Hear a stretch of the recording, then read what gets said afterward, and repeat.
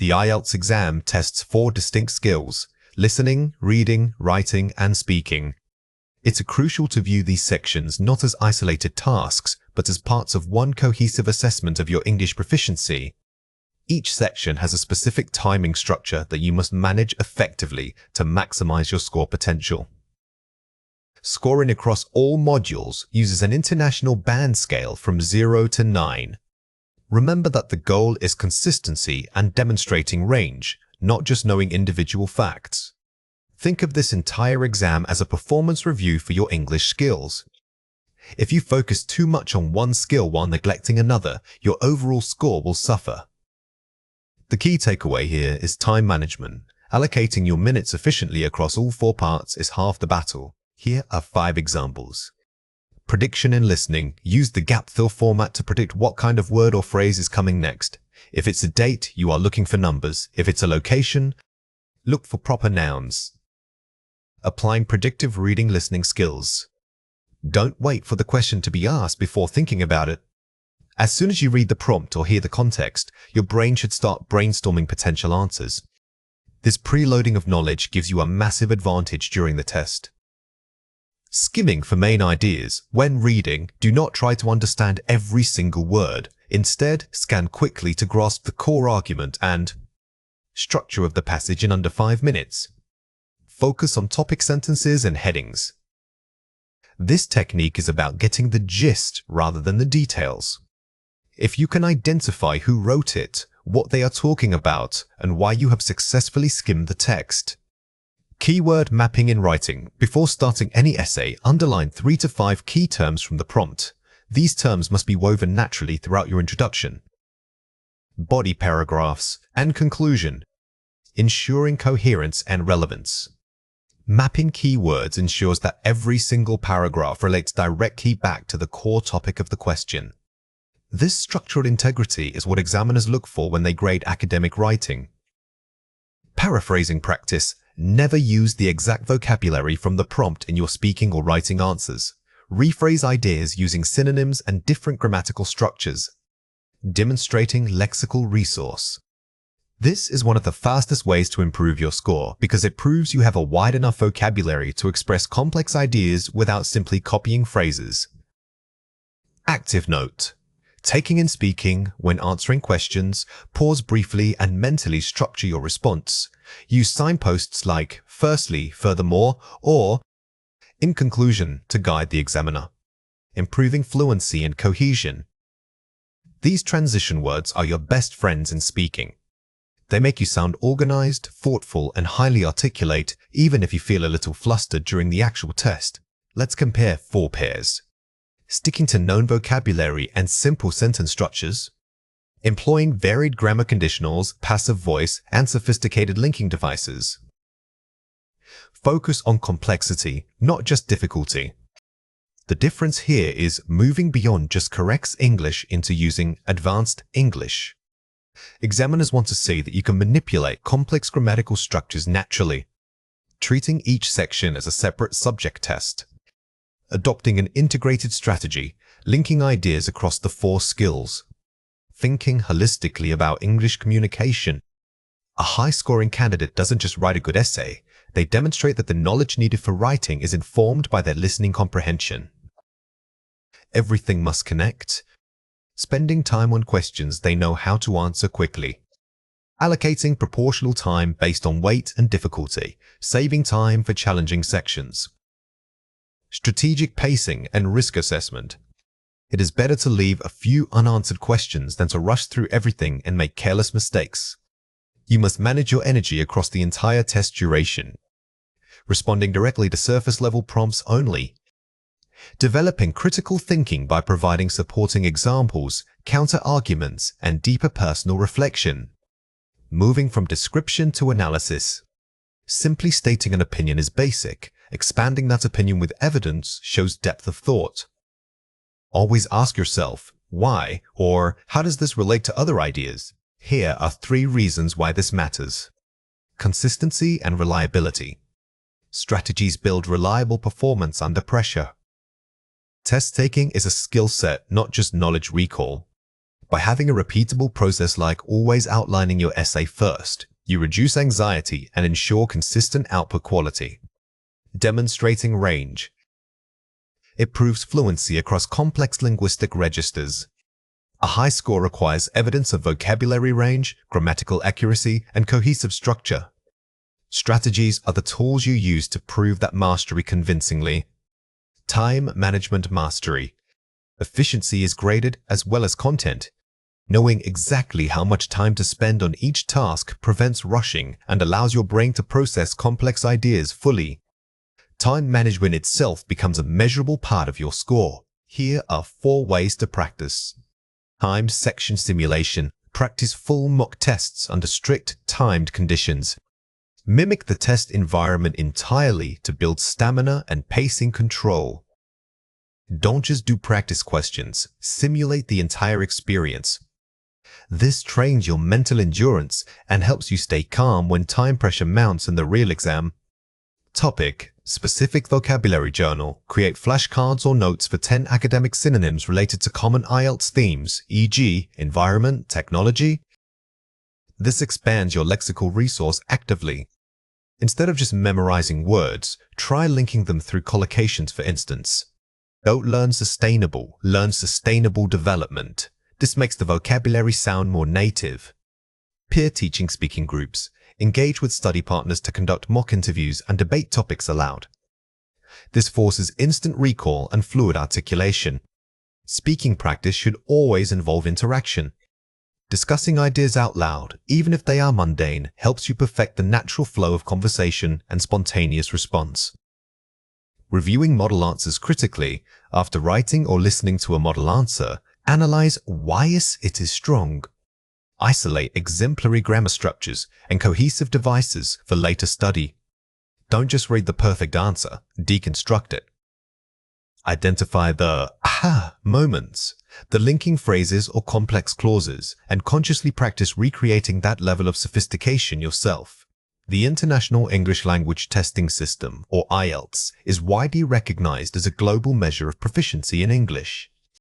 It assesses your ability to use the language across 4 key skills: listening, reading, writing, and speaking. The test format allows institutions worldwide to gauge not just what you know, but how well you can apply that knowledge in real-world academic settings. Understanding this structure is crucial because it dictates exactly how you must prepare for each section.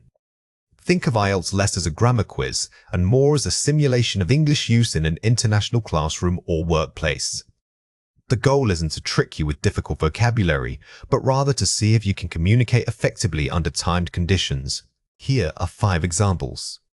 Listening, testing comprehension of spoken English in various contexts. Audio input. In this section, you will hear recorded conversations, lectures, and announcements.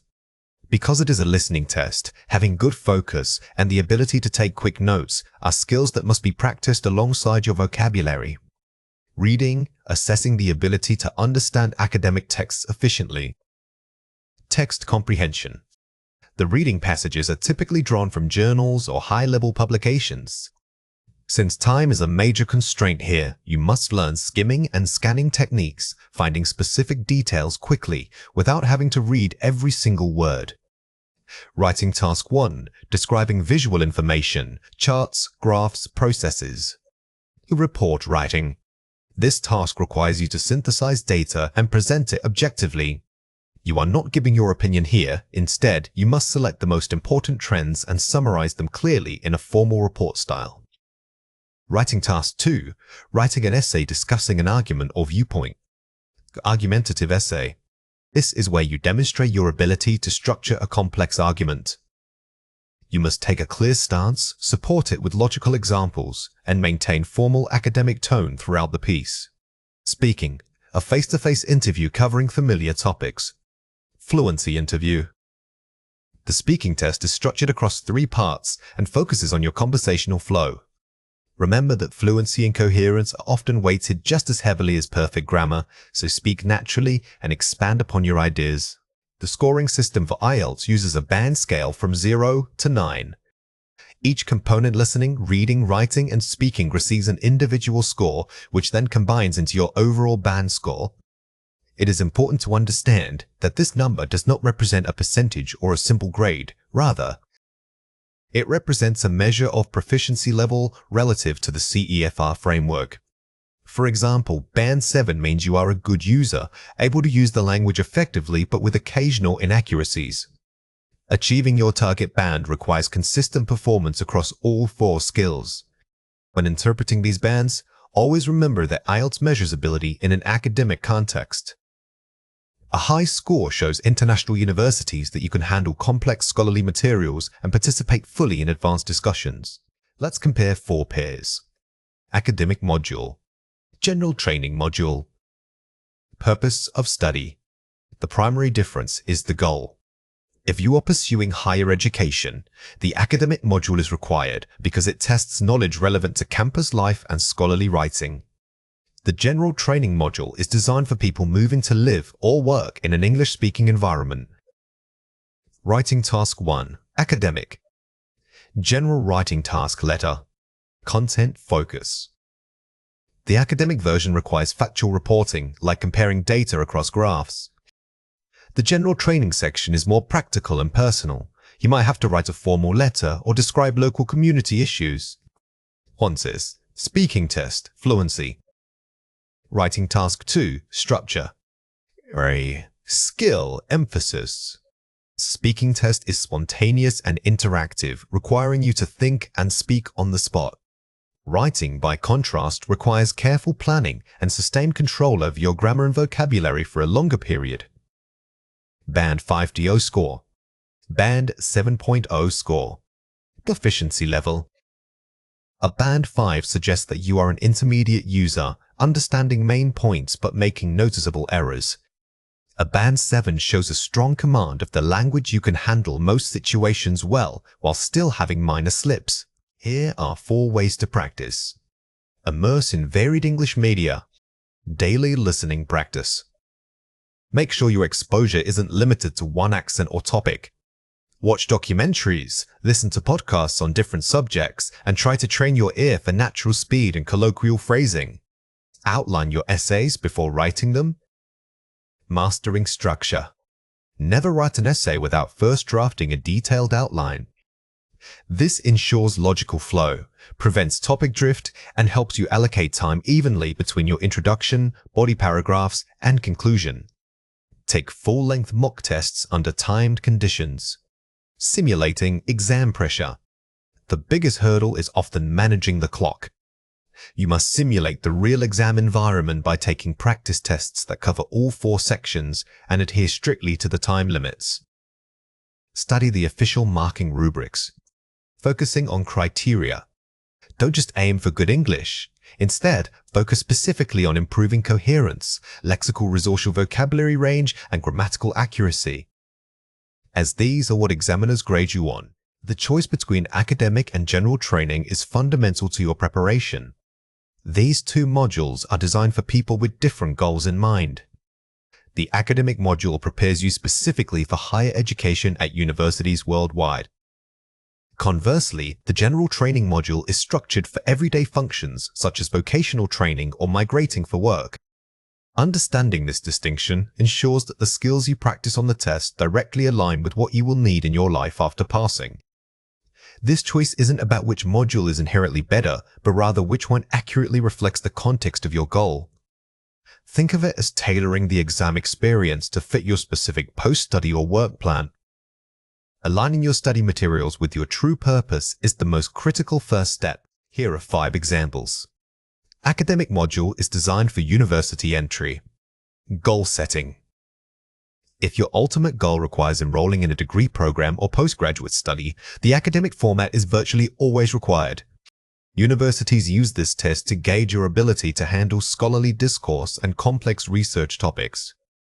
General training focuses on everyday life skills. Practical use. This module is ideal if you are moving to a new country for work or vocational training that does not involve formal university enrollment. It tests the English needed for daily civic and professional interactions. Reading passages cover diverse topics. Text content. Academic texts often draw from scientific journals or historical analyses requiring specialized vocabulary. General training readings tend to be rooted in community news, workplace scenarios, and civic issues. The writing task demands different formats. In the academic test, you are expected to write formal essays synthesizing information. The general training module, however, requires writing practical letters or reports tailored for a real-world audience. Vocabulary emphasis differs significantly. Academic vocabulary involves abstract nouns and complex linking words related to theory. General training builds on more common idioms and functional language required for social interaction. The core difference between the two modules lies in their intended academic and professional context. The general training test assesses your ability to communicate effectively within a community setting like writing an application or describing local services. In contrast, the academic test rigorously measures your capacity for advanced intellectual output. Writing an essay on an academic topic requires you not only to express an opinion, but also to support it with objective evidence and maintain a highly formal tone throughout. This means mastering transitional phrases and maintaining complex sentence structures is crucial for success.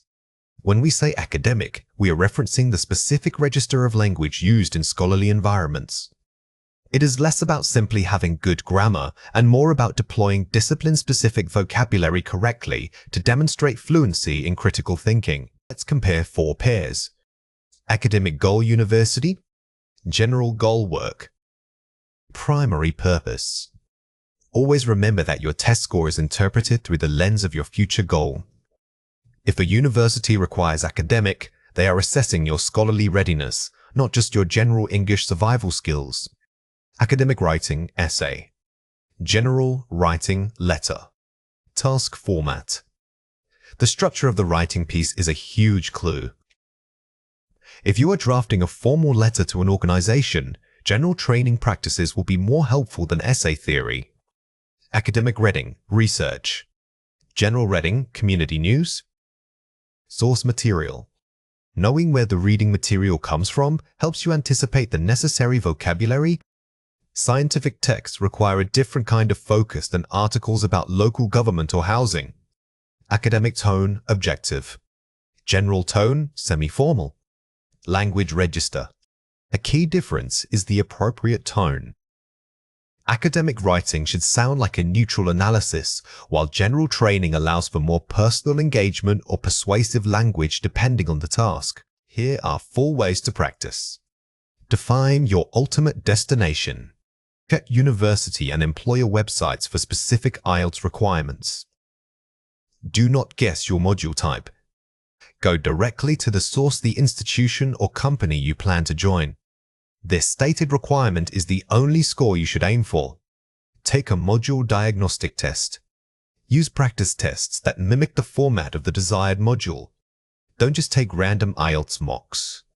Find dedicated diagnostic tests specifically labeled academic training or general training to familiarize yourself with the correct task types.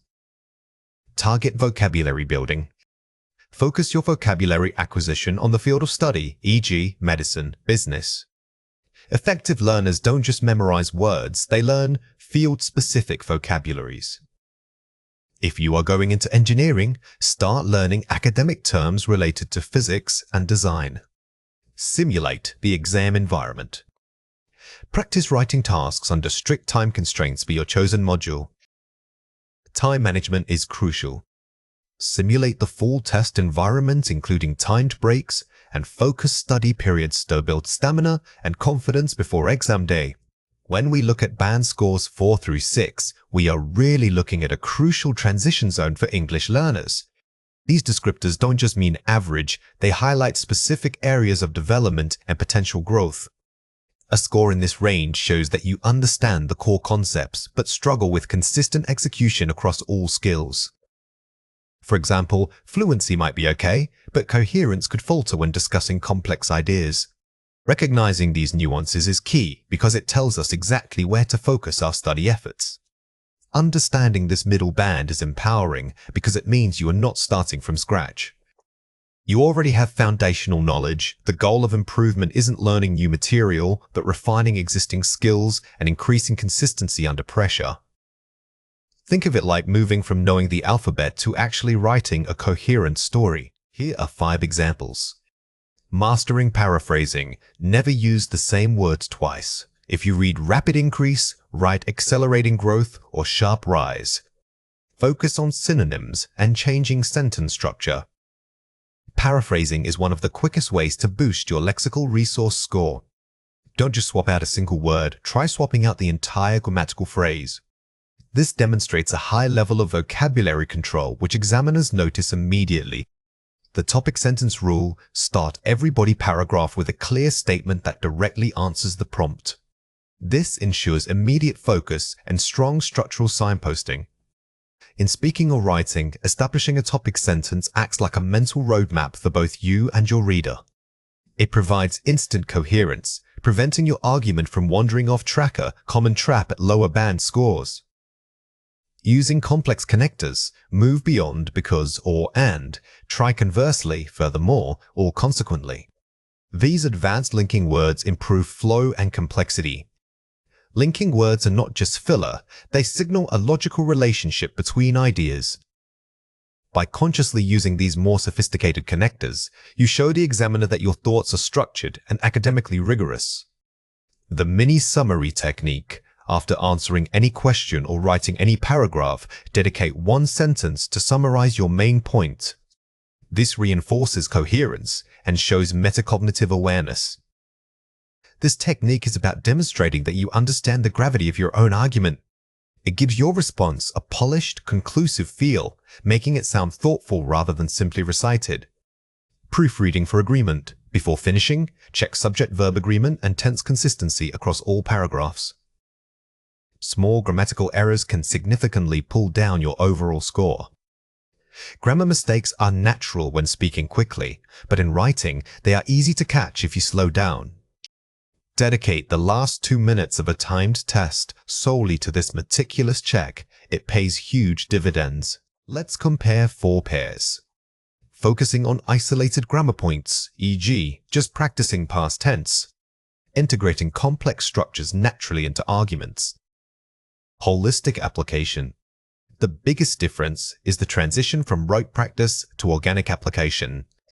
A weak candidate practices a rule. A strong candidate uses that rule to fluidly build a cohesive argument, making it sound effortless. Using basic vocabulary and repeating familiar phrases. Employing sophisticated synonyms and academic idioms relevant to the topic. Lexical range depth. Don't just aim for big words. Aim for precise words. Choosing the perfect, slightly less common synonym shows a depth of vocabulary that goes far beyond mere memorization. Writing or speaking in short, simple, disconnected bursts of information. Developing ideas through expansion, using supporting examples and detailed explanations. Depth and elaboration. A high-scoring response doesn't just list points, it develops them. Always remember the explain why step after you make a claim. This depth is what separates basic competence from advanced proficiency. Reacting defensively when correcting mistakes or encountering difficult vocabulary. Treating errors as natural parts of the learning process and self-correcting smoothly. Resilience and self-correction. This is a massive marker of advanced fluency. When you can pause, identify an error, correct it naturally, and move on without losing your train of thought, you demonstrate mastery over the language. Here are 3 reasons why this matters. Targeted study planning. You stop studying everything and focus only on the specific gaps in your performance. Knowing exactly where you score a band 5, for example, allows you to ignore grammar topics you already master. This maximizes your limited study time and boosts efficiency dramatically. Managing test anxiety.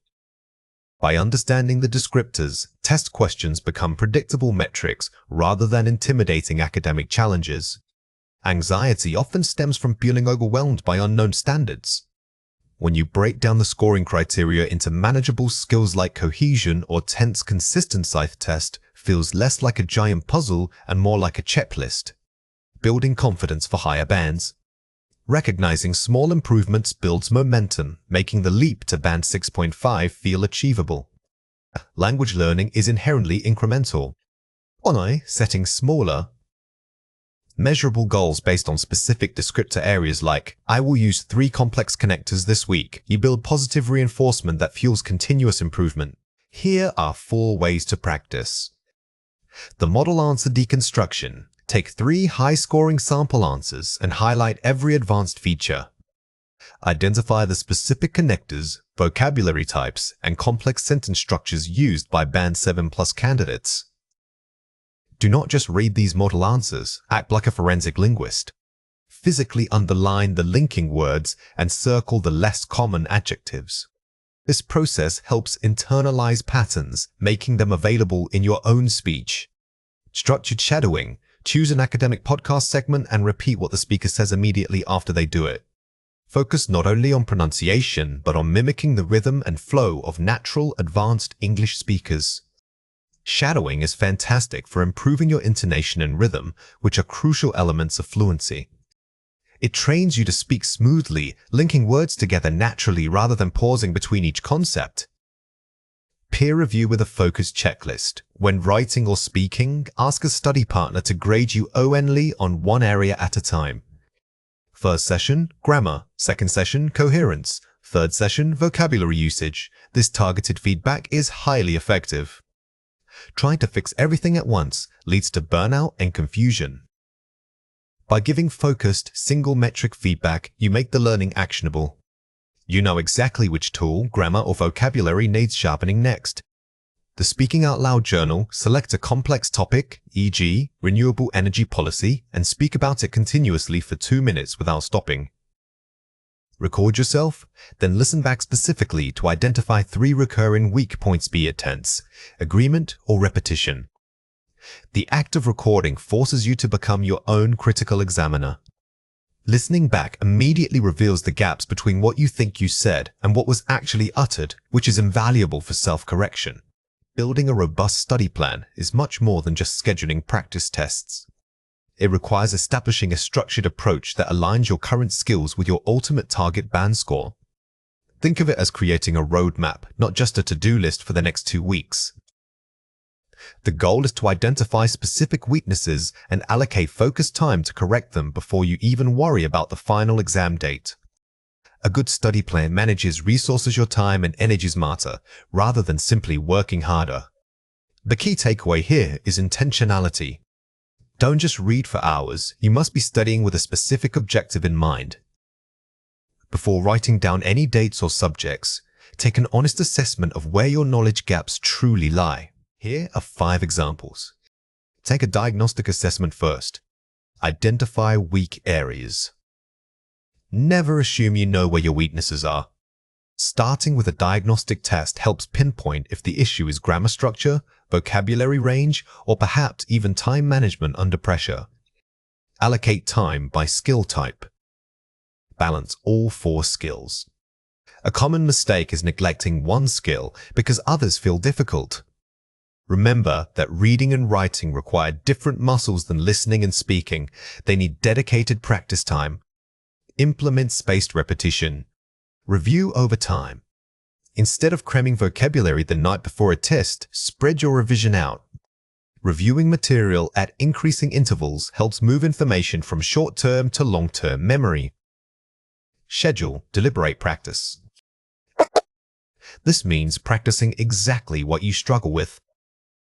If your writing task is always poor in cohesion, dedicate an entire session to only improving transitions and linking phrases. Include review and rest periods. Prevent burnout. Studying is not a marathon, it's a series of focused sprints. Scheduling adequate breaks is just as important for retention and preventing mental fatigue as the study blocks themselves. The most effective way to structure your plans is by using the SMART framework. This simple acronym helps transform vague intentions into actionable steps. Your goals must be specific. Instead of improve speaking, aim for use 3 specific phrasal verbs in my next speech. They must also be measurable, so you know when you've achieved them, perhaps by increasing your band score projection on a mock test. Crucially, set goals that are achievable and relevant. Don't try to jump from Band 4 straight to Band 8 in 1 month. That is unrealistic. Finally, ensure they are time-bound by assigning firm deadlines for each milestone. Using SMART principles ensures your entire study process remains focused and trackable. When setting goals, always ask yourself, how will I know when this goal is met? If you can't answer that question with a measurable metric like scoring 70% on grammar section or writing an essay under 40 minutes, then your goal isn't specific enough. Let's compare 4 pairs. Passive review, reading. Active recall, self-testing. Engagement level. Passive methods are good for initial exposure, but active recall forces your brain to retrieve information. Always prioritize actively testing yourself using flashcards or explaining concepts out loud over simply rereading notes. Broad scope study. Targeted review, weakness focus. Efficiency. Broad study gives you a general overview, which is helpful early on. However, once you have taken the diagnostic assessment, pivot to targeted review where you only spend time fixing your identified gaps for maximum efficiency. Vocabulary acquisition. Collocation, learning. Natural usage. Don't just learn isolated words. Instead, group them into natural collocations. These are word pairings that commonly occur together. Like heavy rain instead of big rain, this makes your language sound much more native. Grammar study. Contextual application. Practice. Memorizing grammar rules in isolation is rarely effective. Instead, focus on seeing those structures used naturally within full sentences when you are writing or speaking. Practice using the rule until it becomes automatic. Here are 4 ways to practice. Schedule mini goals weekly. Break down large tasks.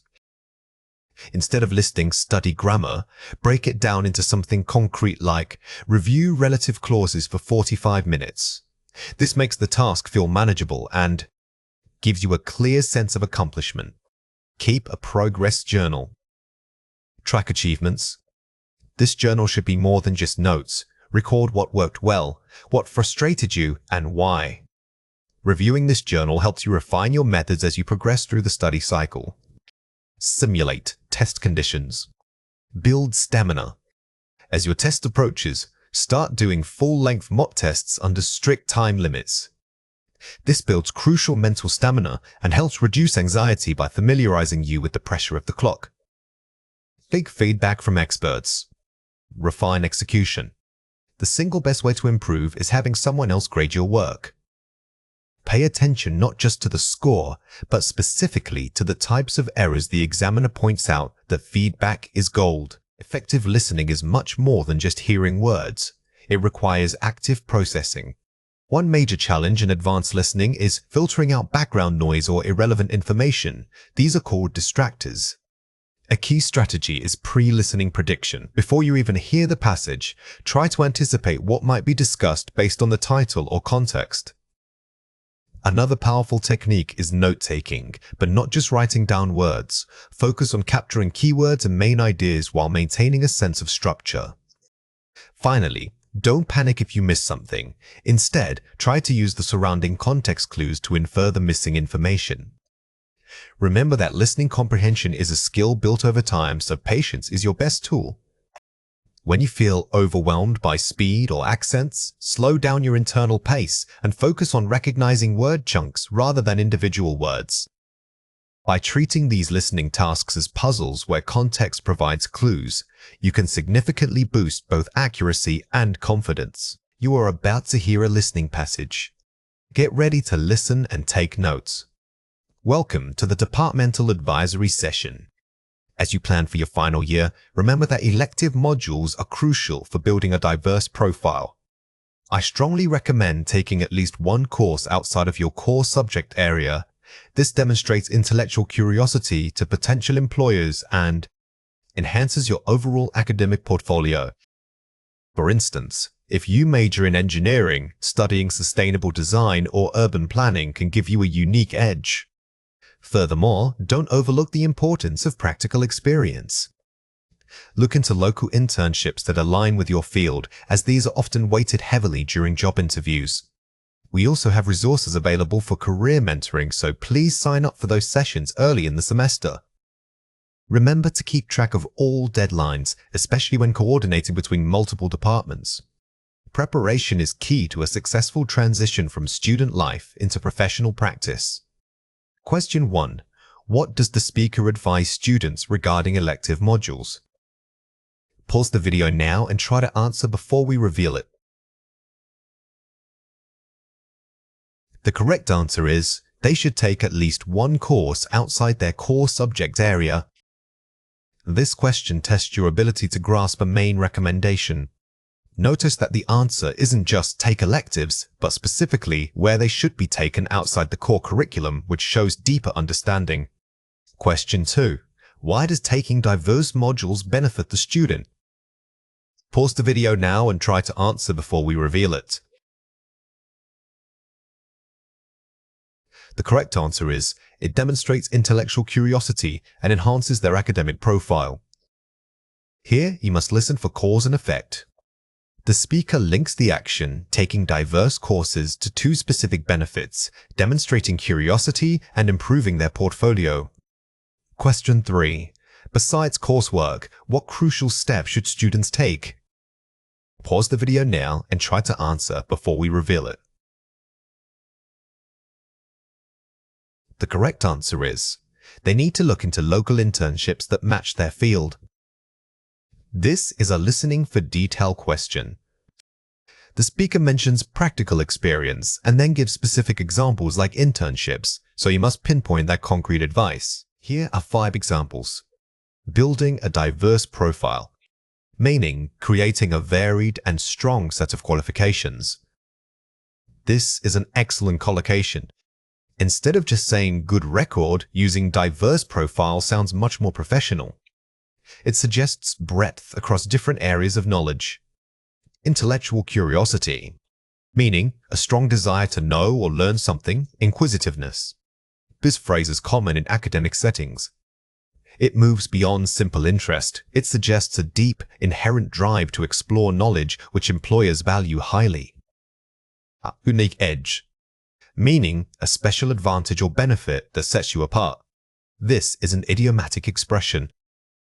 When someone says they have a unique edge, they mean they possess something distinct that makes them more competitive than others. Weighted heavily, meaning given significant importance or consideration. This phrasing is useful when discussing criteria. It tells you that a specific factor like an internship will be noticed and judged very seriously during the process. Professional practice, meaning real-world application of skills in a career setting. This phrase helps distinguish academic theory from real life. It's the transition point from studying concepts to actually using them on the job. Listen again and fill in the missing words. Pay attention to verb forms. If you want a diverse profile, make sure you take modules outside your main area of study.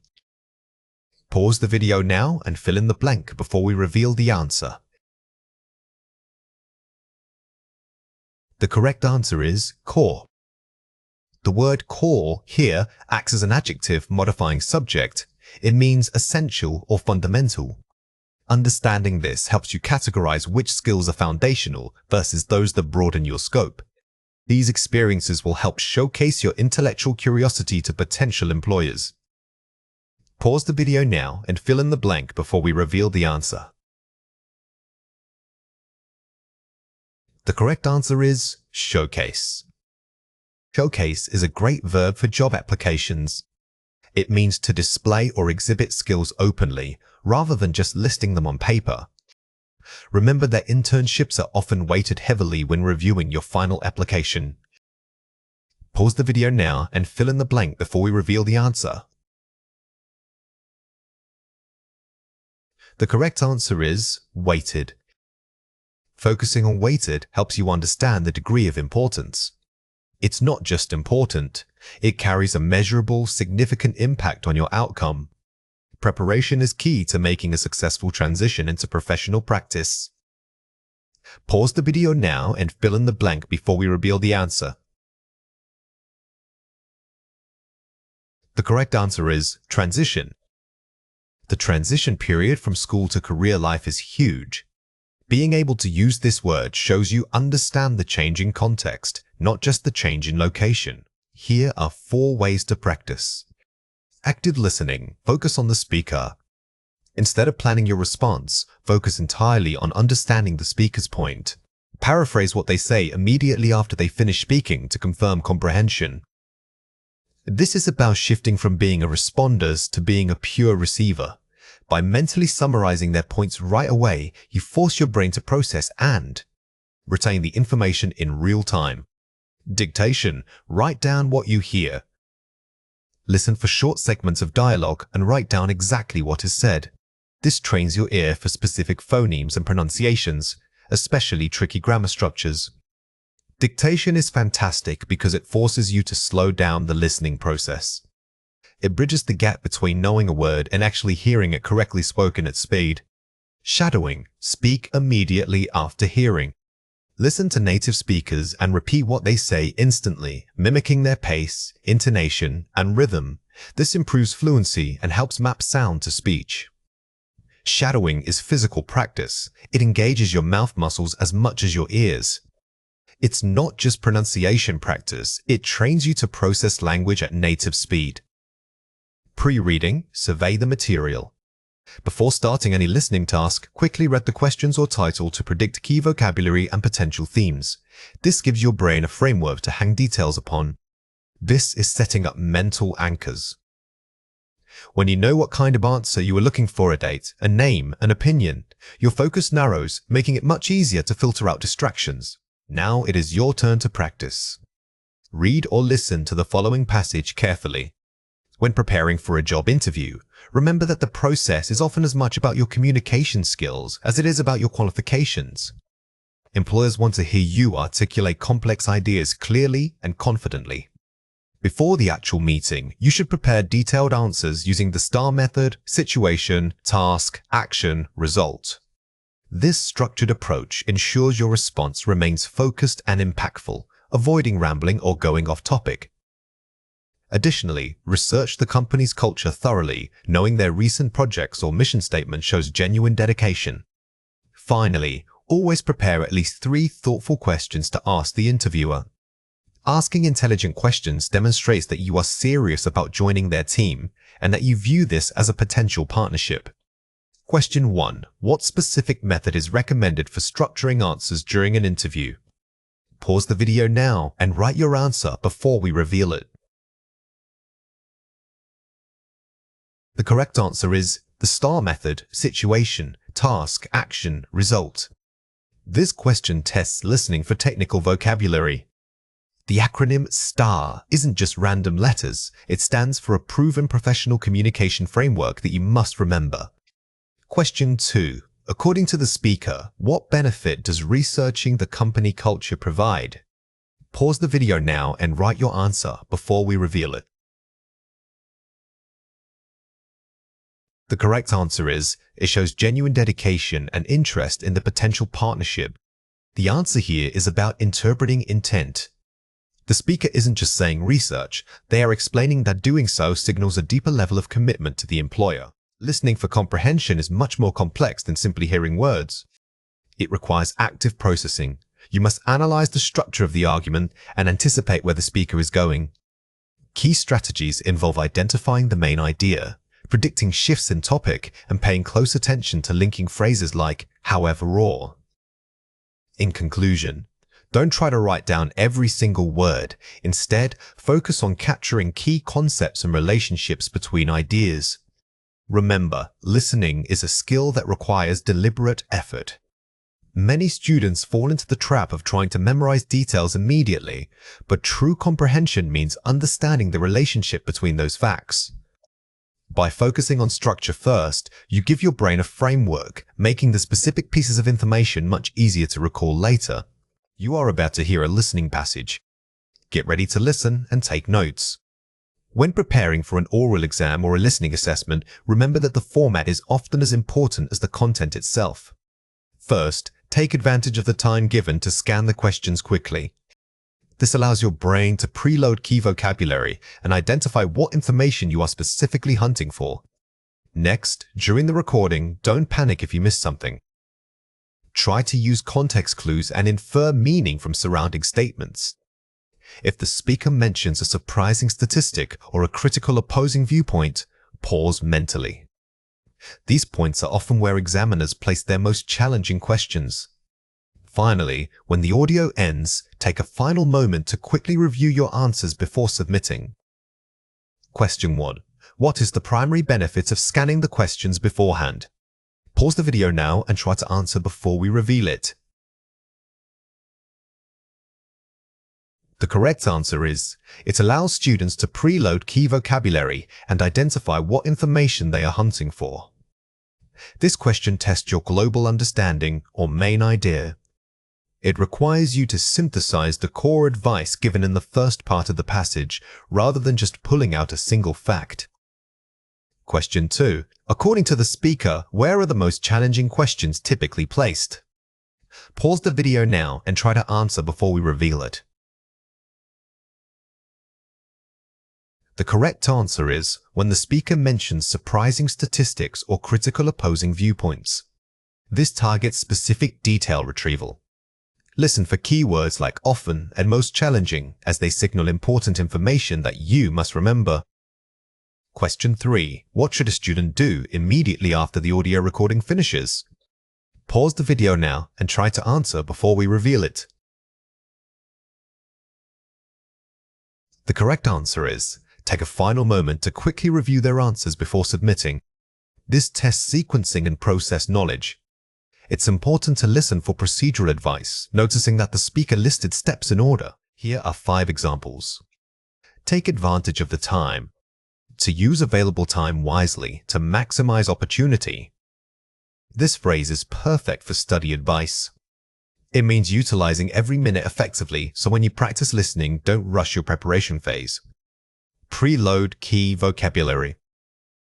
To mentally prepare yourself by reviewing specific words or concepts. This is a cognitive strategy. Instead of just reading definitions, try to use those words in full sentences aloud. This engages your speaking muscles and improves recall. Context clues. Hints or surrounding details that help you understand an unfamiliar word. Never panic when you hear a word you don't know. Train yourself to look for context clues. They are the safety net that allows you to deduce the meaning without interruption. Opposing viewpoint. A perspective or argument that directly contradicts the main idea. In high-level academic listening, speakers often introduce counter-arguments. Identifying these opposing viewpoints shows a deep understanding of the topic's complexity. Synthesize the core advice. To combine multiple pieces of information into a single, coherent summary. This is the highest level of listening skill.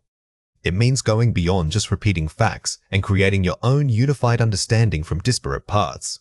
Listen again and fill in the missing words. A good listener must first focus on the speaker's tone to understand if they are being serious or merely joking about a topic. Pause the video now and fill in the blank before we reveal the answer. The correct answer is tone. The word tone refers not just to sound, but to emotion. Understanding the emotional coloring of the speech is crucial because it changes the meaning entirely. When preparing for an exam, you should practice summarizing complex ideas into shorter key phrases. Pause the video now and fill in the blank before we reveal the answer. The correct answer is summarizing. This verb relates directly to your goal, making large amounts of information manageable. Practice summarizing chapters aloud, even if no one is listening. If the speaker uses technical jargon, try to predict what definition they might offer next. Pause the video now and fill in the blank before we reveal the answer. The correct answer is predict. Prediction is a powerful pre-listening tool. Before you hear something complex, actively guess what it means. This primes your brain for accurate listening. Remember that sometimes the most crucial details are presented indirectly, so listen carefully for implications. Pause the video now and fill in the blank before we reveal the answer. The correct answer is implications. Implication means suggesting something without saying it directly. Skilled listeners must be able to read between the lines and grasp these subtle suggestions. Here are 4 ways to practice. Active note-taking. Don't write full sentences. Use bullet points and symbols to capture relationships between ideas. The goal of note-taking isn't documentation, it's memory mapping. Use arrows and connecting words like because or therefore to show how concepts relate. Dictation. Listen repeatedly and write down exactly what you hear. This forces intense focus on pronunciation and pacing. This exercise is fantastic because it trains your ear, not just your brain. You must match the sound heard with the correct spelling, improving both listening and writing skills. Echoing. Immediately repeat what you hear from a native speaker, mimicking their rhythm and intonation. Shadowing is excellent for fluency because it forces your mouth to keep up with natural speech speed. It helps bridge the gap between understanding language and producing it. Pre-listening skimming. Before listening, quickly glance at titles, subheadings, or question prompts to get an idea of the topic. This activates your existing knowledge base. When you know generally what a passage will be about, your brain is already primed to recognize related vocabulary and concepts. Now it is your turn to practice. Read or listen to the following passage carefully. Test anxiety can significantly disrupt even the best knowledge. It often makes simple tasks feel overwhelming, causing students to blank out under pressure. To combat this, focus on physical preparation just as much as mental readiness. Ensure you get adequate sleep and maintain a balanced diet in the week leading up to exams. On test day, try deep breathing exercises before starting. When you hit a difficult question, resist the urge to panic. Instead, take 3 seconds, read the instructions twice, and then reread the prompt one last time. This small pause can reset your focus and restore your confidence. Question 1. What is the recommended non-academic preparation for reducing test anxiety? Pause the video now and write your answer before we reveal it. The correct answer is getting adequate sleep and maintaining a balanced diet. This question tests your ability to pull out specific, practical advice. Notice that the speaker separated physical tips from mental strategies. Make sure you capture both categories. Question 2. What should a student do if they encounter a difficult question? Pause the video now and write your answer before we reveal it. The correct answer is take 3 seconds, read the instructions twice, and reread the prompt one last time. This is an action sequence. Pay close attention to the exact number of breaths or actions mentioned, as precision is key when answering these types of procedural questions. Predicting and listening comprehension means using context clues and general knowledge to anticipate what comes next. It's not guessing randomly, it's making an educated, informed hypothesis based on the information given so far. When you predict, your brain is already primed for specific types of answers or vocabulary items. This process keeps your focus sharp and helps you listen for key turning points. Think of it as mentally pre-reading the material before the speaker even gets there. The goal here is to shift your mindset from passive listening to active listening. Active means engaging with the material, not just letting the words wash over you. When you predict, you're essentially creating a mini framework in your mind. If what the recording says deviates too much, it alerts you that something important has changed. Here are 5 examples. The speaker says, due to sudden changes in the market, what topic will follow? Establishing cause and effect. When a speaker uses phrases like due to or as a result of, they are almost always setting up a cause and an effect. Your prediction should focus on what impact. Those changes might have maybe a change in policy or perhaps a shift in consumer behavior. The speaker mentions, our new system requires advanced software knowledge. What will they discuss next? Identifying necessary skills. If the passage suddenly pivots to talking about requirements or necessary skills, you can predict that the subsequent discussion will detail those specific skills. You might anticipate hearing lists of technical terms or job titles. The speaker says, despite initial resistance from employees, what is likely to be the main point? Anticipating conflict resolution. Notice the signal phrase, despite. This signals a contrast or an obstacle. Your prediction should focus on what happened after, the resistance, the solution, the change in policy, or the ultimate outcome that overcame the initial struggle. The speaker pauses and uses words like furthermore or moreover, signaling additional information. These transition words are gold mines for prediction.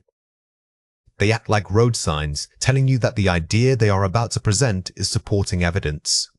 You can predict that this new piece of information modifies or strengthens the previous point.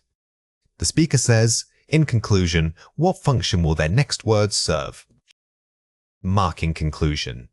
When you hear concluding phrases, your prediction should shift from gathering facts to identifying the main summary point.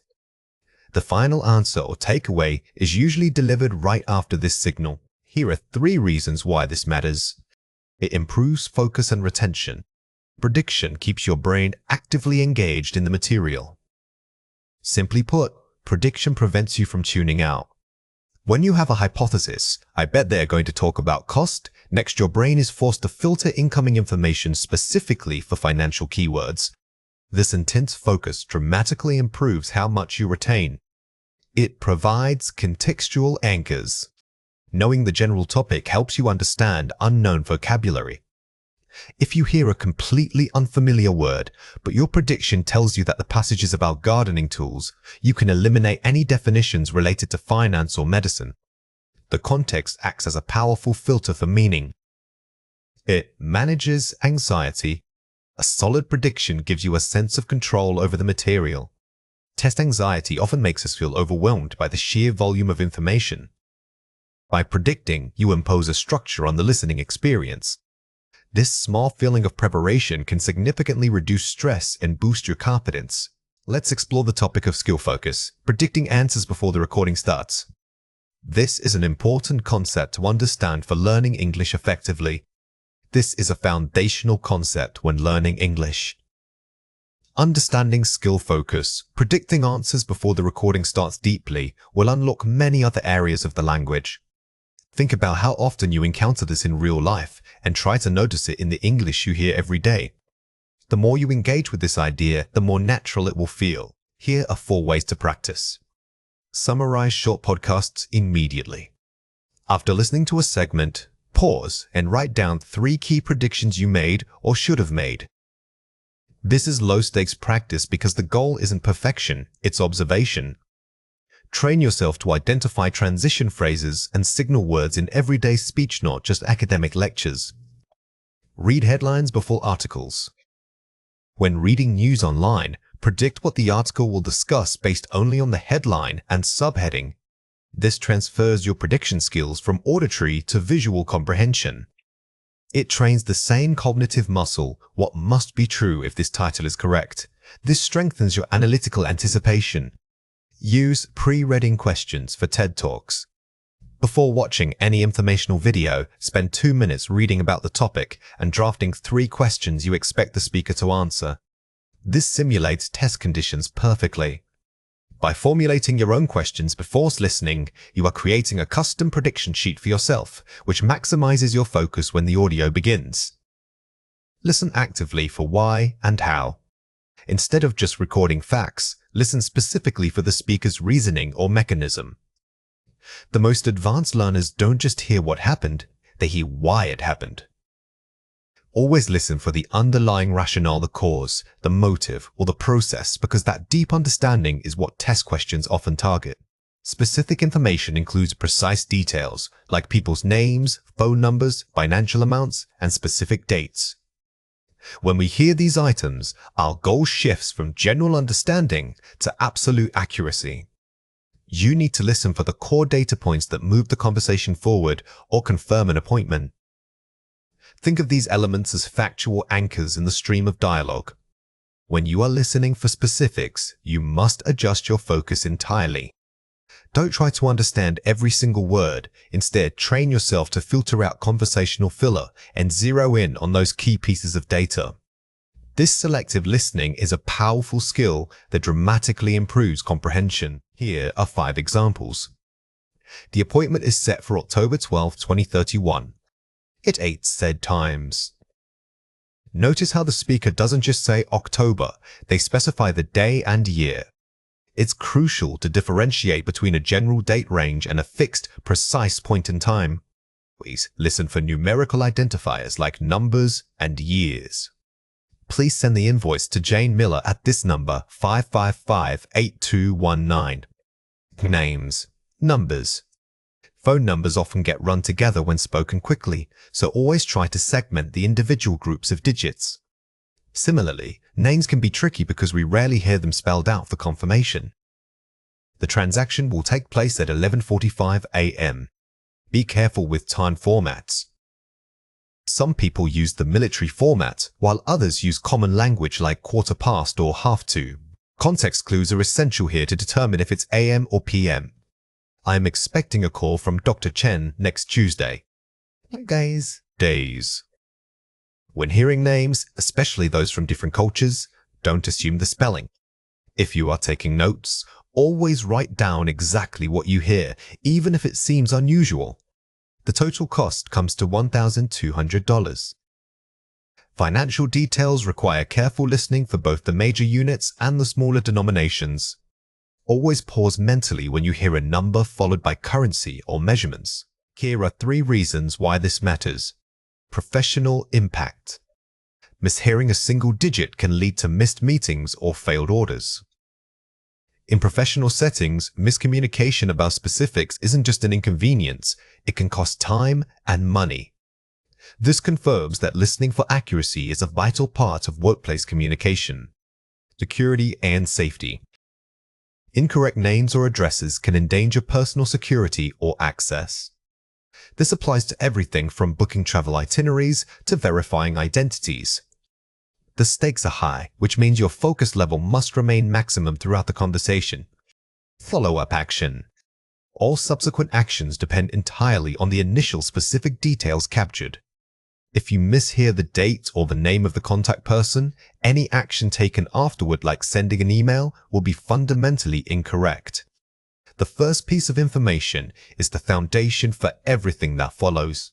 Watch out for these 3 common mistakes. Confusing sounds. Did you say 13? Focus on phonics. Did you say 30s? Corrected. Many confusion points come from similar sounding phonemes, such as the difference between eth and eed or is and ease. You must listen not just for what you expect to hear, but for the actual underlying sound. Number grouping, the code is 76. Listen for connectors, the code is 76. Corrected. When numbers are spoken quickly, speakers often group them differently than how we write them down in text. Pay attention to whether the speaker pauses or uses conjunctions like and versus a hyphen. Vagueness, is it next week? Demand precision, is it next Monday? Corrected. If the information is vague, like sometime soon, you must prompt for clarification. Don't settle for vague answers, immediately ask, could you give me a specific date? This prevents major errors. Here are 4 ways to practice. Anticipate the information type. As soon as a topic begins, like booking travel, mentally prepare to capture only dates, times, and names. Pre-listening preparation is key.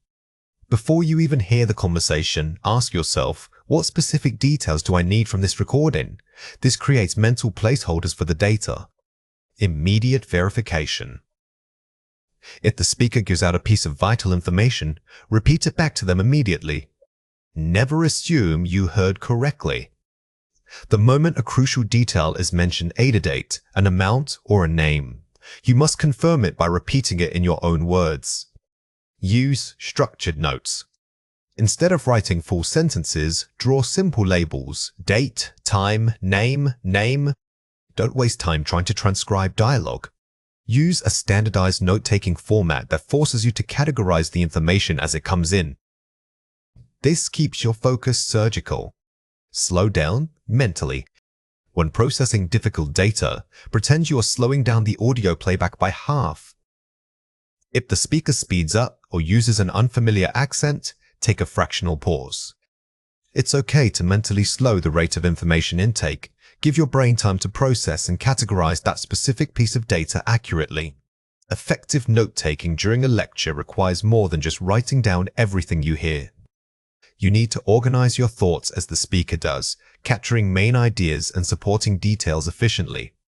Before listening, quickly skim the passage or the questions to identify potential keywords and sections that require deep focus. This preparatory step allows you to establish a framework, perhaps using headings, bullet points, or concept maps to guide what information is most critical. Remember, your notes are tools for retrieval, not just transcription. The key takeaway here is structure. Don't aim for perfect sentences, aim for conceptual accuracy.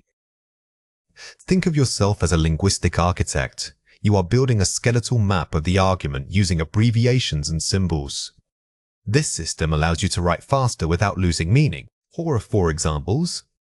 The evolution of solar power began with early prototypes in the 19th century. Establishes historical scope and timeline. Notice how this sentence sets the foundational context. When you hear historical details like a time period or an initial pioneer, you should immediately jot down that specific scope markers to anchor your notes. However, modern photovoltaic cells dramatically changed efficiency rates by the late 20th century. Identifies a critical turning point and change in status. This is the pivot point of the argument. When the speaker uses transition words like however or consequently, it signals that they are introducing a major shift in thought, which must be marked clearly in your notes. Furthermore, government subsidies played a crucial role in making renewable energy economically viable. Provide supporting evidence and causality, cause, quest, effect. Academic passages often layer arguments. Words like furthermore or due to introduce secondary support points. Your note-taking system needs a dedicated symbol for causation so you don't confuse the cause with the effect. Ultimately, sustainable energy sources promise a net reduction in global carbon emissions, states the main conclusion or overarching thesis. Always listen out for concluding phrases like ultimately's or in summary. These are your biggest clues because they signal the speaker is delivering the core message, the most important point you need to remember. Let's compare 4 pairs. Note-taking for factual information, facts. Notes for argumentative structure, ideas. Focus on who, what versus why, how. If the lecturer is listing facts, focus on lists and key components who did what, when. If it's arguing a point, you must track the relationship, the claim, the evidence supporting it, and any counterclaims presented. Skimming, pre-reading. Scanning, during listening gaps. Broad overview versus specific detail search. While skimming gives you the general scope of the topic, scanning during pauses helps you locate precise answers quickly. It's about mental agility, knowing exactly what type of piece of information you are waiting for. Using abbreviations and symbols. Writing full sentences, drafting. Speed over formality. In a time-test environment, speed is paramount. Adopt a personal system of abbreviations like e.g., for example, or and for, and. This saves valuable seconds that you can use to process the next piece of information. Identifying main ideas, the thesis. Tracking supporting details, examples. The core sentence versus the evidence. Think of a pyramid. The main idea is the base, and the details are the smaller stones built upon it. When you hear an example, don't just write down the detail, always label it as example of to show its relationship to the main point. Complete the summary using words from the passage. Remember to categorize your notes by using headings or distinct sections for different topics discussed. Pause the video now and fill in the blank before we reveal the answer. The correct answer is headings. Organizing your material with clear headings is non-negotiable. If you mix up random facts, even if they are accurate, the information will be meaningless when you need to recall it under pressure. Effective note-taking relies heavily on active listening skills, meaning you must listen not just for content, but also for the speaker's tone and intent. Pause the video now and fill in the blank before we reveal the answer. The correct answer is active. Active listening is about engagement. It means processing information as you hear it and constantly asking yourself, why is this important?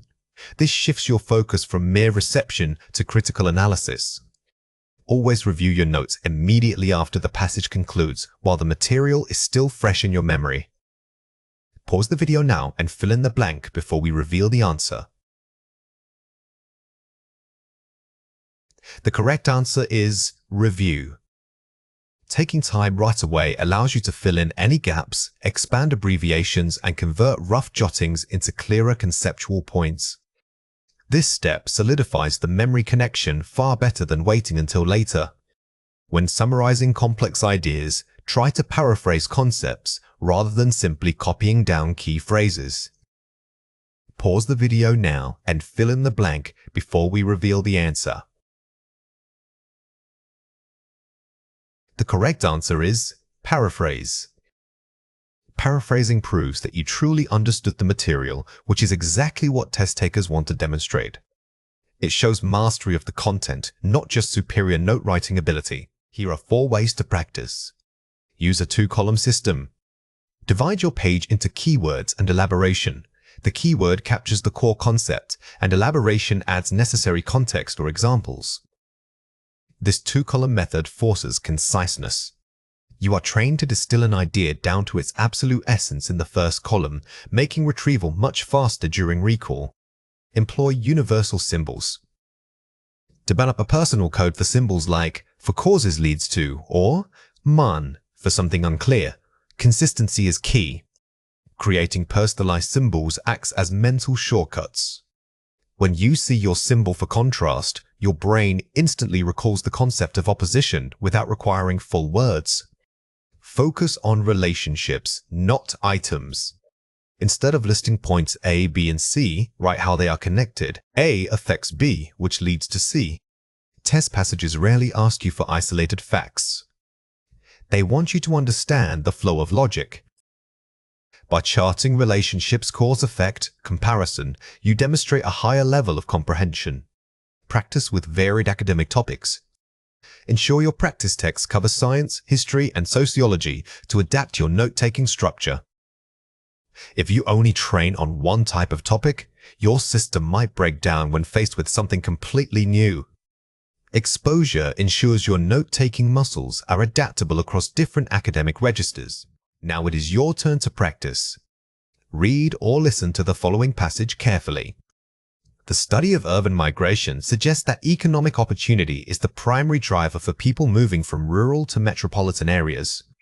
However, recent research highlights that social infrastructure such as access to quality green spaces and community support systems is equally vital. Furthermore, many migrants report feelings of isolation despite being in dense populations. Therefore, future city planning must prioritize human connection alongside mere job creation. Question 1. What is the main idea of this passage? Pause the video now and write your answer before we reveal it. The correct answer is, migration is driven by economics but also requires social support infrastructure. The core message here is that the relationship between economic drivers and social needs is equally important. You need to synthesize both opposing ideas into a single, comprehensive statement. Question 2. Find a word in the passage that means essential or vital. Pause the video now and write your answer before we reveal it. The correct answer is vital. This exercise tests your ability to quickly identify synonyms within context.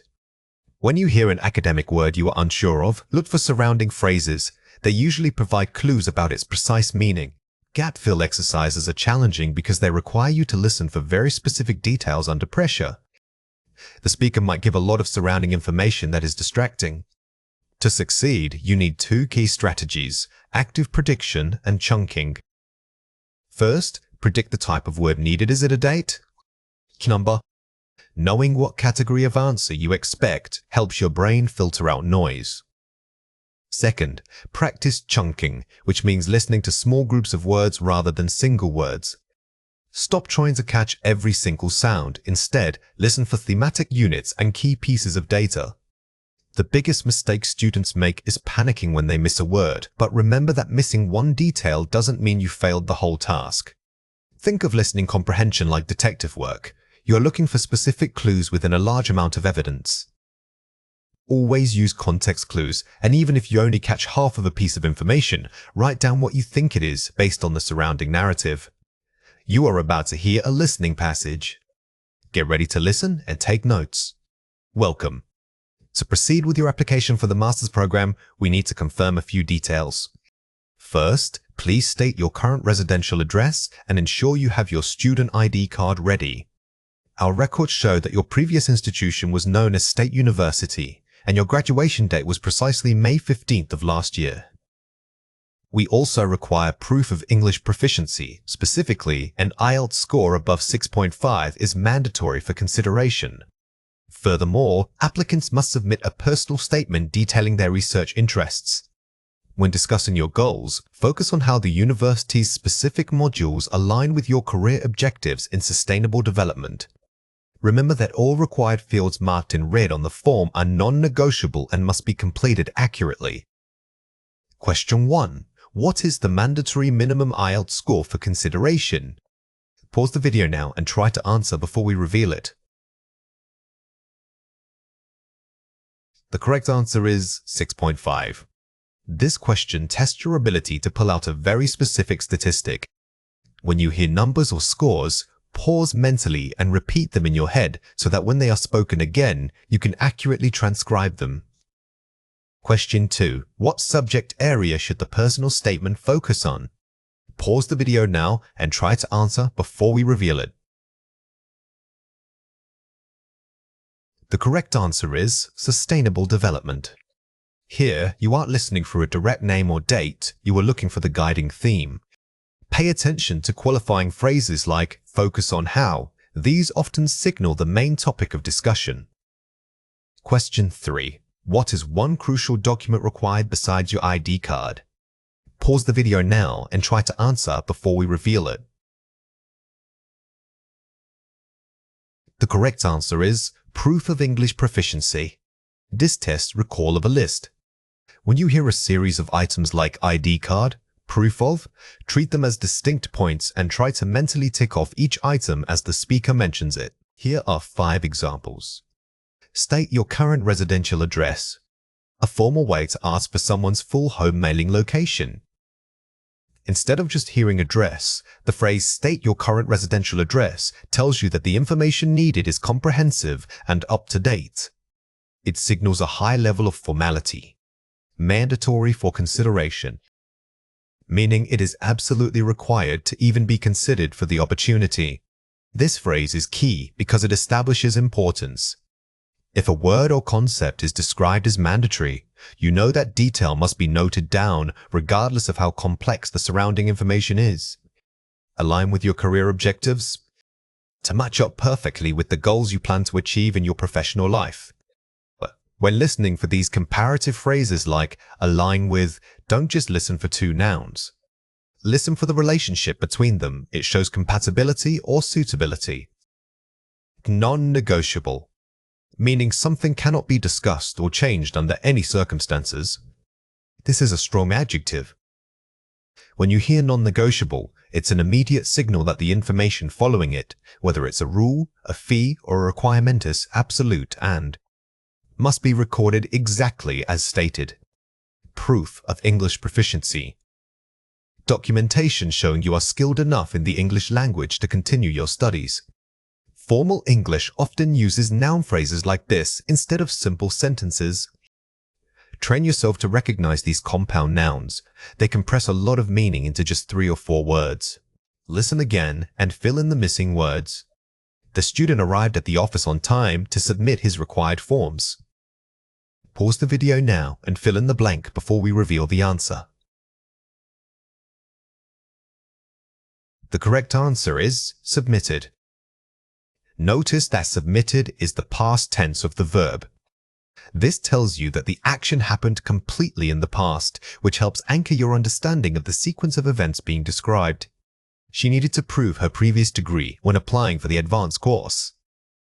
Pause the video now and fill in the blank before we reveal the answer. The correct answer is degree. The word degrees is a common collocation with academic terms like previous or advanced. Recognizing these natural pairings helps you anticipate vocabulary in formal settings. They decided to reschedule their interview date because of an unavoidable conflict. Pause the video now and fill in the blank before we reveal the answer.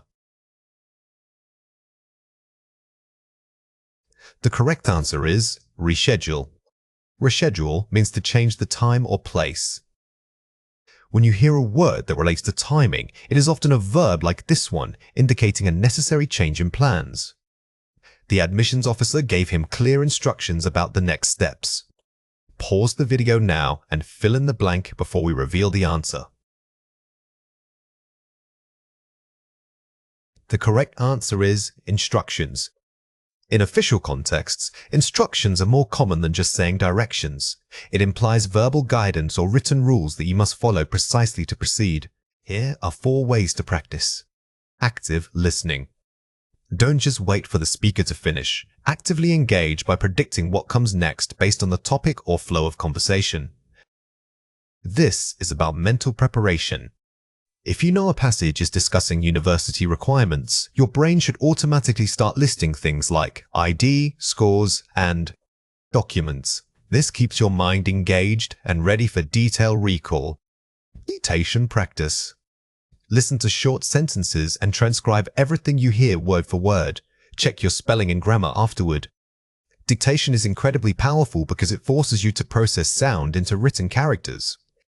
It builds a critical connection between what you hear and how the language structure actually works. Shadowing. Immediately repeat passages after native speakers, mimicking their rhythm, intonation, and pronunciation exactly. Shadowing moves beyond comprehension and trains your mouth and ears together. It improves your listening speed because you are actively speaking the sounds back immediately, making it feel less like a test and more like conversation. Summarizing techniques. After hearing a passage, pause and try to summarize the main points out loud in your own words. This moves you from passive reception to active production. If you can explain the concept simply afterward, it confirms that you didn't just catch keywords, but that you truly understood the core message. Now it is your turn to practice. Read or listen to the following passage carefully. When beginning your final year thesis, organization is absolutely crucial. You must first consult with an advisor who can help you narrow down a feasible topic. A good thesis needs more than just research. It requires a clear methodology and defined boundaries. Don't try to cover too much ground in one document. Instead, focus on developing a very specific argument that addresses a gap in current literature. Remember to draft a detailed chapter outline early on. This structure will guide your writing process and prevent you from getting overwhelmed by the sheer volume of material. Always set small, manageable deadlines for each section to maintain momentum throughout the semester. Question 1. What is the first step recommended when starting the thesis? Pause the video now and write your answer before we reveal it. The correct answer is consulting with an advisor. This question tests sequence recall. Notice that the speaker uses phrases like, "you must first." This strong sequencing language indicates the absolute, necessary order of actions you should take. Question 2. Why is developing a clear methodology important? Pause the video now and write your answer before we reveal it. The correct answer is, it ensures the research has defined boundaries and doesn't try to cover too much ground. This requires inference. The speaker mentions both methodology and defined boundaries. You must synthesize why they are linked. They ensure focus rather than just repeating 2 random words from the passage. Listening for multiple choice questions is challenging because speakers often include distractors details that sound correct but are irrelevant to the core question. The key strategy here isn't listening for every single word. It's listening for concepts and relationships between ideas. Before you even listen, quickly skim the options provided to get a sense of what kind of information you need to catch. This process helps activate your brain to filter noise and focus on specific keywords or shifts in topic that signal the answer. Remember that good test taking is often about managing anxiety as much as it is about knowledge. When you hear confusing details, pause mentally and ask yourself, what is the speaker trying to prove here? Focusing on the main argument helps you ignore those tricky distractors. You are about to hear a listening passage. Get ready to listen and take notes.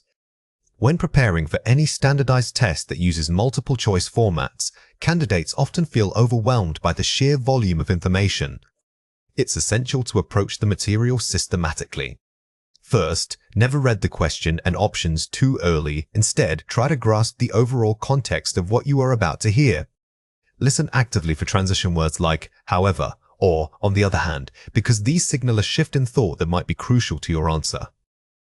Furthermore, remember that sometimes the correct answer is not stated directly, but must be inferred from the combination of ideas presented. If one option seems too extreme or uses overly technical jargon, it's often designed to throw you off. Always listen for the nuance and the speaker's overall tone, as that can reveal whether they are providing a fact or offering an opinion. Question 1. What should a student avoid doing when approaching the test material? Pause the video now and try to answer before we reveal it. The correct answer is reading the question and options too early. This question assesses your ability to identify explicit warnings. The speaker gives direct advice, so you need to pinpoint that specific negative action rather than misunderstanding it as general advice. Question 2. What function do transition words like however serve in the passage?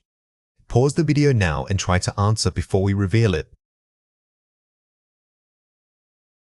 The correct answer is, they signal a shift in thought or idea. This tests your understanding of discourse markers. Instead of needing to recall a definition, you must grasp the function, the purpose of these words within spoken text. Question 3. According to the speaker, when is the correct answer most often found? Pause the video now and try to answer before we reveal it. The correct answer is when it must be inferred from the combination of ideas presented. This challenge requires inferential listening. The key phrase here is not stated directly, meaning you cannot just hear the words, you have to logically put them together. Here are 5 examples. Standardized test formats refers to common, predictable testing structures. Using this phrase helps you discuss academic readiness. When talking about education, using standardized suggests a uniform system or metric. Grasp the overall context. To understand the general meaning or background idea, this is an excellent phrase for summarizing. It tells you to focus on the big picture rather than getting lost in small details. Signal a shift in thought. Indicates that the speaker is changing direction or argument. When you hear this phrase, it's your internal alarm bell. It means the information coming next contradicts or changes what was just said. Inferential listening. Listening to understand implied meaning, not just stated facts. This is a high-level skill. It means the speaker hints at an answer rather than giving it outright, requiring you to logically deduce the conclusion. Overly technical jargon. Language that uses complex or specialized vocabulary. Be wary of this. If an option sounds too complicated for the context, it is often a deliberate distraction designed to confuse general learners. Listen again and fill in the missing words. It is crucial to grasp the overall blank of the discussion, not just isolated facts. Pause the video now and fill in the blank before we reveal the answer. The correct answer is context. The word context is essential because it provides the background or setting needed to interpret meaning. Knowing the context helps you figure out if a piece of information is relevant or misleading. Listen for transition words that signal a blank in the speaker's argument. Pause the video now and fill in the blank before we reveal the answer. The correct answer is shift. Shift here means change. If you hear, however, think of it as signaling a shift to pivot point where the speaker changes their mind or introduces a counter-argument. The goal is to find the nuance, which requires strong blank skills. Pause the video now and fill in the blank before we reveal the answer. The correct answer is inferential. This adjective modifies skills. We use it because we are talking about the type of skill needed, the ability to read between the lines, or rather, hear between the words. Avoid options that rely on overly blank vocabulary. Pause the video now and fill in the blank before we reveal the answer. The correct answer is technical. Technical relates specifically to specialized knowledge. If a word is too technical for general conversation, it's often an academic trap meant to make you doubt your own understanding. Here are 4 ways to practice. Active listening. Don't just wait for the speaker to finish. Mentally summarize what they just said. Predict what comes next based on their current topic. This is about engagement, not reception.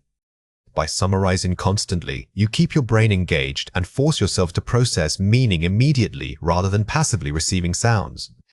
Dictation practice. Listen to short audio clips and write down exactly what you hear, spellings, punctuation, all of it. Then compare it to the transcript. Dictation is fantastic because it forces your auditory memory to work with your spelling and grammar knowledge simultaneously. It helps bridge the gap between what sounds right and what is grammatically correct. Shadowing. Immediately repeat what a native speaker says, mimicking their intonation, speed, and rhythm simultaneously while listening. This technique trains your mouth muscles to match natural speech patterns. It improves fluency because you are linking the physical act of speaking with the auditory input. Immersion, podcasts, videos. Consume content, podcasts, documentaries, purely in English on topics you genuinely enjoy. Don't focus on studying, focus on enjoying.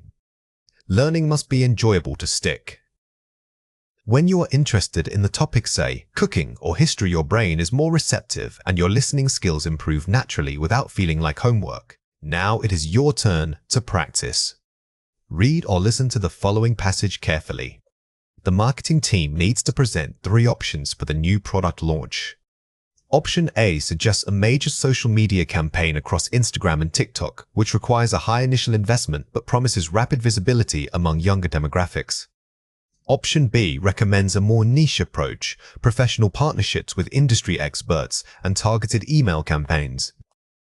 This method is slower to build buzz but yields highly qualified leads who are already interested in the sector. Finally, Option C proposes only physical retail pop-ups in major city centers. While tangible and excellent for immediate local sales, this option doesn't guarantee a wider reach beyond specific geographical areas. We need to weigh rapid visibility against deep market penetration. Question 1. What is the primary trade-off discussed between Option A and Option B? Pause the video now and write your answer before we reveal it. The correct answer is rapid visibility versus highly qualified leads. This question forces you to synthesize 2 distinct ideas. Notice that rapid visibilities belongs to Option A, while qualified leads belongs to Option B. You must connect the core benefit of each. Question 2. What is the main limitation of Option C, physical pop-ups? Pause the video now and write your answer before we reveal it. The correct answer is, it fails to guarantee a wide reach beyond local areas. Listen for negative descriptions or limitations. The speaker uses limiting phrases here, pointing out that wider reach is what this option lacks. Matching information to diagrams or maps is one of the most challenging listening skills because you are not just processing words, you are simultaneously visualizing space and following a narrative flow. The key strategy here is active visualization. As you listen, don't let the details wash over you. Instead, build a mental sketch of the location being described. You need to track directional markers like to the north or just across from. Furthermore, always predict where the speaker might go next based on geographical cues, which helps maintain focus even if you miss a specific detail. When tackling these advanced mapping questions, remember that the speaker's language is often highly descriptive. Don't panic if they use complex prepositions. Instead, treat them like coordinates on a real map. Try to mentally sketch out key landmarks as they are mentioned. This physical act of visualizing boosts your comprehension dramatically. You're about to hear a listening passage. Get ready to listen and take notes. Welcome to the university campus. If you enter through the main gate and proceed straight down Oak Street, you will immediately see the Grand Library on your left-hand side. To reach the Science Wing, continue past the fountain until you hit Elm Avenue. The Science Wing is located directly across from the History Department, which is nestled in a small building adjacent to the Central Plaza. From the plaza, if you walk north, you will pass the Student Union building. Directly opposite the Student Union and slightly uphill stands the main auditorium. The campus shuttle picks up right at the corner of Elm Avenue and Oak Street, making it very easy to navigate between these major sites. Question 1. Where is the Science Wing relative to the History Department? Pause the video now and try to answer before we reveal it. The correct answer is, it is directly across from it. This question tests your ability to process positional language. When you hear across from, immediately visualize a straight line and mark both buildings on your mental map as being on opposite sides of a path. Question 2. Which facility is found north of the Student Union building? Pause the video now and try to answer before we reveal it. The correct answer is the main auditorium. Listen carefully for the directional cue if you walk north. Directional prepositions are vital, so if you miss north, you lose your directional anchor points and won't know where to look next on the map. Question 3. What intersection is mentioned as a convenient pickup spot? Pause the video now and try to answer before we reveal it. The correct answer is Elm Avenue and Oak Street. Often, the final piece of information confirms the geographical scope. By listening for specific street names combined with directions like corner, you are practicing pinpointing exact locations on an imaginary grid. Here are 5 examples. Proceed straight down. Indicates continuous movement in a single direction. Keep moving until you reach the next landmark. When you hear proceed, imagine an arrow pointing forward. It means you cannot take a detour or stop. Your focus must remain on the destination at the end of that straight path. Directly across from means it is on the opposite side of a road or plaza. This is different from near. If I say something is across from you, picture yourself standing at a crosswalk. The item must be visible and equally distant on the other side. Adjacent to means it is next door or right beside something else. Think of adjacent as sharing a boundary. If building A is adjacent to building B, they physically share a wall or stand immediately side by side. Nestled in suggests a smaller, protected, or tucked away location. This phrase adds color to the description. It tells you that even if a place is physically located somewhere, it might feel somewhat hidden or intimate within its larger surroundings. Uphill, downhill describes changes in elevation, crucial for understanding the path's gradient. Never ignore vertical cues. Whether it is uphill or downhill affects how an area feels and how you might need to travel through it, adding a third dimension to your mental map. Listen again and fill in the missing words. The reception desk is located just blank to the main entrance hall. Pause the video now and fill in the blank before we reveal the answer. The correct answer is adjacent. Remember that adjacent implies physical connection.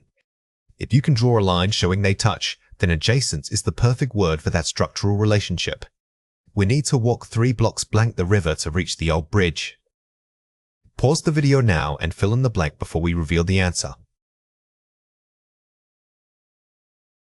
The correct answer is across.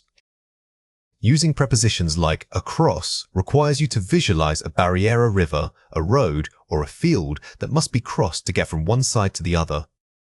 The meeting point is marked on the map as being blank the fountain. Pause the video now and fill in the blank before we reveal the answer. The correct answer is opposite. If the phrase mentions opposite, it signals that there is an equal distance and a clearing, like a plaza or square, separating 2 points. Here are 4 ways to practice. Active visualization.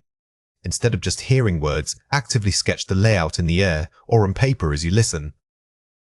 This technique turns passive listening into an active problem-solving exercise. Don't worry about accuracy, simply try to capture the spatial relationships between objects mentioned. Chunking and mapping. Break the speaker's instructions into small, manageable chunks, first location, then direction, then final landmark. If a passage is very long, don't try to hold all the details in your working memory. Group the information, for example, group all directions together or all names of buildings together. Prediction and hypothesis. Before they give the final answer, predict what kind of landmark might be next based on the previous description. This is a high-level skill. If the speaker just mentioned a rivers and then said, it crosses into the city, your brain should immediately hypothesize that an old bridge or a dock must follow. Dual listening. Try to listen for 2 pieces of information simultaneously. For instance, listening for both the direction and the specific object mentioned. For example, if the speaker says, the market square, you track that noun. But if they say to the west of the market square, you are tracking west as well. This doubles your processing load and improves efficiency. Now it is your turn to practice. Read or listen to the following passage carefully.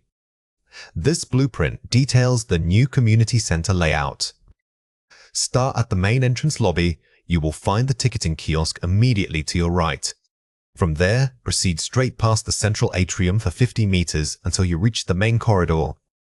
The gymnasium is located on the far end of that corridor, directly opposite a small cafe area. To access the art studio wing, turn left from the corridor and walk until you meet the secondary service road. The studio entrance is marked by a distinct green sign and lies nestled between the library annex and the old administration building. Question 1. Where is the gym located in relation to the central atrium? Pause the video now and write your answer before we reveal it. The correct answer is, it is at the far end of the main corridor that extends past the atrium. Notice how this passage builds complexity.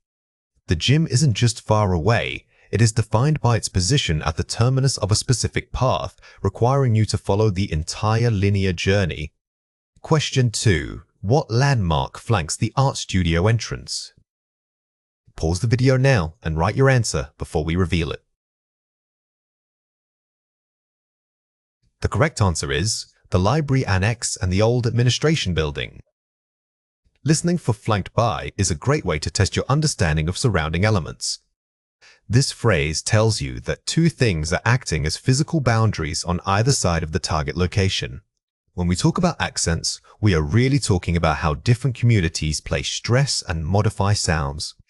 Think of your mouth like a highly adaptable instrument. Specific regional or social groups will naturally adjust where they place the emphasis on syllables or whether they stretch out certain vowels. Understanding these physical adjustments is key to improving listening comprehension across global English dialects. Instead of just trying to mimic an accent, focus first on identifying the sound change. Can you pinpoint exactly where the vowel length differs? Is the speaker dropping a consonant sound entirely? Treating accents as predictable patterns of sound modification rather than simply wrong ways to speak is the expert approach. This deeper analysis helps your brain categorize and process unfamiliar sounds faster. Let's go through 6 words. For each word, I will say it clearly, then explain how to produce it correctly. The word is right. Say it again, right. The first step in accent awareness is auditory training. We need to train your ear to hear the smallest differences that your brain might otherwise filter out as noise. Repeat these pairs slowly at first, exaggerating the difference between the sounds you are practicing. The word is right. Say it again, right. Notice how the placement of your jaw and lips changes slightly when you move from one word to the next. This physical effort helps build muscle memory that supports better listening discrimination skills. The word is hour. Say it again, hour. Some accents use different vowel sounds entirely. For example, the diphthong in hours might sound more open or more closed depending on the speaker's background. Focus on maintaining a steady airflow that supports the entire syllable structure. The word is here. Say it again, here. When practicing these pairs, don't just focus on the sound itself. Focus on the rhythm and the speed. How quickly do you transition between the vowel sounds? Smooth transitions are often more challenging than the individual words. The word is plan. Say it again, plan. Many accents place stress differently on consonants. For instance, some speakers might soften or almost drop initial plosive stops like or. This awareness allows you to anticipate where the key information is located in a sentence. The word is ball. Say it again, ball. The ability to identify the main idea doesn't just rely on vocabulary, it relies on processing the flow of speech. By focusing on specific contrast sounds, you are improving your overall listening bandwidth and pattern recognition. Let's compare 4 pairs. First, leave. Compare it with live. Vowel length is the main difference. In this comparison, notice that leave requires a sustained vowel, sound it must be held out slightly longer than the quick, clipped vowel of live. This subtle timing difference can completely change how the word is perceived in fast conversation. First, data. Compare it with data, recognizing nominal versus third stress. This pairing highlights that sometimes simply knowing the correct pronunciation isn't enough. You must be able to identify when a speaker is using a word as a noun versus when they are using it as a verb. Context clues are vital for confirming your suspicion about accent-specific stress patterns. First, schedule. Compare it with schedule. The consonant cluster is key. Many non-native speakers or even native speakers from different regions mispronounce the initials sound. Listen closely for the exact sequence of consonants. It's not just a simple blend, it's a distinct, rapid cluster that must be recognized. First, thorough. Compare it with through. The vowel sound is slightly different. These 2 words are often confused because they share similar consonants. However, the specific quality of the vowel inside them can be very distinct across accents. Pay attention to whether that vowel feels rounded or more open. Watch out for these 3 common mistakes. Incorrect, sounding like one unit, everybody. Correct, pausing slightly, everybody. A very common error is running 2 separate words together, making them sound like a single, unfamiliar word. When you hear the pause or slight emphasis shift between every and body, it helps confirm that the speaker meant 2 distinct concepts. Incorrect, misplaced stress, address. Correct, stress on the second syllable, address. Many learners struggle with where to place the primary stress in multisyllabic words. If you hear a word that feels rhythmically unbalanced, try mentally marking the beat. That's often where the main idea is phonetically placed. Incorrect, vowel reduction, comfortable. Correct, slight pause separation, comfortable. Sometimes a speaker might reduce or drop the vowel sound in the middle of a word.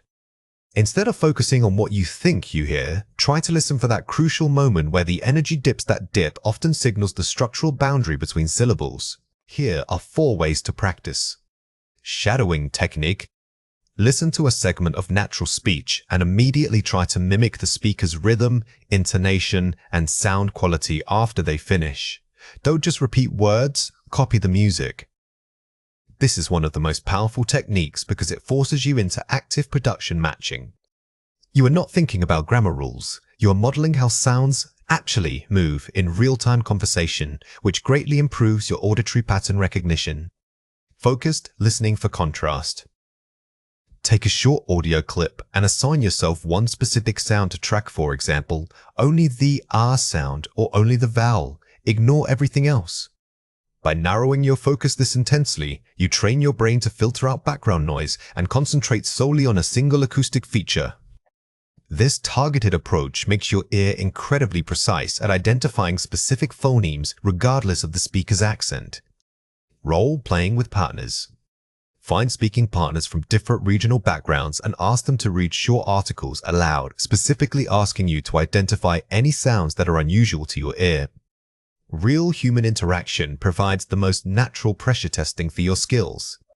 Don't be afraid to interrupt politely and ask, "Could you repeat that last phrase?" "I missed a sound." This conversational confidence is key to continuous improvement. Self-recording and comparison. Record yourself reading the same paragraph multiple times. Compare your recording against a native speaker's version, noting where your rhythm or vowel placement deviates. Using technology to analyze your own speech is incredibly insightful. When you listen back critically, you move from simply thinking about pronunciation to actually hearing and correcting the subtle flaws in your airflow and mouth shape. Listening for the difference between fact and opinion is one of the most advanced skills in language comprehension. Our brains naturally try to process everything we hear as truth, which can lead us to accept opinions as facts. To master this skill, you must train yourself to constantly question the source and the evidence presented.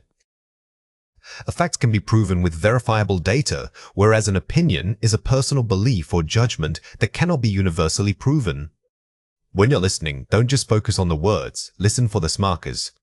Speakers often use definitive phrases like, "It is clear that," when they are stating something they believe to be fact. But if they use softeners like "I think" or "it seems to me," those are strong indicators of opinion. You are about to hear a listening passage. Get ready to listen and take notes. The mission launched last week was a major scientific event. Researchers confirmed that the new Perseverance rover landed successfully on Mars, which is a verifiable fact.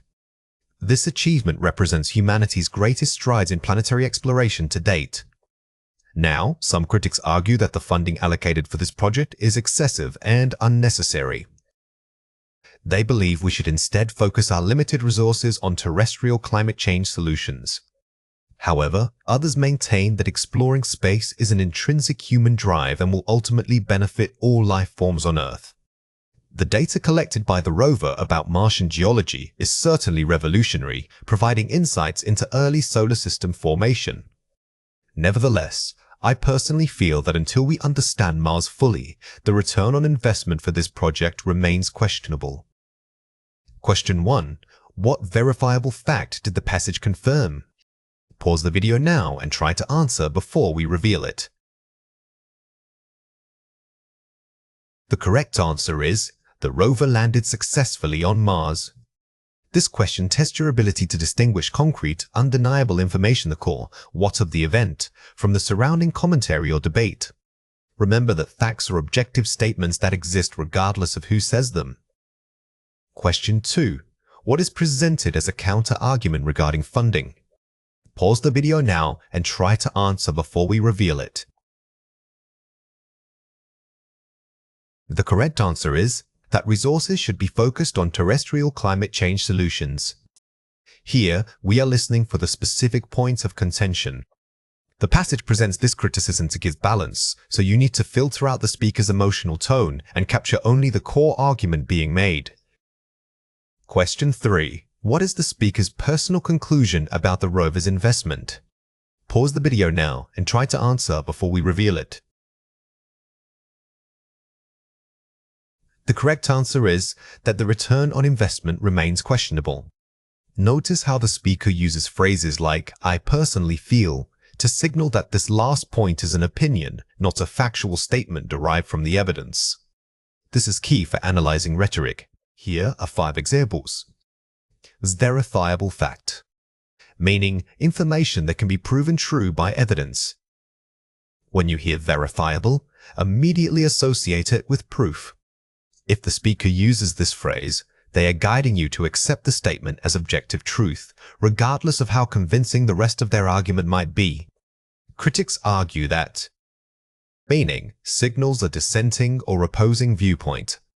This phrase is a warning sign. When you hear critics argue, stop and identify the point of view. It means the following statement represents someone else's belief, not necessarily the speaker's own conclusion. Intrinsic human drive. Meaning, a natural or inherent desire.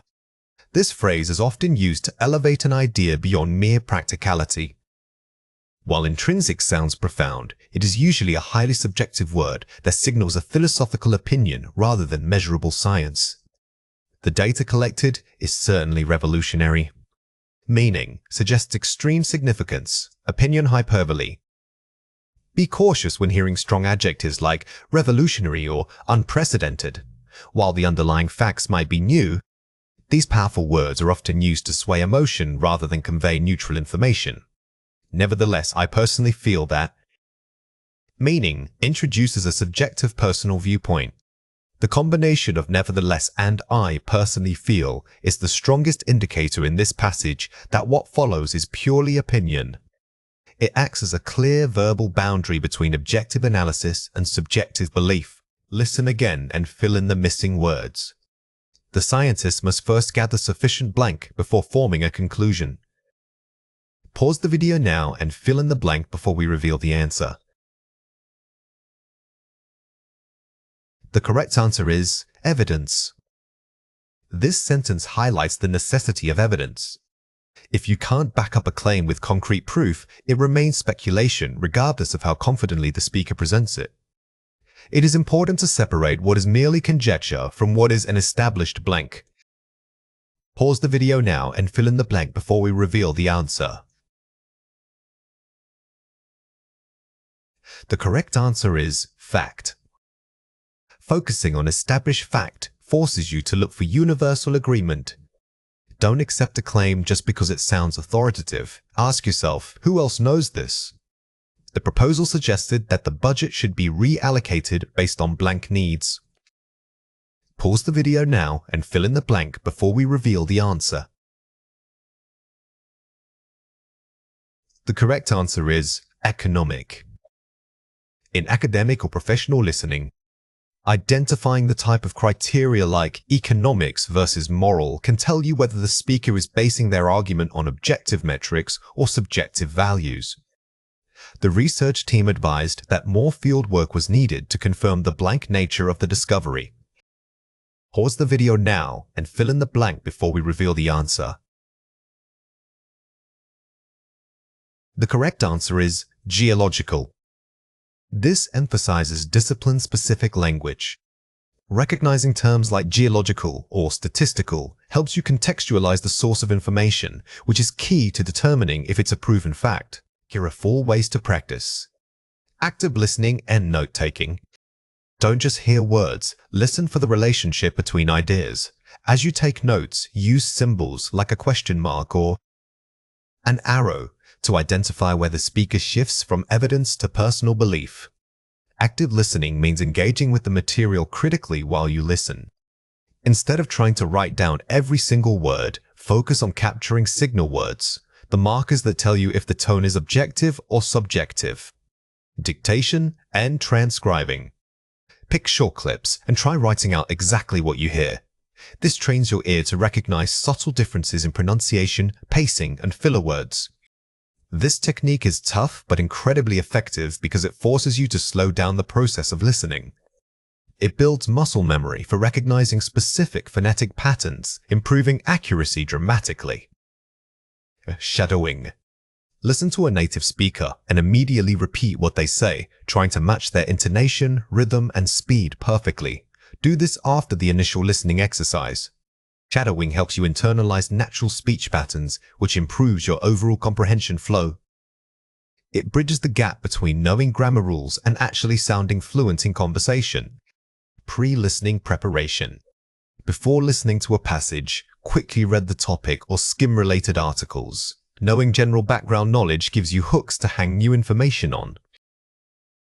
If you already have some context, for example, knowing basic concepts of climate change, your brain is primed to process similar vocabulary and structures when you hear them in a passage. Now it is your turn to practice.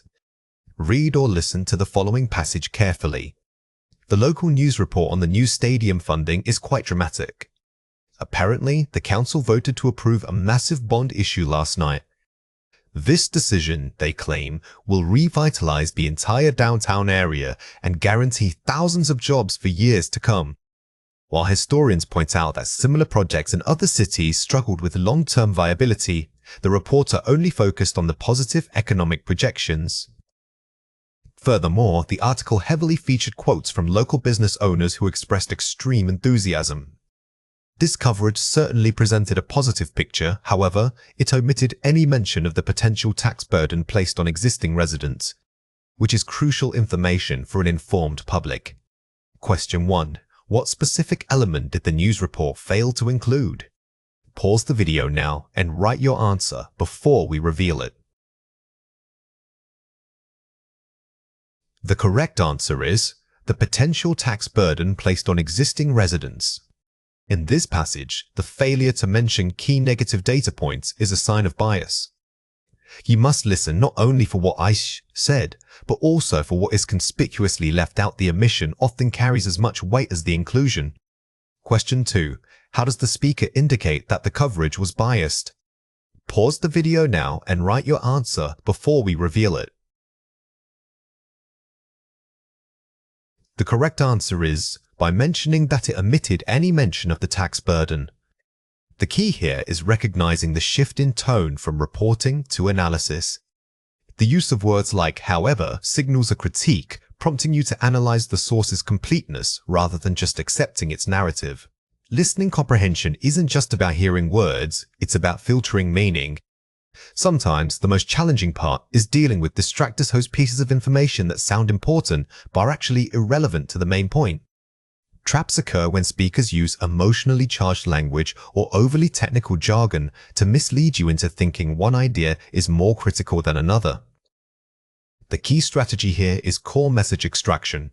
Instead of trying to memorize everything, train yourself to identify the central thesis and ignore any peripheral details that try to pull your focus off course. Always listen for connecting words like however, therefore, or the main takeaway is, because those signals point directly to the core meaning. Remember, when you hear a complex lecture, your brain can get overloaded by all the new information. Think of distractors as noise in the background. You must teach yourself to separate the signal from the static. If you feel lost or confused during a passage, pause mentally and repeat. What was the speaker's goal? Focus only on that governing objective. You are about to hear a listening passage. Get ready to listen and take notes. Welcome to the project review session. Now, Sarah, regarding the budget end, I know Mark mentioned some staffing increases last week. We need to prioritize efficiency. We cannot afford scope creep on this phase. The initial proposal was solid, but John, before we dive into those detailed server specifications, let's remember that our primary client concern was user experience, not processing speed. John, could you summarize the UX feedback? Mark and Sarah, please keep your contributions focused solely on actionable metrics for Q3. We need a single, cohesive plan that addresses both the cost-saving mandate and the improved interface design equally. Let's focus on what truly moves the needle forward. Question 1. What was the speaker's main concern when reviewing the project? Pause the video now and try to answer before we reveal it. The correct answer is prioritizing efficiency while addressing user experience, UX. This question tests whether you can extract the overarching theme despite specific details like staffing or server specs. Don't get stuck on one detail. Look for the two core concepts that must be balanced. Question 2. Who was reminded to keep their contributions focused only on actionable metrics? Pause the video now and try to answer before we reveal it. The correct answer is Mark and Sarah. This is a quick comprehension check, but it requires you to actively track who the speaker addresses. Pay attention to shifts in focus. Sometimes the speaker gives instructions that aren't about content, but about behavior. Question 3. What type of client concern should be addressed? Pause the video now and try to answer before we reveal it. The correct answer is user experience, UX, not processing speed. This tests your ability to identify a corrective statement. The speaker explicitly corrects a potential misconception, and you must capture that correction rather than repeating the initial misleading detail. Here are 5 examples. Let's remember that. Used to redirect the listener back to a primary goal or forgotten point. This phrase acts as an immediate conversational circuit breaker. When you hear it, it means everything previously discussed was a distraction and you must reset your focus. To cut to the chase. A phrase used when someone is rambling signals that only the main point matters. This is highly useful in professional settings. It tells you to ignore all supporting details and only listen for the ultimate conclusion or request. Actionable metrics. Data points that can be immediately used to make a decision or change. When a speaker asks for actionables items, they are filtering out theoretical ideas. You must listen specifically for concrete verbs and measurable nouns. Cloak creep. The tendency to continually add requirements or features beyond the original plan.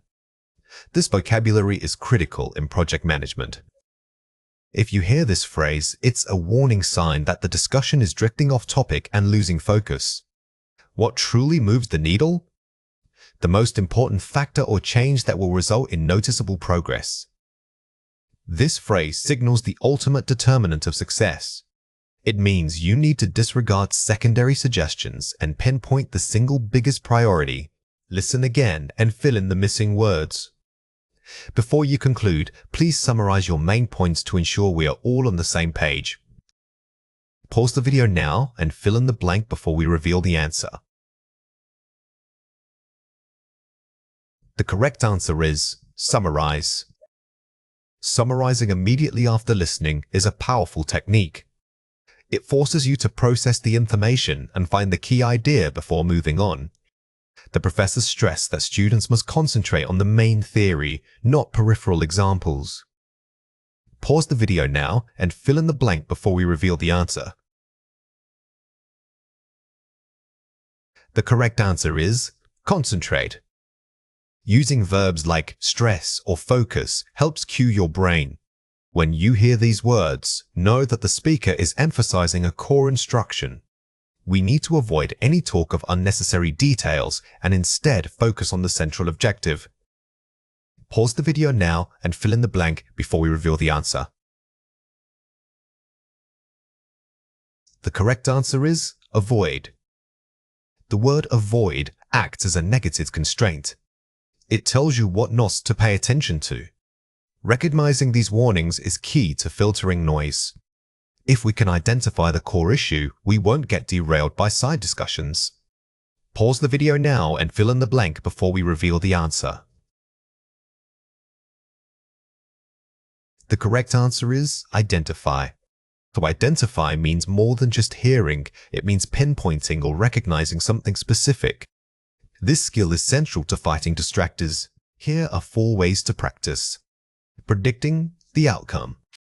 Before a speaker finishes making a point, pause mentally and predict what they are going to say next. This primes your brain for the actual information. Prediction shifts you from passive reception to active engagement. By anticipating the conclusion, even if you guess wrong, you force intense listening focus on the final few words. Structured note taking. Instead of writing everything, use a 3-column format. Main idea. Supporting detail. Potential distractor. This organizes your thoughts. This technique gives you a physical way to categorize the information as it comes in. It helps you visually separate essential facts from the surrounding noise. Active paraphrasing. After a complex section, mentally restate what was said using your own simple English. This confirms understanding and prevents confusion.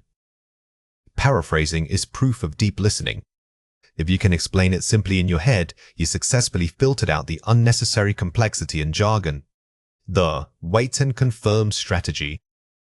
If a speaker makes an ambiguous claim, wait for clarification or confirmation from another source before accepting it as true. In real life, listening often involves multiple voices. Never accept information from only one source. Always listen for corroboration to ensure the detail isn't misleading. Now it is your turn to practice. Read or listen to the following passage carefully. Many online news sources often employ emotional language to grab your attention. This is a technique called sensationalism. They might use all-caps headlines or highly charged adjectives like disastrous or unprecedented. While these words certainly convey urgency, they do not equal factual accuracy. A good listener must learn to separate the act tone of the article from the actual verifiable data. Always ask, what evidence is provided?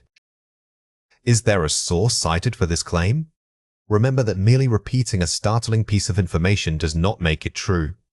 Your job as a critical listener is to listen past the hype and focus solely on the objective facts.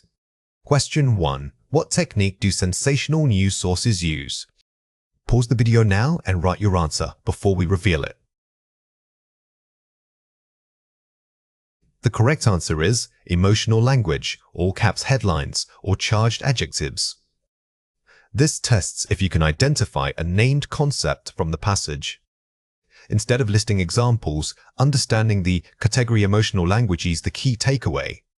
Question 2. What question does the speaker advise listeners to ask themselves?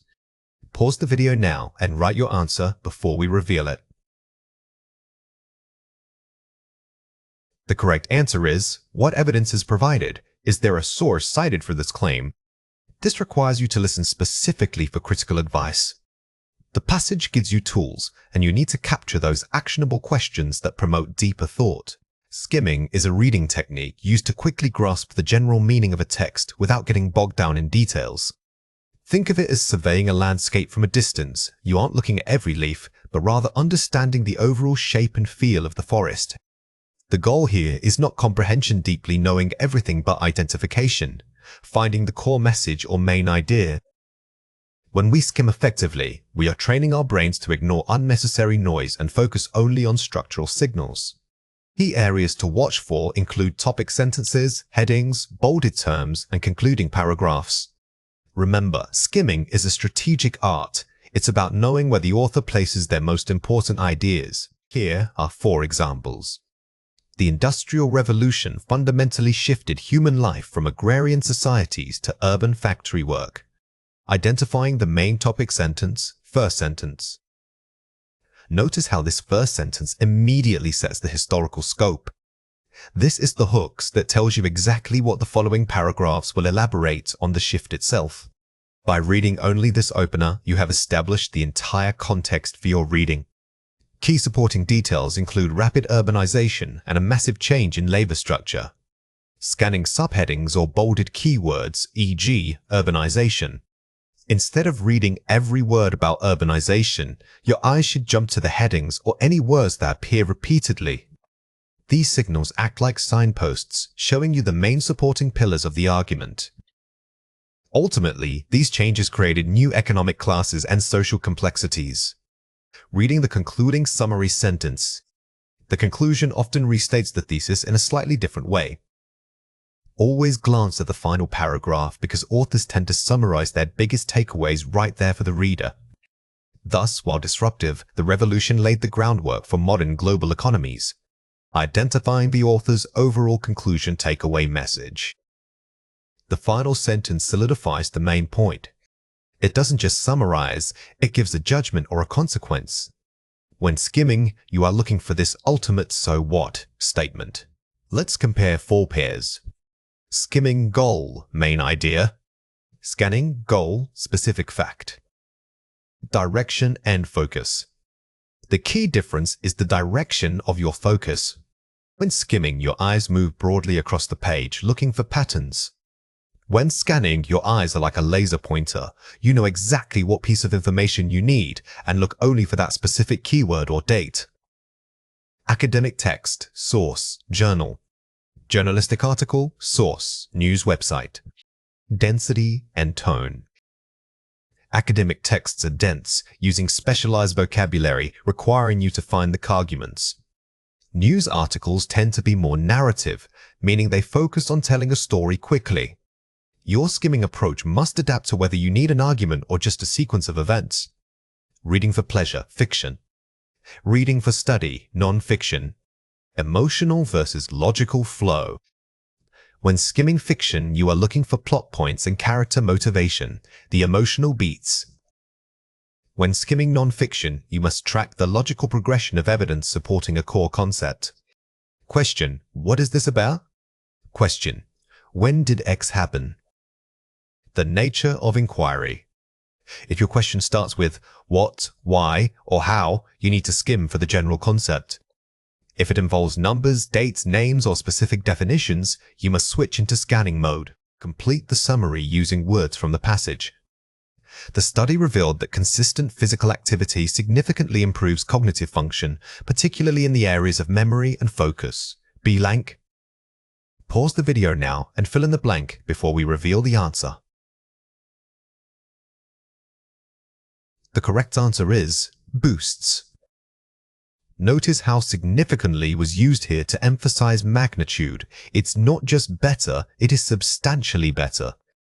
This helps us understand that the benefits are measurable and impactful on brain function.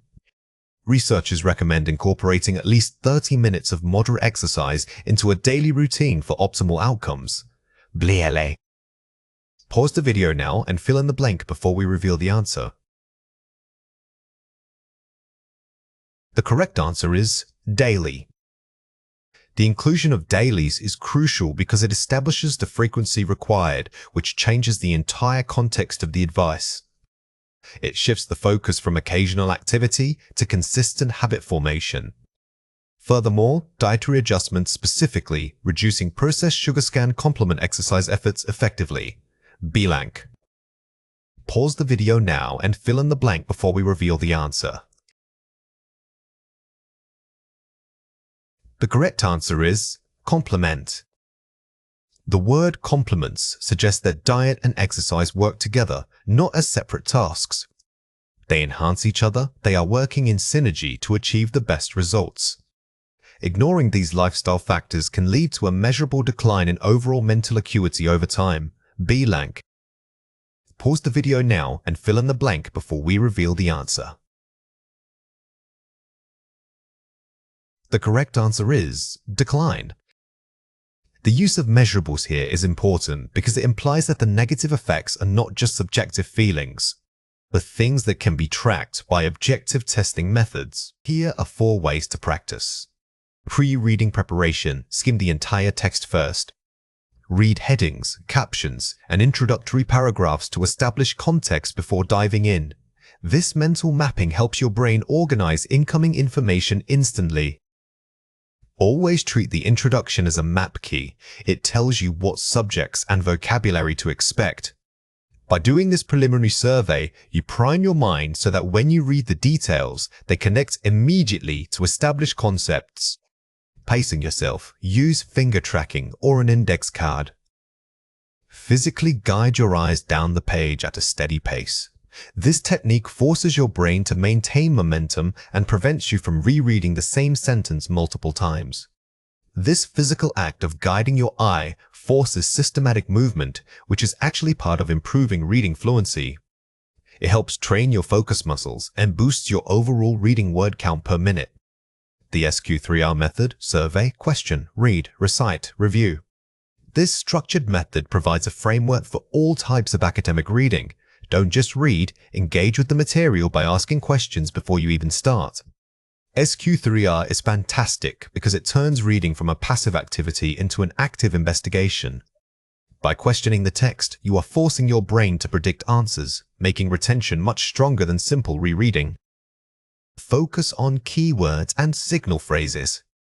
Look for transition words like however, therefore, or in conclusion. These phrases signal a change in thought, an exception, or the main takeaway point. These signal phrases are grammatical road signs. They tell you exactly when the author is changing gears, perhaps presenting a counterargument or summarizing the previous section. Pay special attention to them to follow complex chains of logic. Structural analysis is the skill of understanding how a piece of writing is built. It's moving beyond simply knowing what the text says and figuring out how the author guides your thoughts from point A to point Z. We look for patterns like cause and effect, chronological sequences, or comparisons between ideas. Identifying these structural signposts like consequently or similarly is key because they dictate the logical relationship between paragraphs.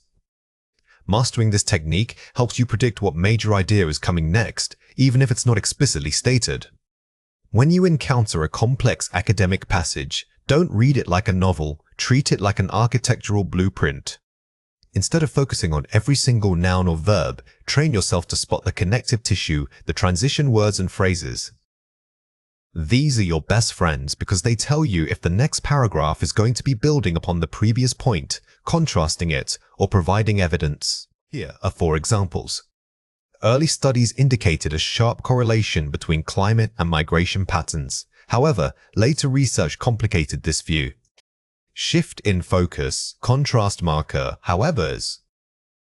Notice how the word however immediately signals that the author is changing direction or presenting an opposing argument.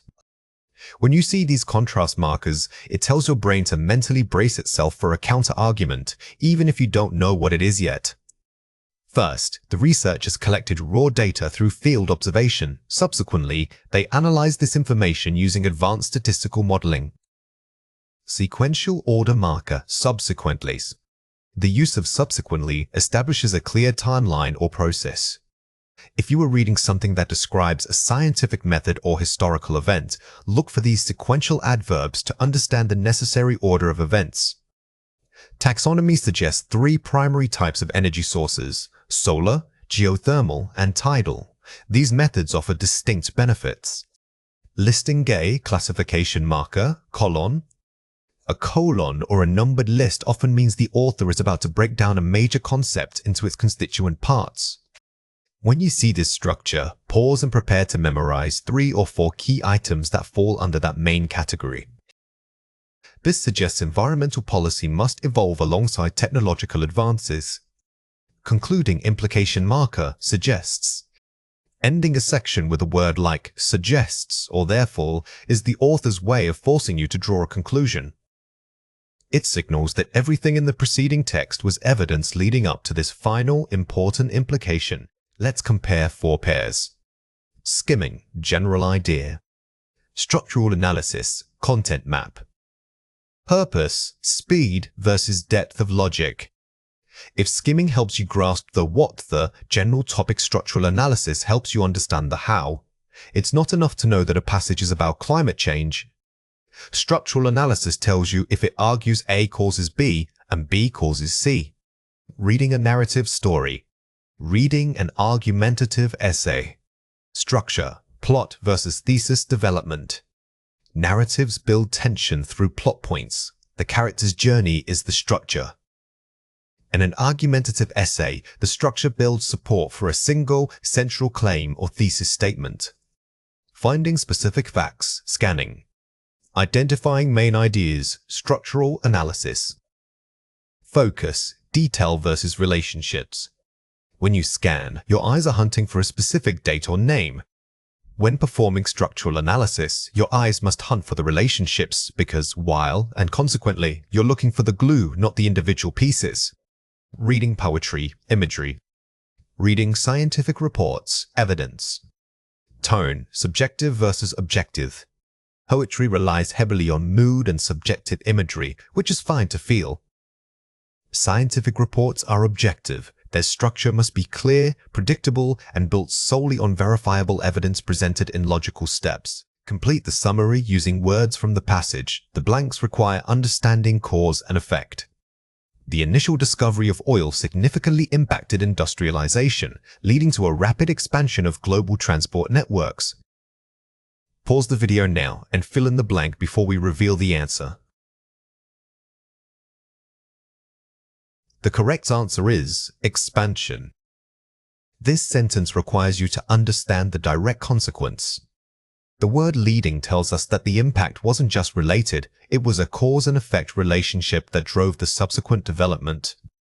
However, these early methods were often unsustainable because they depleted local fossil fuel reserves. Pause the video now and fill in the blank before we reveal the answer.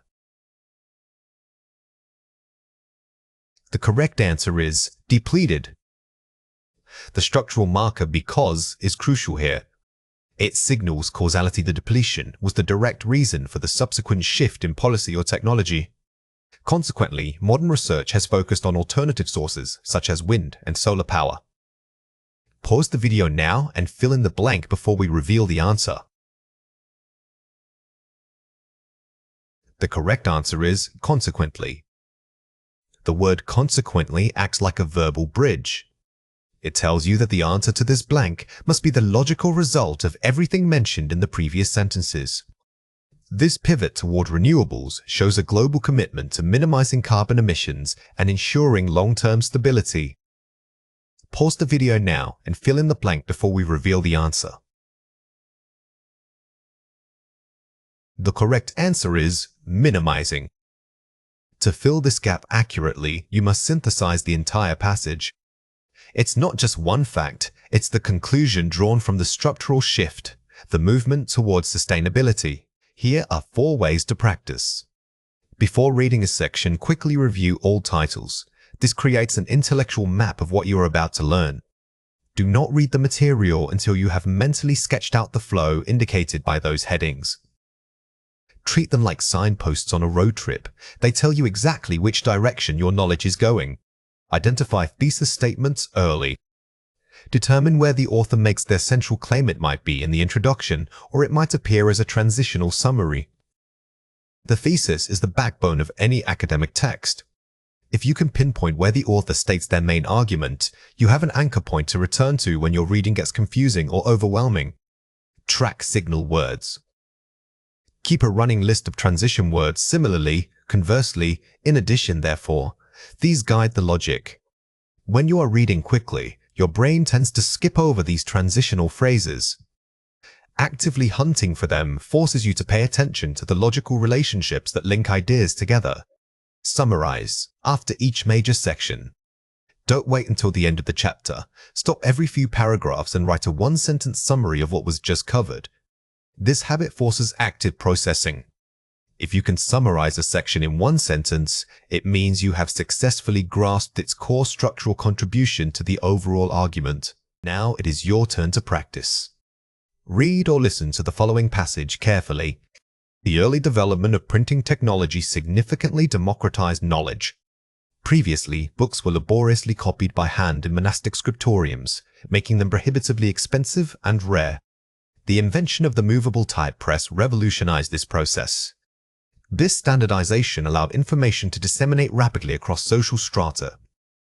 Consequently, scientific inquiry accelerated because scholars could access foundational texts from distant academic centers. Furthermore, the rise of printed materials fueled literacy rates, which in turn provided a larger intellectual workforce for burgeoning industries. Question 1. What is the primary structural shift discussed in this passage? Pause the video now and write your answer before we reveal it.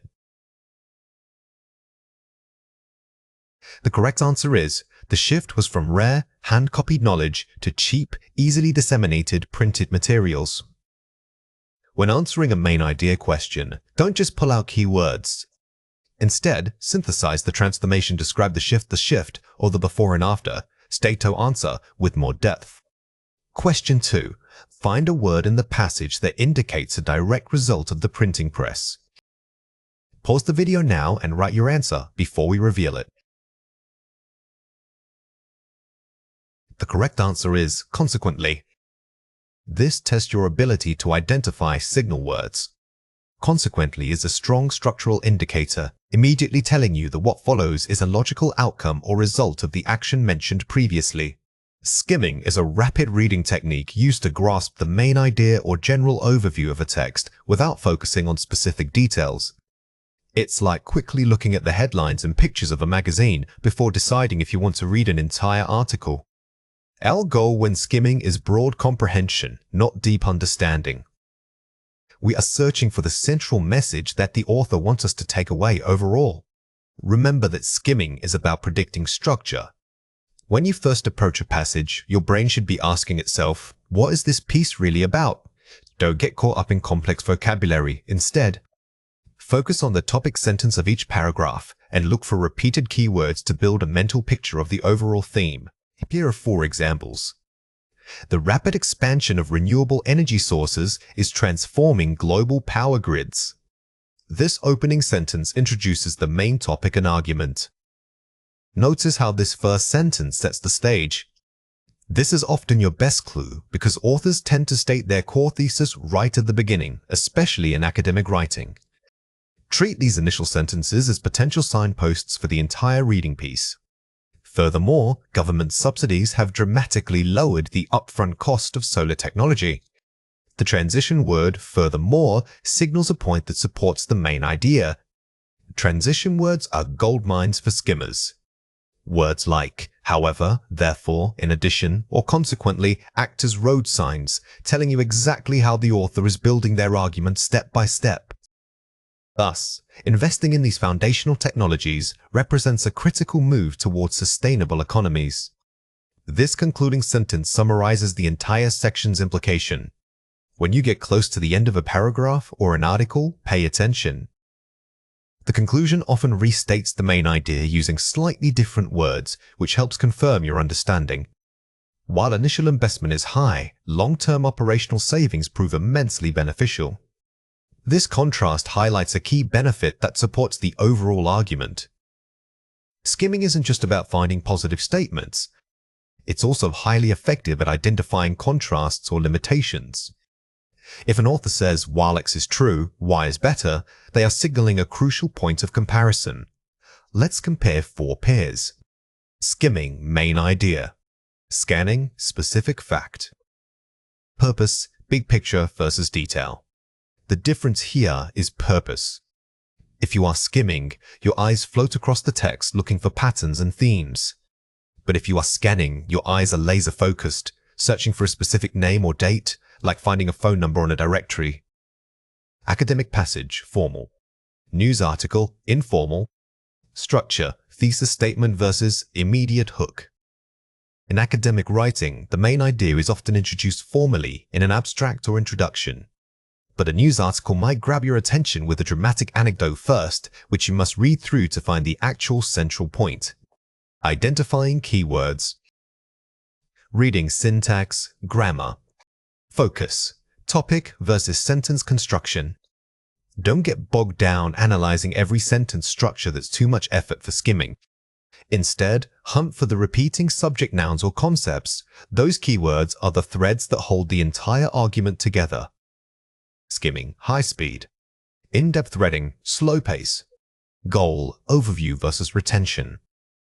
If your goal is just to understand what the passage is about, skim quickly. But if you need to write an essay on it or debate its points, then you must slow down and engage with the grammar and vocabulary. Complete the summary using words from the passage. Skimming is best used when you need a quick understanding of the main idea rather than focusing on every single blank. Pause the video now and fill in the blank before we reveal the answer. The correct answer is detail. We use this exercise to train your brain to move past unnecessary information. When you see a blank like this, don't try to remember the exact word. Instead, recall the type of word needed to complete the logical thought. To start effectively, look for key signposts and transition words that guide you toward the central blank. Pause the video now and fill in the blank before we reveal the answer. The correct answer is argument. Think of these structural clues like arrows pointing the way. They are signals from the author indicating, pay attention here, this is crucial to my point. Recognizing them saves massive amounts of reading time. It helps to first read the introduction and conclusion, as they usually contain the most critical blank statements. Pause the video now and fill in the blank before we reveal the answer. The correct answer is main. This is a powerful trick.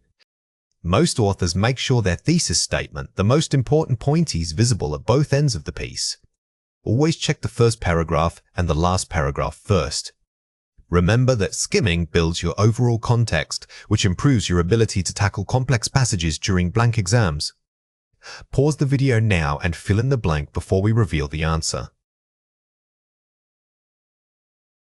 The correct answer is reading.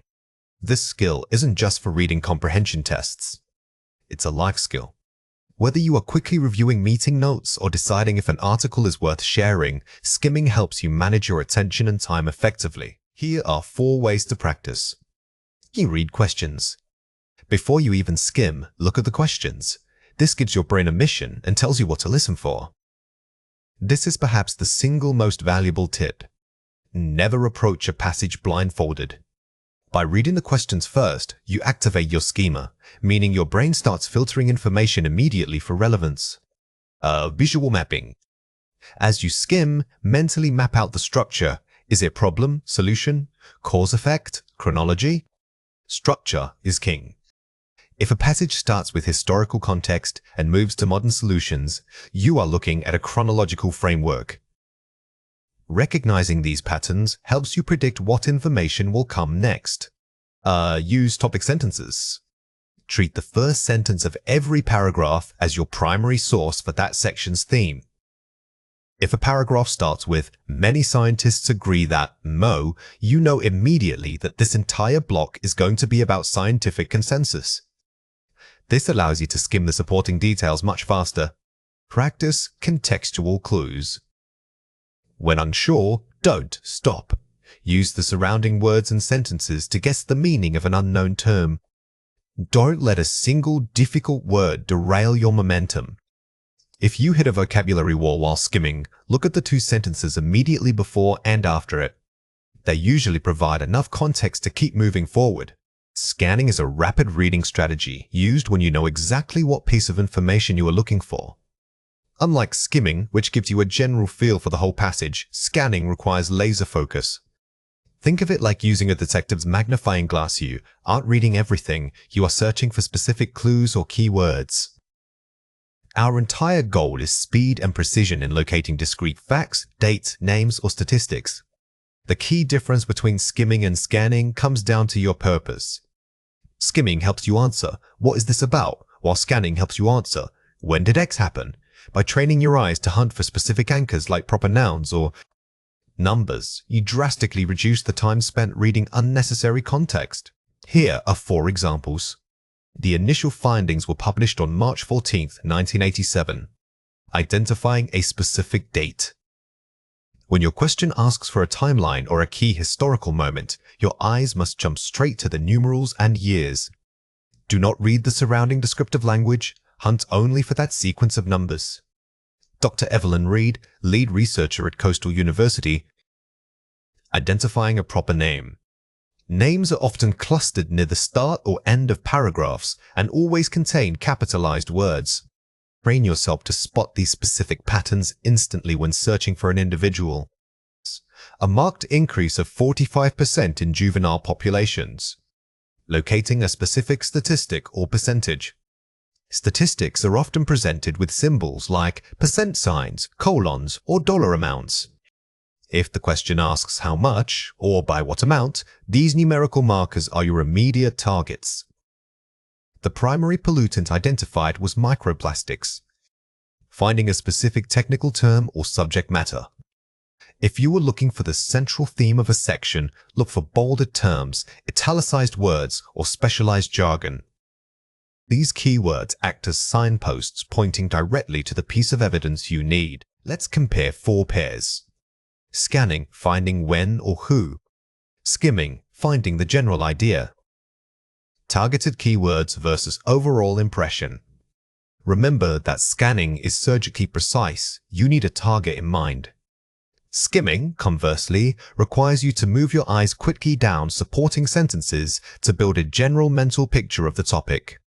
Scanning, searching for data. Detailed reading, understanding relationships. Fact retrieval versus cause and effect. When you are detailed reading, you aren't just collecting facts, you are figuring out why things happened. Scanning leaves the why to be determined by you after gathering all the pieces. Searching for definitions, vocabulary. Scanning for evidence, specific facts. Contextual clues versus direct quotes. When seeking a definition, you might read surrounding sentences to understand the meaning. But when scanning for evidence, you are looking for a direct quote or a specific number that answers a question immediately. Using an index. Scanning within text in-process search. Preparation versus execution. Always use the index first if you have a specific question before reading. This pre-search narrows down your potential location, making the actual scan much faster and more efficient. Complete the summary using words from the passage. The deep-sea vents first attracted scientific attention due to their unique geothermal activity and high levels of blank. Pause the video now and fill in the blank before we reveal the answer. The correct answer is sulfides. Notice how this question required you to recall a specific chemical name. These highly technical terms are prime candidates for scanning, as they usually stand out because of the specialized vocabulary. Early submersible explorations were limited by pressure and only reached depths up to blank meters. Pause the video now and fill in the blank before we reveal the answer. The correct answer is 300. When a passage mentions measurements or depth, your eye should immediately be looking for units like meters, kilometers, or specific numbers. These numerical markers are highly reliable signposts.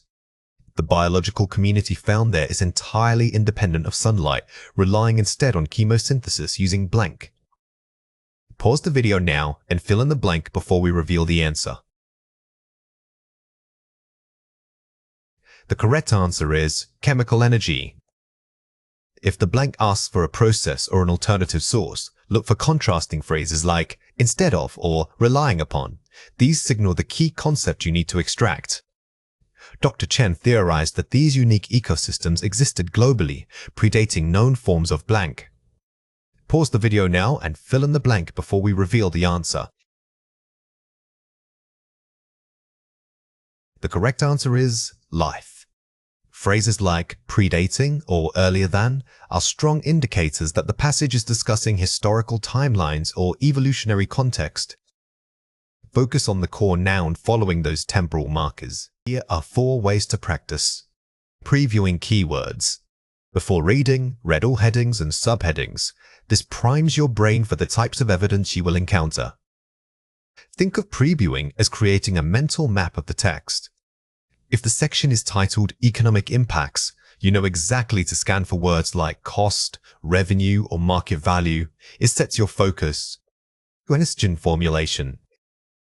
Turn every question into a potential keyword search term, e.g., how many, becomes numbers or statistic.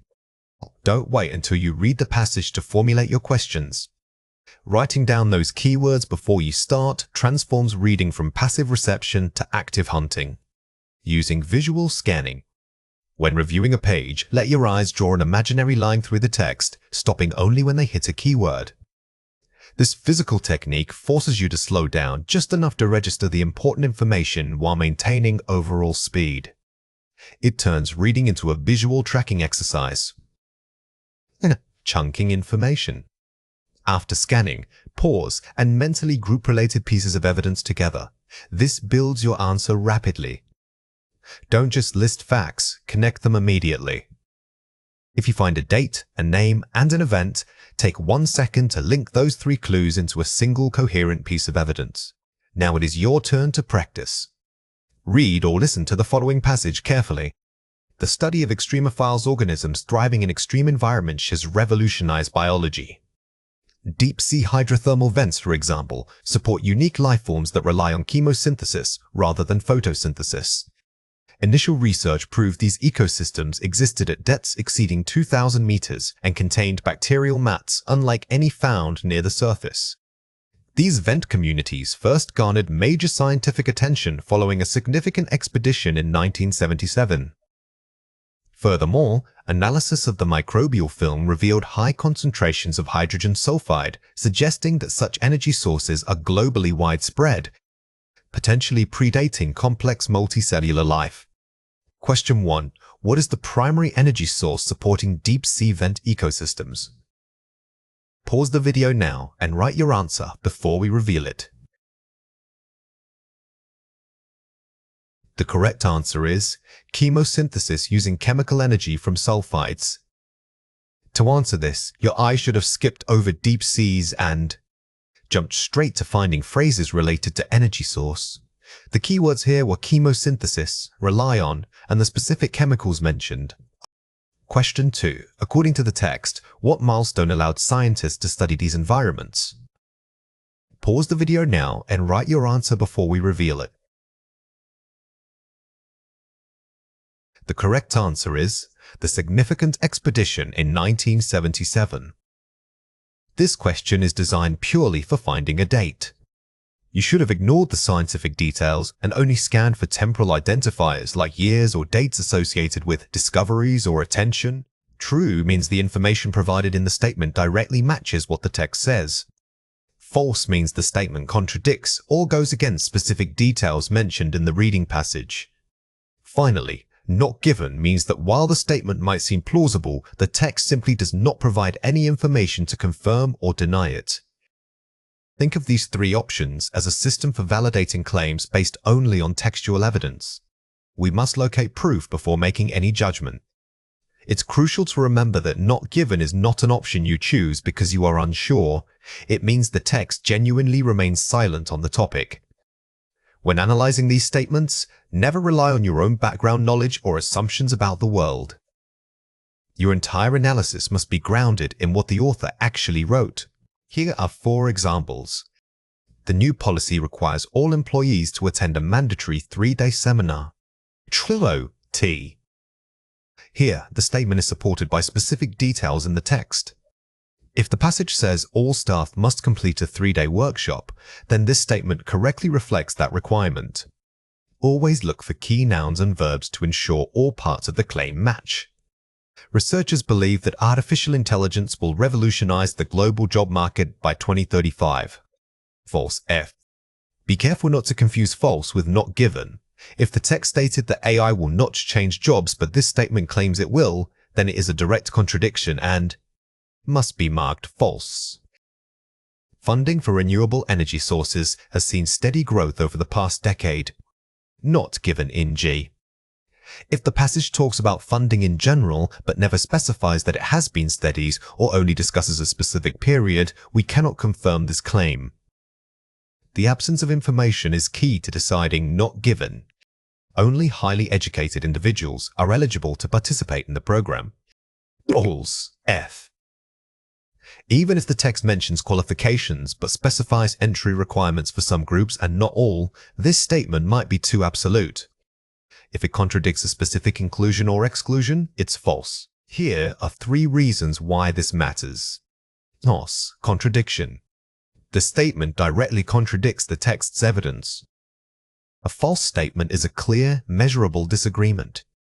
It's an active opposition to what the passage affirms or denies. If you find 2 statements that cannot both be true based on the reading, one of them must be false. Not given, absence. The text does not mention the specific fact or detail needed to confirm the statement. Digs about scope. If the passage discusses the benefits of a policy but never mentions its cost, any statement about the cost falls under not given, regardless of whether that cost might exist in reality. Confusing scope and scale. Don't mistake general statements for specific facts. Be wary of overgeneralizing. If the text uses some companies or a few workers, but your statement says all people, then make sure you are checking the scope, that is, the extent of who or what is being discussed. Here are 3 reasons why this matters. Synonymy and paraphrasing. The statement might use different vocabulary than the text, but mean the same thing. Excellent test writers frequently use synonyms to mislead you. If the passage says rapidly increased and your statement uses sharply climbed, they are likely paraphrases and should be marked true. Don't look for exact word matches. Negation and modifiers. Pay close attention to words like never, always, or not. Negations are powerful textual signals. If the passage uses it is unlikely, but your statement says it will certainly, you have flipped the meaning entirely, which makes it false. These small words change everything. Time and causality. Determine if the text establishes a clear sequence or cause and effect relationship. Sometimes a statement implies causality that the passage never actually proves. Just because event A is mentioned before event B does not mean A cause a DB, so challenge any implied cause and effect relationships. Here are 4 ways to practice. The 3-step check.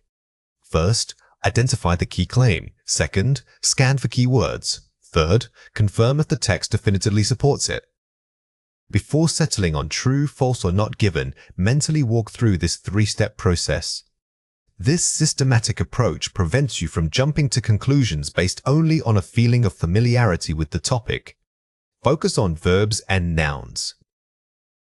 These are the anchors of meaning. They carry the core action or object in every statement. When reading both the question and the passage, circle the main verbs and nouns. These anchor points will guide your scanning process much more effectively than trying to follow broad ideas. The proof test. If you cannot point directly to a line in the text that supports your answer, mark it not given. Think of the passage as your only rulebook. If the statement requires evidence from outside that rulebook-like common knowledge or assumption, you must default to not given. Pacing and review. Allocate slightly more time for analysis than you think you need, especially on highly complex passages. Time management is part of the strategy.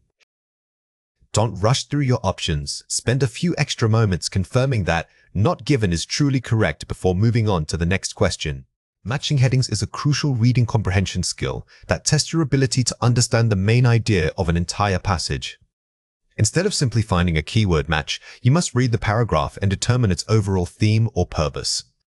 The heading provided acts as a concise title for that specific chunk of information. It summarizes what the author is discussing, even if they don't explicitly state it in one sentence. Think of this skill like being an editor who has to summarize an entire chapter into a single headline. You are looking beyond the details and focusing on the overarching message. The heading shouldn't just cover what the paragraph talks about, but why the author is discussing it. Here are 4 examples. Despite its early struggles and high cost, the technology eventually revolutionized daily life. Focus on transformation impact. Notice how this sentence isn't just about struggle or cost. It uses contrast to emphasize a massive change over time. The best heading will capture that shift from difficulty to widespread adoption. Early studies focus solely on the physical effects of light pollution, ignoring behavioral changes in nocturnal animals. Focus on limited scope oversight. This example guides us to identify what was missed or ignored. If a heading simply mentions light, it misses the critical point about the narrow focus of earlier research. Consequently, policymakers introduced stricter zoning laws and mandatory shielding requirements for new developments. Focus on solution policy response. When a paragraph starts with words like consequently or as a result, it signals a solution. Your heading must reflect that the text is discussing actions taken to fix a problem. The primary difficulty in early adoption was not technical, rather, it stemmed from public skepticism and lack of infrastructure. Focus on primary barrier resistance. Here, the passage clearly separates 2 potential problems, technical issues versus social ones.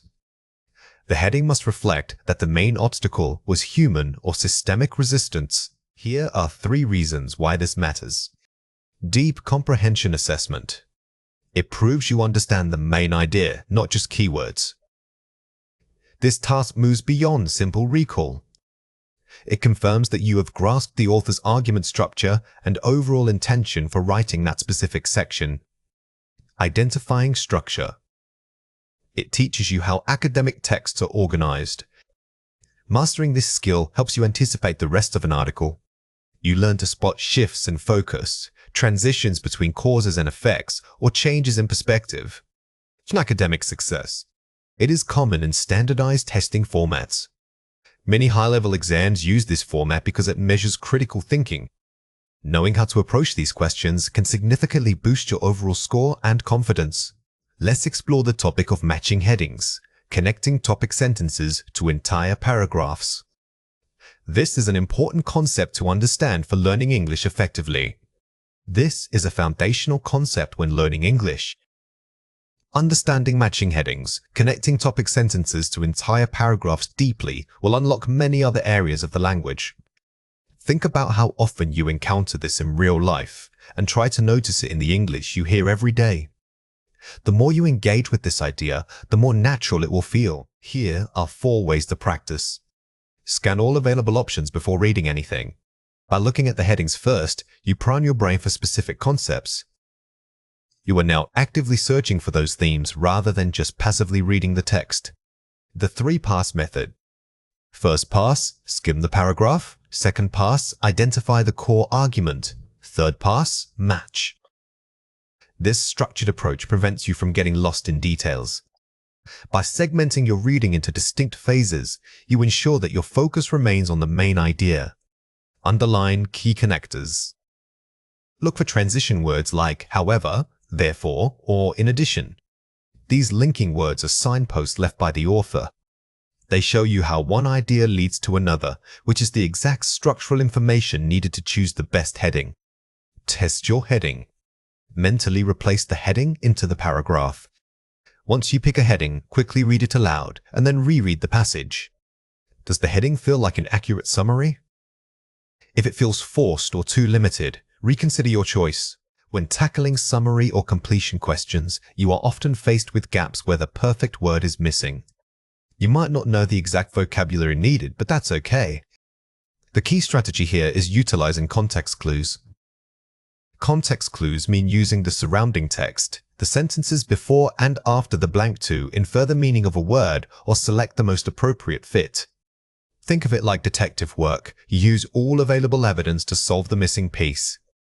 Never rely on guessing alone. Always point back to the text for your support. Remember that context refers to more than just the sentence immediately surrounding the blank. Look at the paragraph as a whole unit.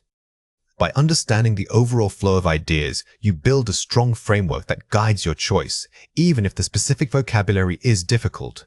Here are 4 examples. Unlike the vibrant jungle flora, the desert landscape is characterized by extreme aridity and sparse plant life. Synonym, clue, arid. Here, the sentence sets up a contrast between vibrant and what follows. The word needed must align with dryness or lack of moisture, allowing you to pinpoint strong synonyms like arid or parched. Always look for signal words that introduce comparison. Because the ancient civilization relied heavily on river trade, its downfall was linked to the eventual depletion of the fertile lands. Cause-effect clue. The phrase linked to tells you that the second part is a direct consequence. If the cause involves resource dependency, the blank must describe an outcome that diminishes those resources, like depletion. Focus on linking phrases. The scientist's initial hypothesis was challenged by the new data. Consequently, she had to completely revise her findings. Transition, logical flow clue. Notice the transition word consequently. This signals a direct logical leap. The blank must describe an action that is a result of the hypothesis being challenged, meaning the required verb or noun must show adjustment. While deep-sea fishing requires powerful trawlers, recreational angling can be done with simple handheld equipment. Contrast clue. The word while signals a contrast. You need to select a word that represents a smaller scale or less intensive activity compared to the first option, creating balance in meaning. Here are 3 reasons why this matters. Boosts comprehension depth. Context clues force you to read actively and predict meaning. Instead of passively reading words, you are actively building a mental model of the text. This predictive cycle is the hallmark of deep comprehension, making you a much better overall reader. Mitigates vocabulary gaps. You can understand complex passages even if you don't know every single word. This skill proves that true understanding is about context, not just rote memorization. It allows your knowledge of reading strategy to compensate for temporary gaps in vocabulary recall. Increases test accuracy. It provides a safety net when multiple choice options are misleading. In high-stakes tests, the best answer is often not the one that seems most familiar, but the one that fits the grammatical and semantic needs of the surrounding text. Always check both meaning and structure. Let's explore the topic of summary and completion, using context clues to fill blanks effectively. This is an important concept to understand for learning English effectively. This is a foundational concept when learning English. Understanding summary and completion, using context clues to fill blanks effectively deeply will unlock many other areas of the language. Think about how often you encounter this in real life and try to notice it in the English you hear every day. The more you engage with this idea, the more natural it will feel. Here are 4 ways to practice. Read the section first. Before even looking at the blank or the options, skim the paragraph to grasp its core theme. Don't treat fill-in tasks in isolation. Spend a moment establishing the overall mood and topic of the surrounding text. This gives you the necessary container for your answer. Test each option. Mentally insert each option into the blank to see if it creates sense, both grammatically and logically. This active testing method is far better than just choosing the most appealing word. You are essentially proofreading the sentence with your proposed answer. Focus on necessity. Ask yourself, what must this blank convey for the idea to make sense? Sometimes you do not need a word that means something, you simply need a word that completes the logic. Focus on the functional necessity of the gap. Review transition words. Use signal words to predict whether the missing idea is expanding, contrasting, or concluding. This tip summarizes our entire lesson. Making transition words part of your immediate checklist will dramatically improve your ability to structure a coherent and accurate answer. The core argument is the single most important claim an author wants you to accept about a subject. It acts like a thesis statement for that specific paragraph or section. To spot it, look for declarative sentences that summarize the entire scope of the surrounding text. Signal words often include phrases like therefore, consequently, or overall, which signal the author is presenting their ultimate conclusion. Remember, identifying the core argument isn't just about finding a specific sentence, it's about understanding the structural weight of that sentence. A strong main topic sentence must be broad enough to cover all the details that follow, but narrow enough to keep the focus tight. If you can summarize the entire paragraph in one single declarative statement, chances are you have found the controlling idea. Here are 5 examples. The increased use of digital media has fundamentally altered how students approach research projects. Main topic sentence, controlling idea. Notice how this sentence establishes the vast scope. It's not just about using digital media, it's about soltering, the fundamental process. The subsequent sentences will then provide evidence for that massive claim of alteration, supporting this core idea. Consequently, academic institutions must adapt their curriculum to prioritize critical thinking over rote memorization. Core argument, conclusion. This sentence uses a signal word, consequently, which immediately tells us this is the author's ultimate takeaway point. The paragraph leading up to it likely presented evidence of decline, and this sentence delivers the necessary action or conclusion. Global warming presents a complex challenge requiring immediate international policy shifts. Overall argument, thesis. When you see a sweeping phrase like global warming, the main argument needs to be equally broad. It must address the magnitude of the problem, which in this case is seen as needing significant global intervention. Effective time management skills are crucial for academic success at any level. Topic sentence, universal truth. This functions as a reliable foundation statement. While the following sentences might list specific techniques like using planners or prioritizing tasks, they are only there to prove this initial, stated truth. Furthermore, renewable energy sources offer a viable pathway toward carbon neutrality. Controlling claim, argumentative focus. The use of furthermore suggests this is an additional point that builds upon previous ideas. The core argument here isn't just that renewables exist, it's that they provide us viable solutions to the problem discussed. Let's compare 4 pairs. Main topic sentence, the claim. Supporting detail, the evidence. Help and function. A topic sentence makes a broad assertion. It is the idea that must be proven. A supporting detail, however, is one single piece of evidence, a statistic, or an anecdote that merely backs up the main claim. Overall argument, the why, boy. Specific example, the how. generalization versus illustration. Always distinguish between the big picture idea and a small illustration of it. If you can remove the example and the paragraph still makes sense, your main topic sentence was doing most of the heavy lifting. Argumentative statement must be debatable. Statement of fact cannot be debated. Assertion versus observation. The core argument must always take a position. It must argue something. A simple statement of fact is simply something that exists, while the main topic sentence tells us what we should think about that existence. Conclusion sentence, summary. Transition word, the connector. Content versus structure. A transition word like however is merely a signpost telling you a shift in thought is coming. The core argument, conversely, carries the actual weight of the new insight or counterclaim. Fill in the blanks.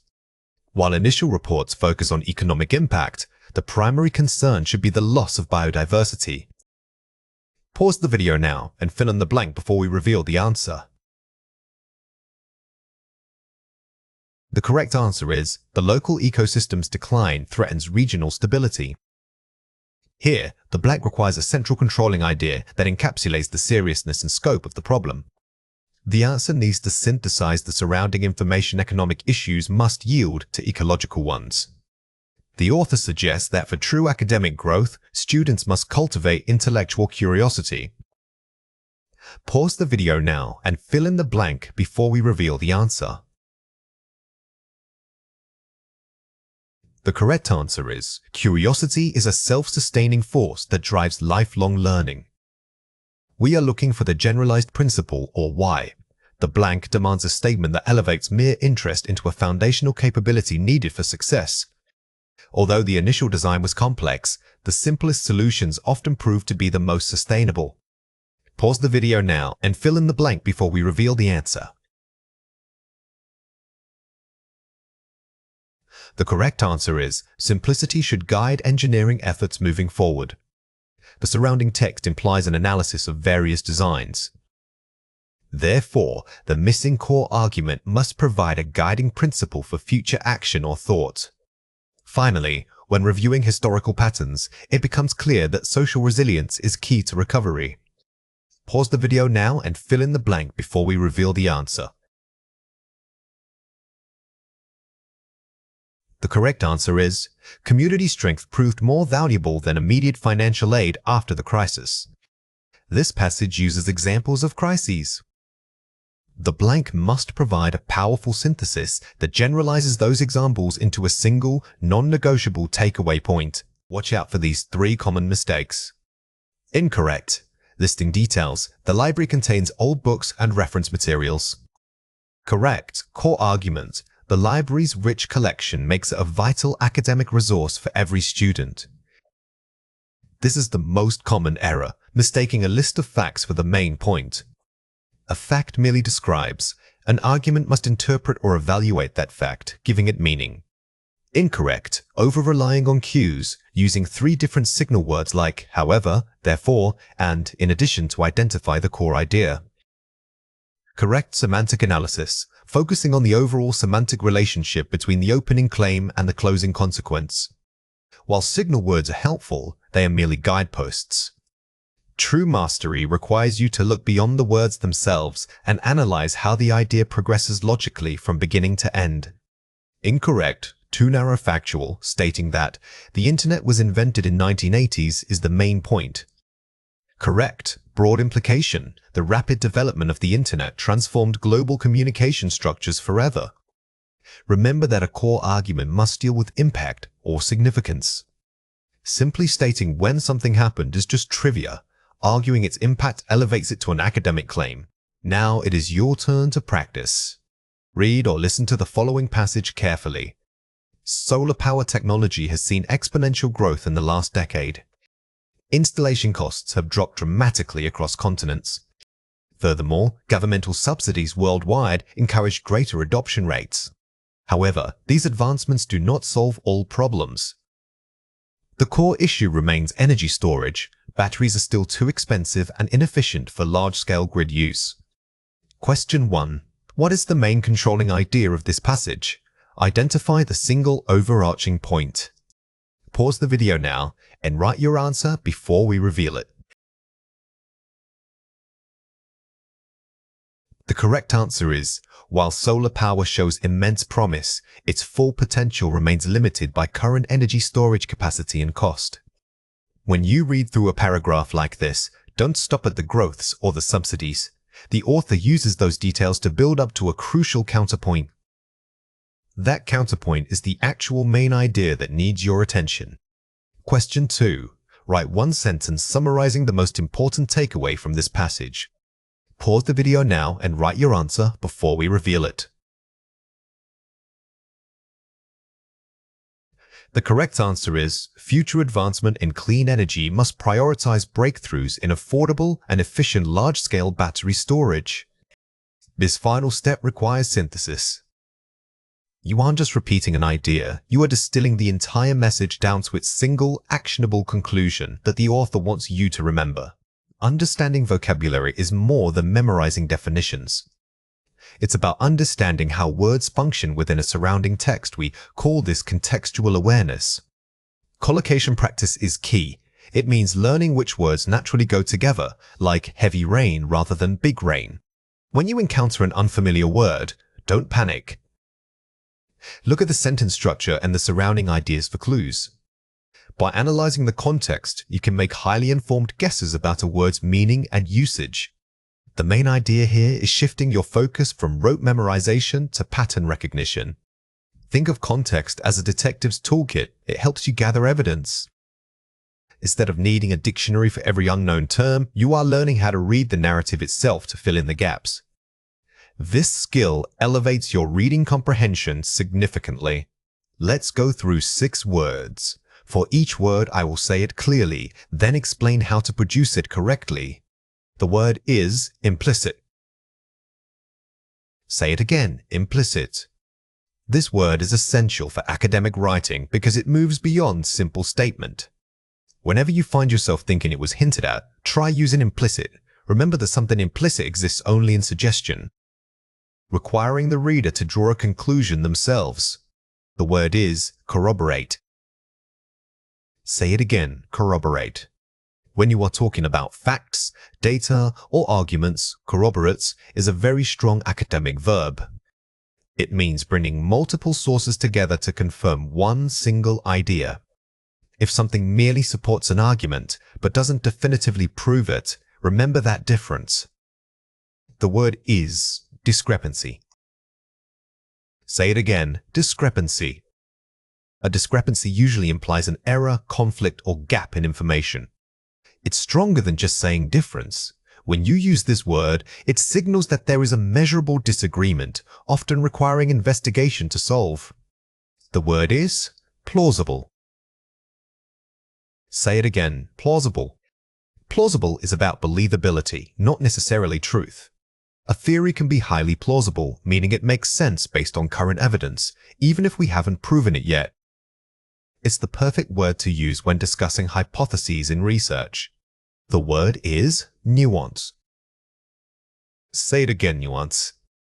This word is crucial for understanding human communication and art. It refers to minute differences that are hard to express with simple words. If you feel like your description lacks subtlety, thinking about the nuance will help you refine your language. The word is inference. Say it again, inference. This is perhaps the most important word for comprehension skills. An inference is not just guessing, it's making a logical leap based on textual clues. You must have enough surrounding evidence to support your inference, otherwise it's just speculation. Here are 5 examples. While the report maintained that sales were steady, a discrepancy was noted in the Q3 regional data. Discrepancy, noun. Notice how discrepancy immediately tells you that something is wrong or inconsistent with what was expected. The context of the report keeps us focused on factual reporting errors. The speaker's reluctance to elaborate made his nervousness feel quite implicit throughout the presentation. Implicit, adjective.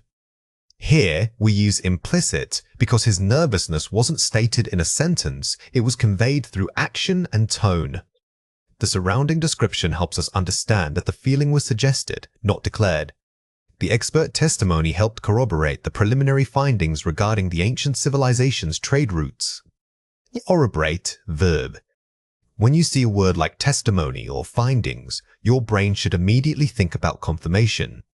Using corroborate signals that this new evidence strongly supports older existing theories.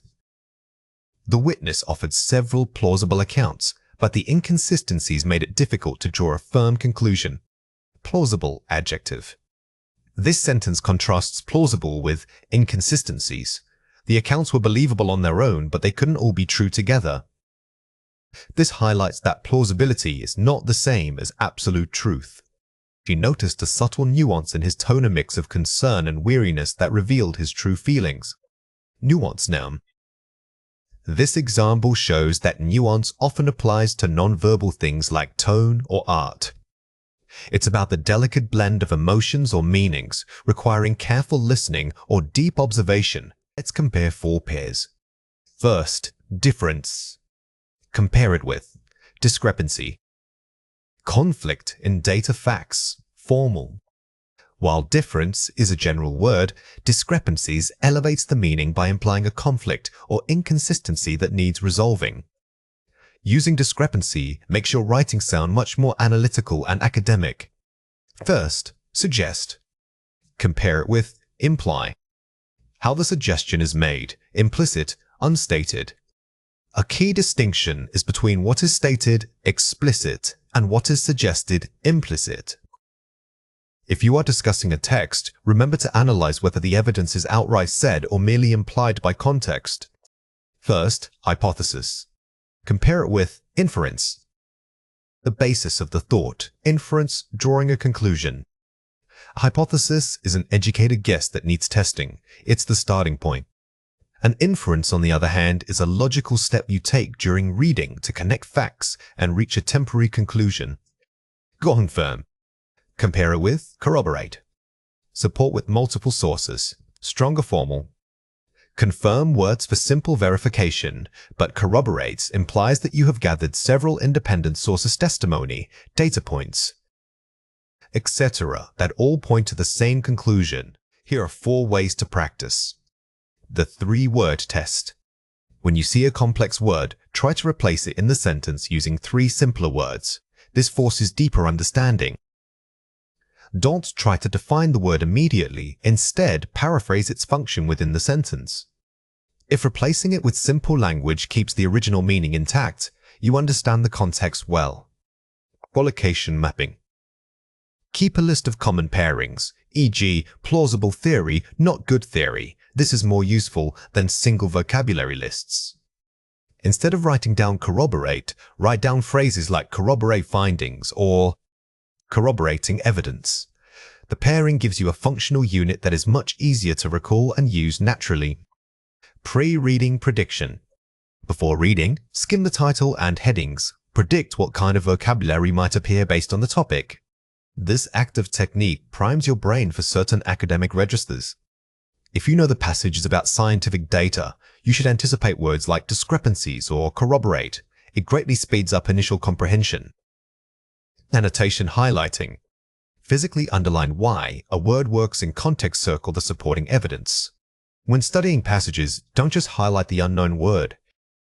Highlight the surrounding words and lines that provided the clue. This trains your brain to see the relationship between text parts, which is the core of skilled reading. Now it is your turn to practice. Read or listen to the following passage carefully. The researchers presented their findings on deep-sea vents. While the initial data suggested a unique ecosystem, several anomalies were noted in the oxygen readings. The lead biologist argued that this discrepancy meant the current theory was not entirely accurate.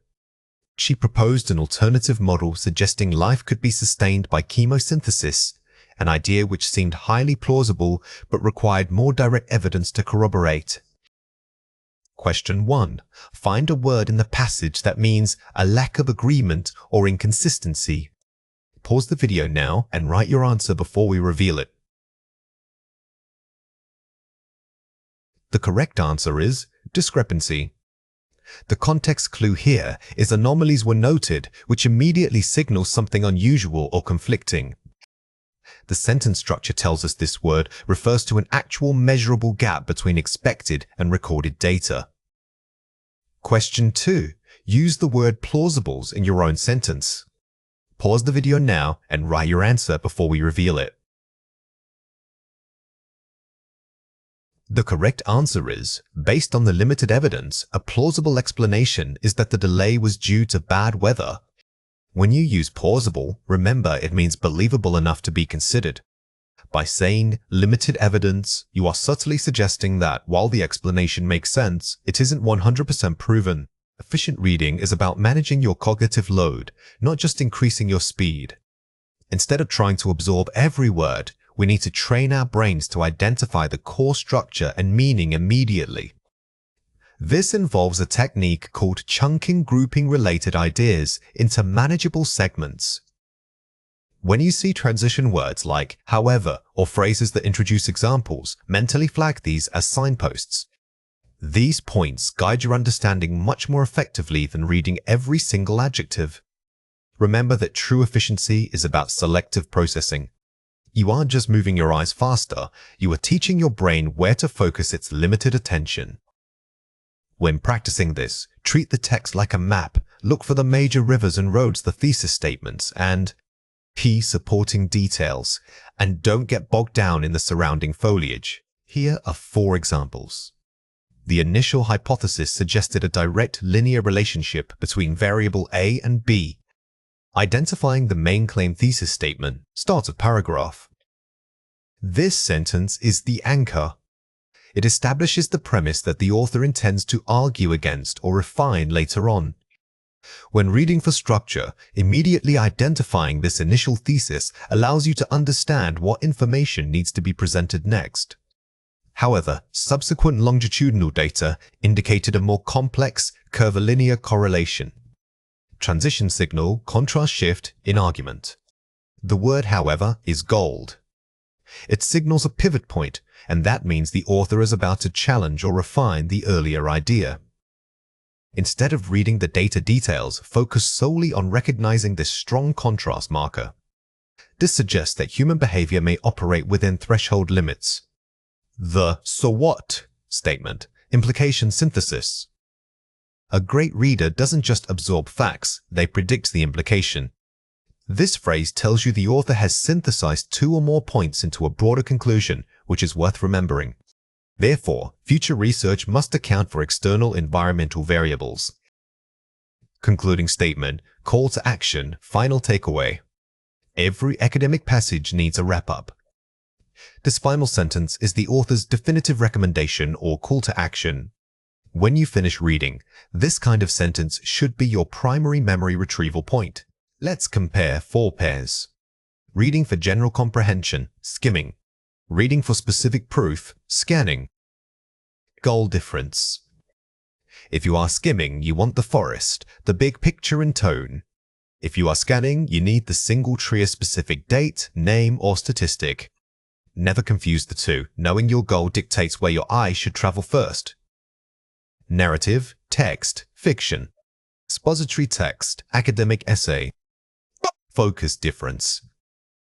In fiction, pay attention to character emotion and pacing. In academic texts, you must ignore the descriptive flair and focus purely on the logical progression of ideas presented. Identifying cause, why did X happen? Identifying effect, what happened because of X? Logical shift marker. Look for cause indicators like due to or stemming from. Look for effect indicators like consequently or as a result. Mastering these signposts instantly organizes the information flow in your mind. First pass, read, initial exposure. Second review, read, deep dive. Processing, depth. The first pass is for mapping the landscape. You are only looking at the structure. The second review is when you stop and read every word carefully, filling in the details that were too fast to catch initially. Complete the summary using words from the passage. The primary challenge in information overload is not access to data, but its ability to be effectively a theosy. Pause the video now and fill in the blank before we reveal the answer. The correct answer is assimilated. This blank requires a high-level academic verb. We aren't just talking about understanding, which is too simple. Assimilated means integrating new knowledge into existing frameworks, showing deep cognitive processing. Effective reading requires readers to treat texts not as linear statements, but as interconnected networks of mind to see. Pause the video now and fill in the blank before we reveal the answer. The correct answer is concepts. The key word here shifts the understanding from merely ideas or topics. Concepts suggest abstract, defined units of thought that can be cross-referenced and built upon. Rather than focusing on vocabulary, developing strong reading habits means identifying the authors underlying their awe. Pause the video now and fill in the blank before we reveal the answer. The correct answer is premise. A premise is the foundational assumption or starting point of an argument. Knowing the premise allows you to predict where the text is going and what evidence it will need to support itself. Ultimately, improving reading efficiency means moving from passive reception to active OK. Pause the video now and fill in the blank before we reveal the answer. The correct answer is engagement. The final word summarizes our goal. We must move beyond simply reading words. Active engagement implies a mental dialogue with the text, questioning it, challenging it, and making connections. Here are 4 ways to practice. Pre-read the questions. Use the questions to guide your focus before reading even one paragraph. Before you touch the text, read the task or question first. This is like giving your brain a filter. It tells your eyes exactly what keywords and types of evidence to look for, dramatically increasing efficiency. Use visualization techniques. Mentally picture the concepts being described. This anchors abstract ideas. When you encounter a complex or theoretical idea like quantum entanglements or supply chain logistics, don't just accept the definition. Take 2 seconds to build a mental model of it. This physical act of visualizing deepens retention.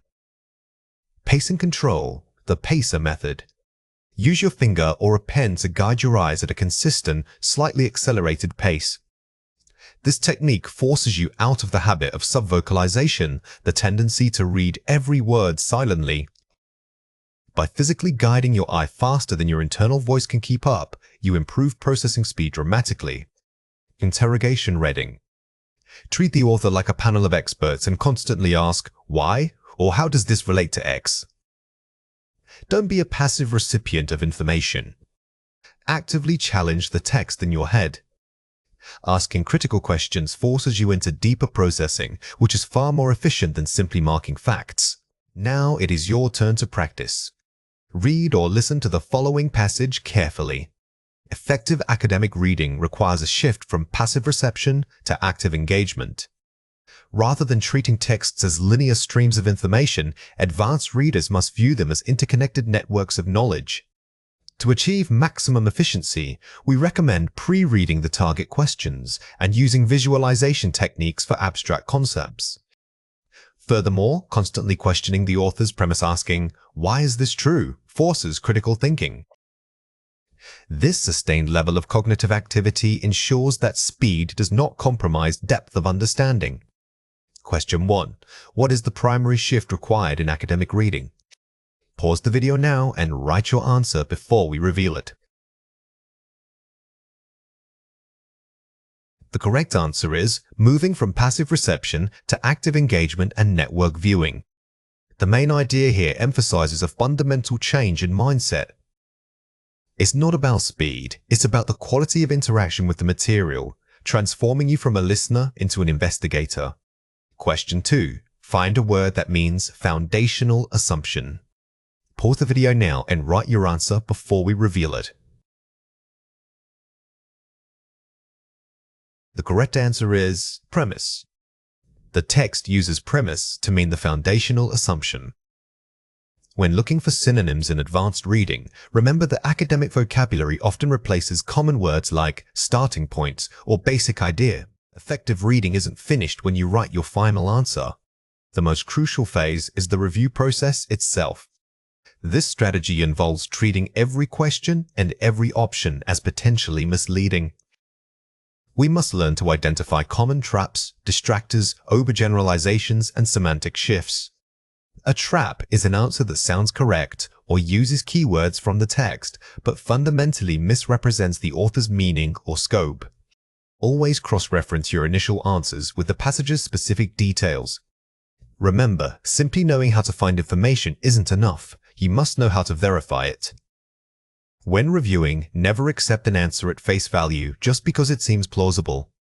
Instead, ask yourself, does this option capture all of the main idea, or is it too narrow? This critical thinking step separates good readers from excellent ones. Here are 4 examples. Passage says, the early efforts were promising but lacked sufficient funding. Option A, funding was the sole obstacle to initial success. Trap, overgeneralization. Notice how option A takes a specific problem funding and makes it sound like the only reason for failure. The passage used lacks sufficient funding, which suggests one issue among maybe several, so we must avoid absolute words like sole or only. Passage says, researchers suggested that while the data was compelling, further testing is required. Option B, the data proved conclusively that. Trap, misrepresenting scope. This is a classic scope trap. The passage used tentative language like suggested and conditional phrases like further testing is required. If an option uses strong, definitive verbs or claims absolute proof, it's likely overstating the evidence. Passage says, the policy aims to promote local industries by incentivizing small businesses downtown. Option C, this mandate benefits all global economies. Trap, semantic shift too broad. Here, the discrepancy is geographic and economic. The text limits its benefit to local and downtown, making it highly specific. If your answer suddenly widens the scope to global economies, you have lost the precise context provided in the passage. Passage says, unlike previous models, this new system integrates solar power and wind energy sources. Option D, the only source of clean energy is integrated solar and wind power. Trap, false dichotomy exclusivity. Be wary of trap options that imply exclusivity. The passage simply states what this system does. It never claimed to be the only way or the best way. If an option uses words like only or exclusively, revisit the original text immediately. Let's compare 4 pairs. Identifying main idea, skimming. Reviewing details, deep reading. Focus on whys versus what. When skimming, you are asking, what is the core message? When reviewing details, you must ask, why did the author use this specific word or phrase? The depth of inquiry changes drastically, moving from general concepts to granular textual support. First, T. Matching headings. Scope versus fit. For TFFNG, you are checking if a statement matches the text precisely in scope.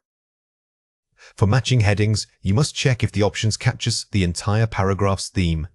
A heading is broader than a single supporting detail. Vocabulary, context clues. Identifying traps. Meaning versus misdirection. Using context clues helps define unknown words accurately within the paragraph's narrative. Spotting traps, however, requires a more critical judgment. You are not just defining, you are actively rejecting incorrect interpretations. Summarizing, completion. Analyzing argument structure. Paraphrase versus logic flow. In summary completion, your goal is to paraphrase the text smoothly into a few words.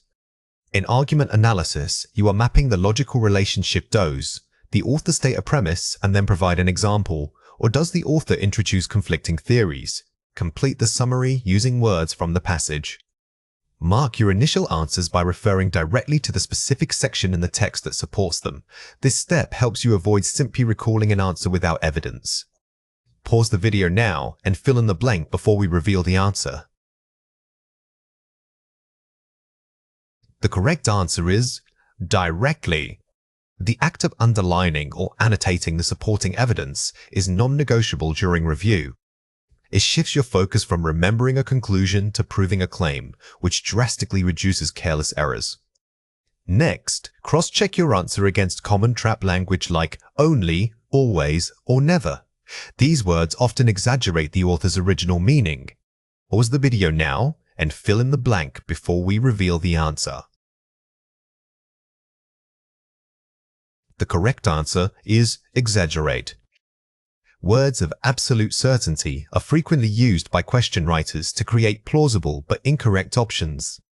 If the passage uses qualifying language, your answer must reflect that necessary level of caution. If you feel unsure about an option, reread the surrounding sentences and ask yourself, is this option too broad or too narrow for the context? Pause the video now and fill in the blank before we reveal the answer.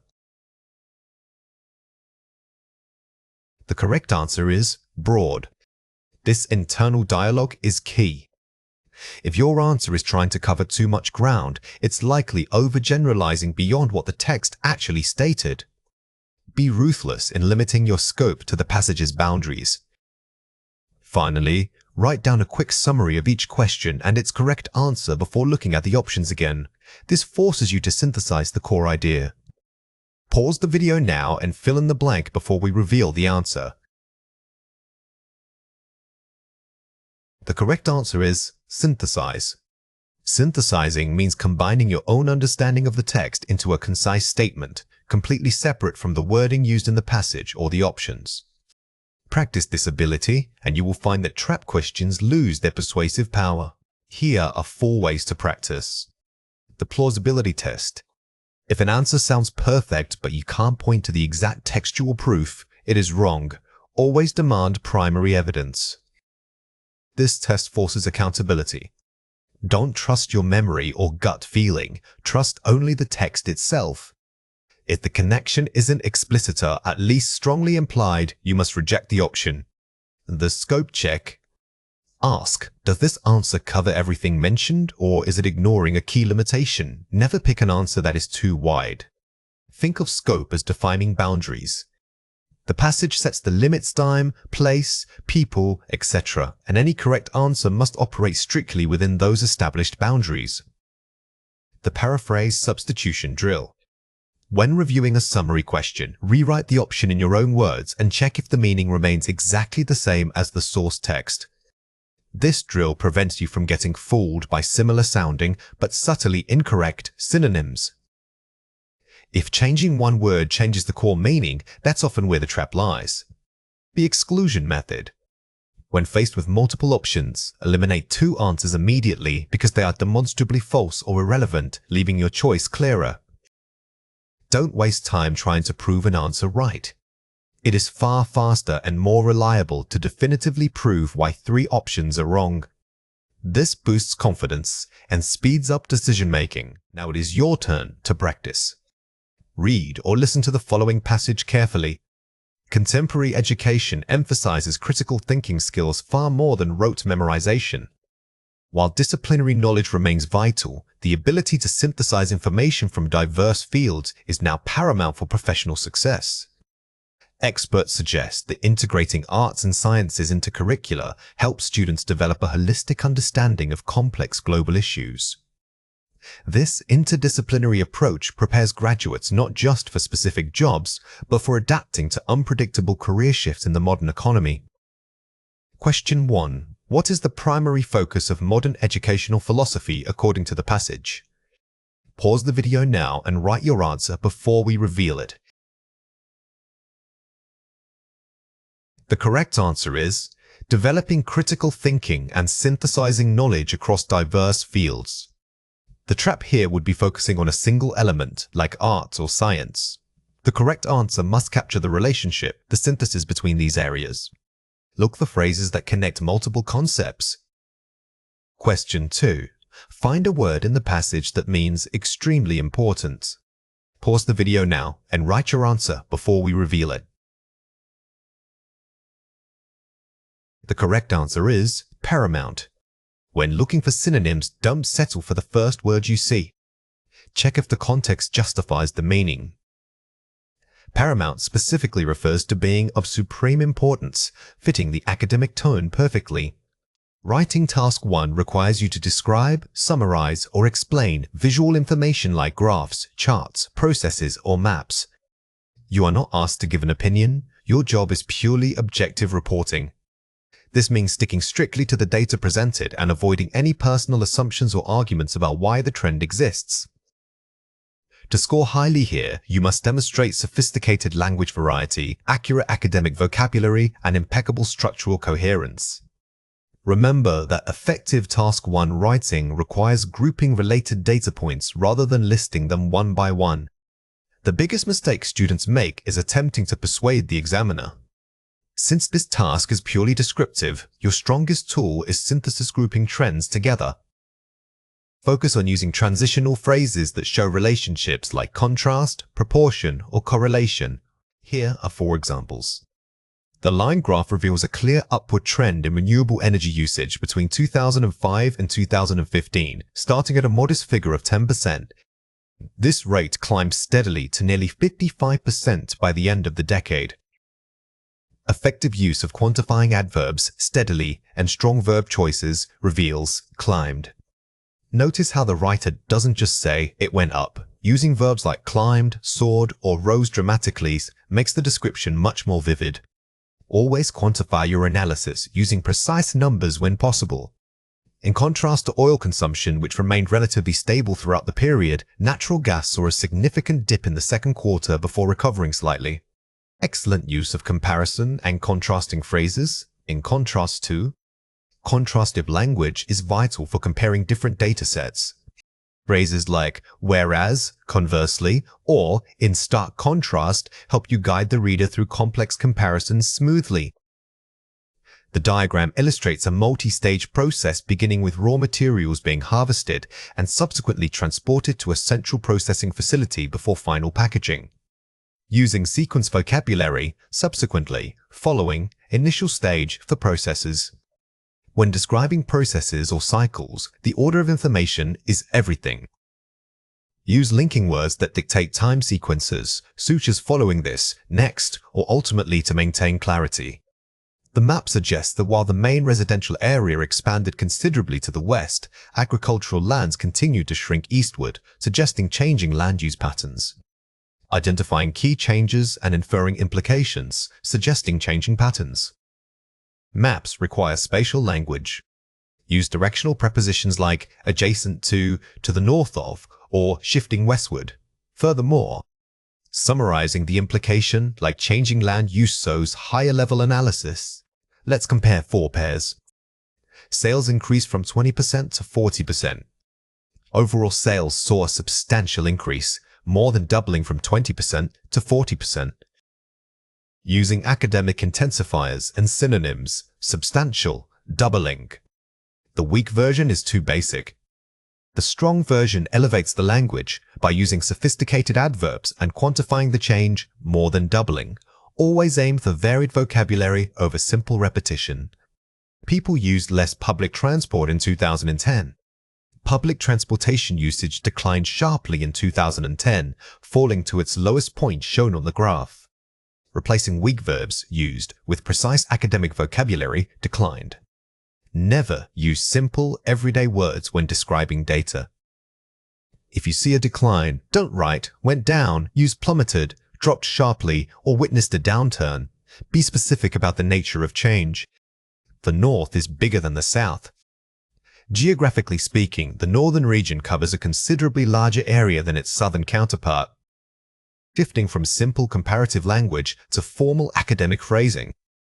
This comparison needed significant formality. We moved from bigger to considerably larger area and used parallel structure by calling the South the southern counterpart. This is characteristic of high-band writing. The trend stopped around 2015. By approximately 2005, this particular trend appears to have plateaued, showing little further fluctuation. Using precise language for stability or lack of change. Plateaued, fluctuation. When data levels off, do not just say it stopped. Use terms that describe the state like plateaued, stabilized, or reached a peak. This shows your understanding of statistical language. Watch out for these 3 common mistakes. Weak vague, The bar chart shows that people like cats and dogs. Strong, specific. According to the bar chart, preferences for both cats and dogs were significantly high among respondents. The initial statement is vague. A strong response must always reference the data source and use specific linking phrases like according to or it can be seen that. Always attribute your claims. Weak, informal, grammatically weak. If we look at the graph, it was popular. Strong formal academic tone. Examining the graph reveals a clear trajectory of rising popularity throughout the period. Avoid conversational phrases like if we look at. Formal academic writing requires objective phrasing. Start with nouns and sophisticated verbs to sound authoritative rather than conversational. Weak, repetitive as simple. The number of cars increased, but the number of buses also went up. Strong, variety and conciseness. While car usage saw a notable surge, bus ridership experienced a concurrent rise, indicating parallel growth in both sectors. The key error here is repetition of numbers or increased. Use synonyms for nouns, e.g. usage, ridership, and verbs, e.g. surged, rose. This variety boosts your lexical resource score. Here are 4 ways to practice. The overview statement, thesis. Always dedicate your second paragraph to a summary of the most significant trends. This acts as a roadmap for the reader. Do not simply describe, summarize. The overview is where you score major points by showing you can synthesize the entire graph's narrative in 2 or 3 powerful sentences. It must cover both the main rise and the main fall, if they exist. Data grouping and comparison. Group related items together rather than discussing them sequentially. Compare highs with lows to show contrast. Instead of saying A was X, then B was Y, structure it as, while A maintained a high level at X, B showed significantly less volatility at Y. This comparative grouping is crucial for depth. Mastering linking language. Keep a bank of sophisticated phrases, contrast, whereas, sequence following this, and proportion in comparison to. Don't rely on also or and. Having pre-planned linking language ensures your writing flows naturally, making it easy for the examiner to read. This is a quick way to boost coherence marks. The time allocation rule. Spend 5 minutes planning and outlining your structure before writing. Write quickly once the plan is solid. Time management in Task 1 means dedicating time before you write.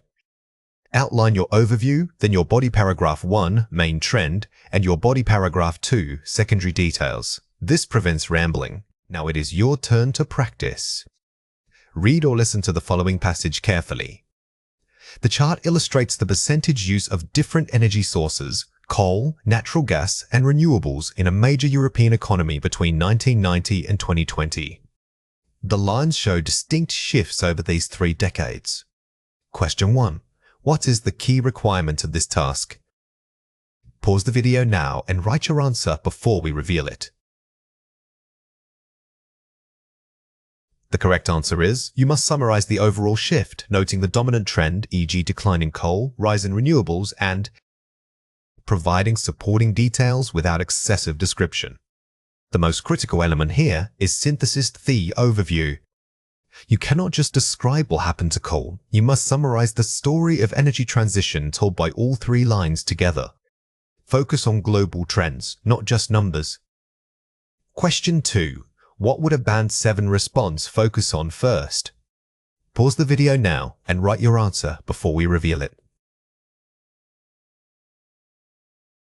The correct answer is establishing the overall trend in the introduction and overview paragraph before diving into specific data points.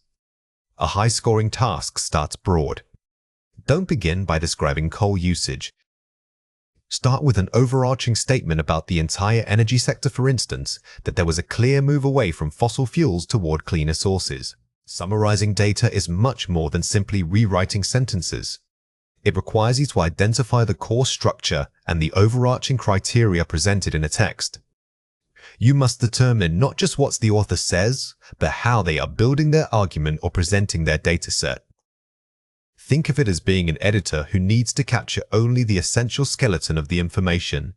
Our goal here is to synthesize complex data into concise, coherent analysis. Remember that while we previously covered techniques like skimming and deep diving for main ideas, summarization adds a critical layer, synthesis. You aren't just finding one main idea, you are connecting several supporting points under one unifying umbrella. Always ask yourself, what is the single most important takeaway message here before you write anything down? Here are 4 examples. The graph first established a sharp upward trend between 2010 and 2015, identifying the primary directional change, trend. Notice how this sentence doesn't just state facts, it establishes the initial focus. In summary writing, you must always identify the starting point or the most significant trend first, as that sets up the entire narrative for the reader.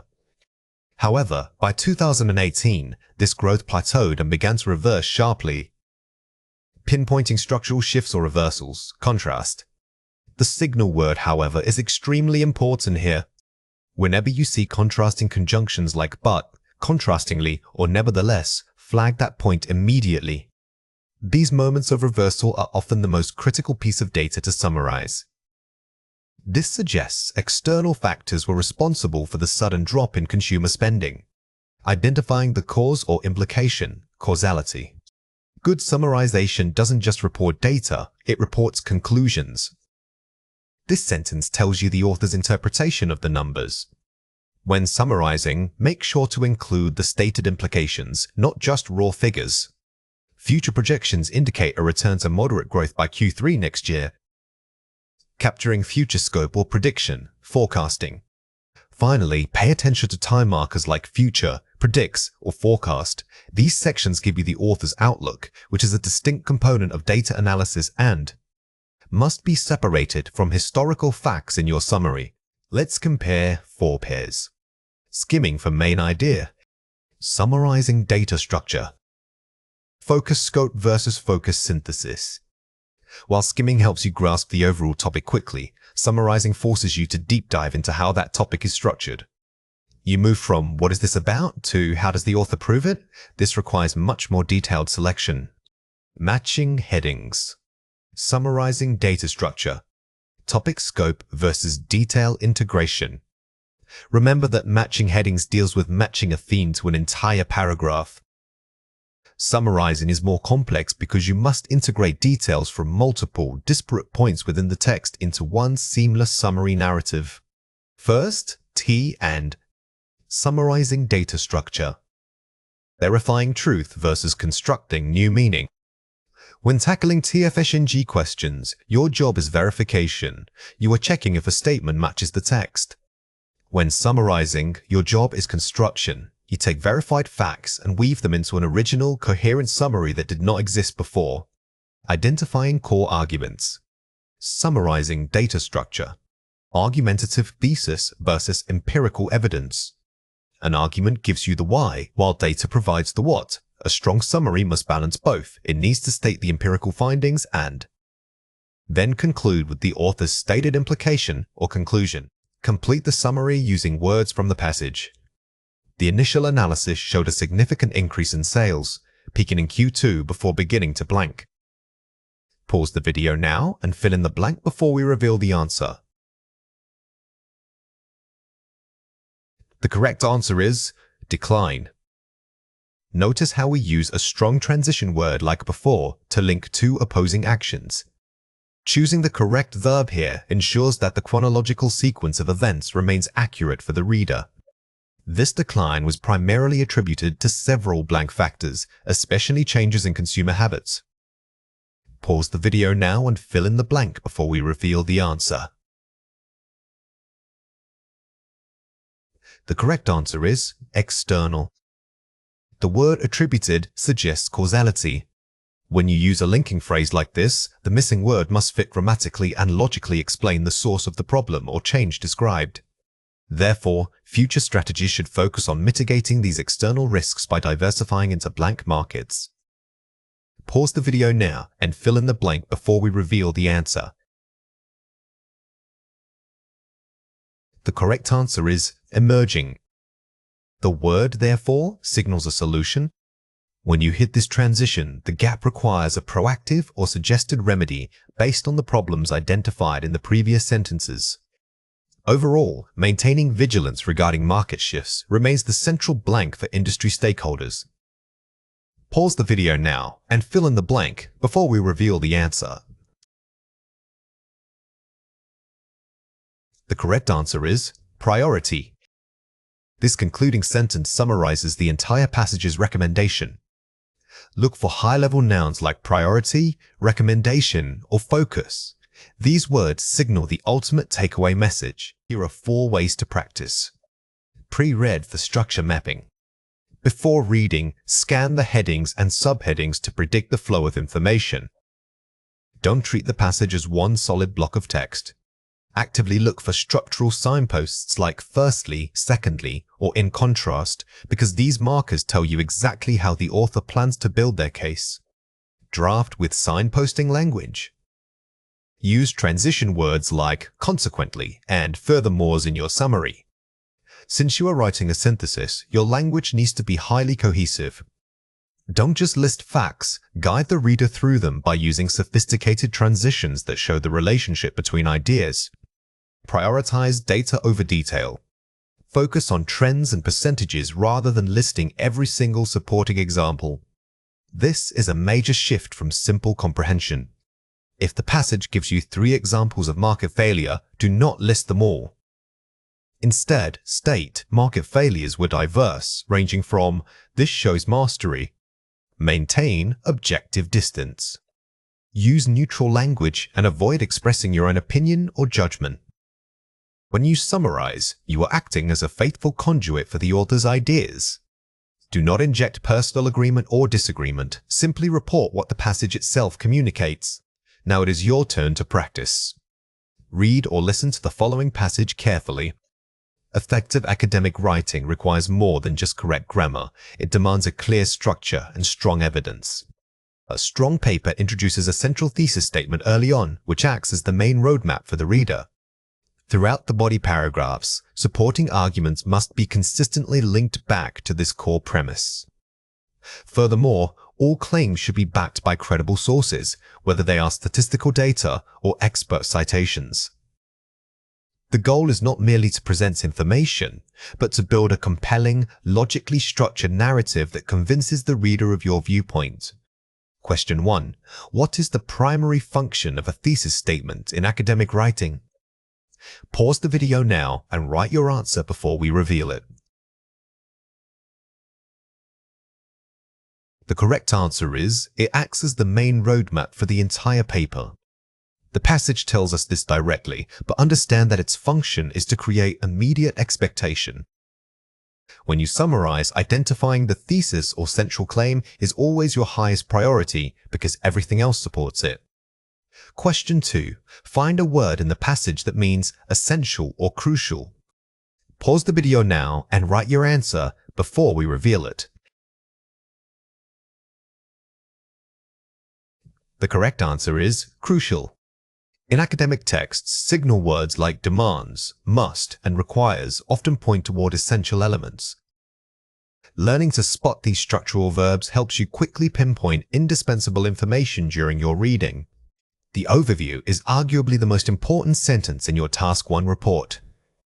Its sole purpose is to summarize the main trends and key features of the data without providing any specific numbers or statistics. You are telling the reader what the graph shows, not how much. A powerful overview acts as a roadmap for the rest of your essay.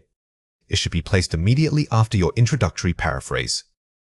Think of the overview like an executive summary for a business presentation. You aren't presenting every slide. You are telling the audience the 3 most important takeaways right away. If your reader learns nothing else from your whole report, they must walk away remembering the general trend you stated in this one sentence. Here are 4 examples. Overall, it is clear that while manufacturing peaked early in the period shown, service industries consistently maintained a dominant and growing proportion of global employment throughout the 2 decades. This uses strong signposting words while to compare contrasting trends effectively. Notice how this sentence highlights the contrast between peaked manufacturing and dominant and growing services. It tells you the main conflict in the data, which is far more sophisticated than just listing two facts. In summary, all categories experience fluctuating growth rates. However, population density remained the most stable and consistently high metric across all observed regions. It correctly identifies a general pattern, fluctuating while pinpointing one reliable exception, population density. The key here is using all categories experienced to generalize efficiently. You aren't spending time saying, A went up, B went down, me. You are summarizing the nature of the change. Broadly speaking, transport methods show a clear shift away from land travel towards maritime and air freight, suggesting a major change in global trade patterns. It doesn't just report data, it offers an interpretation of the overall trend, shifts. A high-level overview often requires interpreting the implications. Instead of saying, ships went up, you are generalizing that there is a major change in global trade patterns. This elevates your writing to an academic level. To summarize, although North America initially led consumption rates, the latter half of the century saw Europe and Asia overtake it as the primary consumers. It accurately identifies a shift in dominance over time using comparative language. When dealing with multiple regions or groups, focus on who leads and who follows. Using phrases like overtakes or shift leadership to is much stronger than simply listing the numbers of each region. Let's compare four pairs. The graph shows that product A went from 5% to 10% and product B increased by 2%. Overall, both product lines demonstrated consistent upward growth throughout the measured period.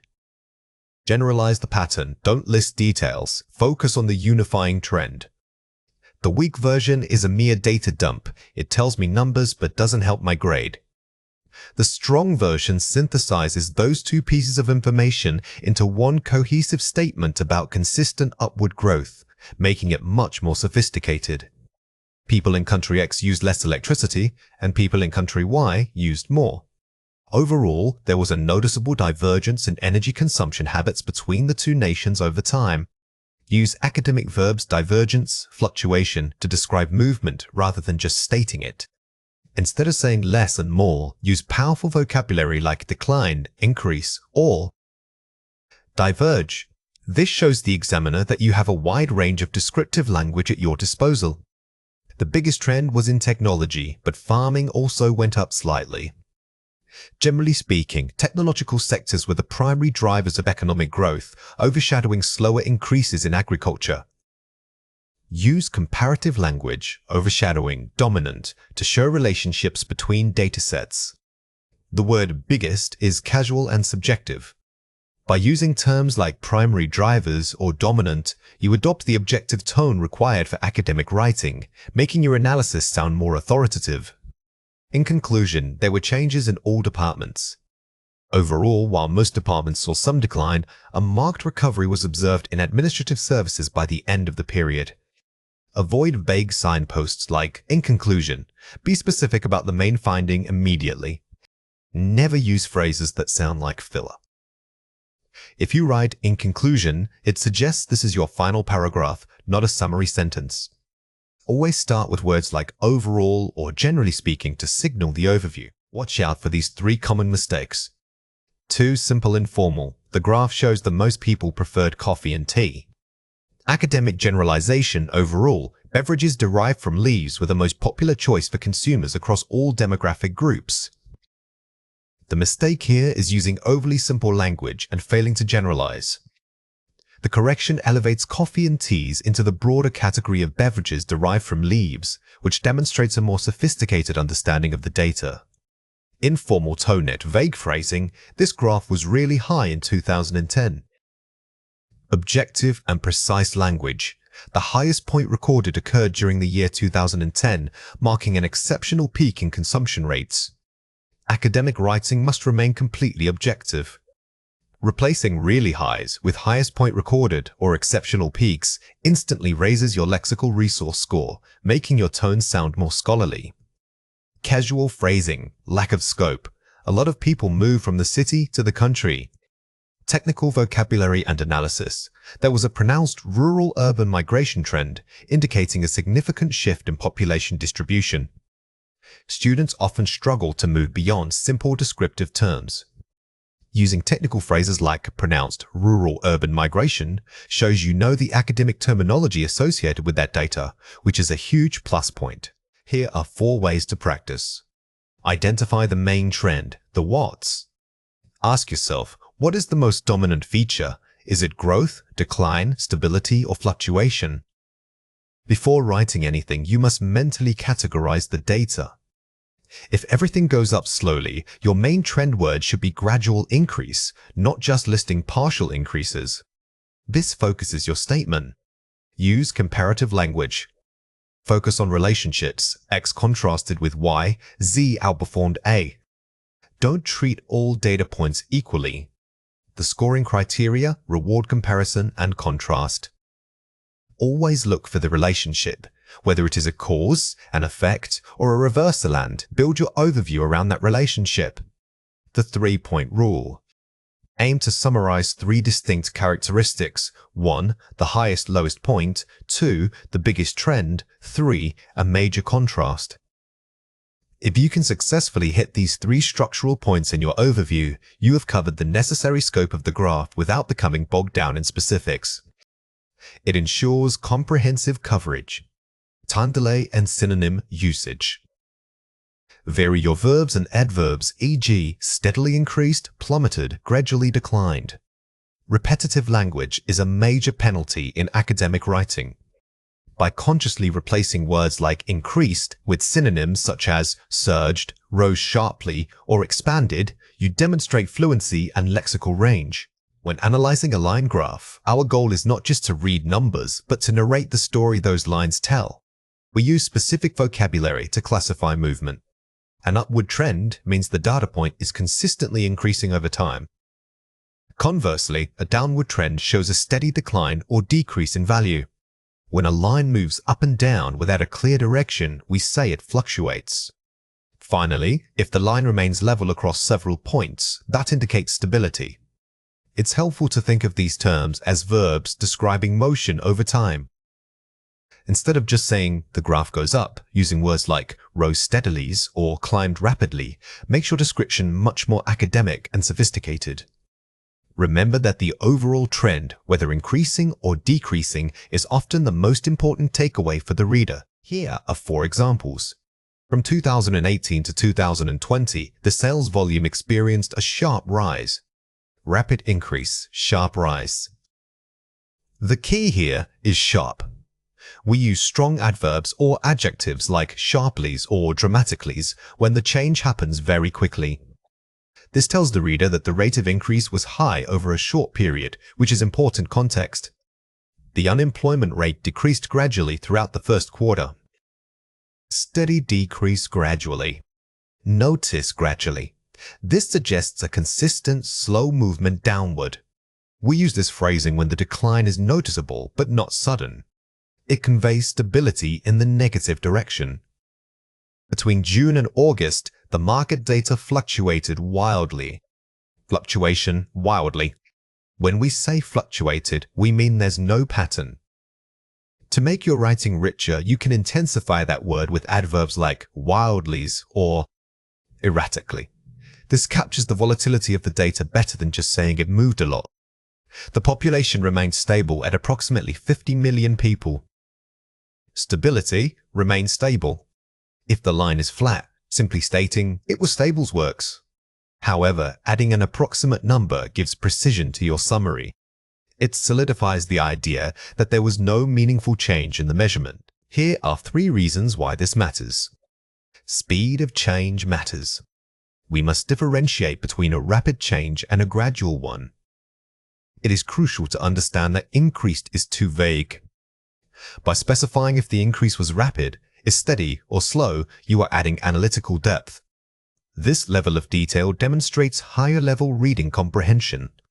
Using comparative language. Comparing 2 lines requires comparative structures like more than or faster than. When comparing, you are focusing on the rate at which the change occurred. For example, saying line A increased faster than line B means the slope of line A was steeper over that period. Always remember to explicitly name both lines in your comparison. Identifying turning points. Peaks and troughs mark turning points, the highest or lowest values. Never just state the peak value, describe when it happened. Phrases like reaching a peak in 2015 provide necessary temporal context. These critical moments are often the main point of the entire graph. Let's explore the topic of line graphs, identifying trends, increase, decrease, fluctuation, and rates of change. This is an important concept to understand for learning English effectively. This is a foundational concept when learning English. Understanding line graphs, identifying trends, increase, decrease, fluctuation, and rates of change deeply will unlock many other areas of the language. Think about how often you encounter this in real life and try to notice it in the English you hear every day.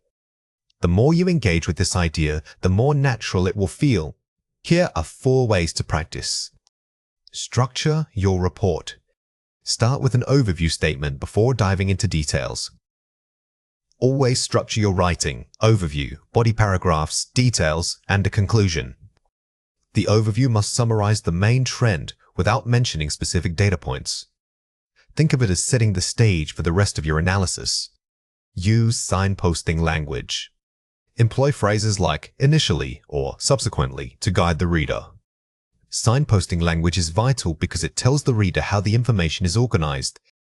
These transitional words create a smooth flow between ideas, making your entire piece sound cohesive and professional.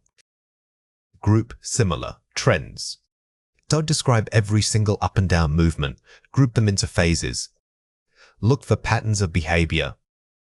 Instead of listing 10 small drops, say, the period from 2005 to 2010 showed a sustained period of minor volatility. This summarizing technique is what earns the highest scores. Focus on significance. What does the data mean? Always relate the trend back to the context. The best written reports don't just describe, they interpret. If sales increase sharply, ask yourself, was this due to a new product launch? Linking the graph's movement to real-world reasons shows deep understanding. When describing bar charts and pie charts, your goal shifts from simply listing numbers to analyzing relationships. A bar chart is excellent for comparing discrete categories or showing changes over time across groups. Conversely, a pie chart strictly illustrates proportion show. Each part relates to the whole total of one specific year. The key writing skill here is mastering comparative language. You must show how one item stacks up against another or how a segment deviates from the overall average. Remember that these 2 chart types require different analytical approaches. For bar charts, look for extremes, the highest and lowest points. When tackling pie charts, always keep your focus on the total. Identifying the majority share versus the smallest fraction is what earns you higher marks. Here are 4 examples. The data reveals that while technology remained the largest consumer segment at 35%, spending on entertainment saw a remarkable increase of 9 percentage points between 2010 and 2020. Uses transitional phrases while saw a remarkable increase to compare 2 elements. This example masterfully avoids just listing numbers. By using while and specific comparative phrasing, the writer establishes a direct relationship between 2 different data points, making the analysis much deeper. In contrast to residential units, commercial property usage accounts for the second largest share, holding nearly 1/3 of the total investment portfolio. Uses in contrast to and precise vocabulary like accounts for and portfolio. Notice how this sentence transitions between categories, setting up a clear visual comparison. Using academic nouns like portfolios elevates the sophistication of your writing far beyond basic description. The trend is most obvious when comparing X to Y. Although X started at a low base, its growth rate significantly surpassed that of Y throughout the period. Focuses on describing rates and trends, not just values. This structure helps students move past time-based description. Instead of saying X went up and Y went up, you are comparing the speed or magnitude of their change, which is a high-level skill. Overall, while education forms the dominant sector, it still lags behind healthcare, which maintained a consistent lead throughout all observed years. uses overall and concessive clauses while to summarize comparative findings. A strong concluding sentence like this doesn't repeat data, it synthesizes it. It tells the reader the main takeaway message after you have presented all the specific evidence. Let's compare 4 pairs. In 2015, food was 40%, clothing was 20%, energy was the smallest at 10%. Food represented the largest portion of spending in 2015, followed by clothing, while energy constituted the smallest segment at just 10%. Use linking words and structure the comparison rather than listing data points. The weak version is simply a list. The strong version uses comparative language and varying sentence structures to guide the reader through the relationships between those 3 items. Bar chart shows that country A had 10,000 people in 2000 and country B had 5,000.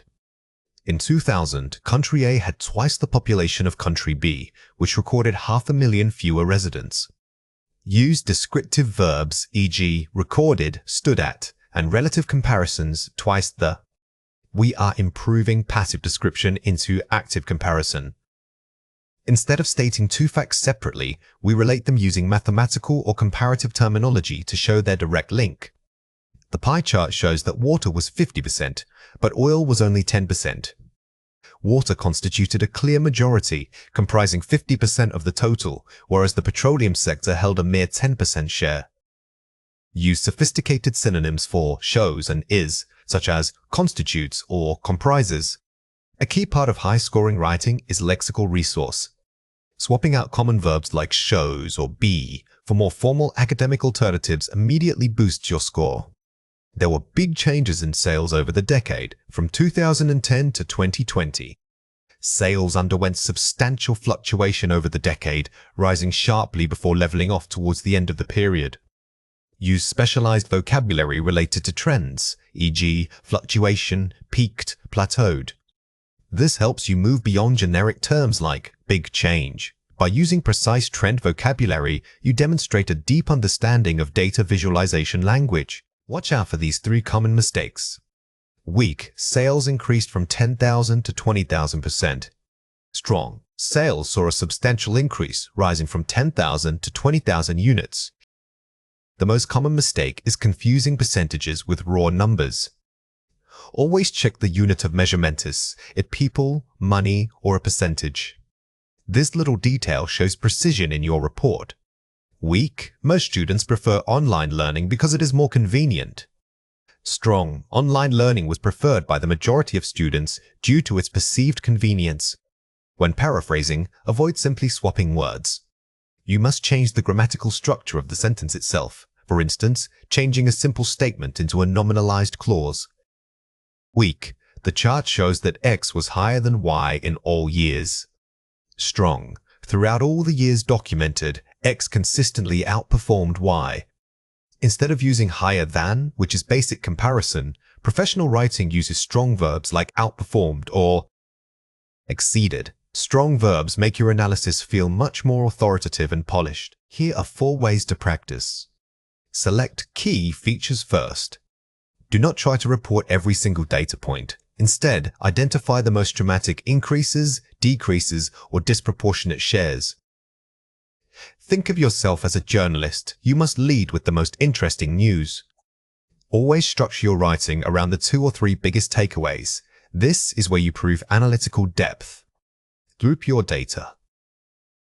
When comparing multiple bars, group them logically, e.g., the energy sector was consistently lower than transports. Grouping helps maintain coherence. Instead of jumping randomly between categories, organize your data into thematic clusters or comparative pairs to create a smoother flow for the reader. Practice comparative signposting. Use linking phrases like in contrast, similarly, and compared with regularly. These signposts are crucial because they guide the examiner through your comparisons. They act as verbal arrows, making it perfectly clear exactly how you are relating one piece of data to another. The 3-pass system. Draft 3 times, 1 overview, key trends, 2, body paragraph 1, major comparison, 3, body paragraph 2, secondary details. This systematic approach ensures you hit all the required parts of the task without getting overwhelmed. Never skip writing a clear overview, as that statement summarizes your entire argument for the grader. Now it is your turn to practice. Read or listen to the following passage carefully. The chart below illustrates the percentage of energy sources used by a country over 3 years. Coal, 2018, oil, 2018, gas, 2018. And then repeating these 3 categories for 2023. Write a report summarizing the data. Question 1. What is the key requirement of this task? Pause the video now and write your answer before we reveal it. The correct answer is comparing changes across multiple years and identifying which source gained or lost market share, rather than just reporting the percentages. The crucial element here is demonstrating change over time. Don't just report that coal was 30% in 2018, you must compare that to what it became in 2023. Question 2. What would a Band 7 response focus on first? Pause the video now and write your answer before we reveal it. The correct answer is the overall trend, for example, that fossil fuels generally decreased, or that renewable sources rose substantially, and then focusing the body paragraphs on the most dramatic changes. Start with your main thesis in the overview. Then, dedicate the first body paragraph entirely to describing the major shift, the biggest change, and the second body paragraph to supporting details or secondary comparisons. When dealing with processes or complex tables, sequencing information logically is key to clear communication. It means presenting steps in the order they happen or grouping related categories together for maximum impact. Think of it like following a simple recipe. You can't bake the cake before mixing the ingredients. We must ensure our reader moves through the information smoothly and without confusion. Mastering this structure helps elevate your writing from merely descriptive to genuinely analytical. Remember that sequencing isn't just about listing things 1, 2, 3. It's about establishing a logical flow, whether that flow is chronological time or a cause and effect chain. Always ask yourself, does the reader know why I am presenting this information in this specific order? Here are 5 examples. First, mix the flour and eggs together. Initial step marker. Using first, or to begin with, immediately signals to the reader that this is the starting point. These initial markers are vital for establishing a clear timeline for any process description. Next, pour in the milk and whisk gently. Sequential progression. Words like next, following this, or subsequently's guide the reader smoothly from one action to the next. They act as mental arrows pointing straight down the line of steps. After mixing thoroughly, you should rest the dough. Time transition. Notice how after or once helps establish a temporal relationship. These connectors are powerful because they tether one action directly to the completion of a previous one. Finally, bake the item for 30 minutes. Concluding action. The use of finally or ultimately provides a strong sense of closure. This signals that the step is the last one required to complete the entire process. In addition, remember to clean your tools. Additional secondary step. Not all sequences are linear. Sometimes you have an additional step and action that isn't necessary for the process but is relevant overall. This helps build a comprehensive picture. Here are 3 reasons why this matters. Clarity and cohesion. A logical sequence prevents the reader from feeling lost or confused. When information is poorly sequenced, comprehension drops significantly. By structuring it logically, you are essentially acting as a helpful guide for your reader's mind, making the text easy to follow. Academic tone. Structured writing demonstrates high-level command of English and critical thinking.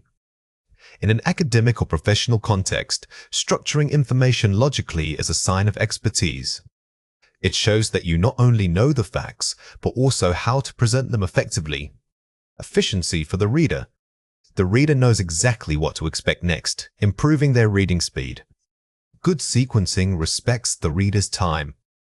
They don't have to stop and reread sections because they are unsure which piece of information came first or belongs with another category.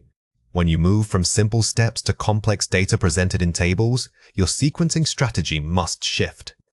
Instead of thinking chronologically, you need to think thematically or comparably. Grouping related data points allows the reader to absorb large amounts of information without feeling overwhelmed. Always look for columns that share a common characteristic such as cost, time required, or sustainability rating. Using clear headings and subheadings within your summary is crucial for managing this complexity. The deep dive here is recognizing the difference between presenting process, time order, versus presenting comparative data, category order. When summarizing tables, don't just list numbers, compare them. Use phrases like in stark contrast to or similarly to draw out the relationships. Here are 4 ways to practice. Identify the core action. When summarizing a process, always start by naming the main goal or product. This gives context to all the steps that follow. Never jump into first. Do this without first telling the reader what they are doing overall. Establishing the overarching theme immediately grounds your entire summary and makes it feel complete. Use topic sentences effectively. For paragraphs discussing categories or groups, start each paragraph with a sentence that defines the group being discussed. Think of these topic sentences as mini reviews. They tell the reader, everything in this next section belongs to X category. This prevents the discussion from feeling like random facts. Grouping and parallelism. When listing multiple items or categories, maintain parallel structure for strong flow. Parallelism means using the same grammatical form consistently. If you start with mixing the ingredients, keep subsequent points structured similarly, like heating the mixtures rather than switching to the oven should be set. Practice signposting out loud. Before writing a summary, read your planned sequence aloud. This helps you catch awkward transitions or illogical jumps in flow. Reading the structure out loud is incredibly effective because it forces you to hear the rhythm of the text. If you stumble over a transition word, it usually means the logic connecting those ideas is weak. When describing maps or plans, we rarely just say something changed. We need precise language to pinpoint the nature of that change.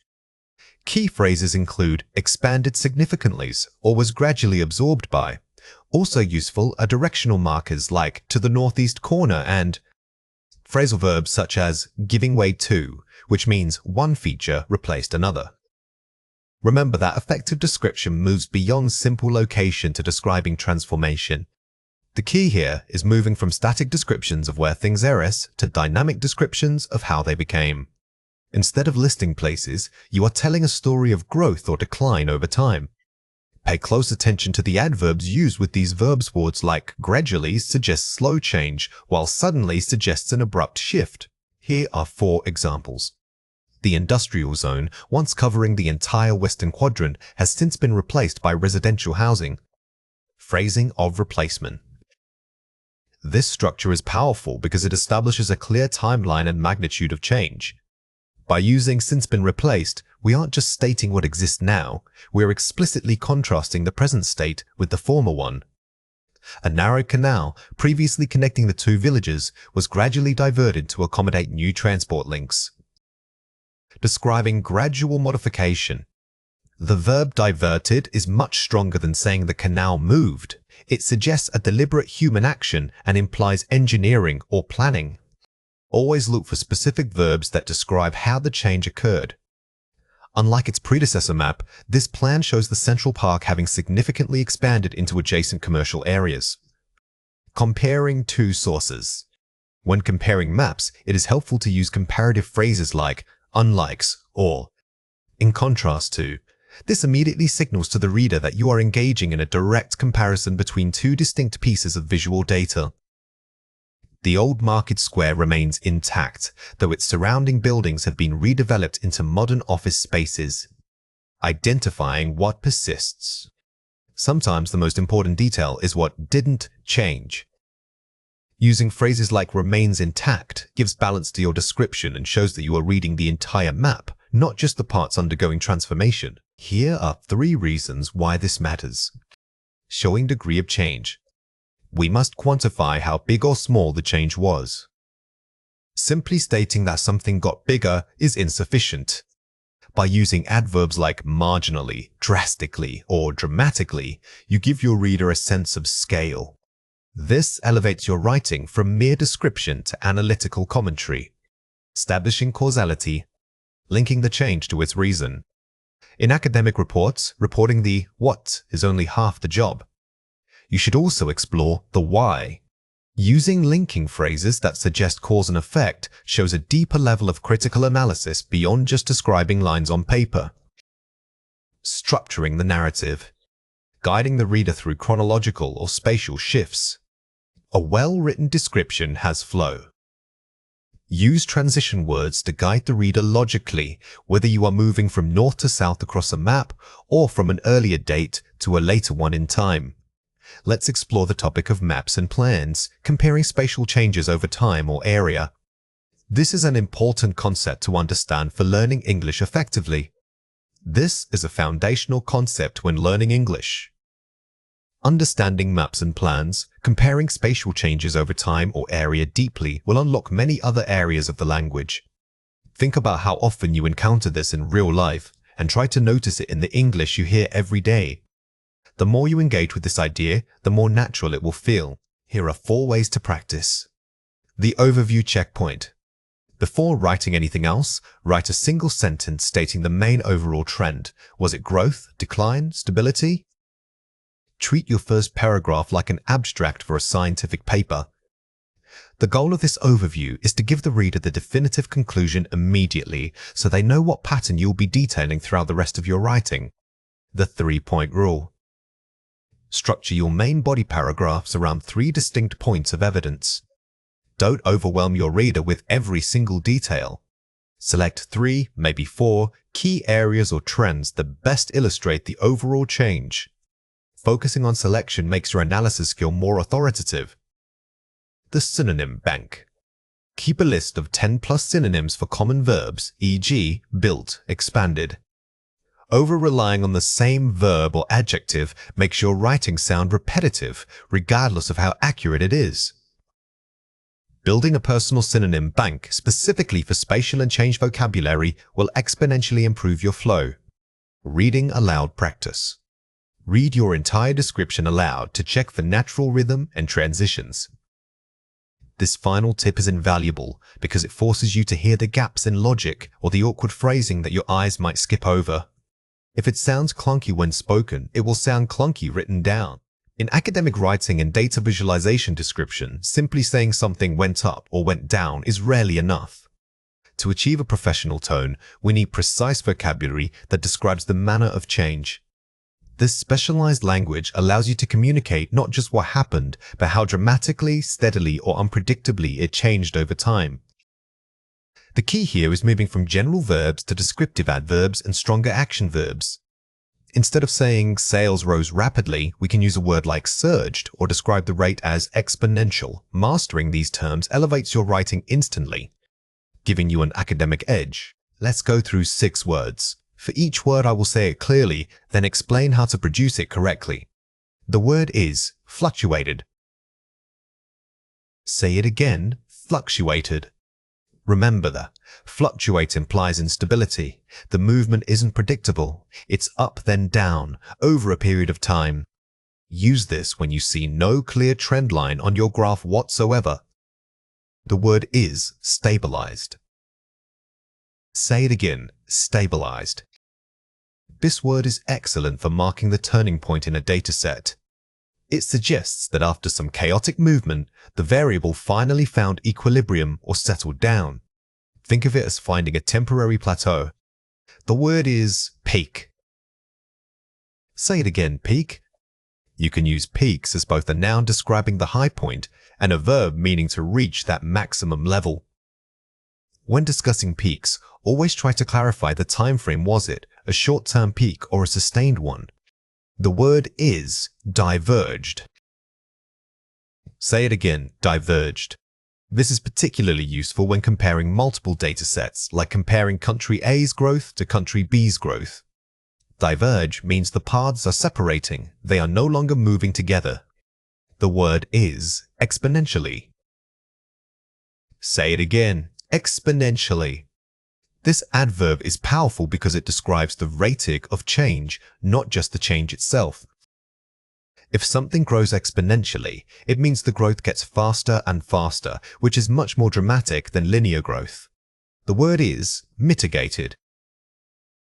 Say it again. Mitigated. While this word doesn't directly describe a trend line, it is crucial for analyzing data contextually. It means that some factor reduced the bad effect of another factor, which is a high-level analytical skill. Here are 5 examples. The Consumer Confidence Index fluctuated wildly between January and March. Fluctuated VBE. Using fluctuated immediately tells the reader that the data was volatile. If you just said it changed, you lose the sense of unpredictable movement that this word conveys. Following the intervention, inflation stabilized at a low average for 2 consecutive years.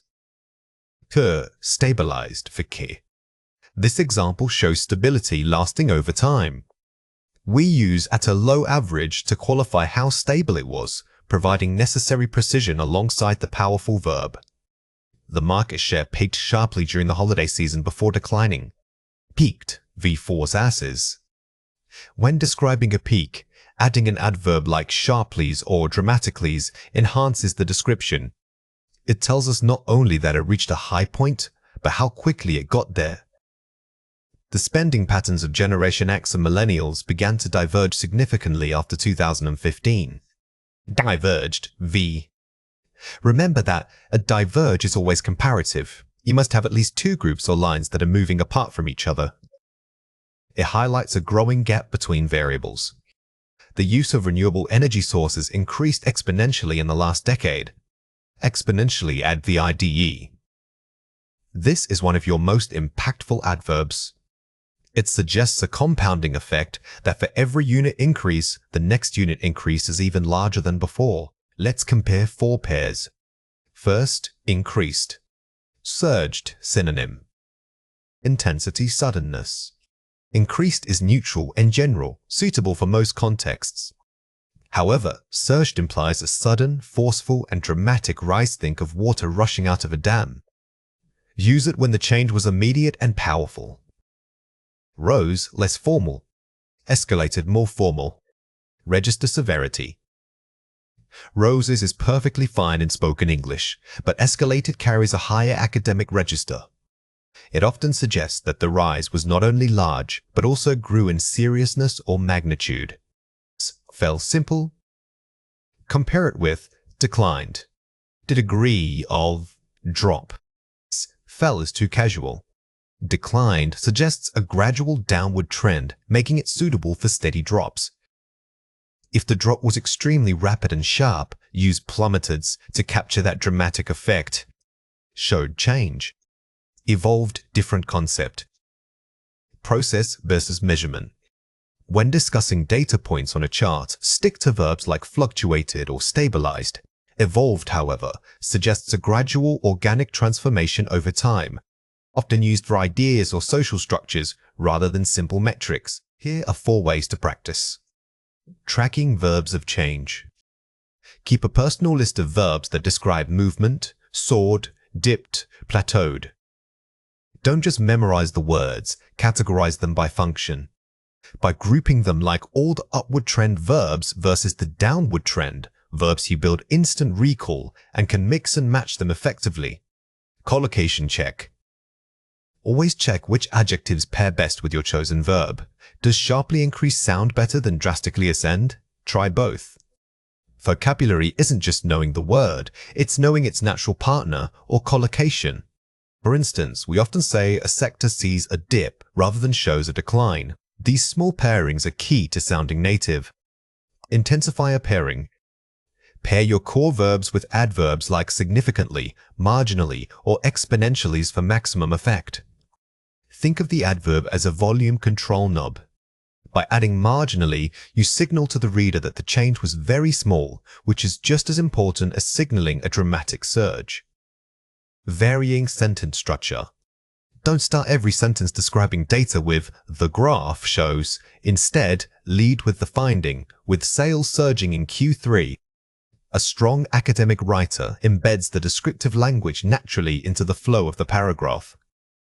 Leading with the finding immediately engages the reader and proves your mastery of the vocabulary. Now it is your turn to practice. Read or listen to the following passage carefully. Global tech spending initially increased steadily in Q1.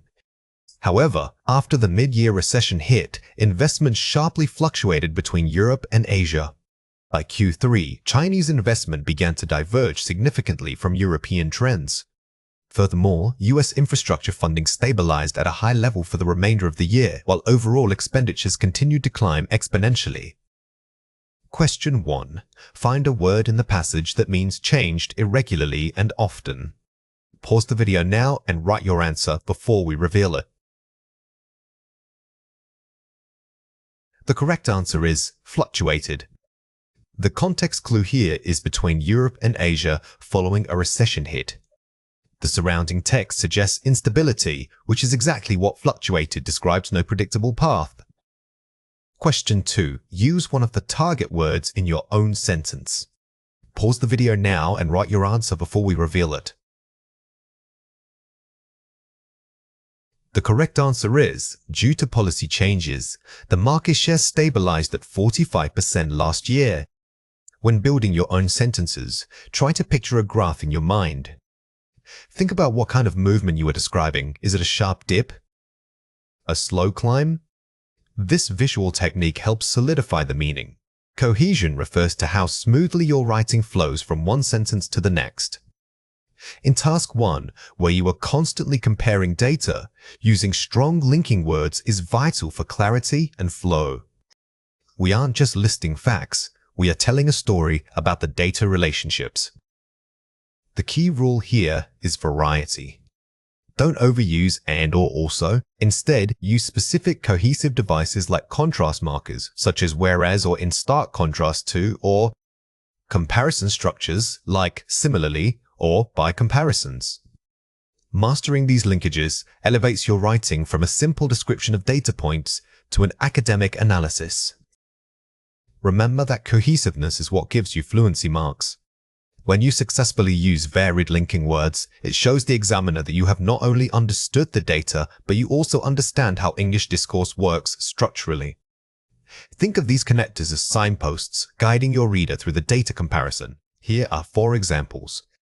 While country A's consumption rose steadily over the decades, country B experienced a slight dip initially, before rapidly accelerating its growth rate by 2020.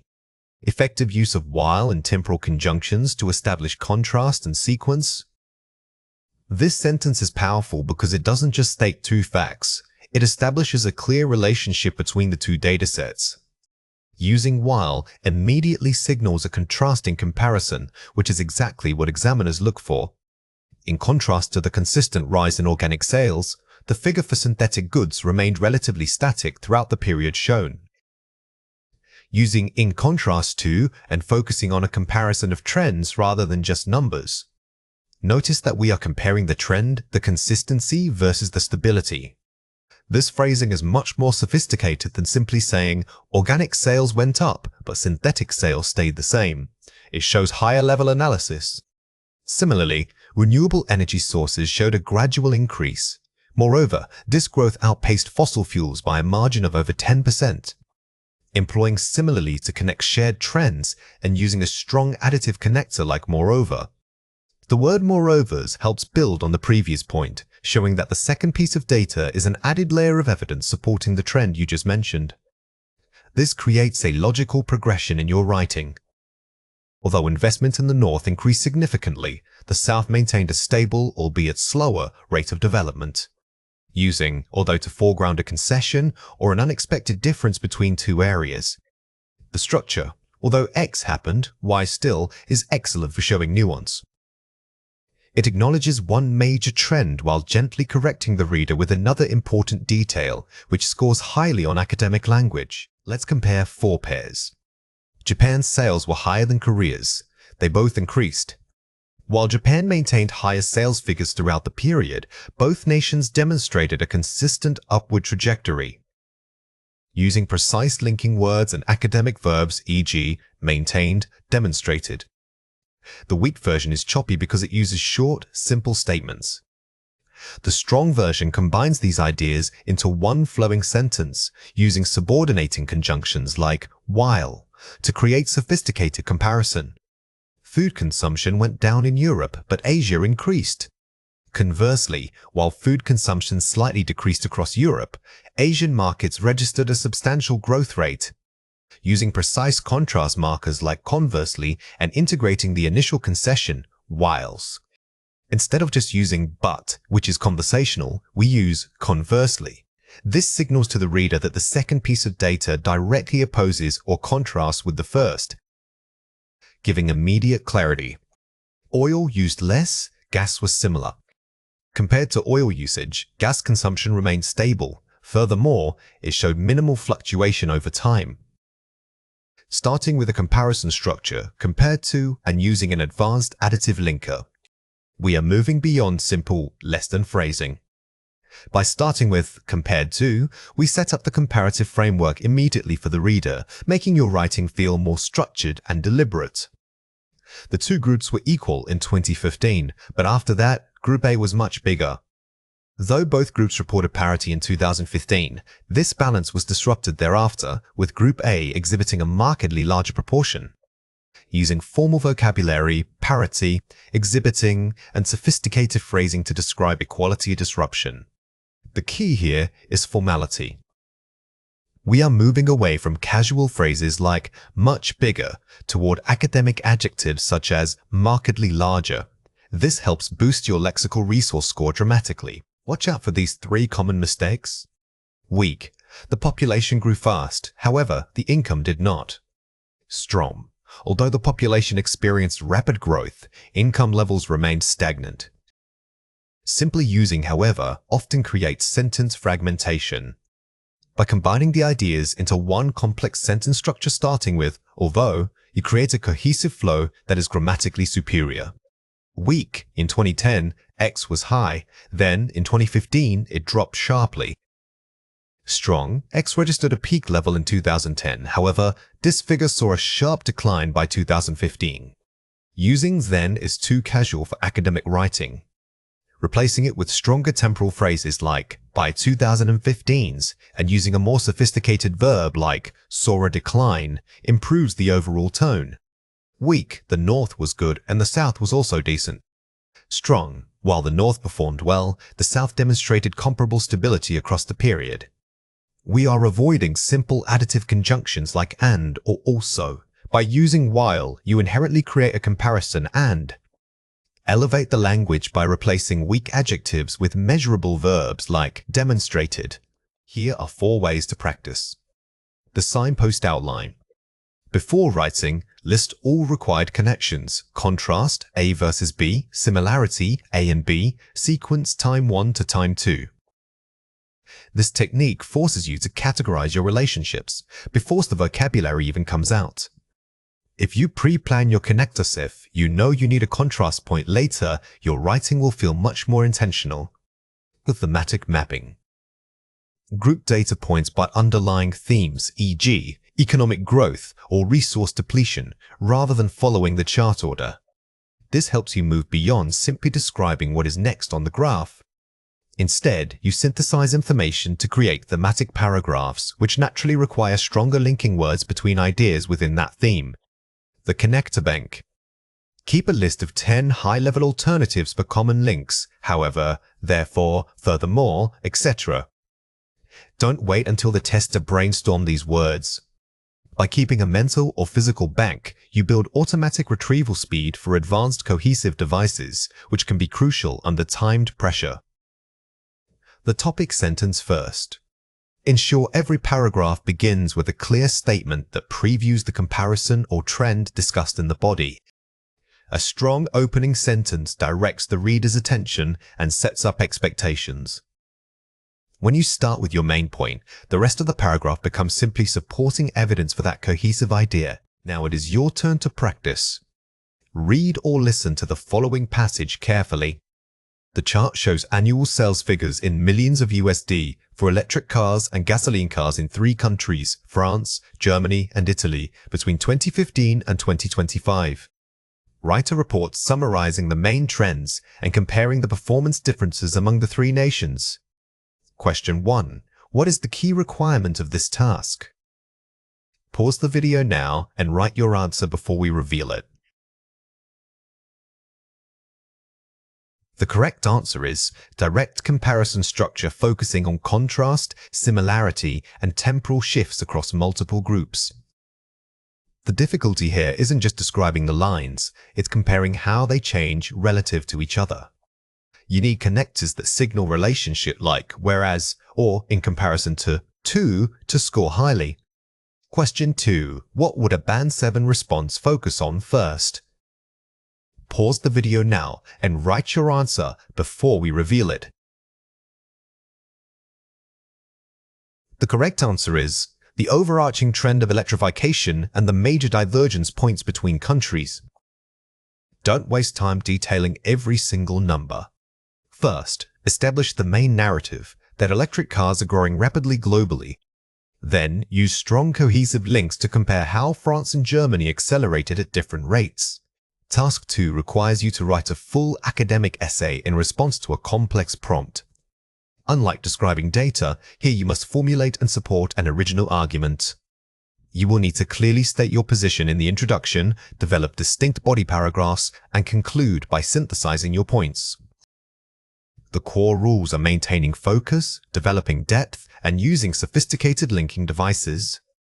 Remember that while Task 1 focused on summarizing facts, Task 2 demands critical thinking. A strong essay structure includes an introduction with a clear thesis statement, 2 or 3 fully developed body paragraphs, and a conclusive summary. The key difference between Task 1 and Task 2 is the shift from describing what happened to arguing why it matters. Your primary goal here isn't just grammar, it's intellectual engagement. Always make sure your thesis statement directly answers the prompt, leaving no room for ambiguity. Here are 4 examples. While some argue that stricter regulations curb innovation, the evidence suggests that moderate governmental oversight acts as a critical stabilizing force. By establishing baseline ethical standards, governments allow industries to flourish responsibly while mitigating potential ecological damage. Effective use of nuanced hedging language and acknowledging counterarguments.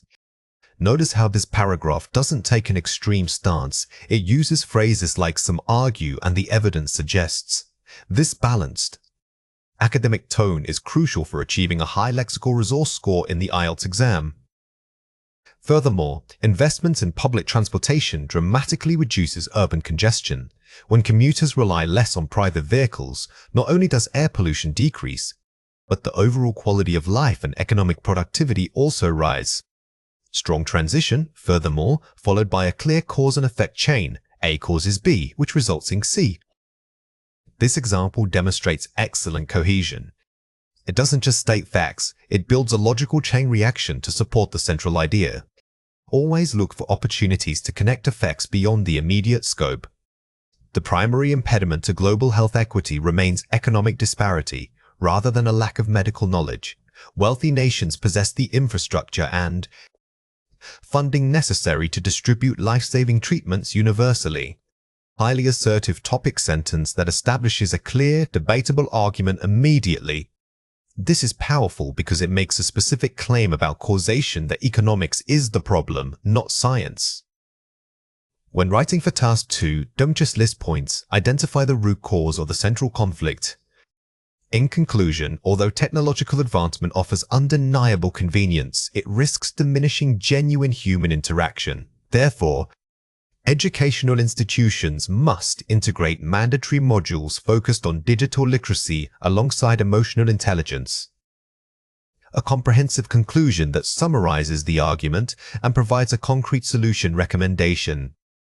The best conclusions don't just repeat the thesis, they elevate it by suggesting future action or policy. This final thought leaves the examiner with a sense of intellectual closure. Let's compare 4 pairs. Many people think that technology is bad for society because it makes us lazy and isolated. While critics often argue that digital dependence fosters isolation, a more careful analysis reveals that technology primarily alters the natures of human interaction. shifting from a simple opinion to an academic, nuanced discussion using concessionary language. The weak version is conversational and definitive. The strong version uses phrases like critics, often argue, and more careful analysis, which immediately raises the register of your writing. Governments should spend money on arts because art is important for culture. Funding governmental support for the arts is vital as it sustains cultural identity and provides a critical platform for social commentary that pure commerce rarely addresses. Giving abstract points like culture, concrete academic functions, sustaining identity, providing platforms. Never leave an idea vague. When you say something is important, the examiner needs to know why it's important. Linking art to social commentary or economic growth provides tangible depth. Reading books is better than watching TV because reading makes your brain work harder. Engaging with complex literature enhances cognitive function far more profoundly than passive media consumption, requiring active mental participation and critical inference. Replacing simple comparisons, better than, with sophisticated academic terminology, cognitive function, passive consumption. This is about vocabulary precision. Instead of saying something makes your brain work harder, use terms like enhances cognitive function or requires active participation. This boosts both vocabulary and coherent scores. Climate change is a big problem that needs all countries to help fix. Addressing climate change necessitates a coordinated, multilateral effort, requiring developed nations to adopt stringent emissions targets while funding sustainable transitions in developing economies. Moving from a general plea, big problem, to specific, actionable policy recommendations, multilateral effort, emissions targets. The strongest essays propose solutions. Don't just state the problem, identify who should do what. This shows you are thinking like an expert analyst, not just a student. Watch out for these 3 common mistakes. Weak. Some people say that working from home is good because it saves time and money. Strong. Proponents of remote work frequently cite benefits such as reduced commuting times and decreased overhead costs, contributing to improved personal balance. The main mistake here is basic parallelism. The strong version uses more formal vocabulary. Proponents of cite benefits and structures the sentence with parallel phrasing, making it sound highly academic. Weak. It is true that technology has changed life a lot, but we must be careful.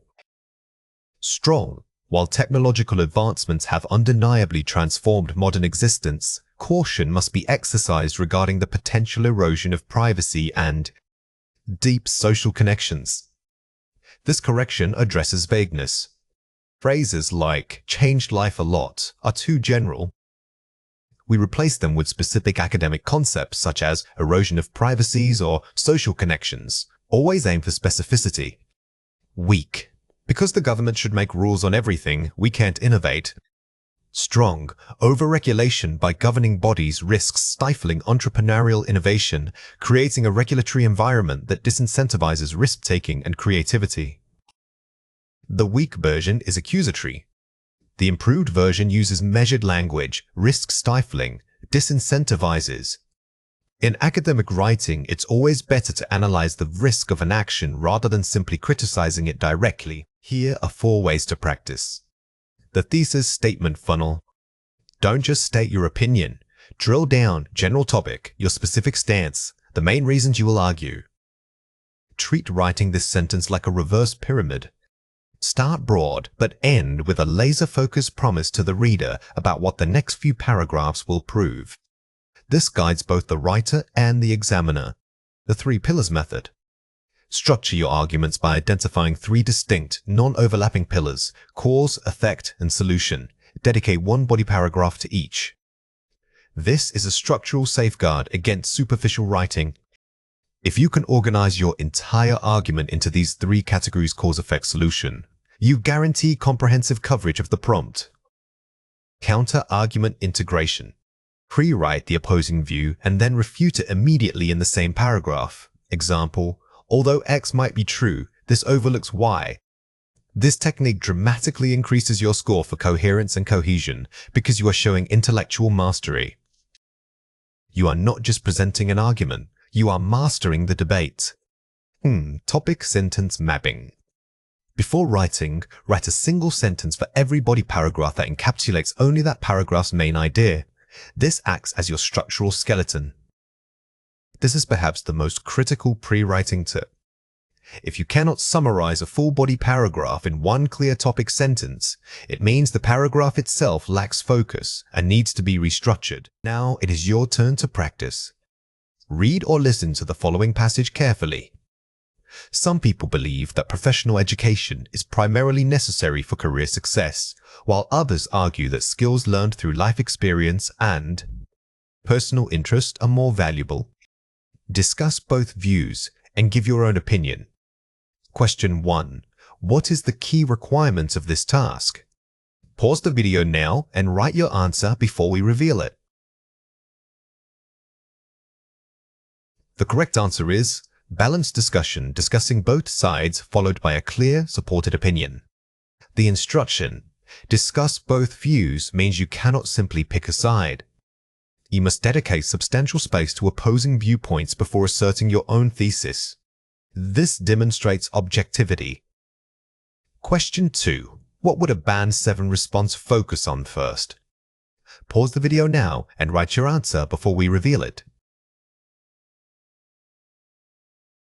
The correct answer is developing strong, specific topic sentences for both the pro-education and pro-experience body paragraphs. A high-scoring essay will move beyond general statements like learning is good. Instead, it will specify which skills are valuable. For example, critical thinking from education versus practical adaptability from experience. Be specific. Task 2 is your opportunity to demonstrate complex academic writing. It requires you to sustain a cohesive argument across multiple paragraphs rather than just summarizing information. Crucially, understanding the prompt's weighting is key. Sometimes the prompt asks for causes and solutions. Sometimes it demands comparing two viewpoints. Your essay must directly address every single component of the question. Failing to cover one part, even if you discuss a related topic, results in lost depth marks. Remember that Task 2 weight implies complexity, demanding sophisticated linking and nuanced vocabulary. The biggest mistake students make here is trying to write about what they want to talk about instead of what the prompt asks. Always treat the question like a checklist. If it asks for causes and solutions, you must dedicate space to both, or your argument will feel incomplete. Here are 4 examples. While many argue that automation will cause widespread unemployment, this perspective overlooks the historical pattern of technological shifts. Historically, new technologies simply displace old jobs while simultaneously creating entirely new industries and roles. Strong topic sentence plus counter-argument, refutation. Notice how this sentence immediately introduces a counter-argument, while many argues, but then pivots to refute it using established patterns. This demonstrates nuance, which is essential for higher band scores. For example, the rise of remote work has fundamentally changed urban planning, creating demand for satellite office spaces and specialized home gym equipment, sectors that did not exist 2 decades ago. Specific evidence example. Effective writing doesn't just state an idea, it grounds it. Using specific details, like satellite office spaces, makes the argument feel researched and authoritative. Therefore, rather than viewing automation as a threat, policymakers should instead focus on retraining programs that prepare workers for these emerging, technology-driven sectors. Strong concluding solution statement.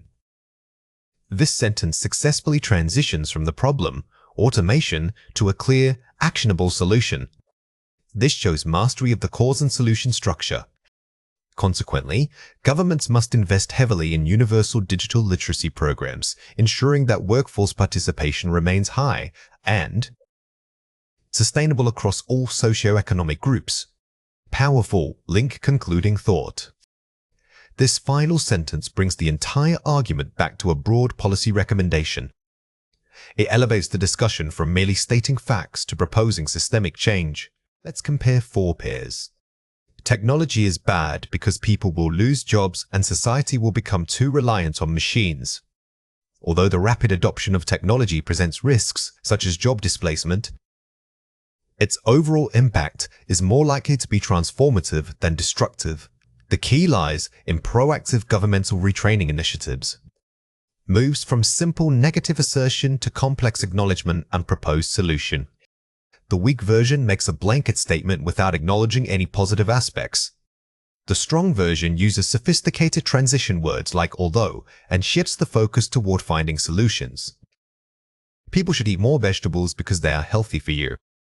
Dietary habits play a critical role in overall public health, with increased consumption of fibrous vegetables being strongly correlated with improved gut health and reduced risk of chronic illness. Replaces simple vocabulary with academic terminology and establishes links, correlation.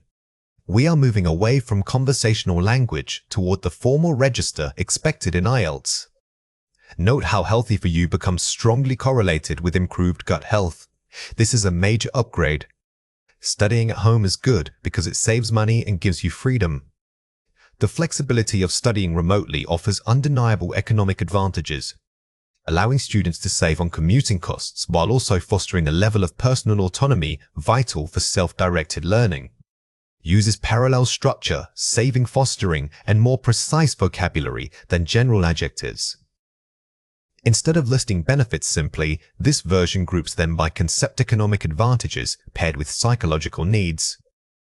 This shows organizational prowess. Governments should help people buy houses because housing is a big problem.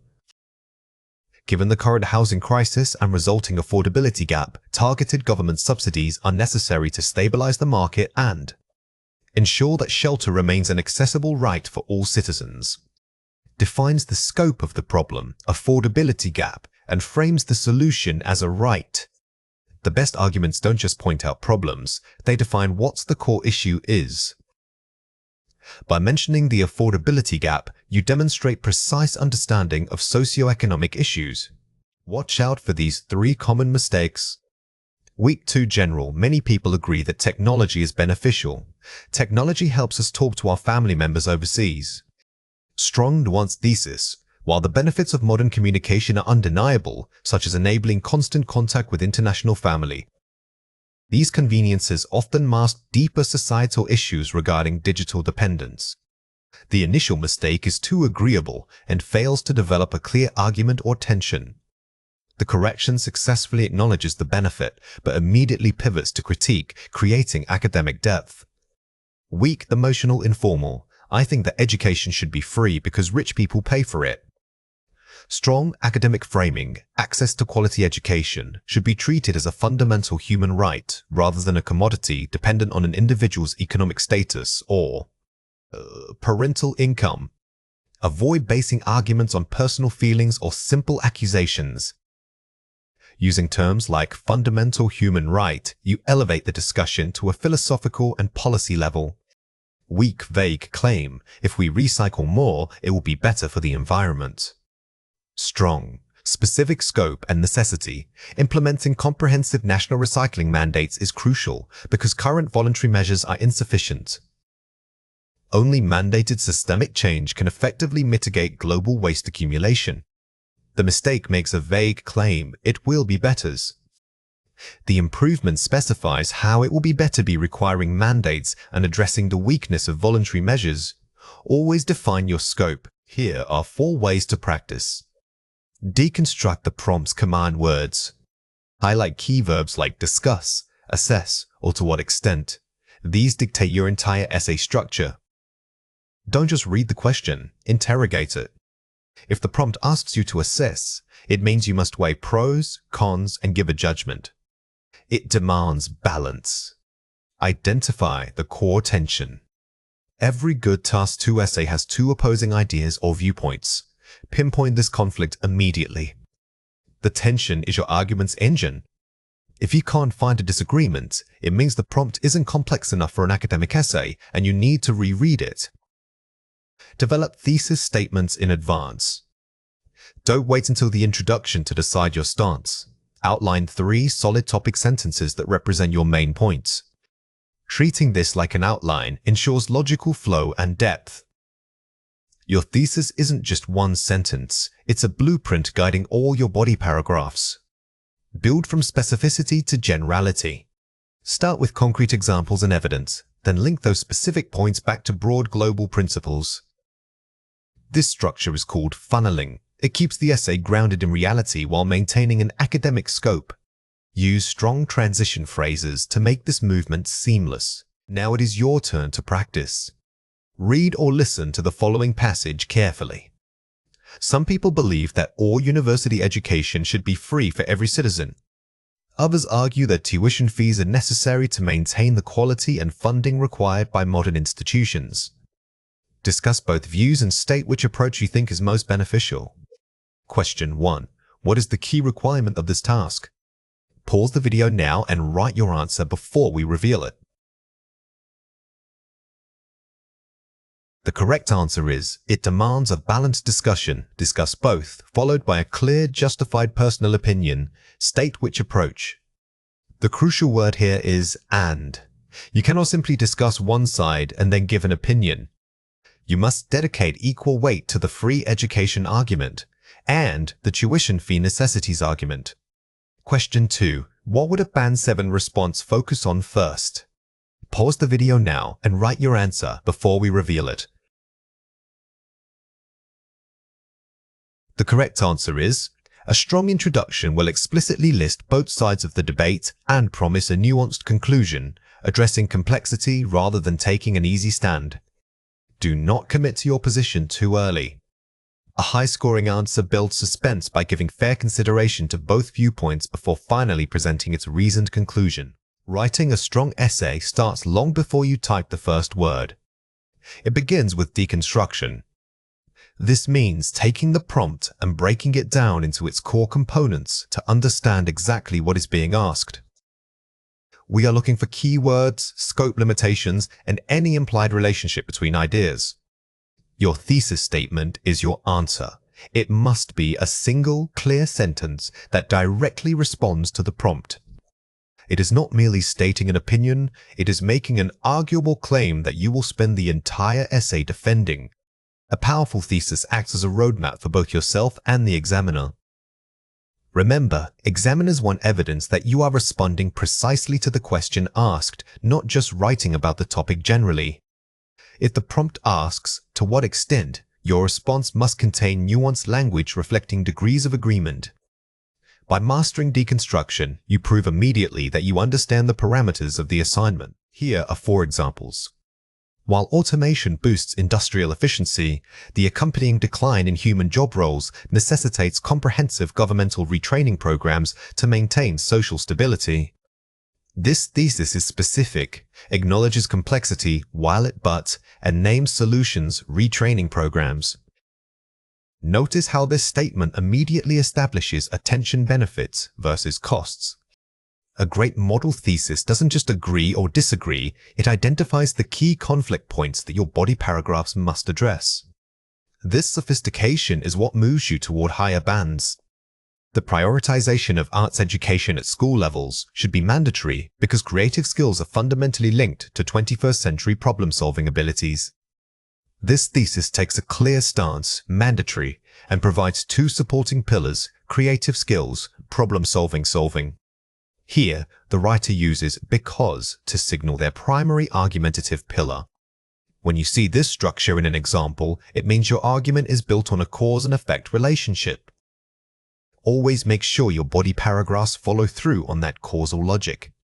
Rather than banning certain technologies outright, policymakers should focus on implementing robust ethical guidelines and user accountability frameworks to manage digital risks. This is a measured thesis, suggesting action that rejects an extreme solution, banning, in favor of a balanced policy approach. The strength here lies in its nuance. It doesn't commit to one side but argues for a specific middle path, a third way. This demonstrates critical thinking and maturity, which are highly valued in academic writing. Physical activity is crucial for public health, therefore, urban planning must dedicate more space to pedestrian-friendly infrastructure rather than solely focusing on vehicular thoroughfares. This thesis uses a clear transition, therefore, and links the general concept, health, to a specific actionable area, urban planning. Look at how this statement moves from why it matters, The health aspecto, what must be done. It provides both the justification and the solution in one powerful sentence. This structure is very useful when responding to policy-focused prompts. Let's compare 4 pairs. Reading books is good for students. Engaging with diverse literary genres in school enhances empathy and expands cognitive theory, skills vital for global citizenship. Be specific about the effect, empathy theory, and the how it helps. The shift here is from making a vague statement to building an academic argument. Simply saying something is good tells nothing. You must explain why it is good and what measurable benefit results from that goodness. Government should spend more money on schools. To effectively prepare citizens for the modern job market, government funding must be redirected to vocational training centers over traditional academic departments. Identify the specific resource and propose a clear redirection or change in focus. A weak thesis is too broad. It's an obvious truth that requires zero argument. A strong thesis, however, takes a controversial stand suggesting where money should go or what system needs, forcing you to prove your point. Technology has changed society in many ways. While social media enhances connectivity, its negative impact on personal mental health requires implementing stricter platform governance and parental digital literacy education. Acknowledge the complexity, the while, before focusing your argument on a specific problem area. Notice how the strong version doesn't ignore the positive side, it incorporates it to build credibility. This technique of concession acknowledging the opposition makes your final, main point much more persuasive. People should live in cities because they are convenient. The convenience of urban living is outweighed by environmental concerns. Therefore, sustainable city planning must prioritize decentralized, green infrastructure to mitigate pollution, counter the obvious benefit, convenience, with a larger ethical or systemic problem, environment. This comparison shows how effective writing doesn't just list pros and cons.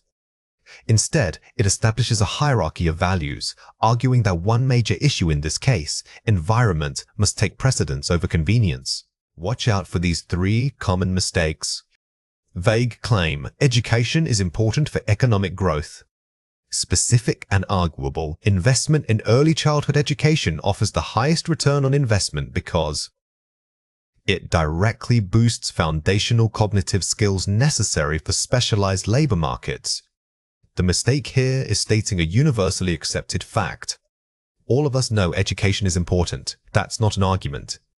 The correction, however, specifies which type of education, early childhood, and why it's superior to other options. Too broad and actionable. People need to use less plastic. Action, oriented and balanced to combat the global plastic crisis. Individual responsibility must be paired with mandatory industrial shifts toward biodegradable packaging standards by 2030. The original statement is too general, everyone agrees. The corrected version, however, proposes a dual solution, individual and industrial action, which makes it a concrete plan you can write about in detail. Overly negative, unbalanced. Social media is bad for society. Acknowledges nuanced concession. While social media platforms foster niche communities crucial for marginalized groups, their unregulated algorithmic structure significantly degrades objective public discourse by promoting echo chambers. The biggest mistake is writing an excessively negative essay without acknowledging any benefits. The strong version uses while to immediately give credit where it is due, making the subsequent criticism appear more thoughtful and credible. Here are 4 ways to practice. The keyword matrix. Identify the 3 most important keywords from the prompt. These are your section headings. Don't just underline words, analyze them for their function. Are they nouns, verbs, or adjectives that describe a relationship? Using this method ensures every part of your essay directly services a core component of the question. The because of test. Force yourself to answer why 3 times. This drills down from the topic to the underlying cause or necessity. This is an excellent way to move away from superficial listing. If you ask, why should we do X, and get a list of reasons, go back and ask, why does that reason matter, until your answer becomes your core argument. The counter-argument mapping. Before writing your thesis, write down the single strongest counterpoint. Then, plan how to refute it. A sophisticated essay doesn't ignore opposing views. It anticipates them and dismisses them gracefully. By mapping out the opposition first, you ensure that your main argument feels robust and thoroughly considered. The thesis funnel. Start broad, topic statement, narrow to a claim, initial thesis, focus on a specific intervention, final thesis. Think of your idea like a funnel. You start with a wide, general concept and must restrict it down to the narrowest, most defendable point possible for a single essay. This process gives your argument laser-like focus. An opinion essay is not simply about stating what you believe, it requires building a logical argument that convinces the reader. Your thesis must be crystal clear, it's your single viewpoint, and everything else must serve to defend it. The key rule here is depth. Every point must link back directly to support your central claim. To achieve higher scores in IELTS, you cannot just list arguments, you must show cause and effect or predict implications. Your goal is to build a scaffold of evidence around that single viewpoint. Remember that proving something means more than just giving examples. It means showing the mechanism behind those examples. When developing your body paragraphs, ask yourself, what is the consequence if I do this? Or what caused this problem in the first place? Focusing on these deeper connections elevates your writing from descriptive to persuasive. Here are 4 examples. For instance, mandating uniforms does not merely improve discipline, it levels the socio-economic playing field by eliminating visible markers of wealth disparity among students. Effective because it moves beyond simple description, it makes them look tidy to analyzing a deep social impact, equity. Notice how this example doesn't just say uniforms are good, it explains why they are beneficial on a societal level. Instead of focusing on appearance, the writer focuses on equity, which is a much stronger point for academic discussion. Furthermore, increased public transport usage significantly reduces carbon footprints within urban centers, providing an immediate and measurable environmental benefit. Strong use of cause and effect language, usage, reduction. The real strength here lies in the precision of the vocabulary. Using phrases like significantly reduces or measurable environmental benefits demonstrates a sophisticated command of academic discourse. While some critics argue that remote work lacks direct supervision, data shows that flexible hours actually boost employee autonomy and overall productivity rates. Excellent incorporation of concession, acknowledging the opposition before refuting it. This technique is called concession and rebuttal. By acknowledging the opposing view first, you build credibility with your reader. It shows that you have considered limitations, which is a hallmark of advanced writing. Consequently, investing in early childhood education yields substantial long-term economic returns by creating a more skilled and adaptable future workforce. Strong concluding statement for a body paragraph uses academic linkage, consequentlies. When you end a body paragraph with a "so what" moment, you leave the reader thinking about the implications of your argument. The word consequently acts as a powerful signal that what follows is a logical outcome. Let's compare 4 pairs. Smartphones are bad for teenagers because they distract them a lot in school. The pervasive nature of smartphones detrimentally impacts adolescent focus, diminishing their capacity for sustained attention during academic tasks. Using precise verbs and sophisticated vocabulary to deepen the analysis. The difference here is moving from vague words like bad or a lot to academic terminology. By replacing general terms with specific ones like pervasive nature or diminishing capacity, you sound more authoritative. Governments should spend money on public health because people need to be healthy. Allocating increased public funds toward preventative healthcare measures is crucial, as a healthier population directly translates into reduced long-term national economic burdens. Connecting the topic health to an overarching academic concept, economics, finance. Strong arguments rarely stay within just one subject area. The best essays connect health policy to economics or education to employment. This holistic view demonstrates critical thinking skills. Learning a second language is helpful for jobs. Acquiring fluency in a second language significantly enhances cognitive flexibility and dramatically improves career prospects by opening global professional pathways. Focusing on the underlying process, cognitive benefit rather than just the outcome, better job. Instead of stopping at it helps with jobs, we need to explain how it helps. Here, the argument points to cognitive flexibility, a deeper academic concept that is much more convincing. We should protect nature because animals live there. The preservation of natural habitats is paramount not just for biodiversity, but also because these ecosystems provide essential regulating services, such as clean water and carbon sequestration. Shifting focus from emotional appeal, animals need us, to tangible function, regulating services. In formal writing, appealing to practical benefits like clean water or climate stability is far more persuasive than an emotional plea. This shows the reader that you understand ecological systems are vital infrastructure. Watch out for these 3 common mistakes. Weak. If people drive more cars, then pollution will increase, so we must stop driving.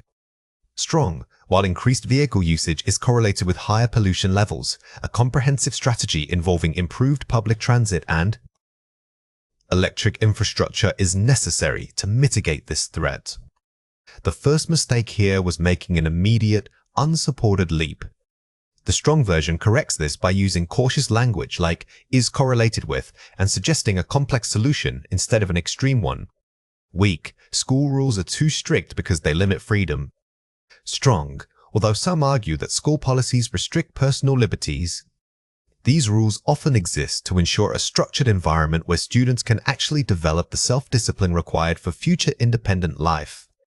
A very common pitfall is making an unchallenged generalization. The improvement fixes this by using, although to introduce a counterpoint, demonstrating balanced thinking and nuance. Weak. Everyone knows that social media is bad for mental health. Strong. Recent psychological studies indicate a developing correlation between excessive social media usage and heightened rates of anxiety among younger demographics. Never assume that something is everyone knows. Academic writing requires you to back up every claim with evidence, even if it's just referencing a general field of study like psychology or research. Be specific about your source type. Here are 4 ways to practice. The pro-con mapping grid. For your opponent's strongest argument, don't just list it. Map out 3 reasons why that argument fails or why its benefits are outweighed by its drawbacks. This exercise forces you to think like a debate opponent and then dismantle their points methodically. It is the single best way to ensure your rebuttal is robust, not merely dismissive. The mechanism chain drill. Take any point, e.g., online learning is effective. Then ask, what causes this? How does it work? What are the results? Write out a chain of cause and effect. This technique moves you beyond simple claim support structures. You are building an entire theoretical model within your essay, which significantly boosts your score in coherence and logical development. Vocabulary, contextual harvesting. Instead of learning lists of synonyms, choose 5 high-level words, e.g., paramount, detrimental, and. Write 5 unique sentences where they are used correctly in different academic contexts. True mastery isn't knowing a vocabulary word, it's knowing when to use it. By forcing yourself into varied sentence structures, you build muscle memory for natural, high-level integration. Thesis statement refinement. After writing your initial thesis, rewrite it 3 times, once forcefully, once cautiously, and once by focusing only on the implication. This gives you rhetorical flexibility. A strong writer knows they don't have to take an absolute stance. By practicing different tones from assertive to nuanced, you can adapt your writing style to fit various prompts while maintaining academic rigor. A discussion essay asks you to weigh 2 distinct sides of an issue. Your core goal is not to take a side, but to present both viewpoints fairly and objectively. You must explore the benefits and drawbacks, or the advantages and disadvantages, before offering a balanced conclusion. This structure requires formal linking language like on one hand and conversely. Remember that your role here is that of an impartial academic analyst. The key difference in this essay type is maintaining neutrality. You are not giving an opinion, you are performing an analysis. Think of yourself as a mediator or a judge presenting evidence from both sides. If the prompt asks you to discuss, you must dedicate equal time and weight to both arguments. Here are 4 examples. Advocates often point to the economic advantages of remote work, noting increased efficiency and reduced overhead costs for companies. However, critics argue that this shift erodes corporate culture and diminishes crucial face-to-face collaboration needed for complex problem-solving. Excellent use of contrast, however, while maintaining academic tone. Notice how the language remains measured. Instead of saying remote work is good, it uses economic advantages. This sophisticated vocabulary and measured structure immediately elevate your writing quality. On one hand, increased digital connectivity offers unparalleled access to global markets for small businesses. On the other hand, this same connectivity amplifies cyber risks, making local enterprises susceptible to international data theft. Clear structural markers, on one hand, on the other hand, guide the reader through the debate. The explicit use of transitional phrases like "on one hand" is highly effective for structure. It acts as a roadmap, telling the examiner exactly where your argument is going in that sentence. While some proponents argue that stricter environmental regulations stifle industrial growth and cost jobs, others contend that ecological stability is a prerequisite for long-term economic health. Uses concessive conjunctions, while others contend to link contrasting ideas smoothly. This example shows how to embed the contrast within complex grammar. Using while at the start allows you to present the opposing view almost simultaneously, keeping your flow strong. The argument for mandatory public funding is compelling because it ensures universal access to healthcare. Conversely, opponents raise valid concerns regarding governmental bureaucracy and potential misuse of taxpayer money. Uses conversely to signal a significant shift in opposing viewpoints. Starting with the strongest side first can hook the reader, but remember that conversely is powerful. It signals more than just a simple contrast. It suggests an opposite principle. Let's compare 4 pairs. Spending more time on technology is bad because it distracts people from their studies. It makes them lazy. While excessive screen time can certainly detract from academic focus, some argue that digital tools are essential for modern research skill development. Replacing simple statements with nuanced claims and acknowledging opposing views. The weak version is too definitive. It sounds like a personal opinion. The strong version uses the phrase "while excessive," which immediately signals balance, even when presenting a criticism. Some people say climate change is bad for farming, but others don't care. Detractors highlight how changing climatic patterns threaten agricultural yields. Nevertheless, proponents maintain that technological adaptations can mitigate these risks sustainably. Using precise academic nouns and verbs, detractors mitigate yields. The biggest improvement here is the vocabulary upgrade. Replacing people say or don't care with terms like detractors or proponents makes your writing sound highly sophisticated. Online shopping is good because it saves time, but you can't see the clothes. The convenience of online retail undoubtedly saves considerable travel time. However, potential buyers must weigh this against the inability to physically inspect items before purchase. Structuring the argument with clear concessions, undoubtedly, and weighing outcomes must weigh. This version moves beyond simple good-bad language. It forces you to analyze the consequences of the two sides, which demonstrates higher-level critical thinking.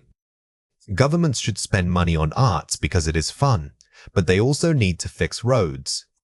Allocating state funds to the arts enriches cultural life and fosters creativity. Conversely, vital infrastructure improvements, such as road networks, require significant immediate investment.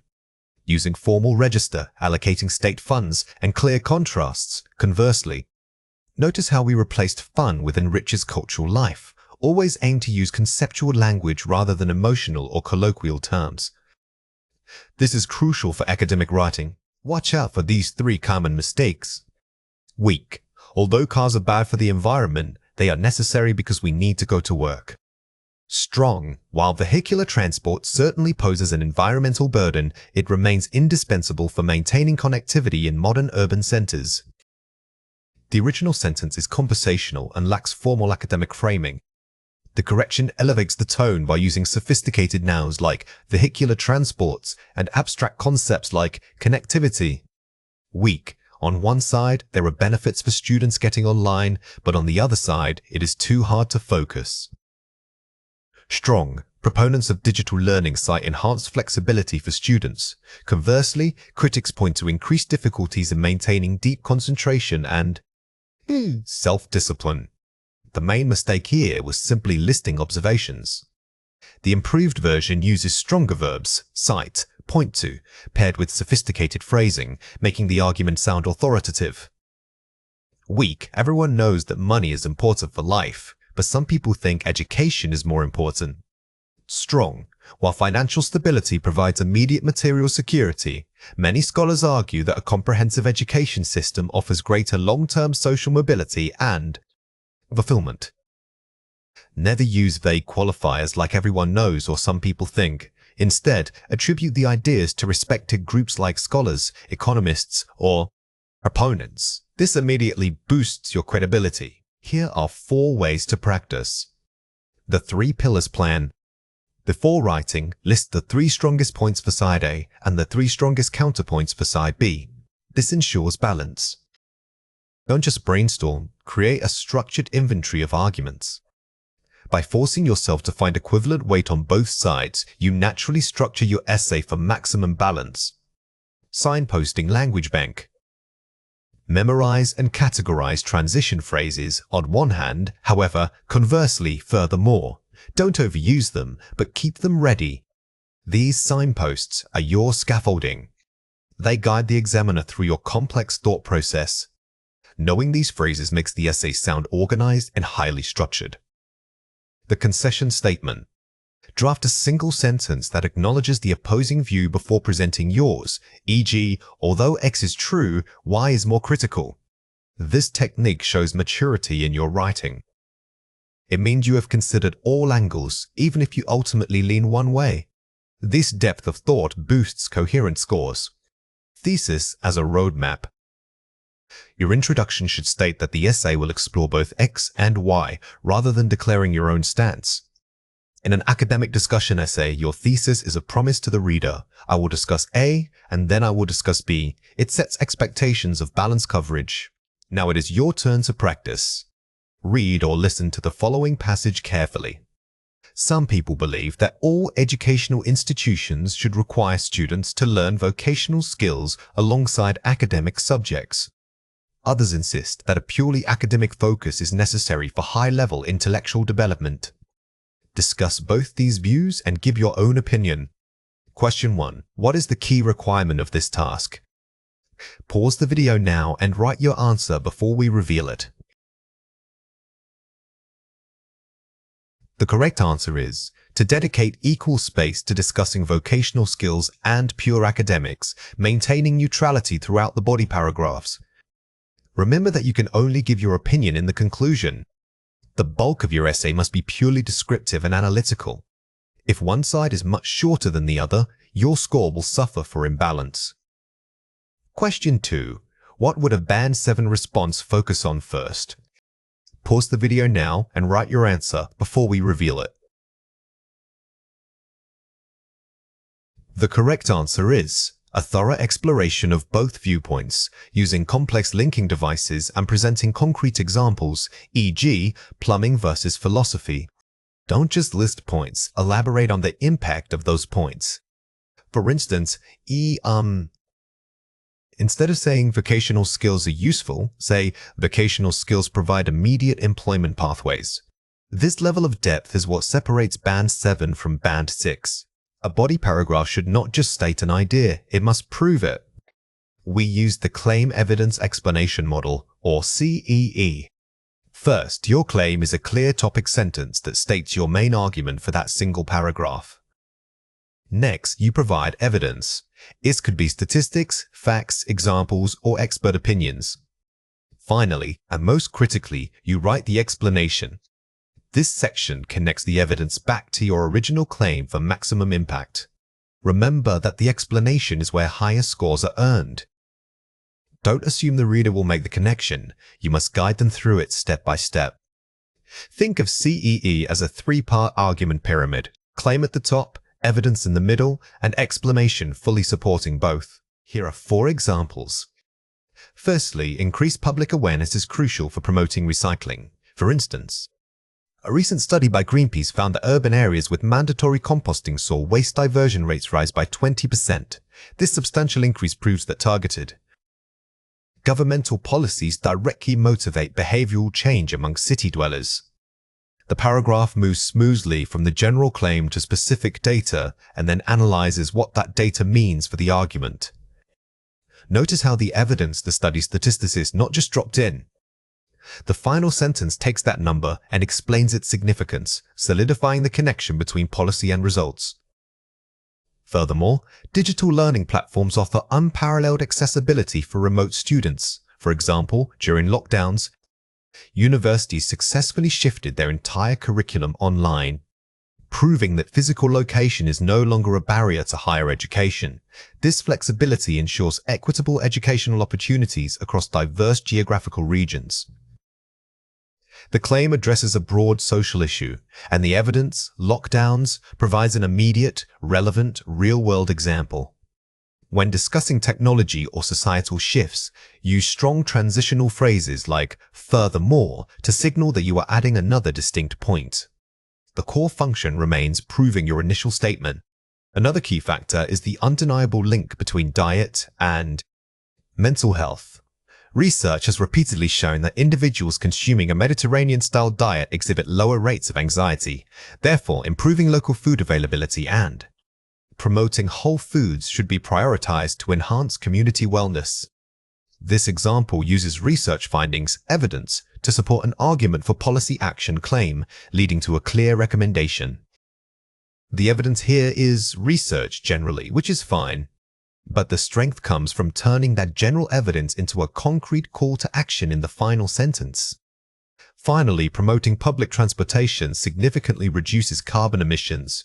For example, major city initiatives like London's ULEZ zone have been shown to reduce nitrogen oxide levels dramatically.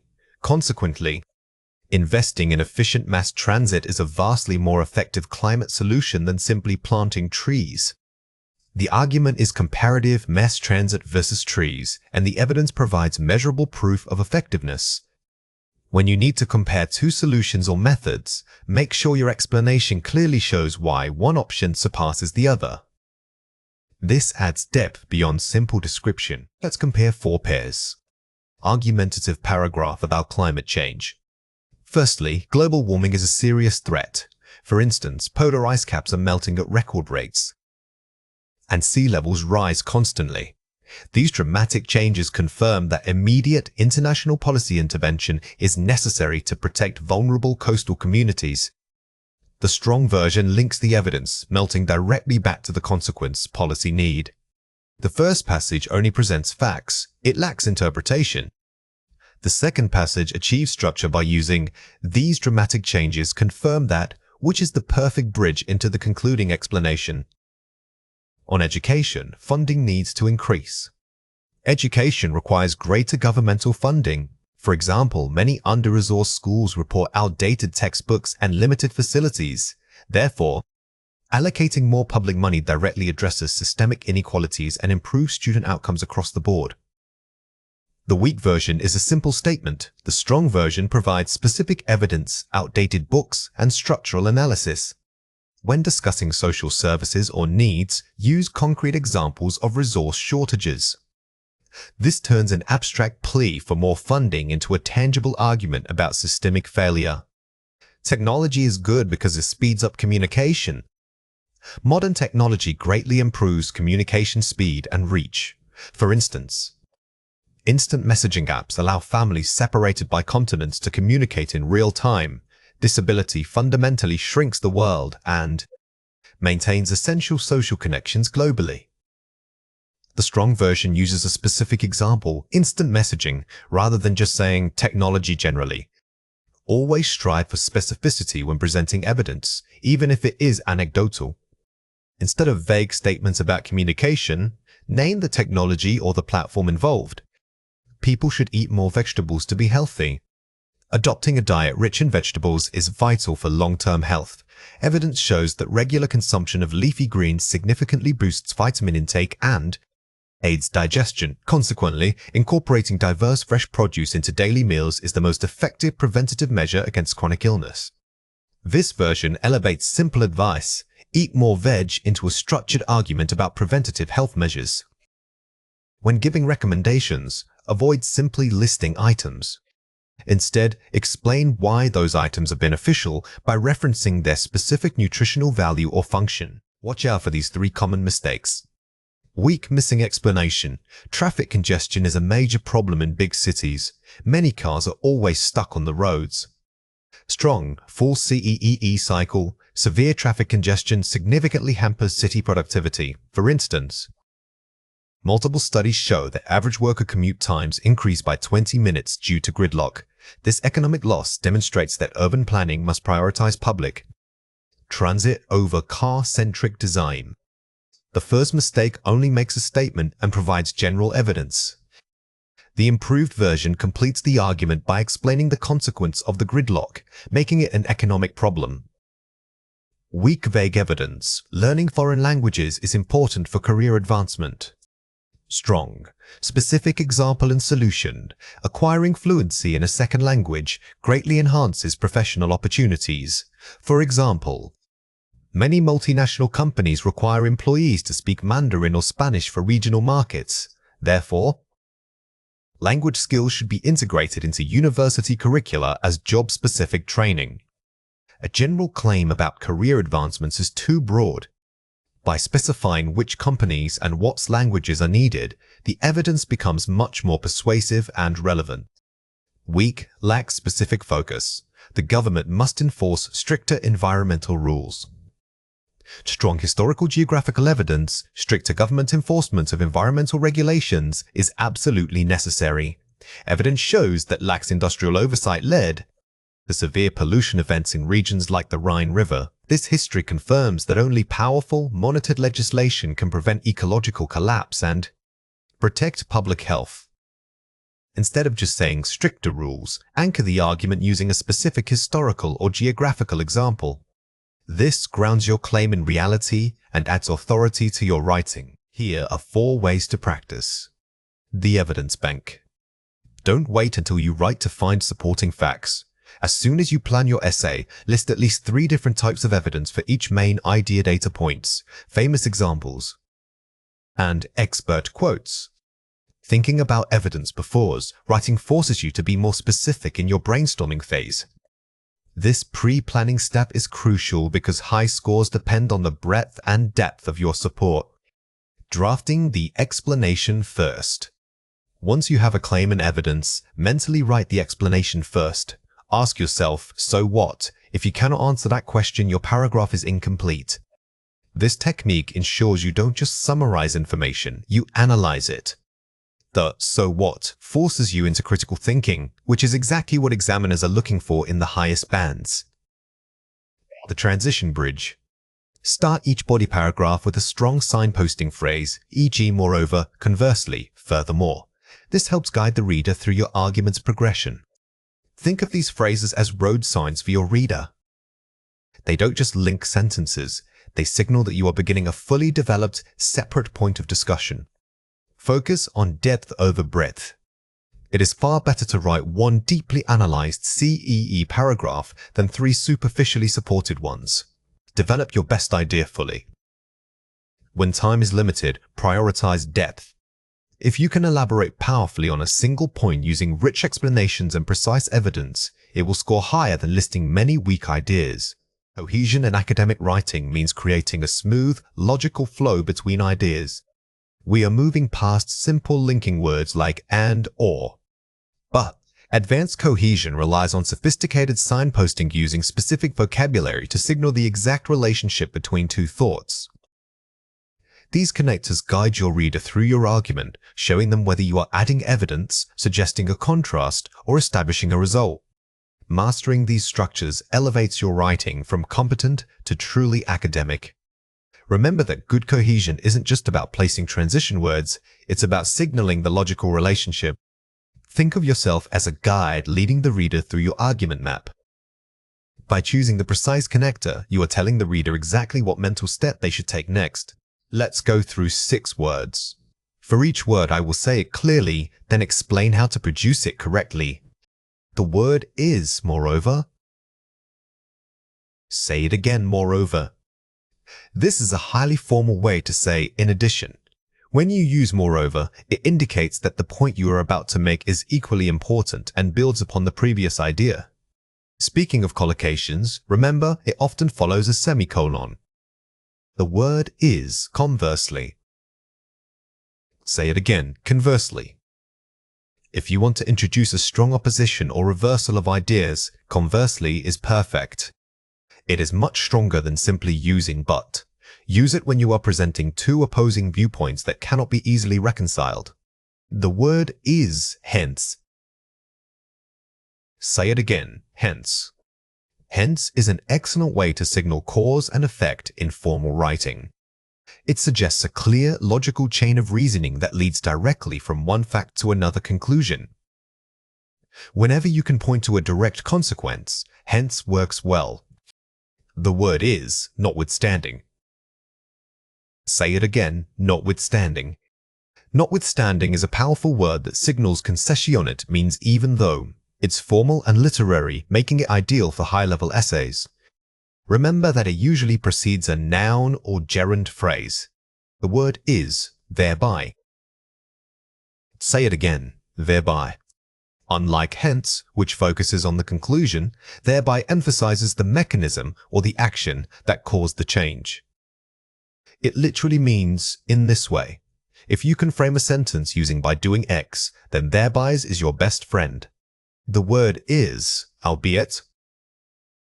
Say it again, albeit. Think of albeit as a more sophisticated alternative to simply starting a clause with although. It is often used mid-sentence and is excellent for adding a qualifying constraint or limitation to your main point. Here are 5 examples. The initial findings were promising. Moreover, they suggest a viable path forward for the industry. Moreover, adverb of addition. Notice how moreovers doesn't just add information, it stacks equal weight onto 2 separate positive points. This structure builds momentum and strengthens your argument consecutively. The economy recovered slowly last quarter. Conversely, the manufacturing sector showed robust growth.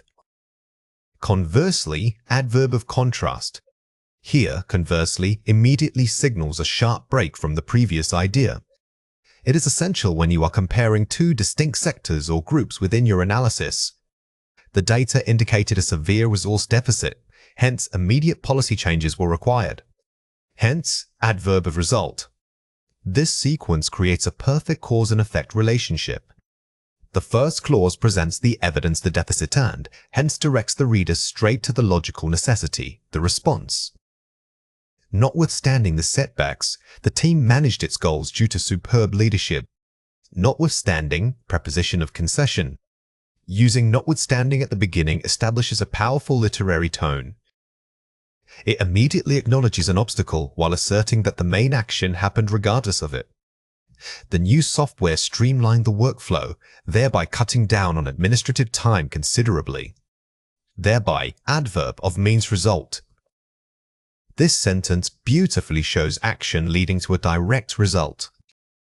The thereby links the action streamlining the workflow to the specific consequence cutting down on time. Let's compare 4 pairs. First, furthermore. Compare it with moreover.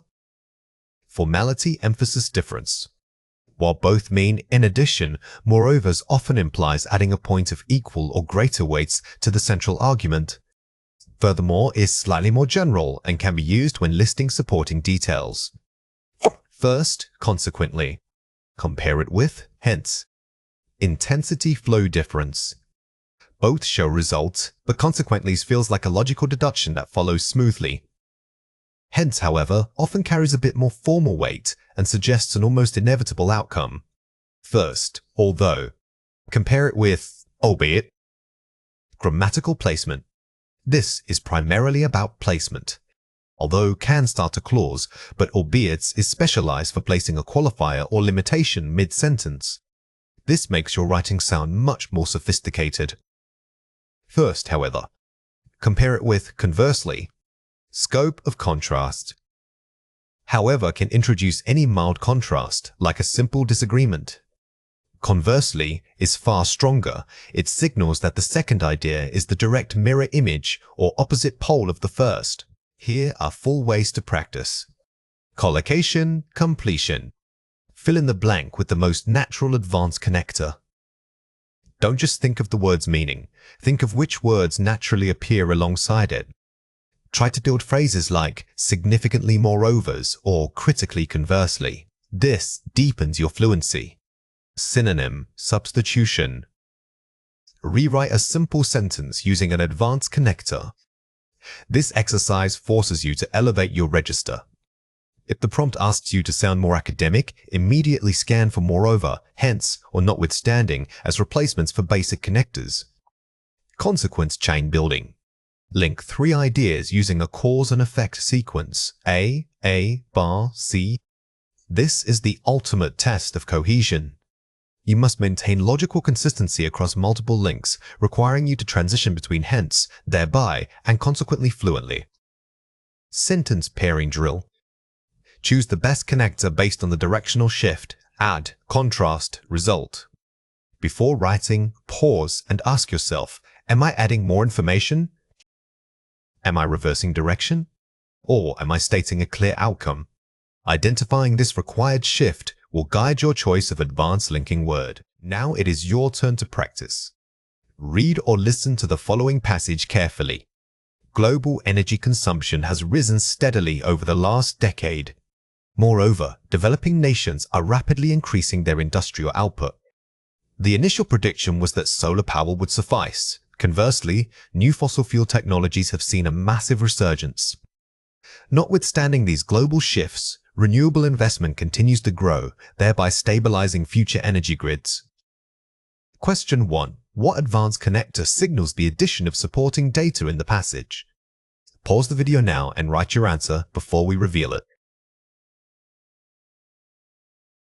The correct answer is moreover. The word moreovers was used here to stack 2 related facts, rising consumption and industrial output. When you see this structure, know that a second piece of evidence is following. Question 2. Use one of the target words in your own sentence describing a contrast. Pause the video now and write your answer before we reveal it. The correct answer is, the first painting was vibrant, conversely, the second was quite subdued. When creating your own contrasting sentences, try to make the 2 sides opposites like light and dark, or success and failure. This gives conversely maximum impact. Complex sentences are formed when you combine an independent clausier, complete thought that can stand alone with a dependent clause, which cannot. The key to linking these 2 parts smoothly is the subordinating conjunction.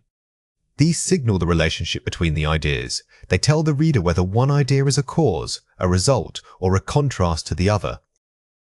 Mastering this structure shows an advanced level of grammatical control. For IELTS writing, this demonstrates excellent grammatical range and accuracy, substantially boosting your score. Remember that subordination isn't just about making sentences longer, it's about showing sophisticated relationships between ideas. Instead of treating 2 thoughts as merely separate facts, you're establishing a logical dependency. This nuanced connection is exactly what high-scoring academic writing requires. Here are 4 examples. Although public transport systems face budget cuts, they remain essential for maintaining urban mobility. Using although establishes a clear contrast between the constraint and the necessity. Notice how, although immediately signals a concessive relationship. This structure effectively acknowledges a counter-argument before stating your primary claim, making your writing feel very balanced and academic. Since climate change significantly affects agricultural yields, governments must invest heavily in sustainable farming techniques. The conjunction since clearly establishes cause and effect. The first clause is the reason for the second action. Here, we use since to signal causality. This structure naturally guides the reader's logic from the problem. The climate change toe, the necessary solution government investment. The community will benefit greatly when new green spaces are developed in central areas. Using when provides a clear temporal link, showing that one event prompts or enables the other. When you use time conjunctions like when, make sure your dependent clause is clearly set up as the condition for the main action. This gives your writing a sense of anticipation and development. People should prioritize reading books that explain complex scientific concepts because they foster critical thinking skills. Because is used to provide direct, supporting evidence for the main recommendation. This example uses because as a straightforward justification.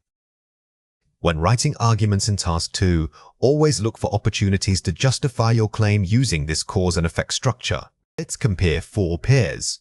Online learning is convenient. It reaches students globally.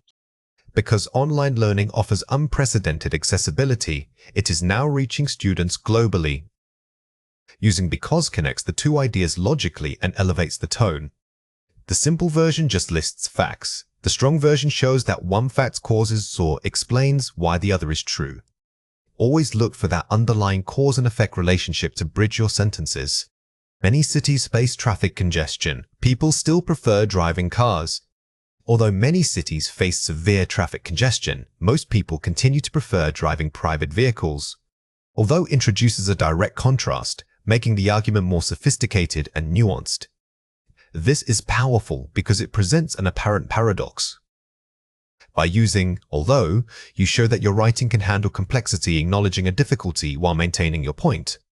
The government must invest in green energy. Fossil fuels pollute the environment. Since fossil fuels contribute heavily to environmental pollution, governments must prioritize investment in green energy sources.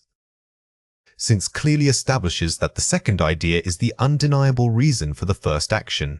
When you merge these sentences using since, you are implicitly arguing a necessity. The pollutant status of fossil fuels mandates the change which strengthens your argumentative tone. We should promote public transport. It reduces carbon emissions. If we successfully promote public transport, it will significantly reduce overall carbon emissions in urban centers. If suggests a conditional outcome, making the argument actionable and predictive. Using if puts your reader into a future scenario. This is excellent for suggesting policy changes or solutions because you are presenting a clear path from action to positive result. Watch out for these 3 common mistakes. Weak, using a full stop and therefore the economy is struggling, therefore the government needs to intervene. Strong, subordinating the cause, because the economy is struggling, the government must urgently intervene. The weakest link here was using 2 simple sentences joined by an adverb like therefore. By using because, you create one fluid, grammatically superior unit that maintains a single thread of thought.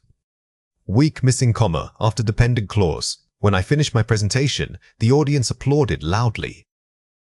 Strong, correct punctuation in complex sentence structure. When I finished my presentation, the audience applauded loudly.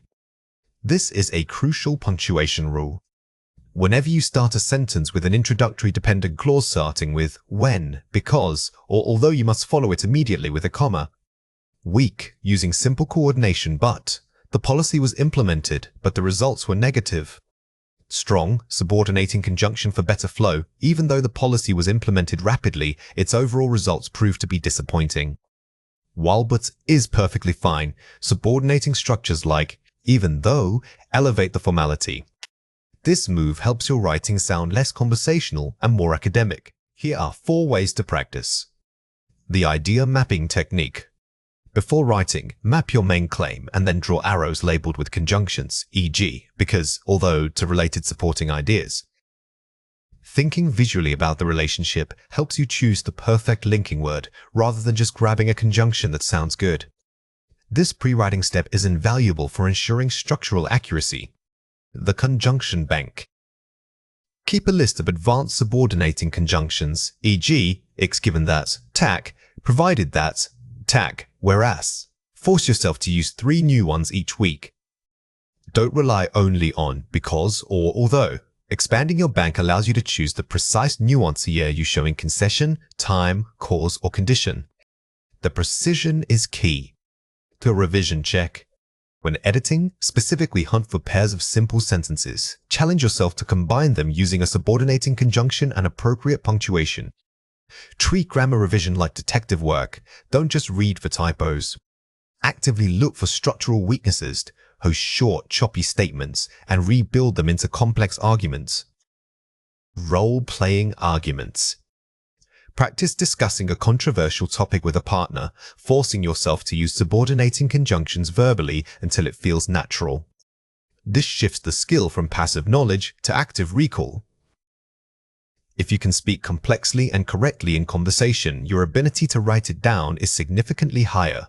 Parallel structure means ensuring that all elements in a list, comparison, or series use the same grammatical form. When you are listing items, whether they are verbs, noun phrases, adjectives, or clauses, they must maintain structural balance. For example, if your first item starts with an infinitive phrase, every subsequent item must also start with an infinitive phrase. This consistency is vital for making your writing sound polished and highly academic. It creates rhythm and clarity, ensuring that the reader never gets mentally lost in mixed structures.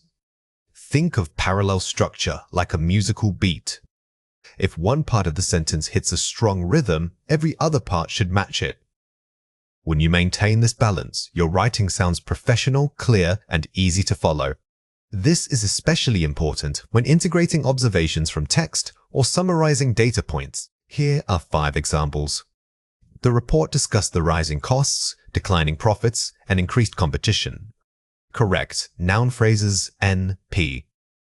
See how rising, declining, and increased all modify nouns in a consistent way? They are parallel because they maintain the gerund participle structure. If we had mixed this with an adjective, it would sound jarring. She hopes to analyze the data, write the summary, and presenting conclusions. Incorrect mixed verb forms infinitive plus gerund. Notice the error here. The verbs must all follow the same structure, which is the infinitive to verbs. We need to present to match the flow established by analyzing and writing. The survey required participants to click a button, submit their emails, and evaluate the overall experience. Correct parallel infinitives to plus verb. Here we are listing actions. Because the introductory phrase uses to, all subsequent verbs must also be in the base form following to. This keeps the action sequence smooth. The results showed that students were motivated by high grades, praise, and to recognition. Incorrect mixing nouns with infinitive. When listing concepts like motivation factors, they should all be the same type of word.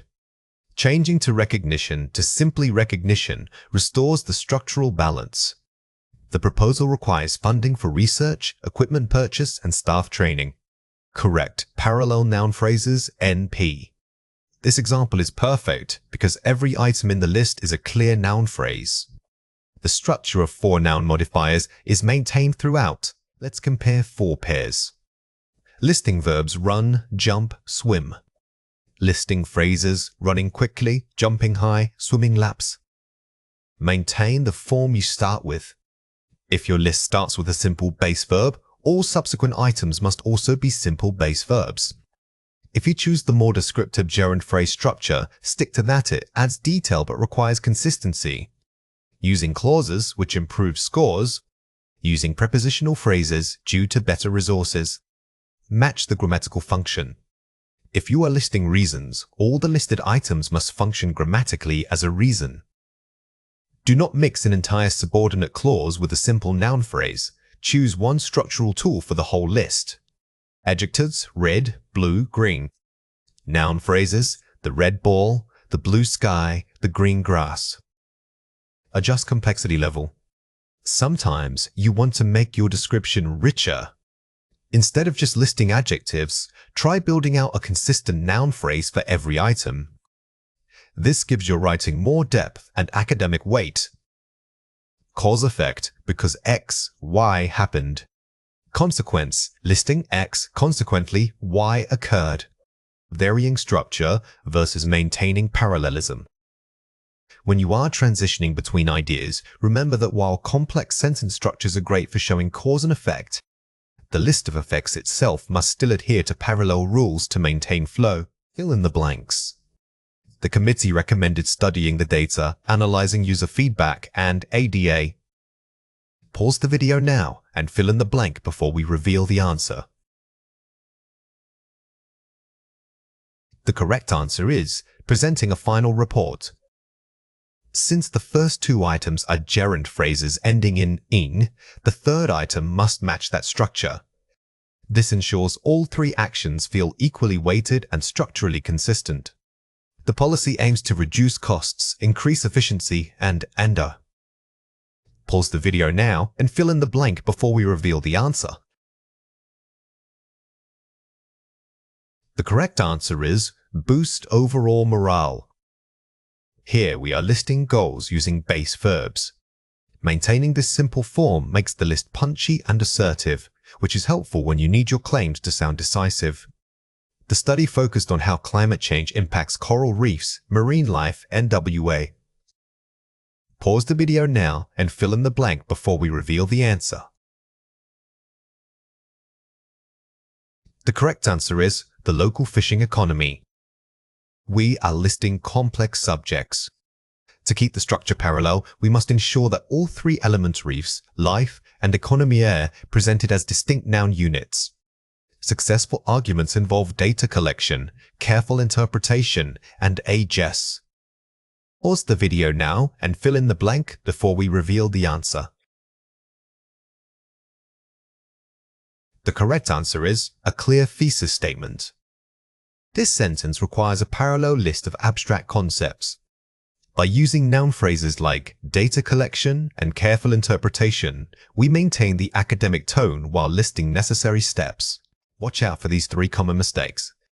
Incorrect mixed structure, we need to analyze the results, write a summary, and presenting recommendations. Correct parallel infinitives, we need to analyze the results, write a summary, and present recommendations. The error here is mixing verb forms. Analyze and write are base verbs. Therefore, the final action must also be a base verb, which is present. This creates perfect structural rhythm. Incorrect. Mixing noun gerund with infinitive, the factors contributing to success include hard work, dedication, and having good mentors. Correct. Parallel nouns. The factors contributing to success include hard work, dedication, and mentorship. When listing abstract nouns like hard works or dedications, it is best practice to keep all items as simple, strong nouns. This makes your list feel tighter and more authoritative. Incorrect. Missing conjunction repetition. The report covered the history of the project, its funding, also the key milestones. Correct. Parallel noun phrases. The report covered the history of the project, its funding, and its key milestones. In a list like this, we must ensure both grammatical consistency and smooth flow.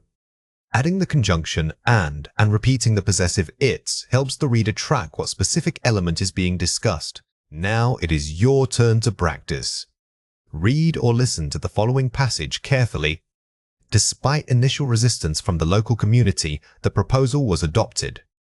The changes included restructuring the old building, updating the electrical grid, and to improve public safety. Initial reports showed a minor uptick in foot traffic, less littering, but also increased noise pollution. Question 1. Find and correct the grammar error related to parallelism in this passage. Pause the video now and write your answer before we reveal it.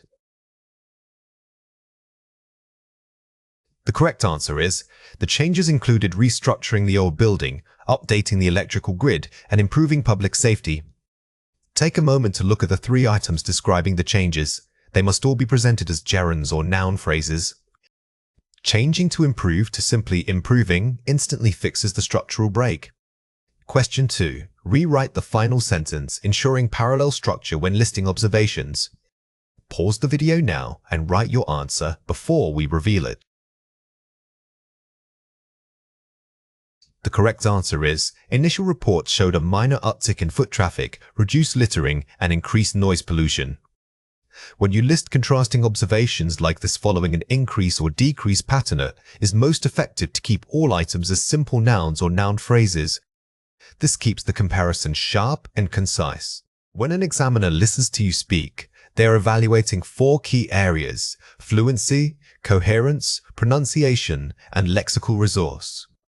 Fluency is about how smoothly you talk. It's more important than having perfect grammar in the moment.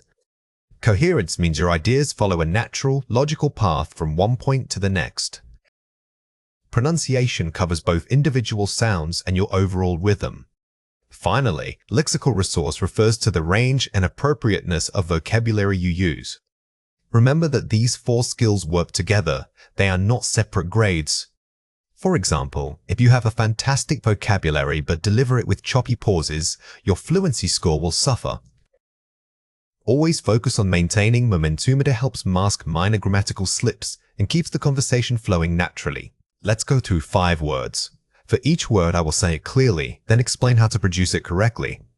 The word is, from a practical standpoint, be. Say it again, from a practical standpoint. Use this phrase when the question is abstract, but you want to ground your answer in reality. It shows that you can think critically and apply theory to everyday scenarios. Instead of just saying, "It's good," anchor your point with a tangible example. The word is, having said that, thus.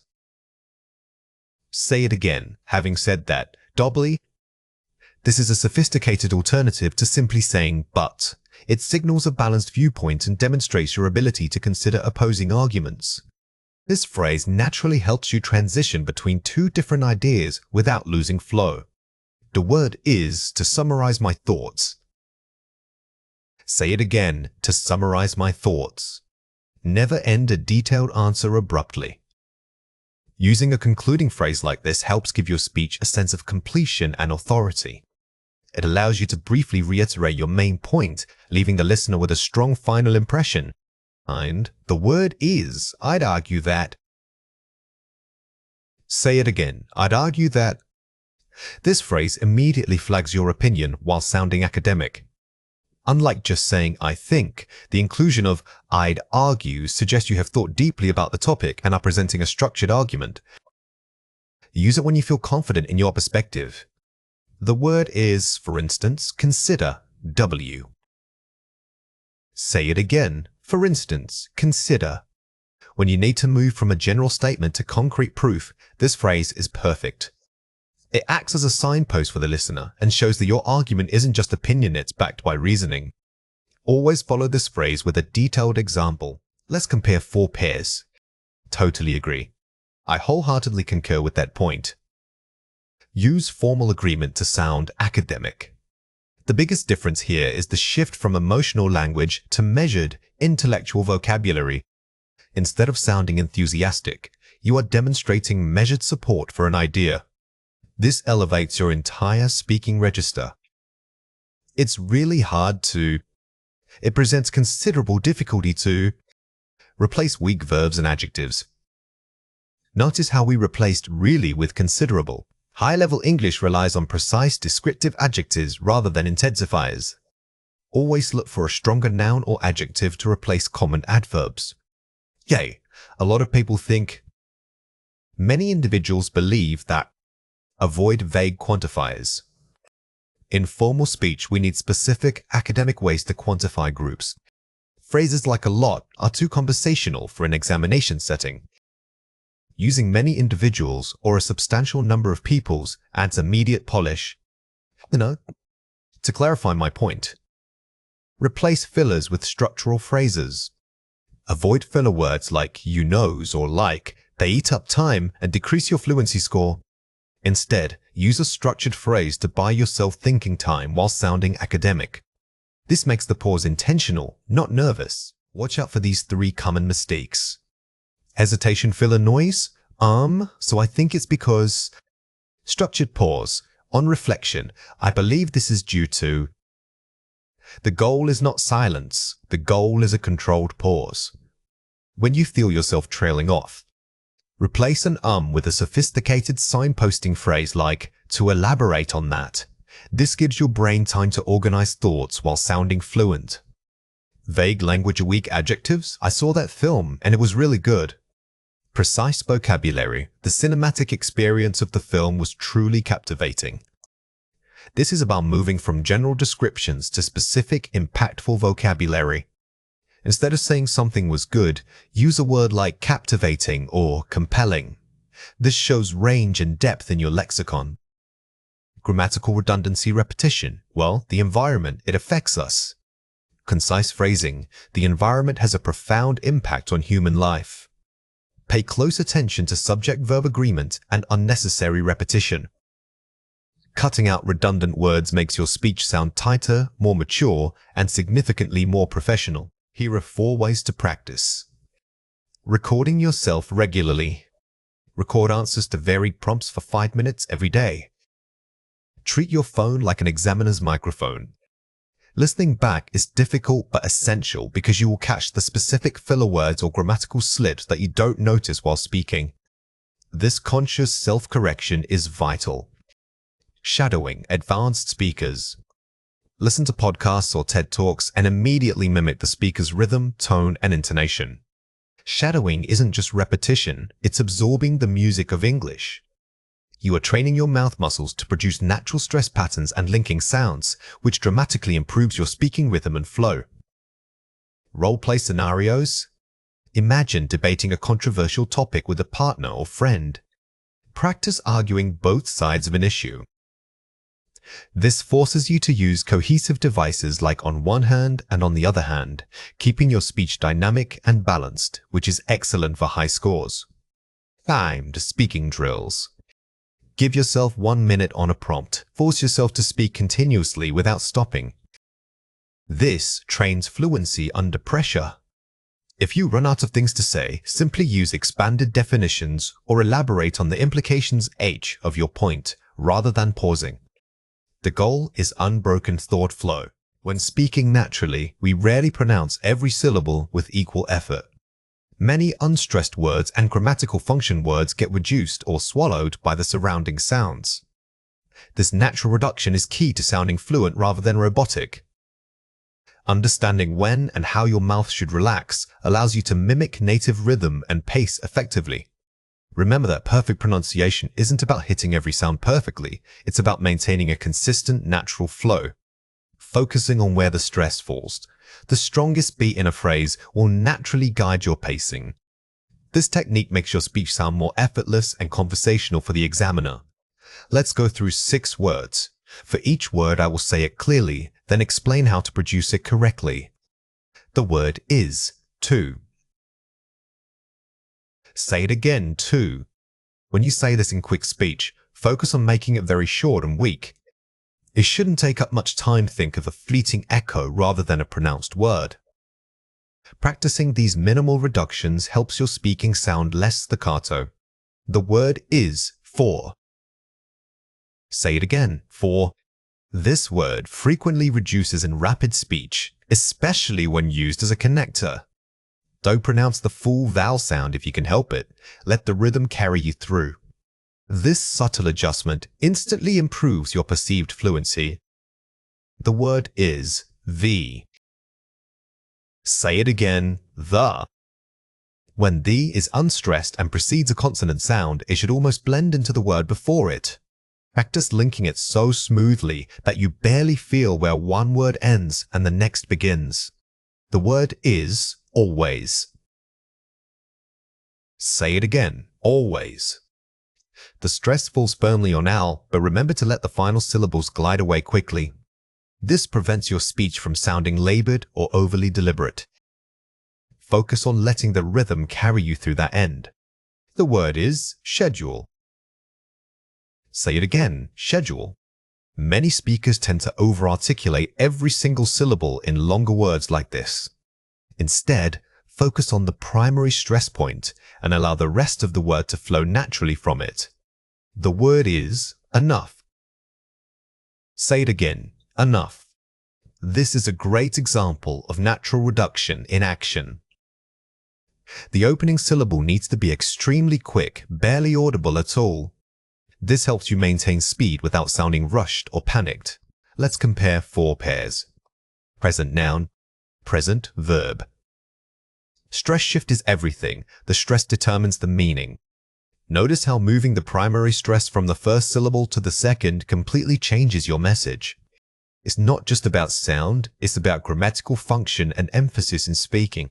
First, perform. Perform, noun. The pronunciation of the root vowel is key here. When you use this word, make sure your mouth shape matches the stress shift. The difference in rhythm between a gerund and an action verb can be very noticeable to a trained ear. First, library. Compare it with ribbery. The initial vowel sound demands precision. This pair tests your ability to maintain clear, distinct starting sounds even when you are speaking about complex ideas. Clarity at the beginning of a word helps establish confidence. First, data. Compare it with dandy. Focus on alveolar versus velar stops. These words test your ability to shift between different places of articulation, specifically around the D and sounds. Strong articulation in these spots boosts perceived polish. Watch out for these 3 common mistakes. Very nice. Right, really nice. While both are correct, really often sounds more natural and less tentative in spoken English. Using stronger adverbs like this adds rhetorical weight to your statement. Wrong. I'm going to. The biggest rhythm killer is over-articulating contractions. Always practice linking your auxiliary verbs together smoothly. This makes you sound more spontaneous and less scripted. Wrong. It was a very difficult topic. Right, it was a tough topic. Sometimes, using more common, slightly less formal vocabulary improves the natural rhythm. Don't be afraid to choose simpler words if they flow better and maintain your pace. Here are 4 ways to practice. Tongue twisters and articulation drills. Saying these quickly forces precise muscle control. These drills are excellent for warming up your speech muscles before a test. They force you to move past conscious thought and rely on physical memory, improving automaticity. Shadowing native speakers. Listen immediately after hearing the audio. This technique is paramount because it trains your ear to recognize natural stress patterns. You are not just mimicking words, you are mimicking the music of the language. Minimal pair repetition. Drill pairs that change meaning or sound radically. By focusing only on the tiny differences between 2 related sounds, you build extreme muscular control. This precision eliminates hesitation and increases your speaking confidence. Recording and self-correction. Record yourself discussing a prompt and analyze it. The most important step is listening back to your own performance critically. Actively listen for where you paused too long or where your rhythm faltered, then correct that specific flaw. In Part 1, examiners aren't just checking if you can answer the question, they are assessing your fluency and ability to elaborate. To score highly, you need to move beyond simple yeses or no responses and provide depth. This means giving reasons, examples, and supporting details for every point you make. Think of it less like answering a quiz and more like having an extended conversation. These strategies include using linking phrases naturally and maintaining conversational flow. Don't forget to expand by discussing the impact or the reasoning behind your personal opinion. The goal here is not just length, but quality of expansion. When I say elaborate, I mean adding context. Why do you feel that way? What evidence supports it? Structuring your answer using a point, reason, and example format will instantly boost your coherence score. Let's go through 5 words. For each word, I will say it clearly, then explain how to produce it correctly. The word is, to be perfectly honest, I think. Say it again. To be perfectly honest, I think. This phrase adds immediate emphasis and conviction to your answer. Use it when the question asks for your viewpoint on something general like hobbies or hometowns. It sounds much more considered than just starting with, I think. The word is, for example, I remember a time when. Say it again. For example, I remember a time when. The best way to expand is through anecdotes. This phrase signals that you are about to provide concrete evidence from your life. Remember, even small examples make your response feel richer and more genuine. The word is not only, but also. Say it again, not only, but also. This is a sophisticated grammatical structure that helped you pack more information into fewer words. Instead of giving two separate thoughts, link them together smoothly to show the connection between your ideas. The word is, from my perspective, it seems. Say it again. From my perspective, it seems. When you don't want to state something as absolute fact, perhaps because it's subjective, this framing is perfect. It shows caution and thoughtfulness while still giving the examiner enough detail to assess your language skills. The word is, considering all of that, I would say. Say it again. Considering all of that, I would say. This phrase is a perfect way to wrap up a detailed response.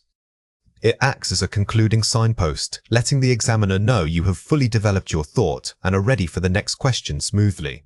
Let's compare 4 pairs. I like going out with friends. Spending time socializing with my peers is something I really enjoy. Elevating vocabulary and structure. Notice the shift from like to enjoy, which is more academic, and the restructuring of the sentence. Using synonyms helps demonstrate a wider range of vocabulary without sounding unnatural.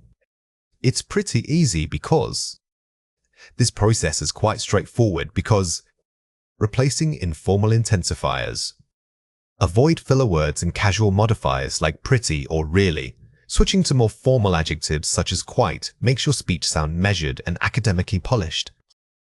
I think it's really important It is crucial that we recognize the importance of using stronger academic phrasing.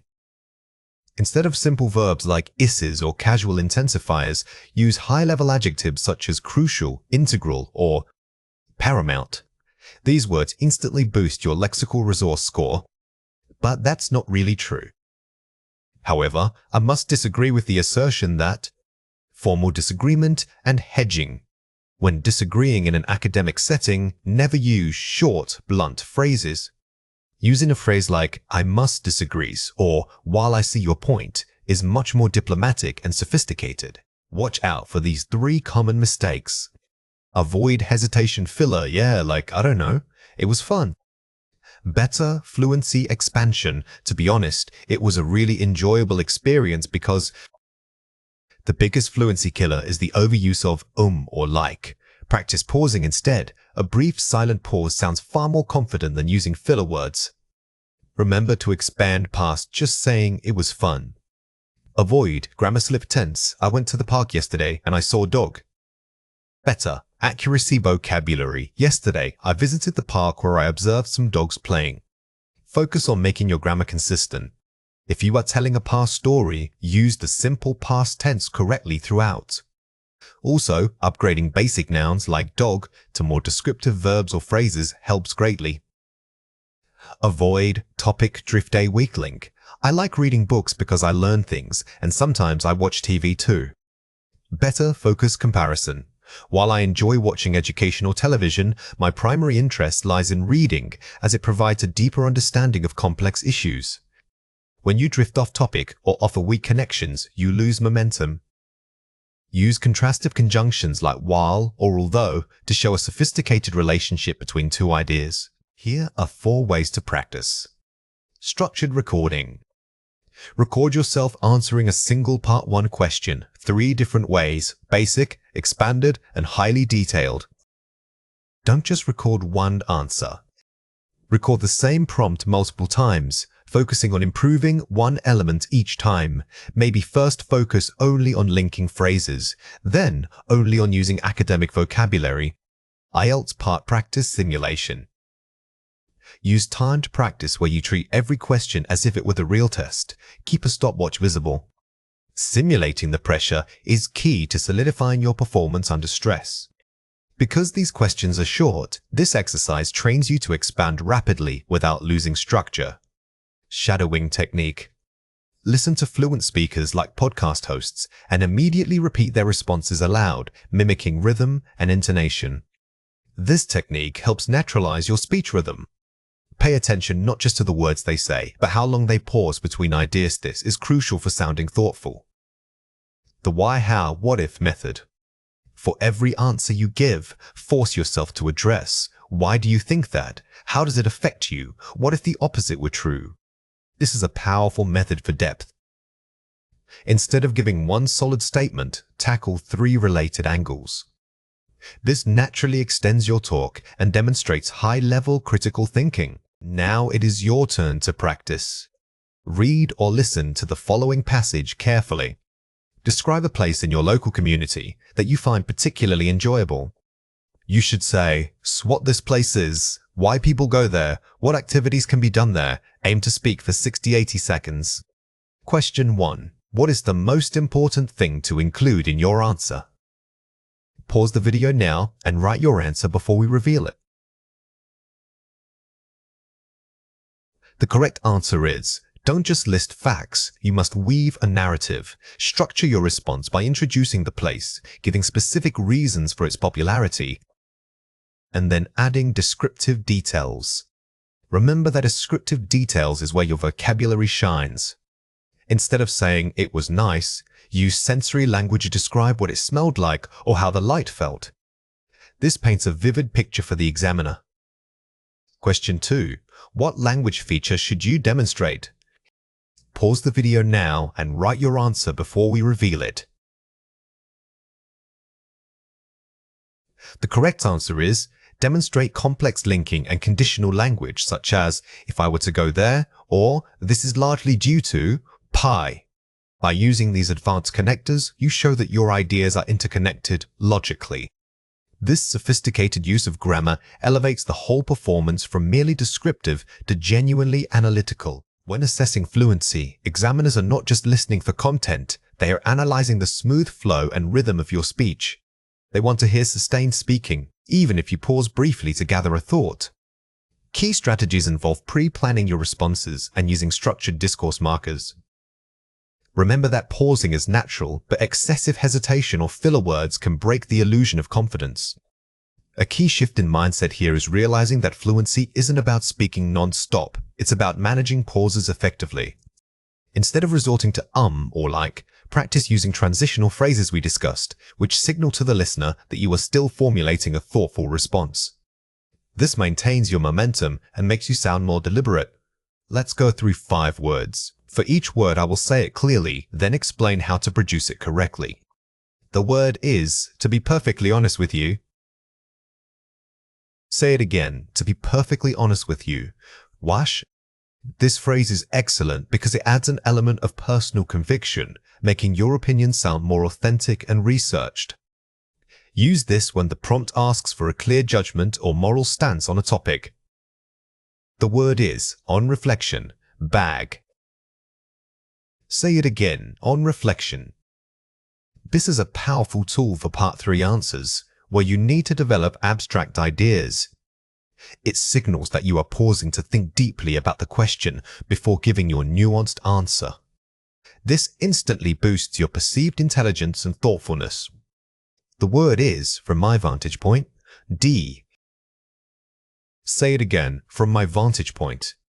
This phrase helps you anchor your response to a particular viewpoint, which is useful if the question is broad or subjective. It moves you away from vague generalities and gives weight to your personal experience or academic knowledge.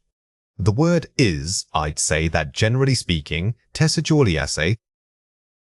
Say again, I'd say that generally speaking, now. When you are not 100% certain of your answer, this phrase allows you to speak confidently without committing to an absolute truth. It is a high-value way to hedge your response while still providing detailed, fluent language. The word is, to put it simply. Say it again, to put it simply. If you feel yourself rambling or getting bogged down in too much detail, this phrase is your rescue button. It allows you to take a deep breath and give the examiner a clear, concise summary of your main point, demonstrating control over your speech. Let's compare 4 pairs. That's kinda hard to say. It is quite difficult to provide a definitive answer regarding that subject. Formalizing uncertainty. The casual phrase sounds hesitant and vague. The formal version elevates the language, showing you have a sophisticated vocabulary for managing ambiguity. Always aim for precise academic phrasing when speaking in an examination context. I guess maybe it might be reasonable to consider that. Softening opinions.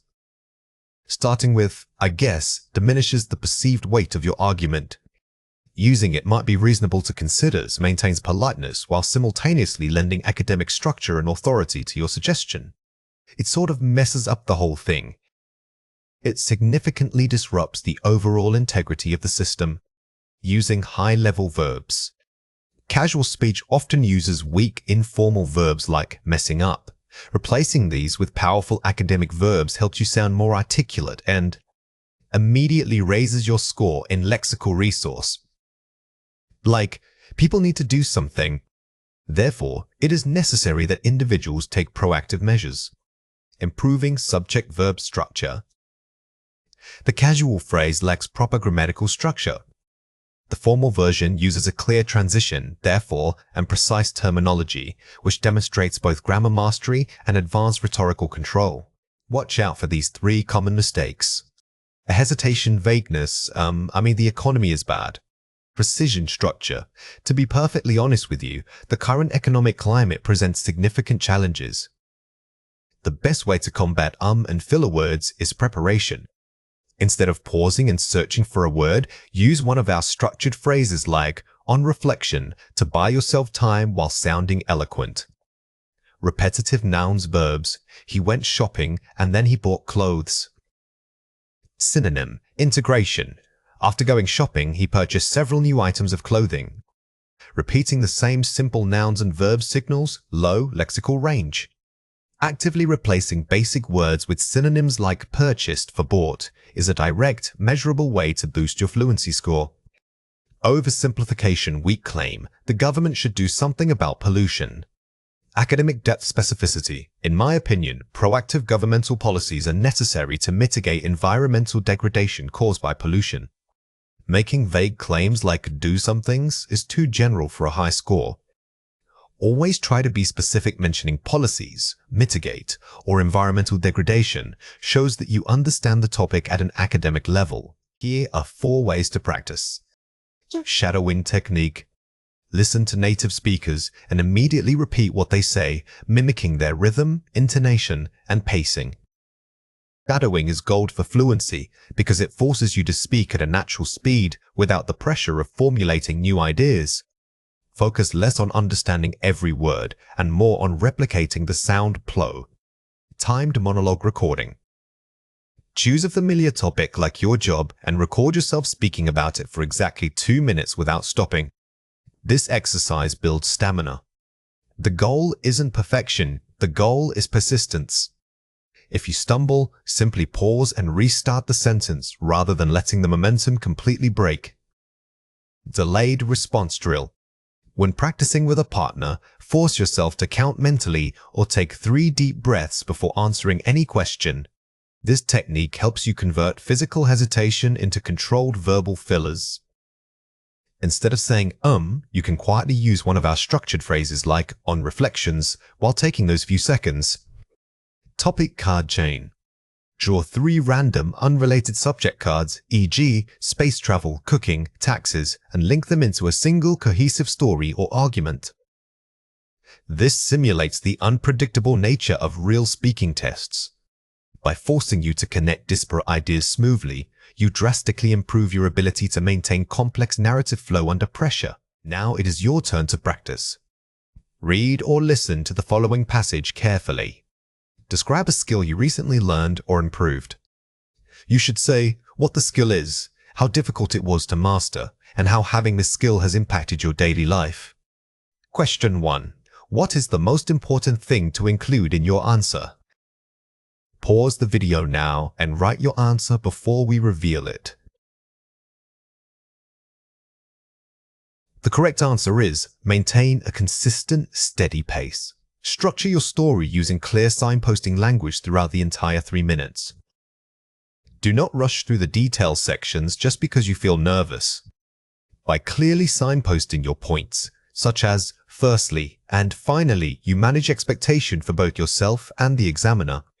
Question 2. What language feature should you demonstrate?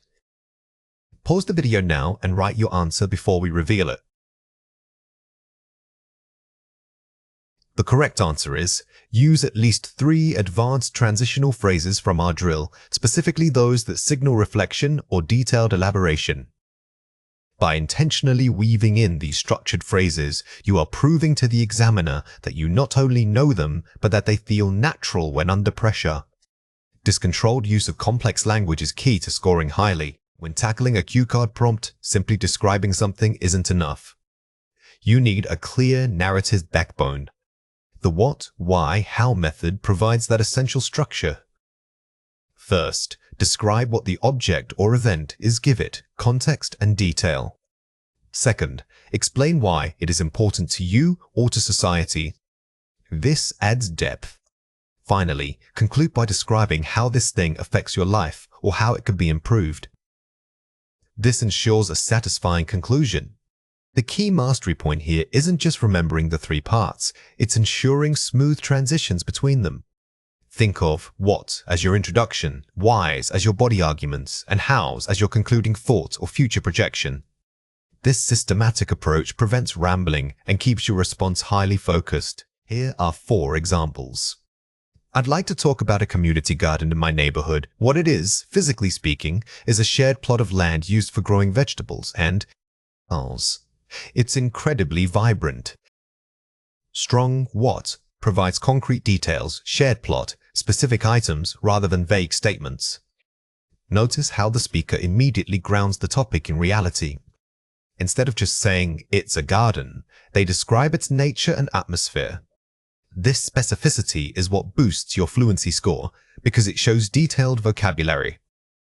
It's vital because it brings people of all ages together, fostering a deep sense of community ownership that you rarely see in urban settings. Strong why focuses on abstract concepts, community ownership, and social benefit, not just physical benefits.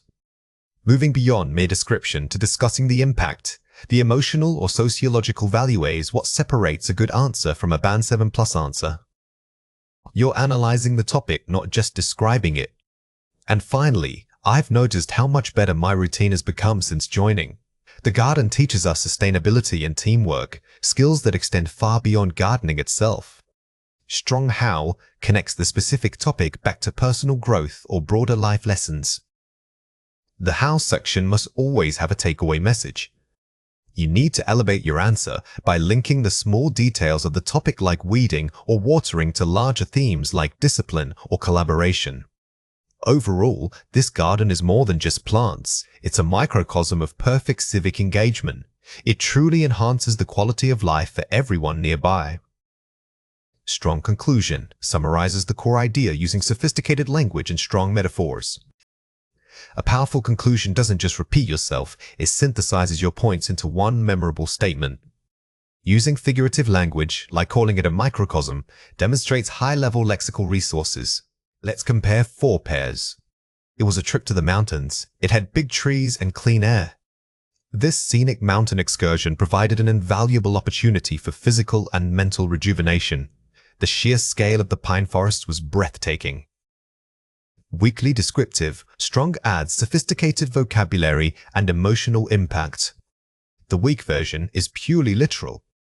The strong version, however, uses scenic, invaluable, and rejuvenation to immediately raise the academic tone of your speech while still answering what.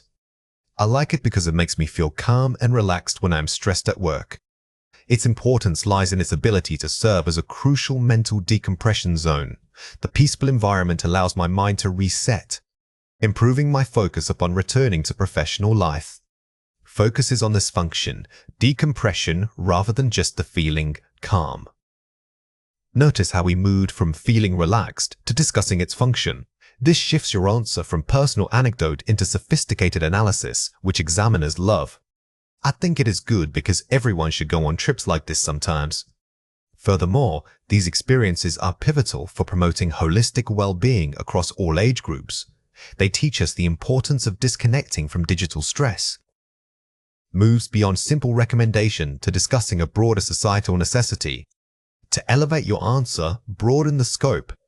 Instead of saying everyone should go, you discuss why society needs this in this case, fighting digital burnout. This shows critical thinking. So overall, it was a nice trip and I would do it again. In essence, the memory of that mountain air isn't just pleasant. It serves as a lasting benchmark for assessing my own mental resilience. It truly changed my perspective on work-life balance. Concludes by articulating a deeper personal change or realization. Never end with simple praise. The best conclusion links the topic to massive life lessons. You are telling the examiner, this wasn't just an event, it was transformative. Watch out for these 3 common mistakes. Weak. It was a movie. It was really exciting and I watched it with my friends last month. Strong. The film, which centered on historical political intrigue, provided an incredibly immersive viewing experience that captivated me from start to finish. A common mistake is using generic verbs and nouns. By substituting really exciting with phrases like immersive viewing experience, you instantly increase your score for lexical resource. Weak. It helped me because I felt better afterwards, so it was good. Strong. Its primary benefit is that it facilitates emotional processing. It allows me to process the stresses of daily life in a structured and therapeutic way. When describing benefits, avoid simple, effective language like felt better. Instead, use academic verbs and nouns that describe the process of improvement, such as facilitates emotional processing. Weak. I remember it because I laughed a lot. It was fun. Strong. The enduring vividness of the memory stems from its high level of shared social interaction and humor. These collective moments are what truly solidify memories in our minds. If you say it was fun, the examiner hears nothing. Instead, elaborate on why it was fun. Was it the shared laughter? The sense of belonging? By explaining the mechanism of enjoyment, you demonstrate advanced vocabulary and depth. Here are 4 ways to practice. The TEA framework. Think of your entire response as a thesis statement. T, 3 supporting points, E, and an ultimate conclusion, A. This guides your flow. This is the most crucial tool for structuring part 2. Before you even start speaking, mentally map out TEA. It forces you to stay on topic and ensures every point contributes to a single main argument. The vocabulary bank. For common topics, travel, education, list 5 high-level synonyms or phrases beforehand that can substitute basic words. Don't rely on your everyday vocabulary. If you know you might talk about good, pre-select alternatives like beneficial, wholesome, or enriching. This makes your speech sound instantly more academic. The time marker script. Prepare 3-4 sophisticated linking phrases to use when transitioning between what, why, and how. Examples, moving beyond the description, or furthermore significance lies in. These signposting phrases are your structural safety net. They don't just link ideas, they alert the examiner that you are deliberately moving from one structured point to the next. The detail dump. For every prompt, jot down 3 sensory details, a smell, a specific color, or a unique sound. These ground your talk in vivid imagery. Test takers often generalize. By forcing yourself to recall sensory input, the metallic scent of rain, the shade of green, the distant hum, you make your description tangible and highly engaging. Many of the sounds we use are not fixed. Sometimes a vowel can feel relaxed, or it can be quite tense. Think about stretching your mouth to produce these different qualities. The difference often comes down to how much tension you maintain in your jaw and tongue while speaking. We need to consciously work on sustaining those vowels with a correct duration. The key takeaway here is that pronunciation isn't just about making a sound, it's about controlling the physical quality of the air passing through your mouth. When we talk about tension, we are talking about muscle memory. You have to train yourself to feel where those muscles need to be for each specific vowel. Don't try to think too hard. Focus on feeling the required shape and duration. Let's go through 6 words. For each word, I will say it clearly, then explain how to produce it correctly. The word is sit. Say it again, sit. Say this word quickly and casually. Notice how the sound is clipped. It doesn't have time to linger. Your jaw should remain fairly open, but not wide. The word is seat. Say it again, seat. For this one, stretch the sound out fully. Imagine you are holding a long, sustained E sound. This requires pulling your corners of the lips slightly back and stretching them horizontally. The word is bit. Say it again, bit. Again, keep this sound short. The difference between it and eat is almost certainly the length of that middle sound. Focus on stopping the sound immediately after the vowel. The word is beat. Say it again, beat. Remember to exaggerate the length just a little bit when you first practice this. This will help build the muscle memory needed for natural speech later on. The word is record. Say it again, record. This is a great example of stress placement. Most people naturally put the emphasis on the first part, but we need to pull that power and volume over to the second syllable. Say it loudly on the correct beat. The word is present. Say it again, present. Notice how the stress changes completely when we pivot from the noun to the verb. The volume, pitch, and speed all shift dramatically. Always check which part of speech you're using. Let's compare 4 pairs. Compare it with sheep. Vowel length is everything. The physical difference here is the duration of that middle vowel sound. It's not just a slight variation, it changes the entire meaning of the word. When you hear these words, train your ear to detect that subtle but crucial lengthening. First, pull. Compare it with pool. The starting consonant makes all the difference. In this pair, the vowel sound is identical. Therefore, your focus must be 100% on the initial consonant cluster.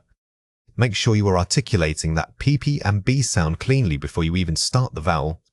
Read, present. Read, past. Stress change by tense. This is a classic example of grammatical stress shifting. When we talk about the present action, the emphasis rests on the first syllable. However, when it becomes the past simple form, that emphasis moves entirely to the second syllable. First, live. Compare it with leave. The final consonant sound matters. Here, we are focusing on the ending. One word has a strong veeve or buzzing sound at the end, while the other ends with an veeve glide. Focusing on that trailing airflow can help clarify which word you intend to say. Watch out for these 3 common mistakes. Camera. Right, camera. Many speakers rush the word, dropping the final weak vowel sound entirely. Remember that polysyllabic words often require clear articulation of every syllable, even if they are unstressed. Over-articulation is better than under-articulation in this case. Wrong, information. Right, information. When we are speaking quickly, our natural tendency is to blend those consonant sounds together. We need to practice breaking up the word and making sure each distinct sound gets its own moment of airflow before blending again. Wrong, schedule, US. Right, schedule, UK. Pronunciation is highly regional, so knowing these variations is key to sounding natural. If you are speaking internationally, be aware of whether the expected stress falls on the first or second syllable in that specific dialect. Here are 4 ways to practice. Twisters. High repetition drilling. These are fantastic for warming up your articulators. They force your tongue and lips to move rapidly between positions, building stamina and precision. Don't just read them, say them with exaggerated focus until the movement feels effortless. Minimal pair reading. Reading short, contrasting phrases. This technique forces your brain to differentiate subtle acoustic cues. Instead of focusing on what you should say, try to focus only on the physical difference between sound A and sound B in your mouth. Shadowing. Repeating after native speakers immediately. Shadowing is one of the most effective methods because it trains you not just for individual sounds, but for rhythm and natural speed. You are aiming to copy the speaker's intonation pattern as closely as possible. Mirror work. Observing jaw and lip placement. Use a mirror to become conscious of your mouth shape while speaking. You should be checking if your lips are too tight or if your tongue is resting incorrectly when you speak certain sounds. Visual feedback makes the abstract physical process concrete. In Part 3, examiners aren't just testing your vocabulary, they are assessing your ability to think critically. They listen for nuance, the recognition that most societal issues are complex and rarely black or white. You must move beyond simple agreement or disagreement. A strong response involves developing a detailed argument, acknowledging opposing viewpoints, and then refuting them with evidence or logical reasoning. This requires you to treat the prompt as an intellectual debate. The key takeaway here is demonstrating complexity. Don't just give a single opinion. Structure it by presenting your thesis, admitting a potential flaw in that thesis, and then offering a refined conclusion. Remember, sounding thoughtful is often more important than being perfectly right. Let's go through 5 words. For each word, I will say it clearly, then explain how to produce it correctly. The word is, it can be argued that. Say it again. It can be argued that. This phrase is excellent for starting an argument because it immediately signals that you are presenting a debatable idea, not just a personal feeling. It gives you time to structure your thought and sounds highly academic. The word is, while this may be true, we must also consider. Say it again. While this may be true, we must also consider. This is a sophisticated way to disagree. By using while this may be true, you show that you have listened fully to the prompt before presenting your counter-argument. Use this when you want to soften a disagreement. The word is to extrapolate from this point. Ta. Say it again. To extrapolate from this point. When discussing societal issues, predicting future trends is powerful. This phrase elevates your answer by moving the discussion from current facts to potential outcomes, showing deep critical thinking. The word is, the underlying assumption here seems to be. Say it again. The underlying assumption here seems to be. This is a high-level move. If the question prompt assumes something that isn't always true, you can challenge that core belief. It demonstrates intellectual skepticism and critical analysis. The word is, the causality might be mistaken, rather, boss. Say it again. The causality might be mistaken, rather. Sometimes the prompt implies A causes B, but the reality is different. Use this phrase to intervene and redirect the focus by suggesting a more accurate cause and effect relationship. Let's compare 4 pairs. It's kind of complicated because the issue is multifaceted due to show complexity. Notice the shift from kinder to multifaceted. In formal speaking, avoid casual intensifiers like kinder, super, or really lot. Replace them with more precise academic adjectives. If you ask me, from my perspective, it is evident that formal introduction.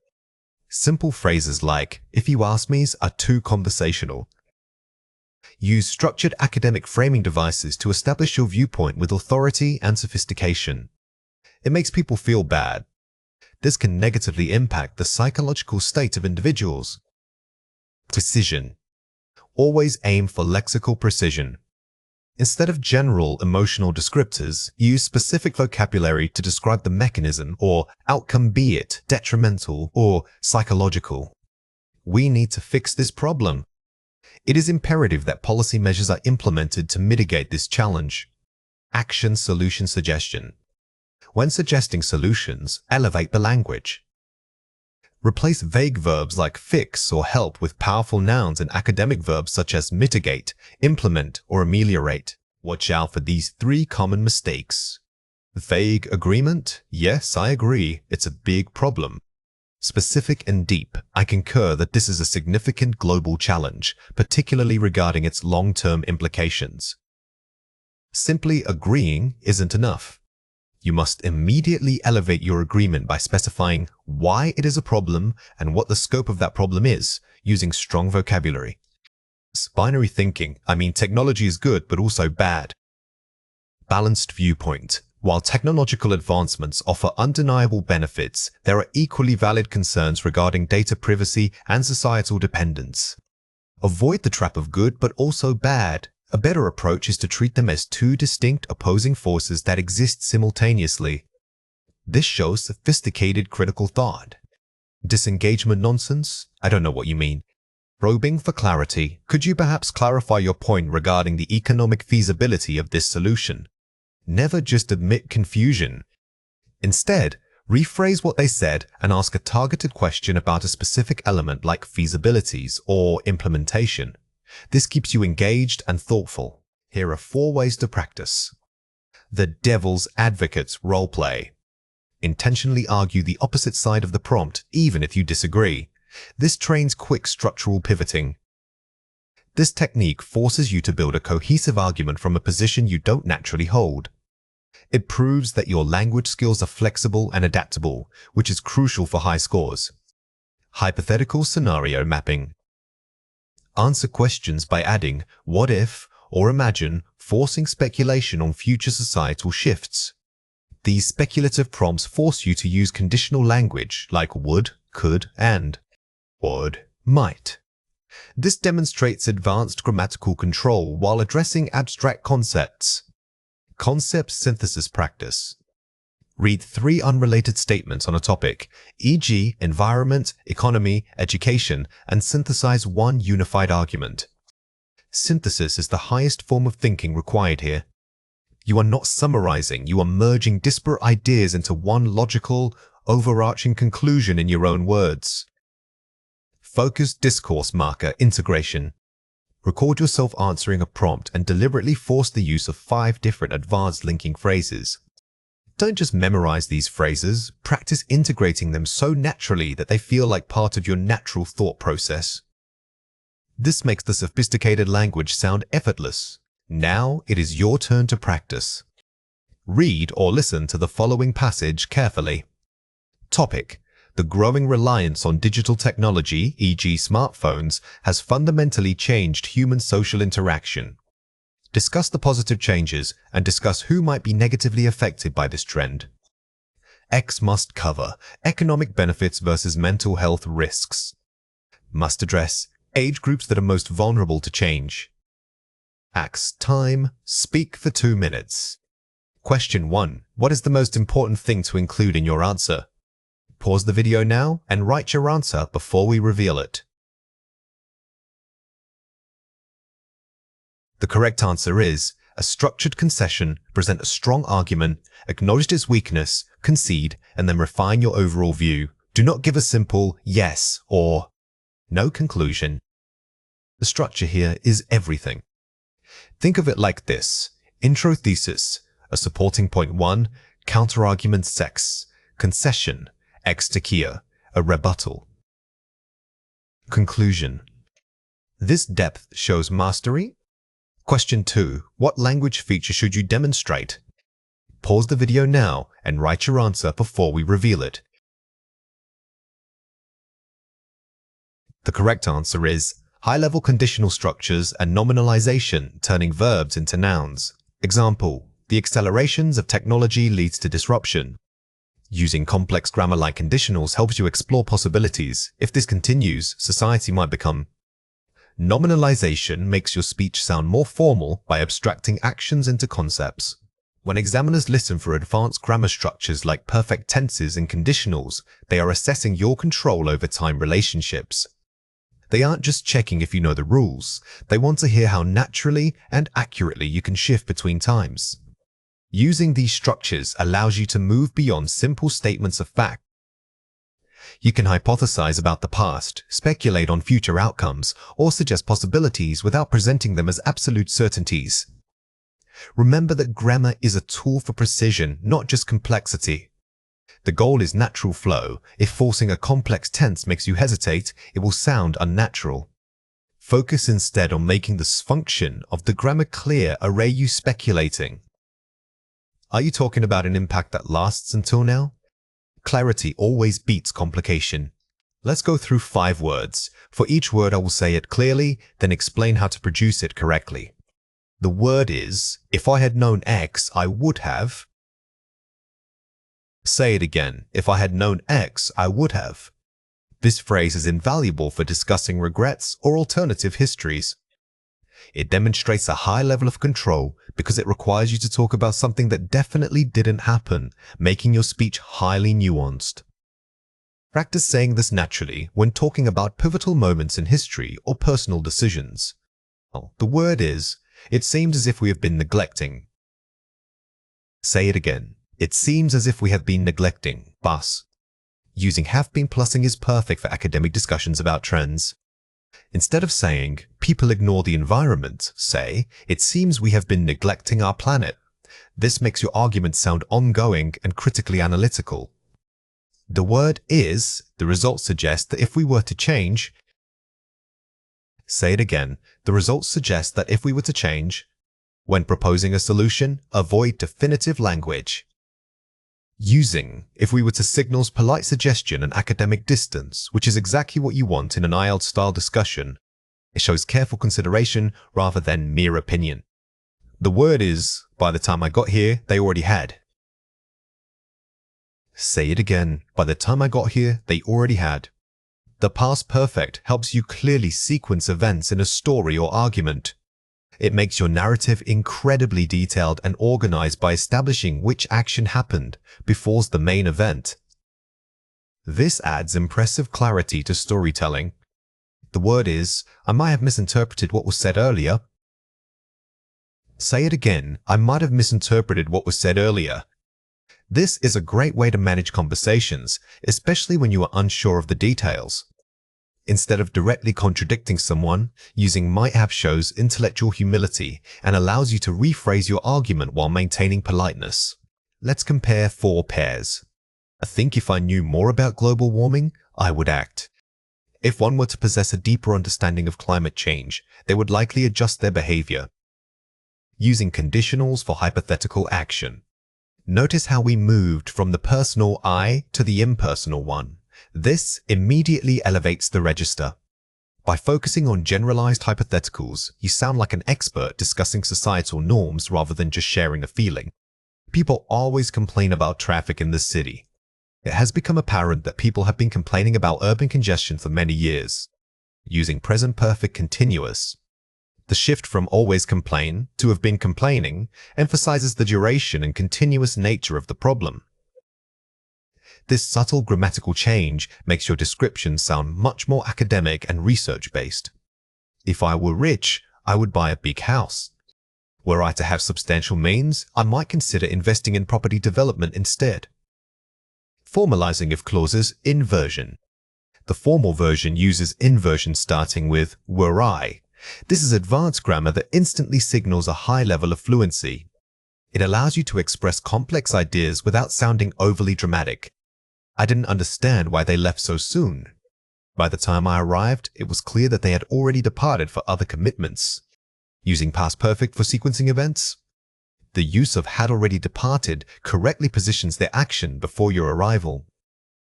This precision in past tenses demonstrates strong grammatical control under pressure. Watch out for these 3 common mistakes. Simple past, too definitive. I lived in London and I was very happy there. Perfect tense focus. When I lived in London, I felt incredibly happy. If you were talking about an experience that impacted your current life or viewpoint, use the present perfect. Instead of just stating I was happy, say I have been shaped by my time in London. This connects the past directly to your present self. Type 1 conditional, too certain. If I study more, I will pass the exam.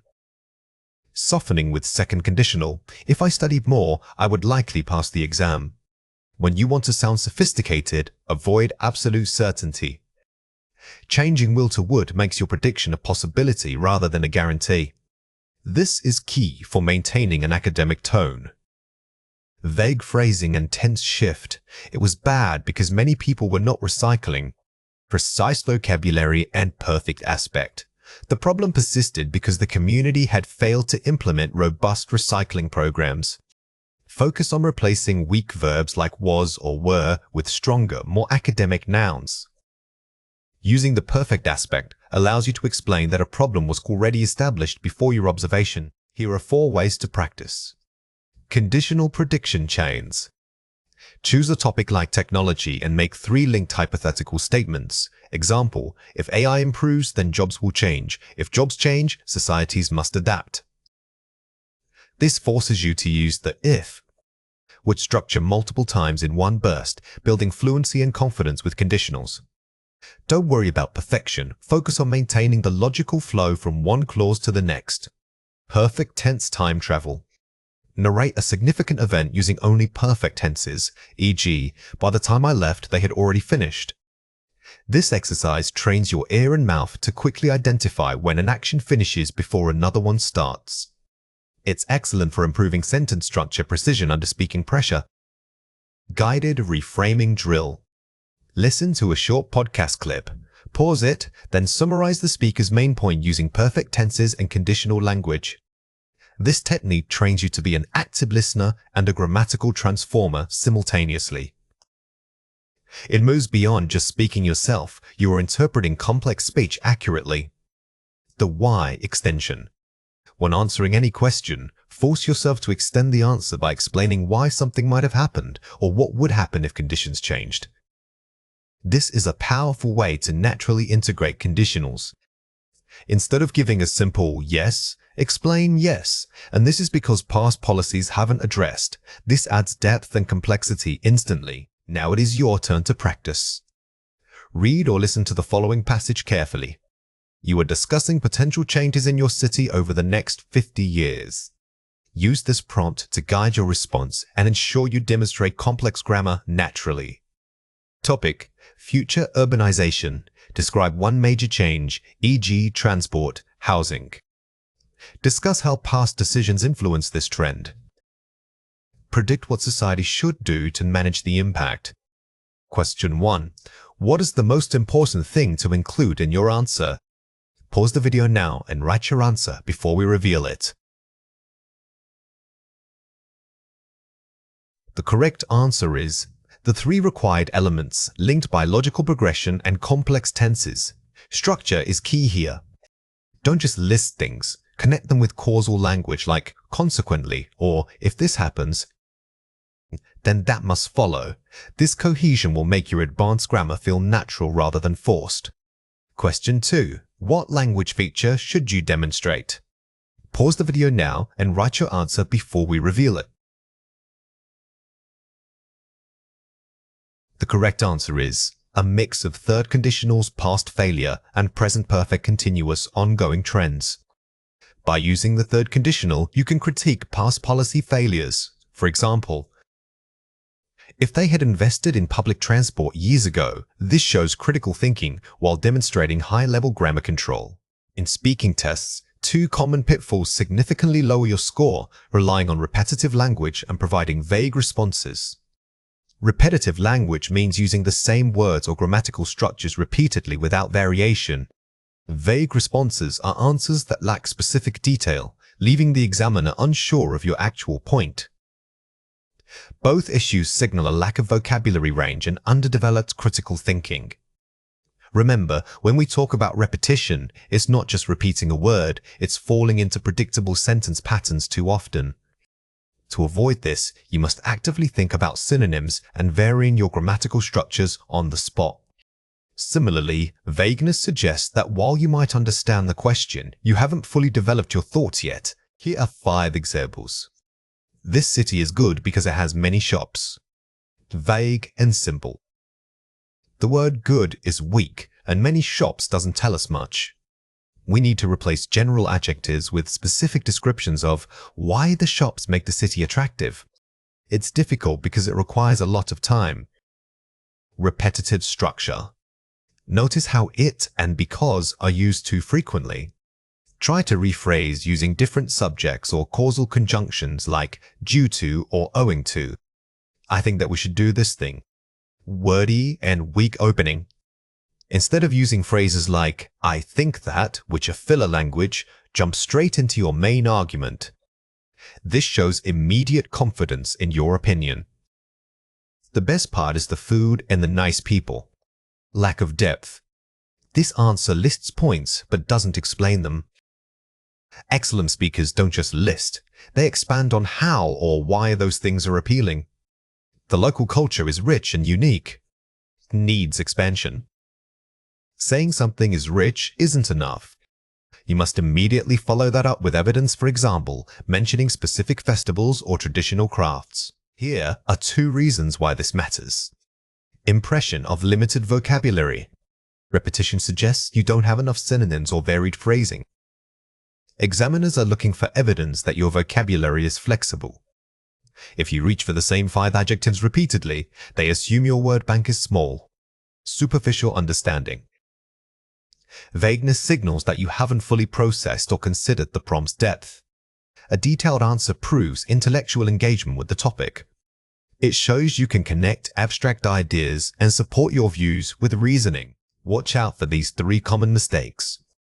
Don't say, "I feel like it is important that we consider the cost." Say, "Considering the high costs involved, we must reevaluate our strategy." The initial phrase, "I feel like it is important," that wastes valuable time and weakens your voice. By restructuring the sentence using an introductory participial phrase, you sound more authoritative. Incorrect. We should use this technology because it makes things faster. Correct. This technology enhances efficiency by streamlining processes significantly. The error here is the generic verb makes. Strong academic language demands specific verbs that show how something changes, such as streamlining or enhancing.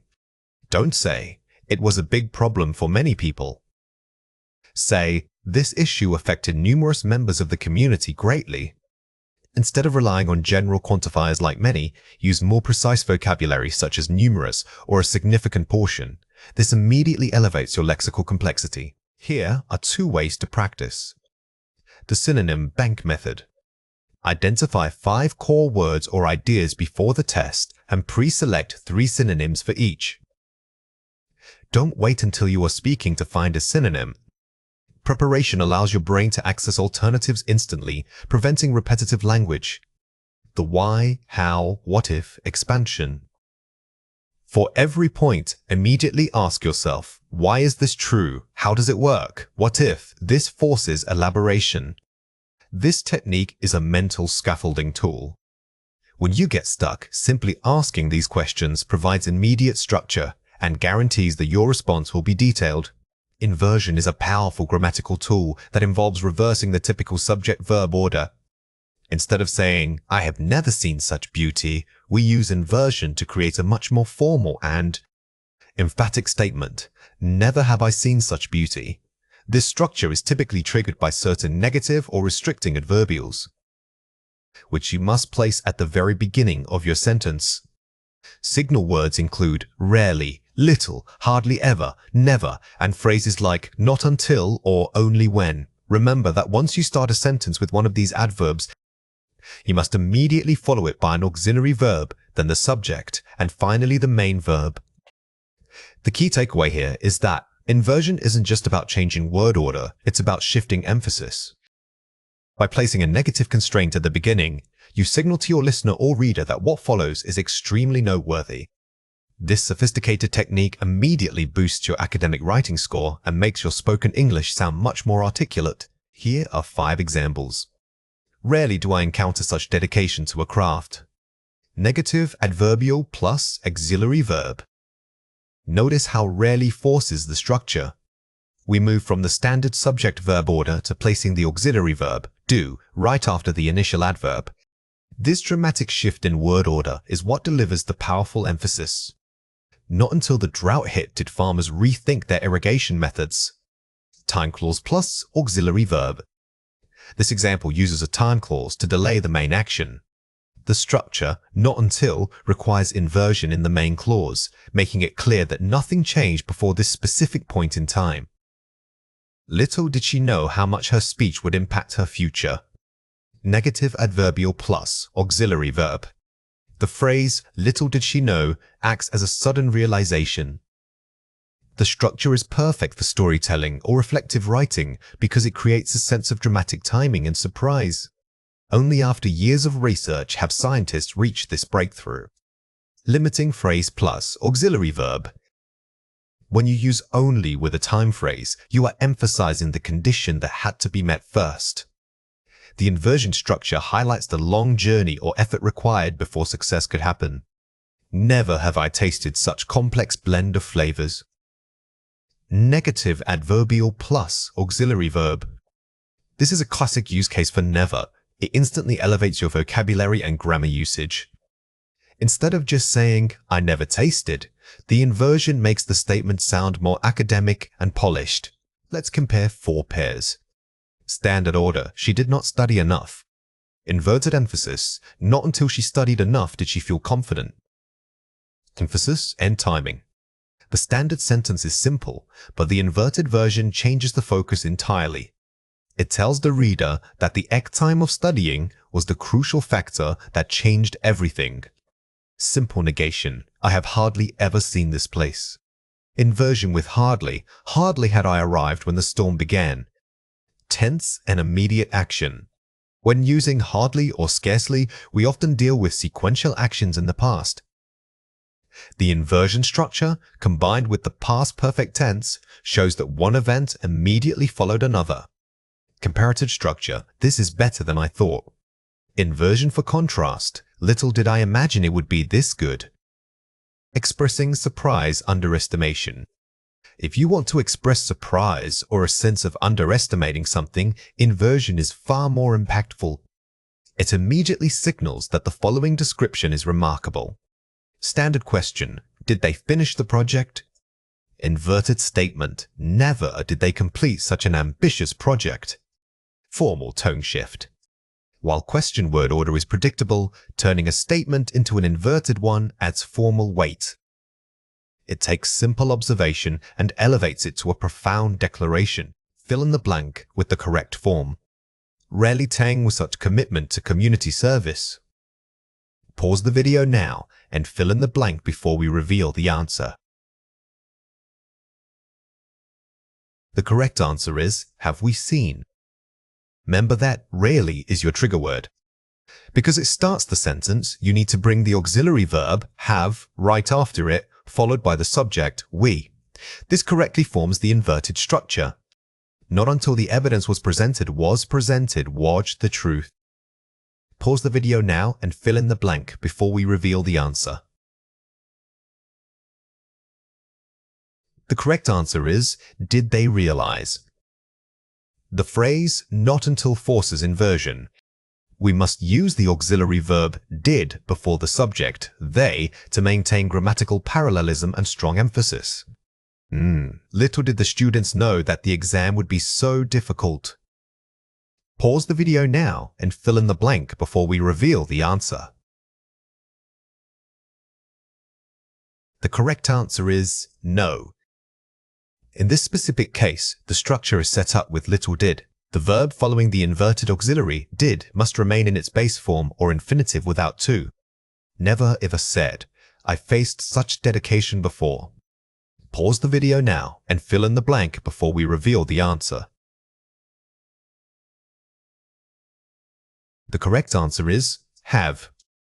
The combination of never and the present perfect tense is very common for general life experiences. By using inversion here, you make your past experience sound more profound and memorable. Watch out for these 3 common mistakes. Incorrect tense mismatch: never was he so brilliant. Correct: never was he so brilliant. Why, many learners mistakenly use the simple past tense when inversion requires a perfect tense.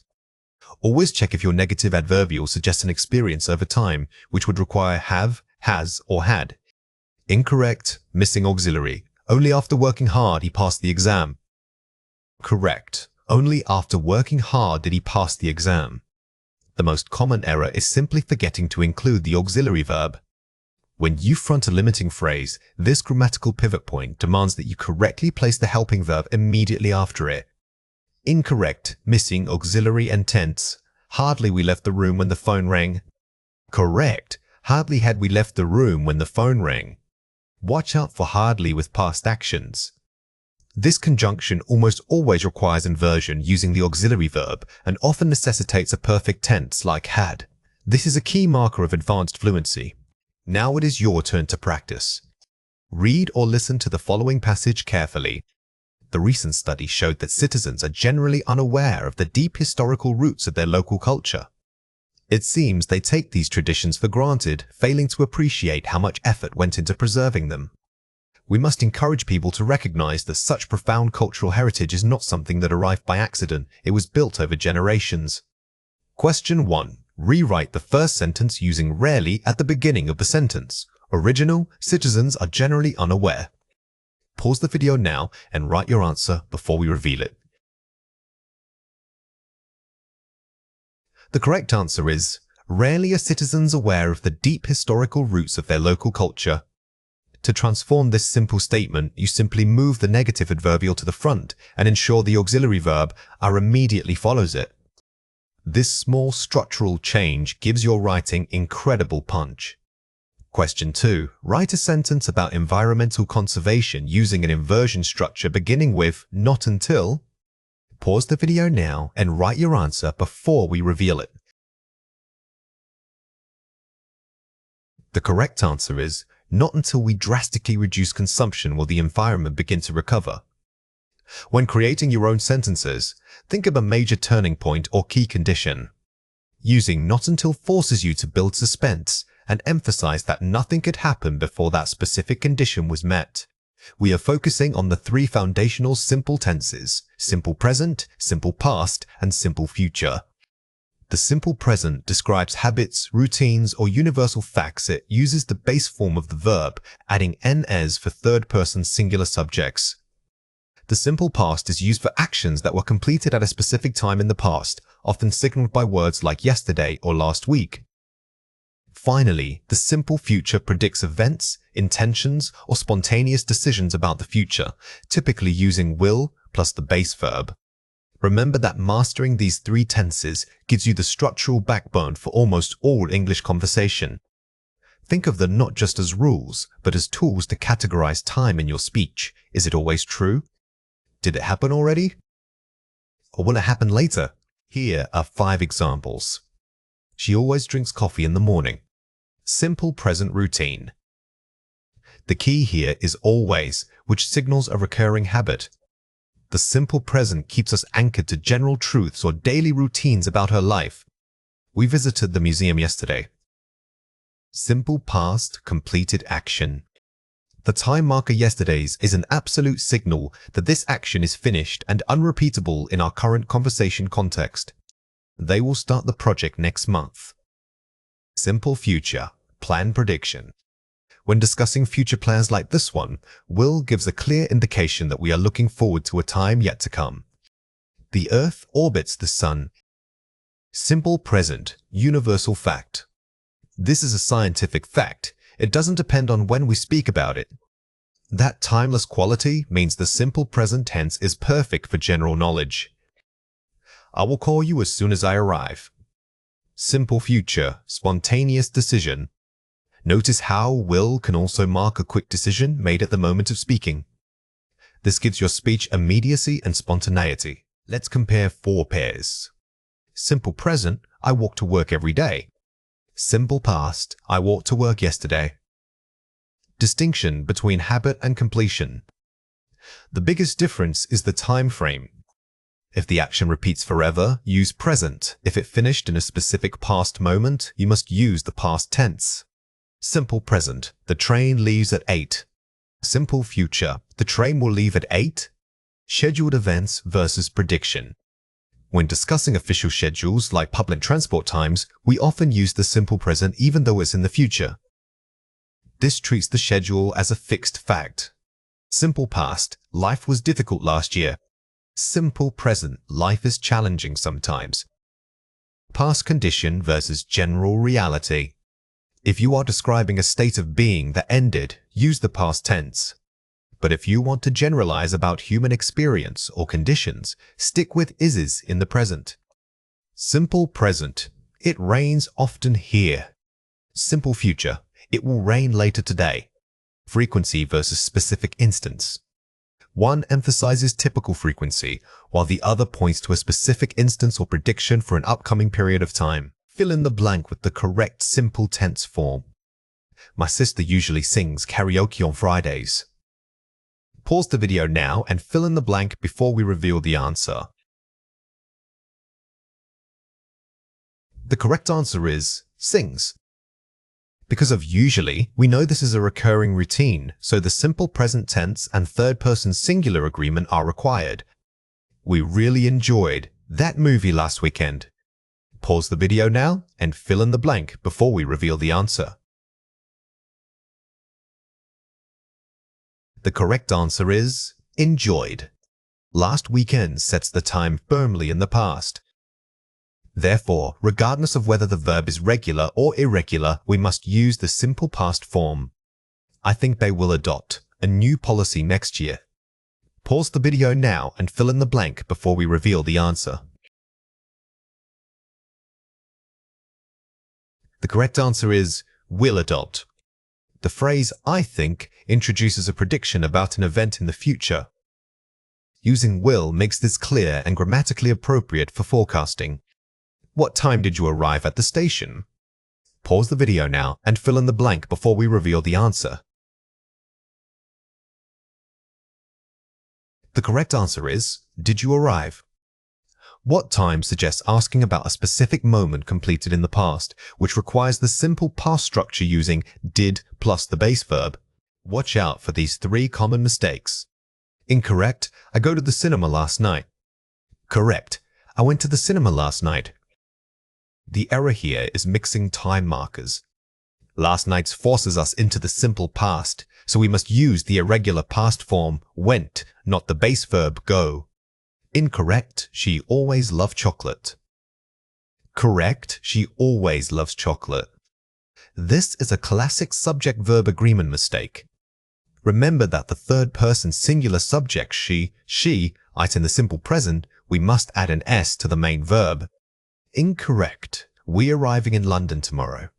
Correct, we will arrive in London tomorrow. When using a time marker like tomorrow and lacking another helping verb, the simple future structure requires us to use will before the main verb. Now it is your turn to practice. Read or listen to the following passage carefully. My best friend lives nearby. Every Saturday, she meets me at the park because she loves to read outdoors. She always brings a big book, and we talk for hours about our goals in life. Next week, however, we are planning a trip to the coast. I believe it will be much more relaxing than staying here. Question 1. Find and correct the grammar error in this sentence. She always brings big books last Saturday. Pause the video now and write your answer before we reveal it. The correct answer is, she brought big books last Saturday. The presence of the specific time marker, last Saturdays, instantly shifts us out of the routine, simple present. We must switch to the simple past tense to accurately describe that finished action. Question 2. Write your own sentence using the simple future tense about a goal you have. Pause the video now and write your answer before we reveal it. The correct answer is, I will learn how to cook Italian food next month. When constructing your own future statement, remember that will signals an intention or plan. Using it makes your commitment clear and grammatically solid. When writing at an advanced level, knowing the difference between simple, continuous, and perfect aspects is crucial. We are moving beyond just describing events. We are discussing relationships in time. The key skill here is using these tenses to establish context, show duration, or indicate a result that impacts the present moment. For IELTS, mastering this demonstrates grammatical precision and sophisticated control over narrative flow. Remember that complex grammar isn't just about ticking boxes, it's about nuance. When you correctly deploy the perfect aspects, your writing immediately sounds more academic and less like simple storytelling. Focus on using these tenses to link causes and effects across time. Here are 4 examples. Since the committee has been reviewing the data continuously, a clear consensus is emerging regarding policy changes. Using has been reviewing shows duration leading to a present result is emerging. This example effectively uses the perfect continuous to establish a long process. It tells the reader that this review isn't new and its consequences are visible right now, which is highly sophisticated writing. If we had been allocating more resources earlier, these environmental issues would not be so pressing today. The perfect conditional had been allocating sets a deeply contextualized hypothetical framework. This advanced conditional structure is excellent for argumentative essays. It requires the reader to understand that an action in the past failed to prevent a present reality, giving your argument weight. The company has implemented several sustainable practices over the last decade, greatly reducing its carbon footprint. Using has implemented emphasizes cumulative action up to the current moment. Whenever you discuss trends or changes across a defined period like the last decade, the present perfect is your natural choice. It connects the past effort directly to the modern outcome. The report suggests that people are increasingly relying on digital platforms for information, which has reshaped traditional media. Using are increasingly relying shows a current, ongoing trend, and its impact has reshaped. Notice how the continuous tense captures the dynamic nature of human behavior. By pairing this with the present perfect, you show both the cause, the reliance, and the powerful effect it has had. Here are 2 reasons why this matters. Essential for communication. Understanding advanced grammar using continuous and perfect tenses in natural speech writing helps you communicate more effectively. When you master advanced grammar using continuous and perfect tenses in natural speech writing, you will notice your conversations flow much more naturally. Commonly used in daily life. You will encounter advanced grammar using continuous and perfect tenses in natural speech writing frequently in everyday conversations. Pay attention to how native speakers use advanced grammar using continuous and perfect tenses in natural speech writing. You will start hearing it everywhere once you are aware of it. Watch out for these 3 common mistakes. Weak simple continuous, dogs are playing in the park all morning. Strong present perfect continuous, dogs have been playing in the park all morning. The original sounds like it's happening right now, but adding have been correctly frames this activity as having started in the past and still continuing up to the present moment. This is crucial for sustained narrative. Weak mixing tenses simple past, I didn't understand the changes that are occurring. Strong present perfect continuous focus, I haven't understood the changes that have been occurring. When discussing a lack of understanding about an ongoing trend, use have not understood. This shows the failure to grasp something that has been developing over time. It's less personal and more analytical. Weak simple continuous, people are growing concerned about water scarcity. Strong perfect aspect the gradual change, people have grown increasingly concerned about water scarcity. The verb grows often pairs perfectly with the perfect aspect. It suggests a slow, cumulative shift in emotion or awareness rather than just an action happening right now. This is key vocabulary usage. Here are 4 ways to practice. Time mapping your argument. Before writing, plot a timeline for your essay. Mark when the problem started, past perfect, and how it impacts the present discussion, present perfect. Don't just write an argument, build a temporal map of it.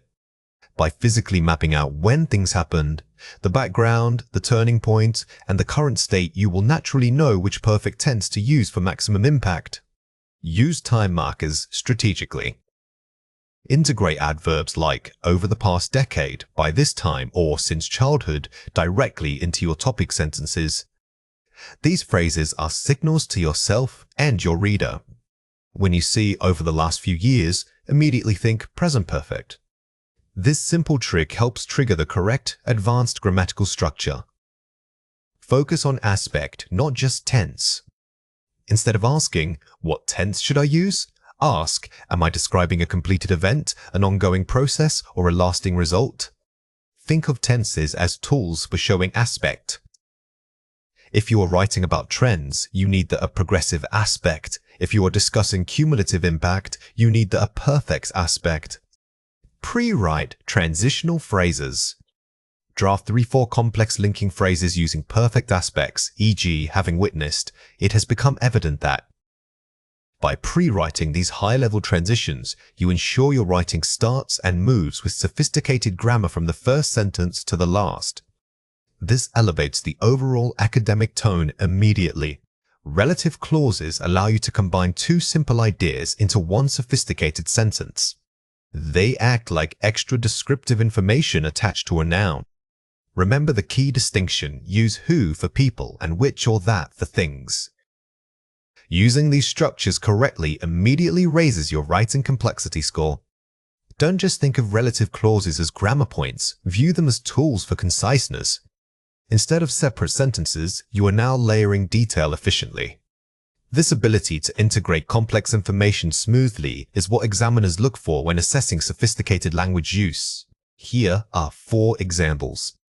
The government, which implemented the new tax, faced immediate public backlash, using which with commas for non-essential information.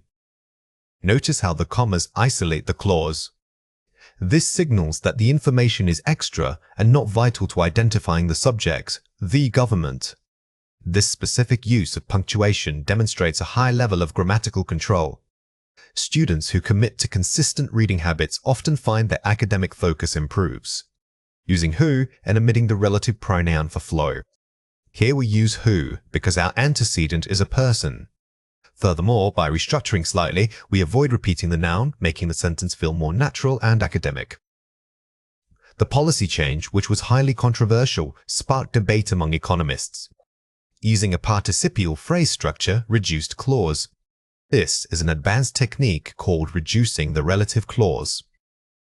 Instead of writing which was highly controversial, we simply use being or just the adjective itself to make the sentence punchier. Researchers who study sustainable energy sources frequently advocate for policy shifts, using a simple relative clause after a subject noun. This is your foundational use of who for people. When you see professional academic writing, look for these straightforward but structurally sound applications to build confidence. Let's compare 4 pairs. Many cities have poor public transport. People need better options. Cities that lack adequate public transportation severely impact residents' daily lives. Combining 2 simple sentences into one complex structure. By combining these, you move from simply stating 2 facts to building a single cohesive argument. The strong version forces the reader to process the relationship between the poor transport and the people affected. Students read books. Books help them understand different cultures. Books, which expose students to diverse narratives, are crucial for cultural understanding. Using in a positive or non-restrictive clause with commas. The strong version uses the book itself as the subject and then adds descriptive value about those books. This structure is much more academic and sophisticated than 2 separate, simple statements. The scientists developed a new vaccine. The vaccine will help many people. The scientists developed a groundbreaking vaccine that promises relief to millions of people. Using that for restrictive information about an invention.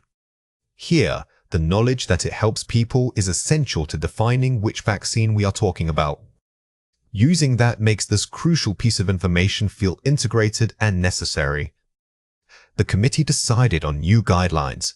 These guidelines must be followed by all departments.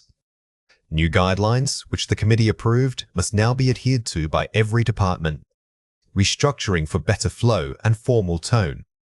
Notice how we moved new guidelines to the front. This structure immediately establishes the topic, making the sentence sound more authoritative and polished for an essay context. Watch out for these 3 common mistakes. Weak, the policy, which affected students losing focus and motivation. Strong, the policy, which caused students to lose focus and motivation, requires immediate review. The first version is a sentence fragments because it lacks a main verb. Always make sure that the clause you build has a clear subject to performing an action. The improved version fixes this by adding the active verb phrase, requires immediate review. Weak. This study was funded by major universities which have excellent resources. Strong. This study was funded by major universities which boast exceptional research facilities. The original phrasing is serviceable but dry. By replacing have with a stronger verb like boast, you elevate the vocabulary while maintaining the complex grammatical structure, achieving both clarity and sophistication. Weak. Governments need to act now so their pollution can be reduced. Strong. Governments must implement stricter regulations which are necessary to reduce pollution effectively. The original uses a subordinate clause so that, but the revised version is stronger because it turns the solution into the subject of the relative clause. This gives your argument more structural weight. Here are 4 ways to practice. Idea mapping first. Before writing, outline your main points and the descriptive details for each. This helps you see where relative clauses fit naturally. Never jump straight to drafting when tackling a complex essay prompt. Picture your argument as nodes on a map. The relative clause is simply the connecting line that adds detail between two major ideas. The sentence combiner drill. Take 5 short, independent sentences and force yourself to rewrite them into single complex sentences using different relative clauses. This is pure mechanical practice that builds muscle memory. Don't worry about the topic, just focus purely on transforming simple subject-verb structures into sophisticated combined forms. The revision check? When proofreading, actively hunt for opportunities to replace 2 consecutive simple statements with one complex sentence using which or who. Treat this structure like a targeted grammar search. If you see 2 ideas near each other that could logically be connected by extra detail, pause and ask yourself, can I combine these? Varying punctuation. Practice deliberately switching between restrictive, that, and non-restrictive, comma plus which clauses to understand the subtle meaning shift. The comma changes everything. It dictates whether the information is essential or merely descriptive. Mastering this distinction shows not just grammar knowledge, but a deep understanding of nuance. We use conditional sentences when we want to discuss a situation that is not real or is unlikely. These structures let us explore possibilities and consequences in English. The basic form requires an if clause, which describes the condition, followed by the result clause. Remember that the tense you choose tells the listener how real or possible your scenario is. For example, we use different verb forms depending on whether the situation is hypothetical now or something that never happened. It's crucial to understand that conditional sentences aren't just grammar rules, they are tools for thinking abstractly in English. When you speak using these structures, you sound much more sophisticated because you can explore possibilities beyond simple facts. Don't worry about memorizing every type right now, focus instead on the logic. Condition leads to result. Here are 5 examples. If I had $1 million, I would travel the world. Second conditional, hypothetical present. This sentence uses the second conditional because having $1 million is highly unlikely right now. It shows that your current situation prevents this action, making it an imaginary scenario. Whenever you use would, think, is this just pretend? If she studies harder, she will pass the exam. First conditional, real possibility. Here, we are discussing a genuine possibility in the future. It's something that is achievable with effort. The first conditional connects specific actions to definite, expected outcomes. If we had known about the traffic, we would have left earlier. Third conditional, impossible past. This is used for regret or criticism regarding the past. Since you couldn't know about the traffic in the past, this statement is entirely imaginary. The third conditional speaks to choices that can never be changed. If I were you, I would apologize immediately. Second conditional, giving advice. This specific structure is perfect for offering strong advice. Notice that we use were even with singular subjects like I or he. This is the subjunctive form, which emphasizes that the condition is purely hypothetical. Unless it rains tomorrow, we will go hiking. Alternative conditional structure, negative IF. The signal word unless means if not. It allows you to phrase a condition by stating what won't happen. Using alternatives like unless makes your speech sound more advanced and fluent. Let's compare 4 pairs. Simple fact, I leave at 8. Conditional, if I were richer, I would travel the world. Fact versus imagination. The key difference here is certainty versus possibility. A simple fact is definite and always true, while a conditional statement shows that its outcome depends entirely on an imaginary condition. Time clause. When I arrive, I will call you. Conditional. If I arrive, I will call you. Temporal versus condition. Both sentences relate to time, but when suggests a guaranteed occurrence, whereas if establishes a requirement or condition that must be met first. Simple past, I ate pizza last night. Third conditional, if I had eaten less, I wouldn't feel sick now. Reality versus regret. The simple past describes a completed action in the real world. The third conditional retroactively changes that reality to speculate on better outcomes. You should rest more. If you rested more, you would feel better. Advice forms. Both phrases offer advice, but using if gives you much more flexibility. By building a full conditional sentence, you aren't just giving advice, you are creating a mini story about improvement. Fill in the blank with the correct form. If I have more free time, I would learn calligraphy. Pause the video now and fill in the blank before we reveal the answer. The correct answer is had. Since we are talking about something currently untrue and not having enough time, we must use the past simple in the if clause. This immediately signals to our listener that this is a hypothetical situation, triggering the would result. She wouldn't be so tired if she sleep 8 hours. Pause the video now and fill in the blank before we reveal the answer. The correct answer is slept. Here we are in the second conditional. The structure requires us to use the simple past form, slept, regardless of whether the verb is regular or irregular. This signals that the situation is contrary to reality. If they hadn't missed the train, they'd be here already. Pause the video now and fill in the blank before we reveal the answer. The correct answer is would be. This is a third conditional structure leading to a present consequence. The inability to catch the train in the past still affects their current location. This mix of tenses makes complex English sound very natural. Unless he apologizes, I not speak to him again. Pause the video now and fill in the blank before we reveal the answer. The correct answer is will not speak. The use of unless changes the structure slightly.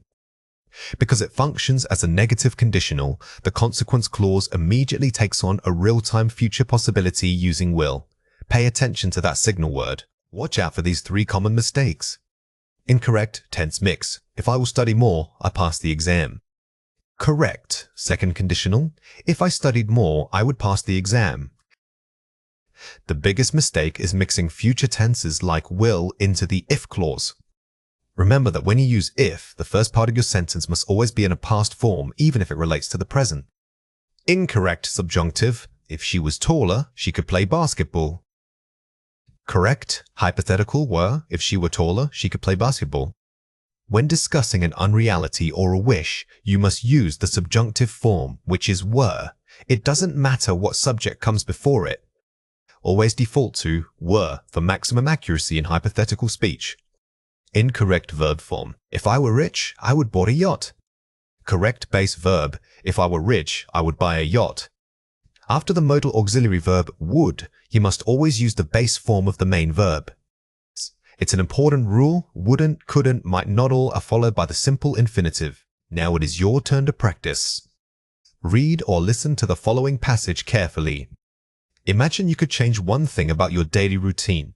Write a short paragraph discussing that change and its predicted impact on your life. Use at least 2 different types of conditional sentences to make your argument as detailed as possible. Question 1. Find and correct the grammar error in this sentence. If I was given more time, I will write a book. Pause the video now and write your answer before we reveal it. The correct answer is, if I were given more time, I would write a book.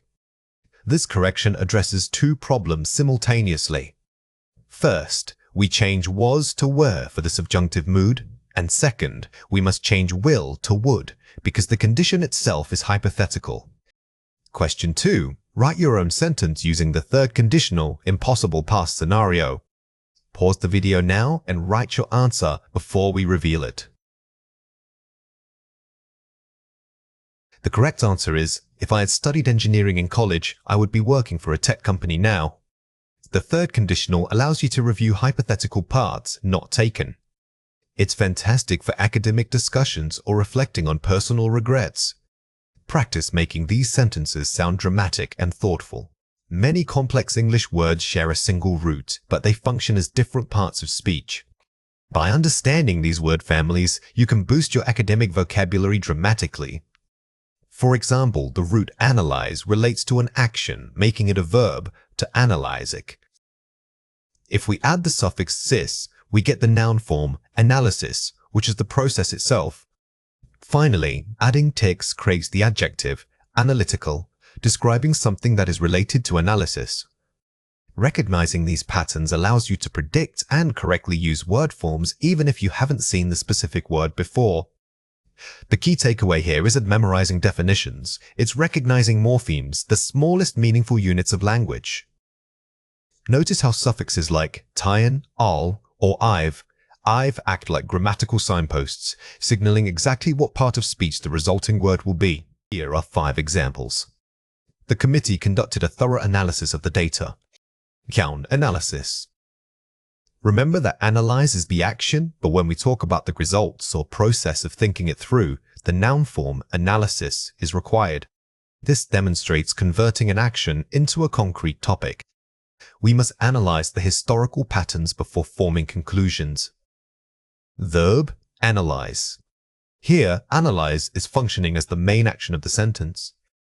If you were to use the noun here, the grammar would break down because we need a functional verb governing the subject, we. The student presented an analytical report on economic trends. Adjective, analytical. When describing the report, we need to know what kind of report it is.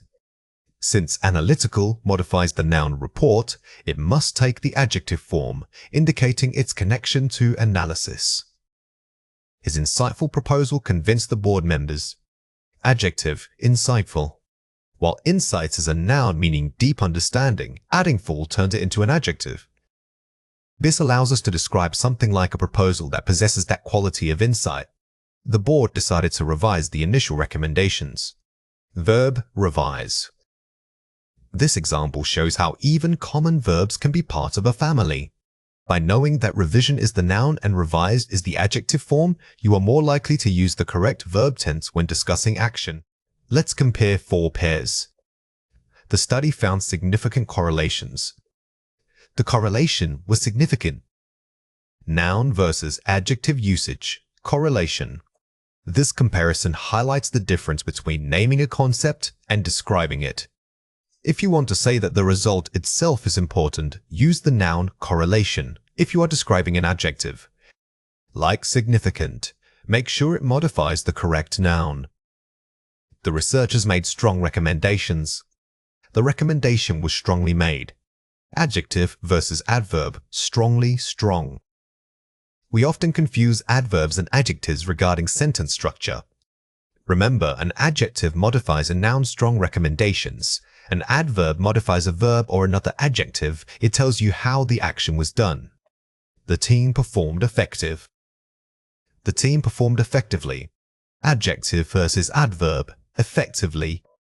This is a classic adverb confusion point. Since performed is an action, we need to know how that action was done. Therefore, the adverb form, effectively, which ends in ly, correctly modifies the verb. The impact of climate change. Climate change impacted us. Noun impact versus verb impact. Does your word need to be a subject or is it an action? Here we are discussing the result or impact, making the noun necessary. If you want to use it as an action, you must change the sentence structure entirely. Fill in the blank with the correct form of the root word provided. The new research requires careful be of all variables. Pause the video now and fill in the blank before we reveal the answer. The correct answer is analysis. Since we are talking about what is required a process or a subject matter, we need the noun form analysis. Displacement dictates that the blank must be filled by a thing. The global economy continues to run despite recent setbacks. Pause the video now and fill in the blank before we reveal the answer. The correct answer is stabilize. Here, we are describing the action of the subject economy. Because it is performing the action, we must use the base form of the verb stabilize. The findings were surprisingly as groundbreaking and groundbreaking. Pause the video now and fill in the blank before we reveal the answer. The correct answer is significant. The word blanking out modifies the noun findings. Therefore, it has to be an adjective. Using a noun or verb form here would create a grammatical mismatch. She speaks with exceptional mileage on complex topics. Pause the video now and fill in the blank before we reveal the answer. The correct answer is fluency. The word fluency is needed because it functions as the object of the preposition with. We are naming a quality or ability which requires the noun form. Watch out for these 3 common mistakes. Incorrect. The presentation was very emotional and moving. Correct. The presentation was emotionally moving. This error confuses how adjectives modify other words. When you use 2 descriptive words, the first one often needs to be an adverb to describe how the second adjective works. Incorrect. The government plans for a massive economic improvement. Correct. The government plans for vast economic improvements. Be careful with countable versus uncountable nouns.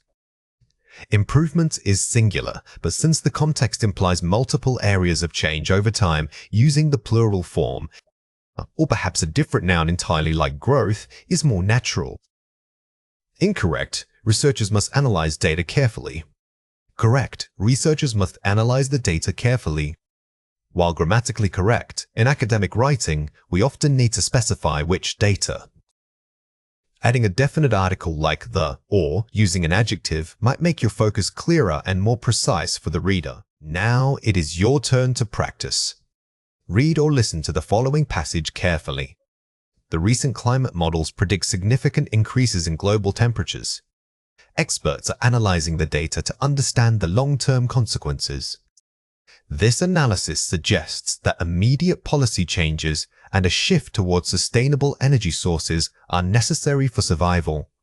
We must adopt an analytical approach to mitigate these risks. Question 1. Find and correct the grammar error in this sentence. The study gave us significant conclusions about global warming. Pause the video now and write your answer before we reveal it. The correct answer is, the study provided significant conclusions about global warming. While give is understandable, using a more formal academic verb like provide, yield, or present elevates the tone immediately. In academic writing, choosing precise verbs is just as important as mastering word families. Question 2. Write your own sentence using this grammar point, root, PLA. Pause the video now and write your answer before we reveal it. The correct answer is, the general plan required careful planning and strategic analysis to succeed. A strong model answer uses multiple forms. By including plan, noun, planning, gerund, adjective, and analyze verb, you demonstrate a deep, systematic understanding of how these root words function in complex academic discourse. Collocations are groups of words that naturally go together in English. Think of them as word partnerships. They sound right when you say them aloud. Mastering these pairings is key to sounding fluent and natural, moving beyond just knowing individual definitions. Instead of translating word for word, we need to learn which words prefer each other. This focus allows your speech to acquire a native rhythm and sophisticated register. Learning collocations isn't simply memorizing lists, it's about retraining your brain's internal dictionary. If you know that heavy rain is common but strong rain sounds wrong, that feeling of slight incorrectness is your intuition kicking in. We are aiming for lexical accuracy, which polishes your speech and makes your arguments sound authoritative. Let's go through 6 words. For each word, I will say it clearly, then explain how to produce it correctly. The word is mitigate. Say it again. Mitigate. This is a high-level academic verb often used in environmental or policy discussions. Remember that mitigates always precedes the potential source of harm. You are lessening the effect of something already present. A common error is using it when prevents is more appropriate, so focus on reducing severity rather than stopping completely. The word is crucial. Say it again, crucial. When you use crucial, think of it as meaning absolutely essential, much stronger than just important. While both words convey necessity, crucial implies that failure on this single point will cause a major problem. Use it sparingly to maintain its impact and sound highly educated. The word is mandate. Say it again, mandate. As a noun, mandates refers to the authority given by voters or a governing body. When discussing politics or policy, remembering that something is done with a clear mandate adds weight and legitimacy to your argument. It signals that the action is supported by established rules or public will. The word is sustainable. Say it again, sustainable. This word is critical in modern discourse, particularly regarding climate and economics. When you say sustainable, you are implying balance that current use will not compromise future availability. Always pair it with something that needs long-term maintenance, like development or resources. The word is detrimental. Say it again, detrimental. This adjective is a great replacement for simply saying bad in formal writing or speaking. It suggests a measurable, often negative impact on health, finances, or environment. If you can quantify the damage, whether it's financial or physical, then detrimental is probably your best choice. The word is implement. Say it again, implement. Unlike suggest, which is an idea, implement refers specifically to the action of making something real. You don't just suggest policy, you must actually implement it. Always check if your subject can physically execute the plan. That's what implements means here. Here are 5 examples. The new policy aims to mitigate the long-term effects of rising sea levels. Mitigate beefy feet. Notice how mitigate pairs perfectly with abstract nouns like effects. It implies that the problem is already happening, and our job is simply to lessen its severity. This structure helps you move past simple description into complex analysis. Achieving sustainable development requires global cooperation. Sustainable age. This is a classic collocation pairing, sustainable development. Whenever you see or hear this phrase, remember that it encompasses environmental protection alongside economic growth. It's a package deal, not just one concept. The report highlighted the detrimental impact of plastic waste on marine life. Detrimental AJ. Here, detrimental is modifying the noun impact. It tells us what quality the impact possesses. By using this word, you are elevating your vocabulary from simply describing a problem to scientifically assessing its harm. The Council was given a mandate to overhaul public transportation systems. Mandate NNN. This sentence shows mandates functioning as the authority behind an action. It suggests that the plan isn't optional, it has official backing and therefore requires serious, immediate attention from the Council. The company promised to implement strict new quality control measures immediately. Implement V. We see implements paired with an action group like control measures. This shows the practical application of a plan. When you use this verb, it suggests that preparation is complete and the physical execution phase has begun. Let's compare 4 pairs. First, important. Crucial AJ. Degree of necessity. While both mean vital, important can describe anything from a good movie to an important phone call. However, when something is crucial, the stakes are raised. It suggests that if this one thing fails, everything else might collapse. I recommend reserving crucial for academic or high-stakes arguments. First, bad. Detrimental, AJ. Formality and measurability of harm. Using detrimental is much more formal, making your speech sound academic. Furthermore, it demands that the harm be somewhat measurable. It's not an emotional bad feeling. It's a documented negative effect on health or economy. First, suggest. Mandate N.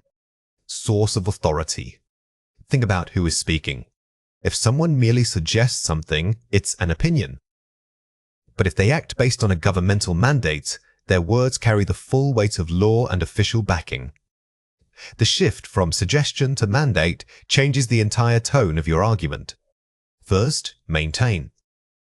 Sustainable, HHH. Time frame and ongoing balance. The word maintain can apply anytime. But when you pair it with sustainable, you are committing to a process that lasts generation after generation. This concept shifts the focus from short-term stability to long-term ecological or economic viability. Here are 4 ways to practice. Collocation mapping. List words by what they pair with, e.g., damage pairs with environmental, reputational. Instead of learning flashcards that just say mitigate, less severe, create maps. Grouping the word under different nouns or adjectives helps you see its versatility and how it fits into various contexts naturally. Contextual recall. Practice using target words in imagined debates or presentations. The best way to internalize these high-level collocations is to force yourself to use them. Try describing a current global issue like water scarcity and ensure you naturally deploy at least 3 of today's target words. Spaced repetition. Review. Reviewing the vocabulary in increasing time intervals. Don't just learn these words once and forget them. By reviewing crucial today, then again next week, and finally next month, you move them from short-term memory into permanent, accessible knowledge. Sentence transformation. Rewriting simple sentences using advanced collocations. Take a basic sentence like, "The pollution is causing harm." Now, challenge yourself to rewrite it. "The pollution is having a detrimental effect on the local ecosystem." This small act instantly elevates your written and spoken register. Now it is your turn to practice. Read or listen to the following passage carefully. Climate change poses a global threat. To mitigate its effects, nations must implement sustainable energy policies immediately. Failure to act will have detrimental consequences for human health and the environment. Therefore, achieving universal cooperation is crucial if we hope to secure a favorable economic future. Question 1. What does detrimental mean in this passage? Pause the video now and write your answer before we reveal it. The correct answer is causing harm or damage. In context, the phrase detrimental consequences means the results of inaction will be damaging. It links to our earlier discussion on using adverbs and adjectives to define this type of negative impact. Question 2. Use a collocation from today's lesson in your own sentence. Pause the video now and write your answer before we reveal it. The correct answer is, the government must mandate sustainable practices across all industries. Notice how I combined mandates and sustainable. By pairing these 2 words, I created a highly specific, expert-sounding phrase. Try to combine different collocations today, for example, using crucial with any noun you find. Phrasal verbs and idioms are key to sounding like a native speaker. There are common phrases where the meaning of the whole group of words is different from the meanings of the individual words. Instead of learning single vocabulary items, you learn these chunks of language. Mastering them greatly increases your comprehension and fluency scores in speaking tests. Don't try to memorize lists. Focus on understanding the context in which they are used. Remember that many phrasal verbs do not have a single direct translation. They often change their meaning entirely depending on which preposition or adverb you add. Think of them less as grammar rules and more like natural linguistic habits. The goal is to incorporate these phrases so smoothly that they feel automatic. Let's go through 6 words. For each word, I will say it clearly, then explain how to produce it correctly. The word is figure out. Say it again, figure out. This phrasal verb is excellent for academic and casual conversation when you talk about problem solving. It's much more natural than saying determine in most contexts. If you are tracking progress, remember that figure outs means understanding the mechanics of a situation. The word is come up with. Say it again, come up with. When brainstorming, this is your go-to phrase. It implies that the idea was generated through thought and effort rather than just recalling stored information. If you are discussing creative work, come up with is far more idiomatic than simply saying create. The word is run into. Say it again, run into. Be careful with this phrasal verb because it has a dual meaning. You can literally run into an obstacle, or figuratively, you might run into difficulty. In social contexts, only use it for unexpected meetings, as that is its most common usage. The word is catch on. Say it again, catch on. This is a great phrase for describing cultural trends, from fashion to language. If you say something caught on, it means momentum was built around the idea until many people adopted it. It's particularly useful when discussing societal shifts. The word is put off. Say it again, put off. While postpone is formal, put off is highly common in daily speech and writing. Be mindful of its transitivity. You must specify what is being postponed. You generally cannot use it as a noun to mean delay. The word is wrap up. Say it again, wrap up. This is a very versatile phrase used for both physical actions and abstract concepts like meetings or negotiations. It suggests a sense of completion, making it perfect when you need to signal that time is running short. Here are 5 examples. I spent all morning trying to figure out why the Wi-Fi kept cutting out. Figure out VB solved the technical problem. Notice how figure out is used here in a technical context, making it sound very natural. It's informal enough for speaking, but specific enough to convey complexity. After hours of debate, the team finally came up with an alternative budget proposal. Come up with, VV generated a plan. The phrase, after hours of debates, emphasizes that this idea was hard-won. This structure helps you build sophisticated narratives about collaborative work. I ran into my old university roommate downtown and hadn't seen him in years. Run into V, met unexpectedly. This is the perfect situation for run into. It immediately signals a chance meeting to a native speaker. Using this phrase elevates your conversational register instantly. The use of renewable energy sources is finally starting to catch on globally. Catch on Viva becoming popular understood.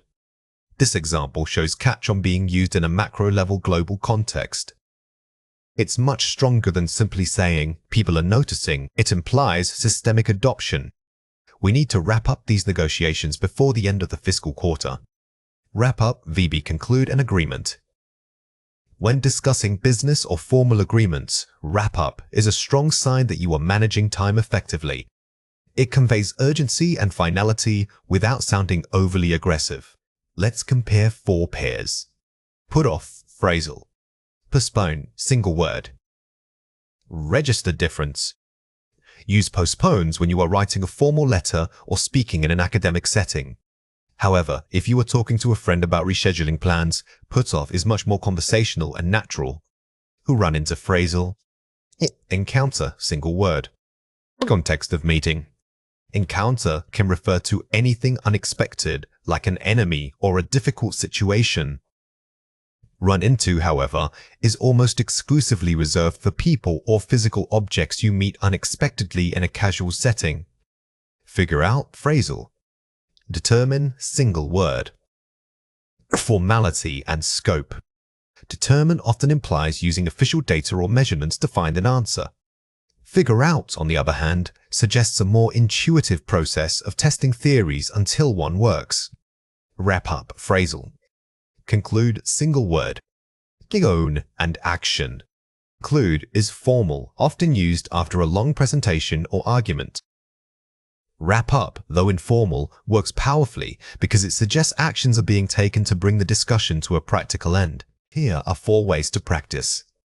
Contextual substitution mapping. Take 5 simple sentences and try replacing the single word verb with a phrasal alternative. This forces you to think about different registers. Instead of just defining the words, actively swap them out in your existing vocabulary bank. If you write postpone, pause and ask yourself if put off would sound equally natural in that specific conversation. The story chain drill. Tell a story using 5 different target phrasal verbs, making sure the narrative flows logically. Start with one word and end with another. Narrative practice is incredibly effective because it forces you to see how these phrases build on each other in time. Don't worry about perfection. Focus only on keeping the story moving using the target language. Vocabulary flashcard prompting. Don't write a definition on your flashcard. Instead, write a specific scenario or prompt, e.g., meeting ends abruptly, when you study it.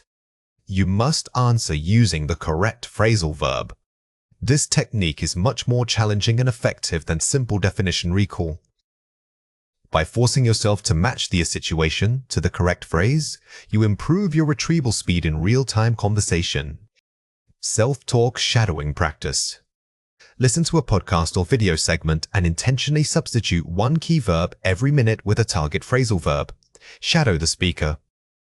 Shadowing means mimicking the speech rhythm, intonation, and speed of a native speaker immediately after they say it. This helps embed these new phrases into your muscle memory, making them feel more natural. Now it is your turn to practice. Read or listen to the following passage carefully. The project team struggled initially to figure out the budget constraints.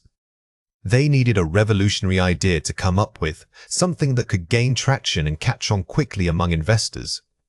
After several days of intense debate, they decided not to put off the final pitch. They wrapped up their brainstorming session by running into an expert who offered crucial advice. Question 1. What does catch on mean in this context?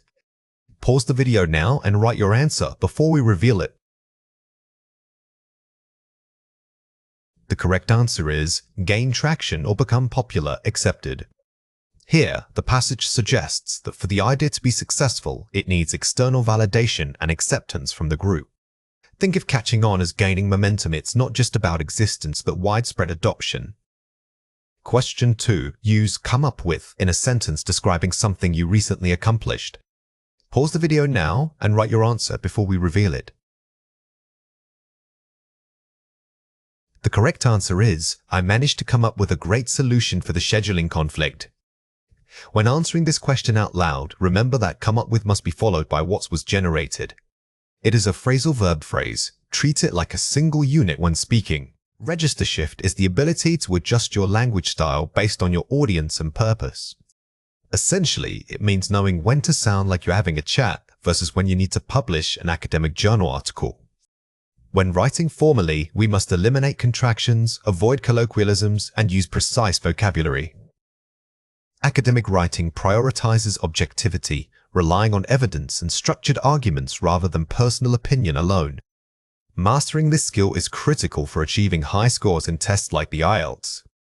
Remember that register simply refers to the level of formality. When you shift into an academic register, your tone must become less emotional and more analytical.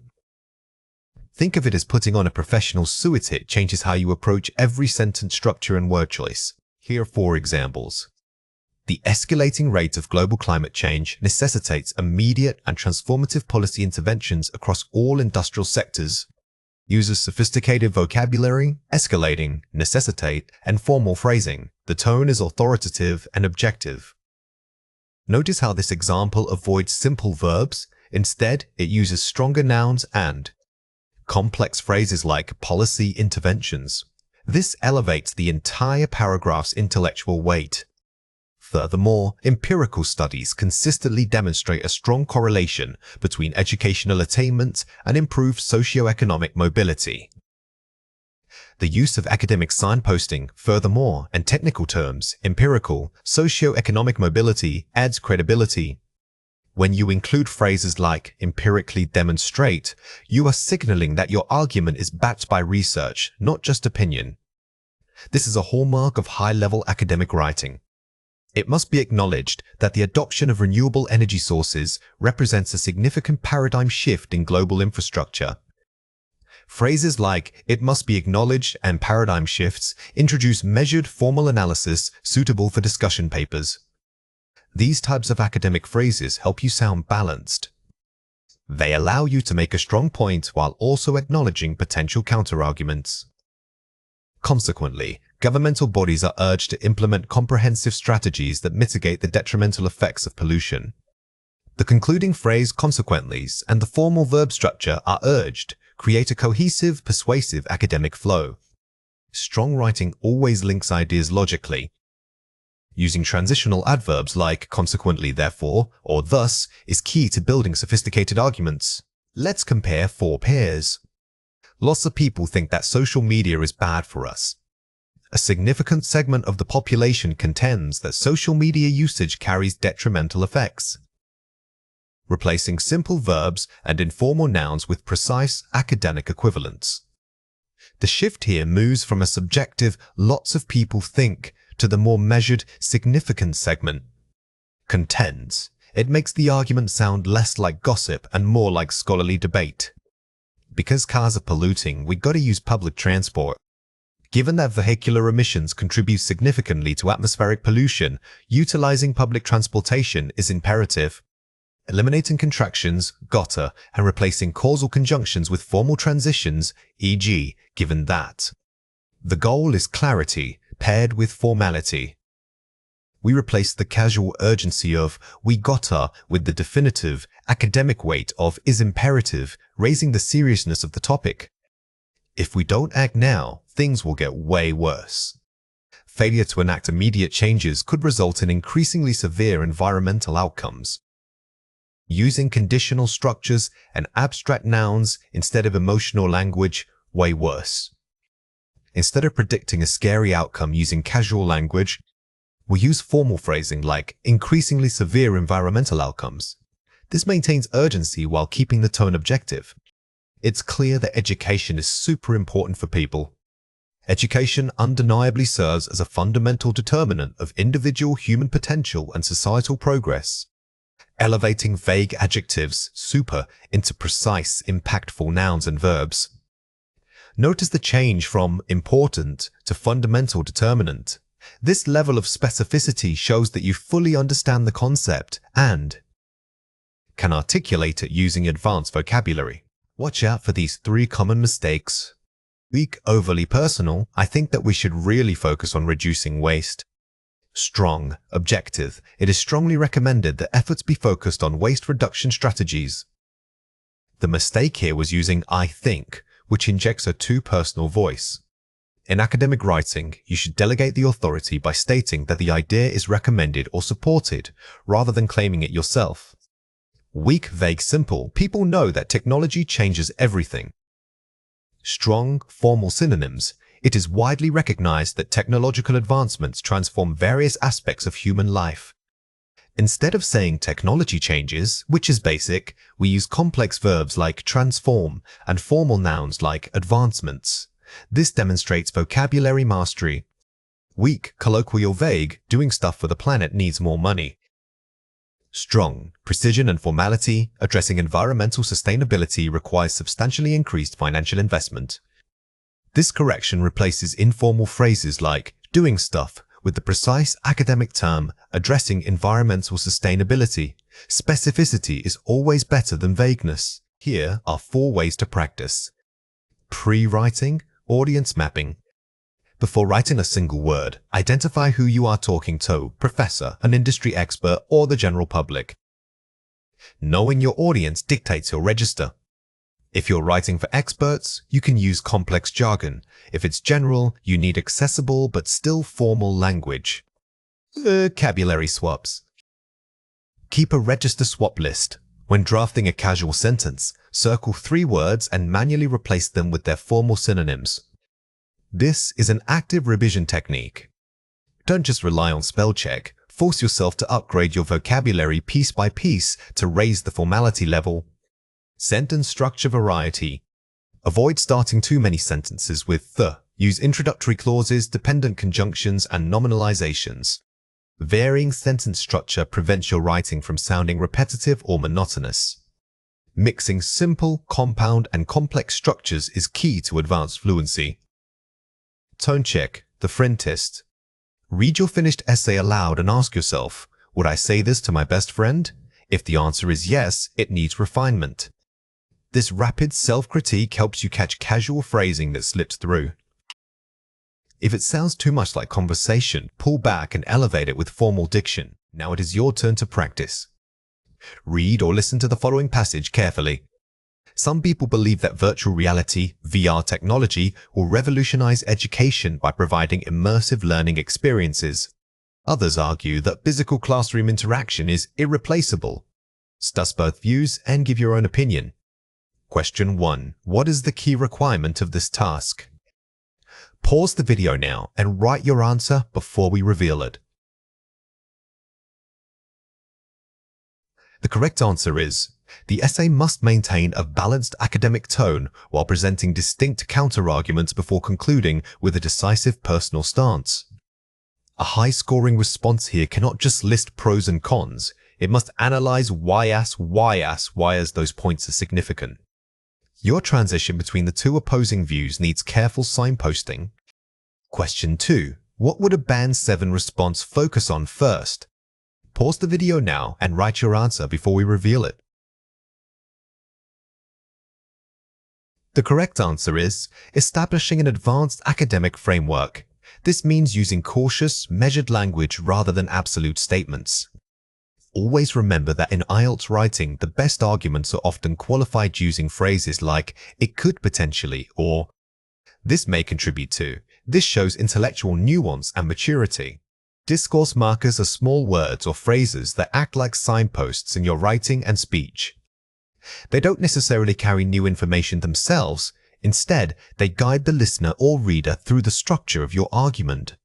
Think of them as verbal road signs telling us how one idea connects to the next. We use them to show addition, contrast, cause, result, or sequence. Mastering these markers is key to moving from just writing a collection of sentences to crafting a truly cohesive piece of communication.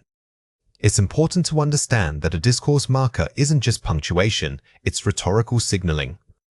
When you use, however, for example, you aren't just separating two clauses, you are explicitly telling the reader, wait. What I am about to say contradicts what I just said. This level of self-awareness is what makes your writing sound academic and professional. Here are 5 examples. The data clearly showed an increase in spending. Furthermore, consumer confidence levels rose dramatically. Addition, furthermores. Notice how furthermore isn't just a synonym for and. It elevates the connection, signaling that this second piece of evidence is substantial and adds weight to the first point. We use it when we have multiple points supporting one main thesis. The initial findings were promising, nevertheless, budgetary constraints proved difficult. Contrast, nevertheless. This structure sets up an expectation you make a positive claim, and then nevertheless immediately subverts that expectation.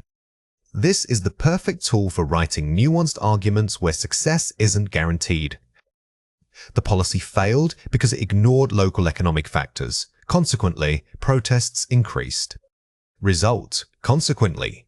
When you use consequently, make sure the relationship is genuinely one of cause and effect. You must be able to point directly from the preceding clause, the failure, to the resulting action, the protests. Otherwise, it sounds forced. To begin with, we must analyze the historical context. Moreover, current political climate cannot be overlooked. Sequence emphasis. To begin with, moreovers. Moreover. These markers help structure an argument chronologically or by importance. Grouping them like this helps your audience follow a step-by-step thought process, which is vital for complex reports. The theory holds merit, however, more empirical evidence is needed before we can draw firm conclusions. Concession shift howevers? Remember that however often signals a point of disagreement or limitation. It allows you to acknowledge the strength of an idea while maintaining your critical perspective, which is key for high-level academic writing. Here are 3 reasons why this matters. Building coherence.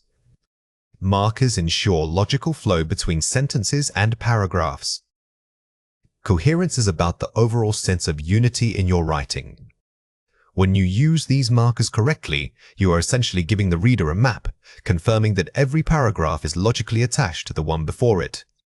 Controlling tone and emphasis. They signal shifts in tone from certainty to caution, or from evidence to speculation. A good writer doesn't just list facts, they guide the reader's emotional response. Using while versus although, for instance, subtly changes whether you are comparing 2 equal points or making a concession. Achieving academic authority. Effective linking language is a hallmark of advanced, articulate discourse. In academic settings, sophisticated linking phrases demonstrate that you have mastered the material and understand how scholars structure complex arguments. It elevates your writing from mere description to critical analysis. Watch out for these 3 common mistakes. Comma splice, the economy grew. Furthermore, inflation was high.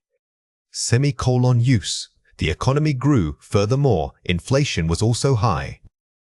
A very common error is using just a comma after the link. Markers like furthermore and however are strong enough that they usually require stronger punctuation, like a semicolon or, if starting a new sentence, a comma. Misinterpreting cause, we must act quickly. Consequently, we ignore the data. Clarifying relationship, we must act quickly. Consequently, we should not ignore the data. Be careful that your marker reflects the true relationship. Using consequently suggests a direct result.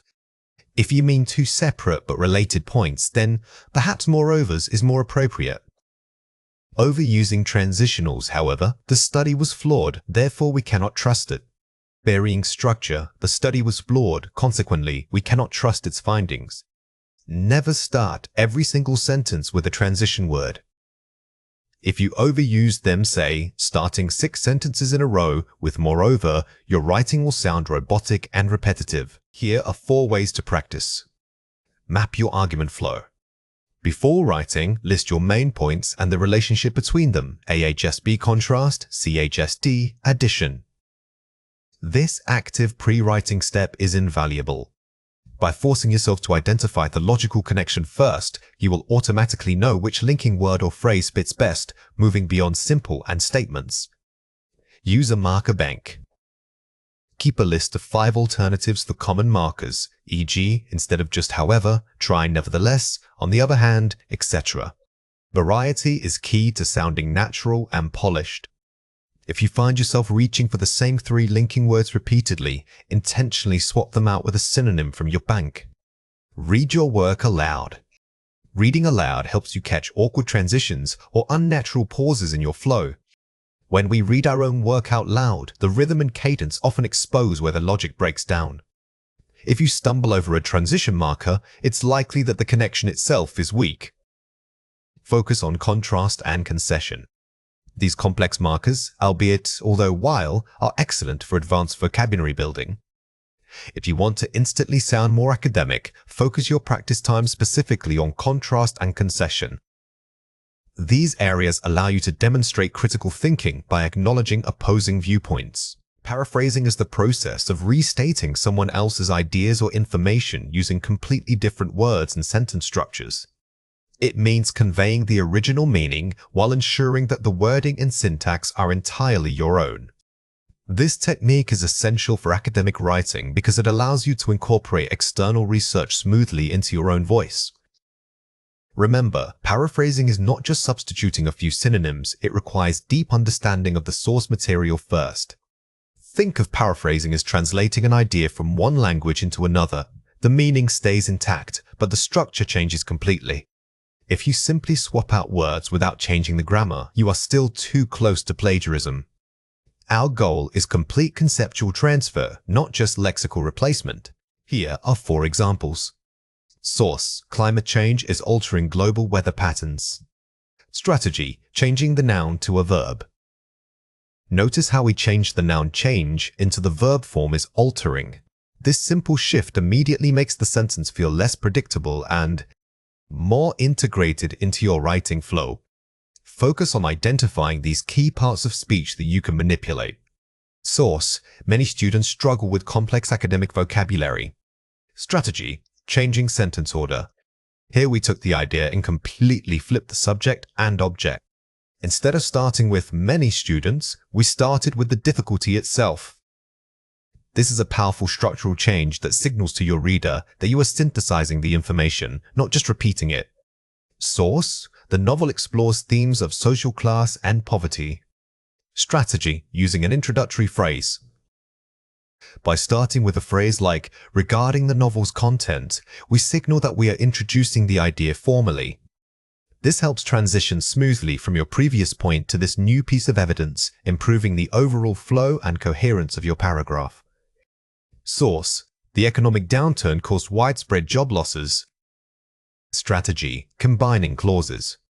The original sentence was simple.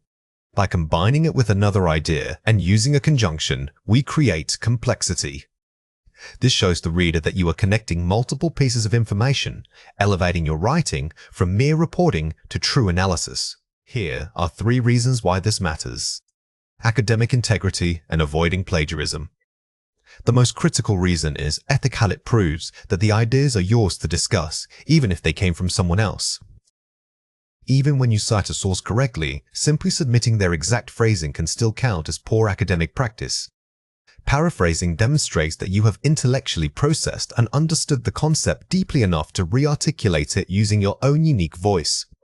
Improving flow and voice. It prevents sounding monotonous or like a collection of quotes stitched together. If every paragraph sounds like it was written by someone else, your paper loses its personal academic voice. By paraphrasing, you weave external authority into the narrative tapestry that is your argument. Showing deep comprehension. It proves to your reader that you didn't just skim the source, you absorbed and understood its core meaning. Understanding a concept well enough to rewrite it perfectly is the gold standard of learning. The act of paraphrasing itself becomes strong evidence for the reader that you are an expert on the subject matter. Let's explore the topic of paraphrasing techniques, rewording source material without losing meaning, crucial for all skills. This is an important concept to understand for learning English effectively. This is a foundational concept when learning English. Understanding paraphrasing techniques, rewording source material without losing meaning, crucial for all skills deeply, will unlock many other areas of the language. Think about how often you encounter this in real life and try to notice it in the English you hear every day. The more you engage with this idea, the more natural it will feel. Here are 3 ways to practice. Read, cover, write, check. First, read the source. Cover it up. Write down what you remember in your own words, then check against the original. This is a highly reliable, multi-step process that prevents memory leakage and ensures you aren't unconsciously mimicking the source structure. Do not skip the final verification step to ensure meaning equivalence. Use highlighting techniques. Highlight only 3 key phrases or concepts in a paragraph, then rewrite around those anchors. By limiting yourself to just 3 anchors, you force your brain to synthesize the surrounding context. This focus constraint is much more effective than trying to paraphrase an entire large block of text at once. Vary your starting point. If the source starts with a cause, try starting your version with the effect, or vice versa. This is a crucial structural move. Changing the rhetorical focus of the sentence, moving from cause to result, for example, does more than just change the words, it changes the emphasis and power dynamic within the statement. To score highly in IELTS, merely knowing a word is not enough. You must know how and when to use it. We are moving beyond general vocabulary lists to master topic-specific academic clusters. These clusters include environmental science, global education systems, and technological advancements. Understanding these 3 areas will provide you with advanced phrasing for speaking and writing tasks. Think of this as building specialized tools for different types of exams. Instead of just learning general words like good or bad, we are learning academic verbs and nouns that demonstrate deep engagement with complex global issues. This highly targeted approach will significantly boost your lexical resource score. Let's go through 6 words. For each word, I will say it clearly, then explain how to produce it correctly. The word is mitigate. Say it again, mitigate. When you use mitigate, you are showing that the problem exists, but more importantly, that solutions are possible. It pairs excellently with nouns like risks, impacts, and severity. Remember, we don't just reduce, we lessen or soften the blow. The word is infrastructure. Say it again, infrastructure. This is perhaps the most crucial term when discussing modern global issues. Infrastructure covers everything from literal bridges and power grids to abstract systems like data networks. Always use it in plural or with a determiner, such as the necessary infrastructure. The word is sustainability. Say it again, sustainability. Sustainability is an academic powerhouse word, but it's a concept, not just a simple descriptor. When you use it, you must be prepared to discuss its three pillars: economic, social, and environmental balance.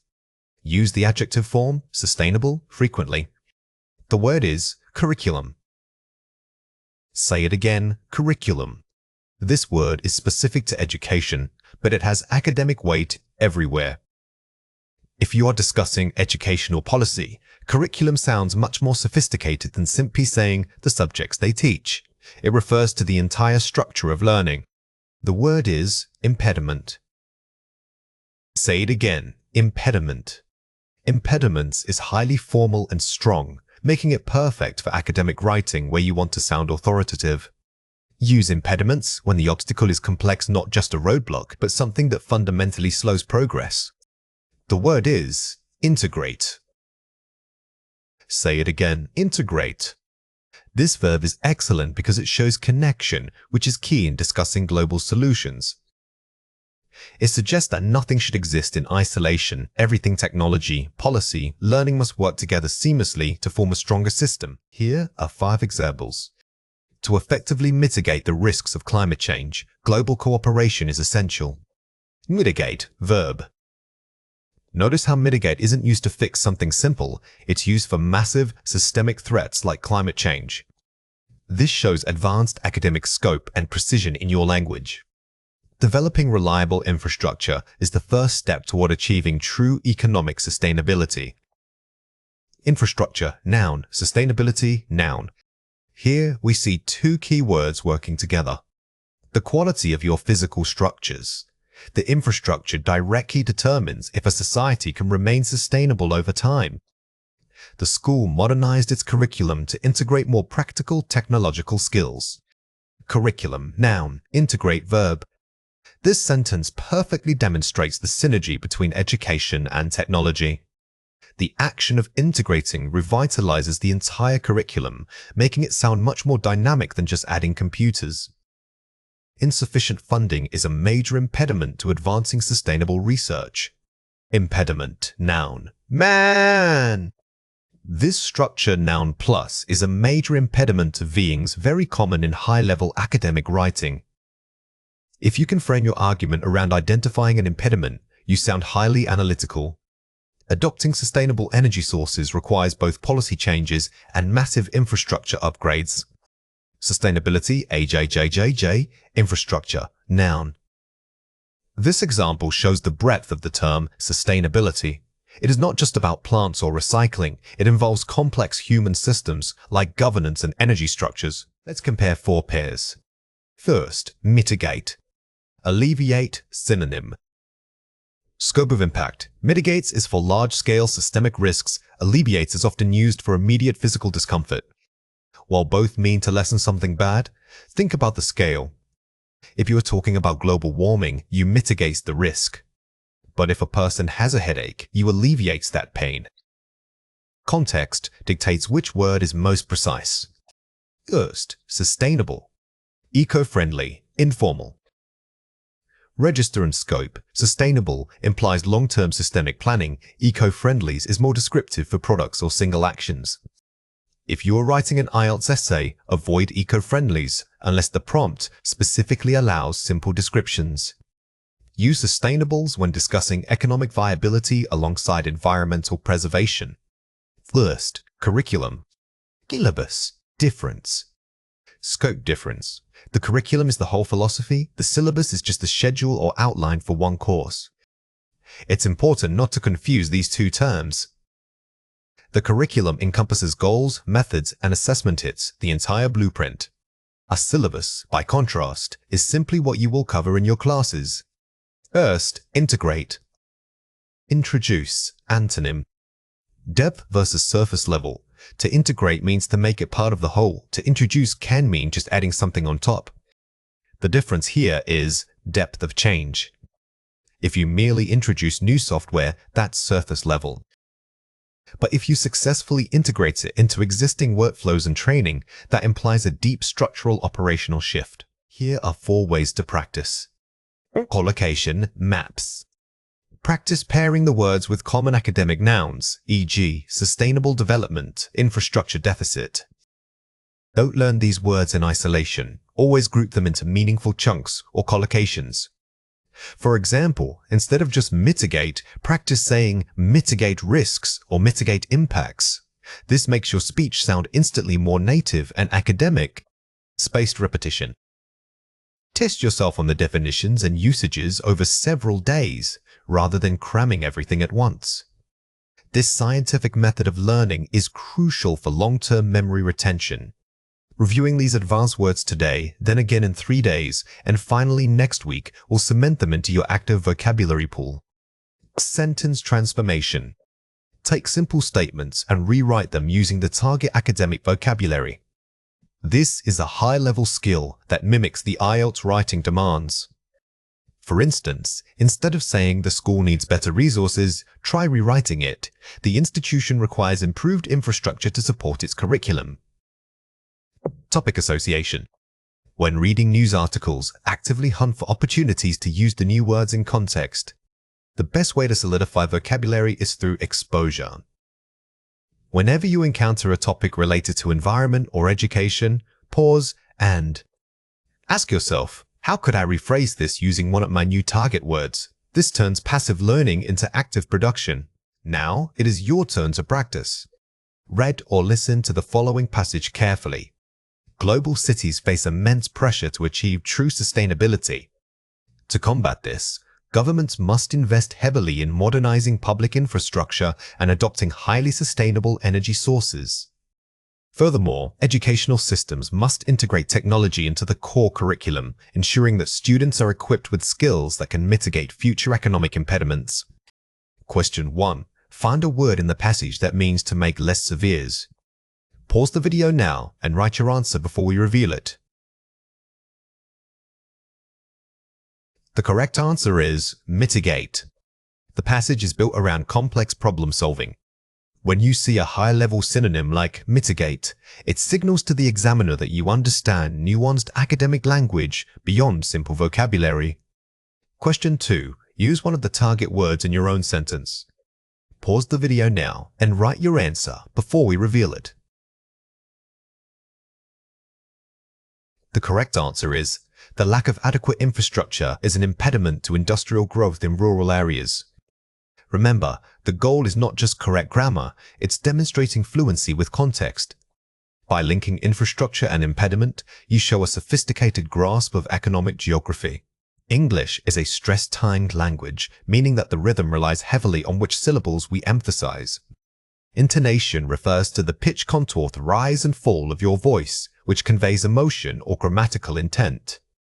When reading sentences aloud, pay attention not just to individual sounds, but how they group together into meaningful chunks. The pace should vary. You shouldn't speak at a constant speed because that makes English sound robotic. Understanding rhythm is key because it carries meaning beyond the words themselves. For example, where we place stress can change whether we are talking about an object or performing an action. Think of your voice like music. Some notes should be belted out for emphasis, and others should fade gently to create a natural flow. Let's go through 6 words. For each word, I will say it clearly, then explain how to produce it correctly. The word is athlete. Say it again, athlete. Remember that when we talk about rhythm, the primary stressed syllable is the strongest beat in your speech. Don't give equal weight to every part of the word. Find the natural peak or emphasis point. The word is mathematician. Say it again, mathematician. Longer words are often trickier because they have multiple syllables and multiple potential stresses. Always practice saying them in slow motion, first to isolate where the main energy needs to go. The word is predict. Say it again, predict. Many common words shift stress depending on if they are being used as a noun or a verb. By focusing on this single change in stress, you can make yourself sound much more native and proficient. The word is record. Say it again, record.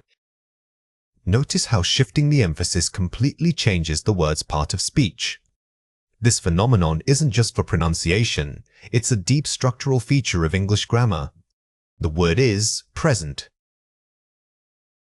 Say it again, present. When practicing these pairs, try exaggerating the stress placement. Overemphasizing it slightly helps train your muscles and allows you to hear the difference more clearly. The word is camera. Say it again, camera. Finally, don't forget about rhythm even in shorter words.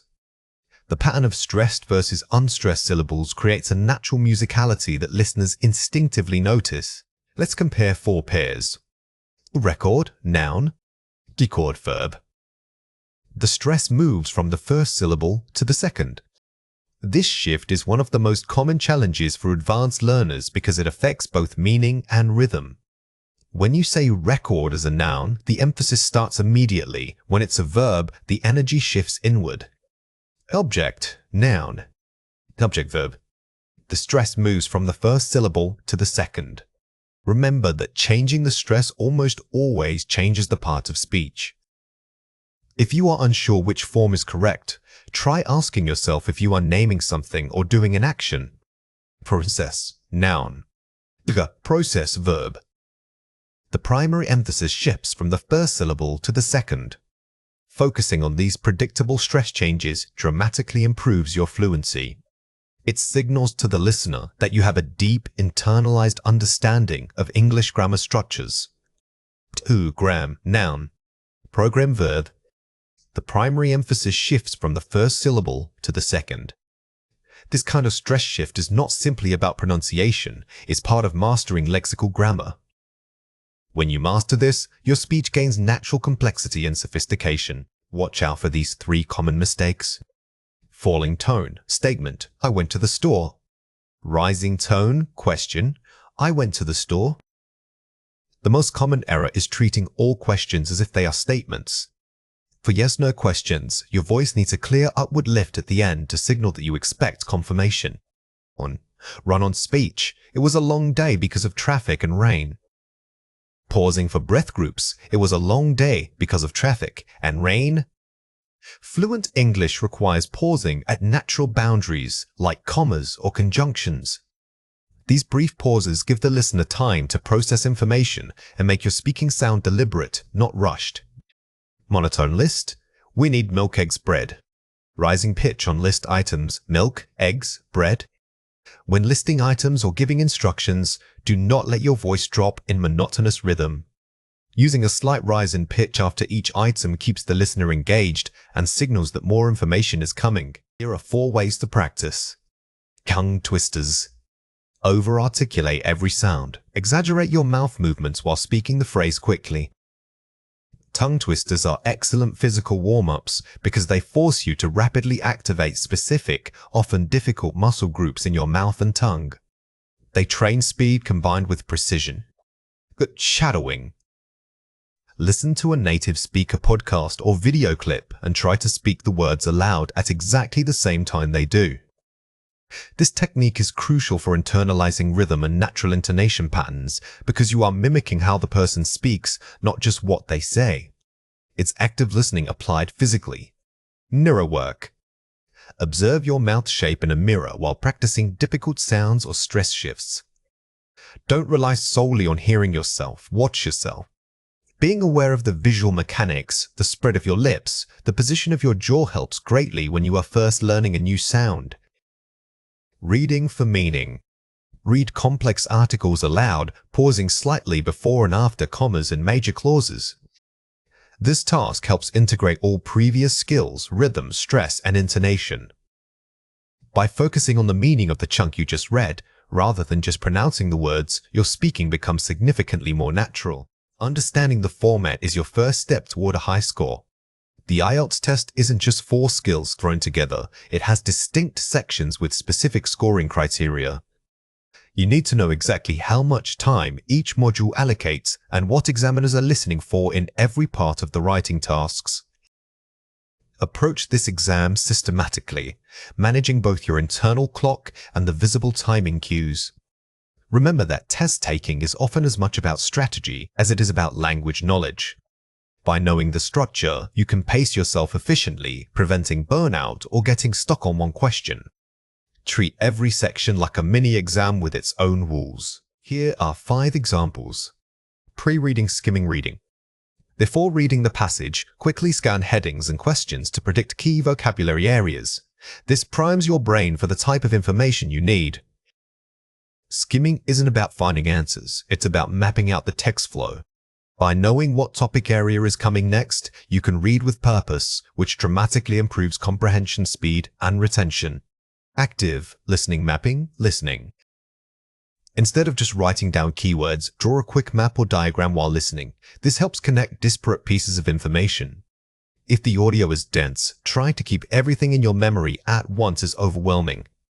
A visual map lets you organize key ideas immediately, even if the speaker jumps between topics rapidly. The thesis first approach, writing task 2. Always write your main argument or thesis statement in the introduction. This grounds your entire essay and guides your co-writing effort.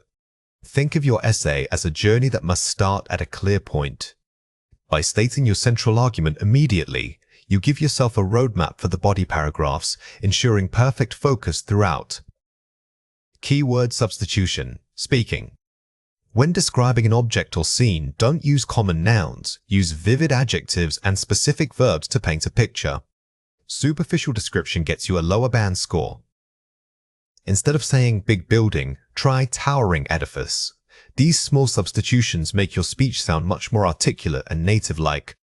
Time allocation budgeting, overall. Divide the total test time by the number of questions. If a section takes too long, flag it and move on. This is crucial for managing anxiety. Never get bogged down trying to make one difficult question perfect. Move forward, secure the points you can, and return if time permits. Let's compare 4 pairs. Paraphrasing the source material directly. Integrating paraphrases and synthesizing unique opinions. Moving beyond summary. A lower score often repeats ideas almost verbatim. High scorers show they have fully processed the information, using their own academic language to connect diverse concepts. Focusing only on grammar accuracy. Balancing grammar accuracy with lexical resource variety. Fluency and range. A perfect essay that uses basic vocabulary sounds dull. A strong candidate might make a minor grammatical error, but their rich, varied language compensates for it. Responding only to the prompt's explicit keywords. Addressing implied arguments and counter-arguments in your response. Critical depth. The examiner doesn't just want you to repeat what was said, they want to see if you can think critically about it. Always look for the whys behind the statements. Guessing answers when unsure, all sections. Making an educated guess based on contextual clues or probability. Strategic guesswork. If you have no idea, guessing is risky. However, if the context strongly points to a specific type of word like a negative outcome or a historical date use, that deep understanding. Here are 3 reasons why this matters. Reduces cognitive load stress. Knowing the plan reduces panic and allows you to focus on language rather than logistics. Test anxiety often causes simple mistakes. By having a robust strategy, you build muscle memory for test day behavior, allowing your natural English skills to shine through under pressure. Maximizes available points. A good strategy ensures that every single question is attempted and optimized for its maximum score value. It's about efficiency. If you spend 80% of your time on the easiest questions, you won't have enough time to tackle the high-value difficult ones. Demonstrates test proficiency.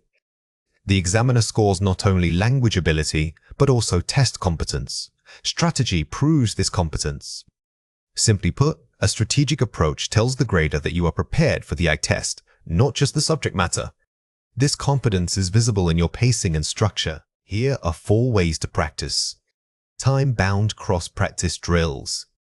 Take full practice tests but pair skills, e.g., write an essay immediately after a listening test to simulate real pressure. Never study one skill in isolation. By chaining tasks together, you train your brain to switch contexts, quickly a common feature of the actual exam environment. The blind outline method, writing. After reading an article, create a full structural outline, intro body points, conclusion without using any source language. This forces you to process the core ideas abstractly. It proves that your understanding is deep enough to reconstruct arguments in novel ways. Topic-specific vocabulary, flashcards. Create flashcards based on academic collocations, e.g., mitigate risk, not just reduce. Focusing on collocation words that naturally go together is more effective than memorizing single words. It helps you sound natural and highly specialized. Self-correction recording. Record yourself speaking about an academic topic, then immediately listen back to note 3 areas for improvement, e.g., filler words, repetition, intonation. This critical listening skill is invaluable. You will catch your own natural flaws that you wouldn't notice while speaking, allowing targeted self-improvement. Effective time management is arguably as important as knowledge itself. You need a blueprint for allocating your minutes across all 4 sections. The key is discipline, pacing, and recognizing when you are spending too much effort on one single question or task. We must treat the test not as a marathon, but as a series of timed sprints. Always allocate buffer time. These are the extra minutes reserved for reviewing answers or polishing your arguments. Think of your brain's energy like a battery that depletes over 4 hours. By mapping out when you will spend time on each section, you prevent burnout and ensure that even if one skill is difficult, you won't run out of time for another. This proactive planning significantly reduces performance anxiety. Here are 5 examples. Reading passage strategy. The 2-pass system. First pass for skimming the main idea, second pass for detailed answer location. Apply this to every reading passage. Do not read every single word in anticipation of a question. That wastes precious time. Instead, use your first pass just to map out the structure and overall topic shifts. This gives you context before diving into the specifics. Writing Task 2, the planning block. Dedicate a non-negotiable 7 minutes solely to outlining your body paragraphs. Do not start writing until this planning time is complete. Many students rush into drafting without structure, leading to disorganized essays. Using that dedicated planning block forces you to organize your arguments logically and ensures every paragraph serves a clear purpose. Listening skill, the predict fill method. Before the audio starts, use the time gap to predict the type of information requested. Anticipate keywords and grammatical structures. Instead of passively writing down every word you hear, an advanced technique is to write down what kind of answer you expect to sit. A date? A number? This mental preparation keeps your focus sharp. Speaking Part 2, the time expansion technique. When given 1 minute to prepare, quickly jot down 3 supporting points and 2 illustrative examples. Write full sentences. Use bullet points only. This technique maximizes your preparation time by moving beyond simple brainstorming. By forcing yourself to create concrete, quick evidence for each point, you build fluency into the structure of your answer. Overall test management, the 5-minute audit. Use 5 minutes near the end of every section to check timing and flag incomplete tasks. Self-correction is mandatory. Do not skip this step. This audit time is your safety net. It allows you to quickly assess if a question was skipped or if an answer needs minor revision. Never assume that because you are finished writing, the section is complete. Let's compare 4 pairs. Reading. Reading every word meticulously to ensure 100% comprehension. Reading with a strategic focus, constantly asking, what is the core message here? Focus on gist over detail. A weak candidate gets stuck translating or understanding every unfamiliar word. A strong candidate understands that they are looking for specific pieces of information, not a literal translation of the entire passage. Writing. Beginning to write immediately without outlining or planning. Spending calculated time on an outline first, structuring arguments before drafting any sentence. Structure first, draft second.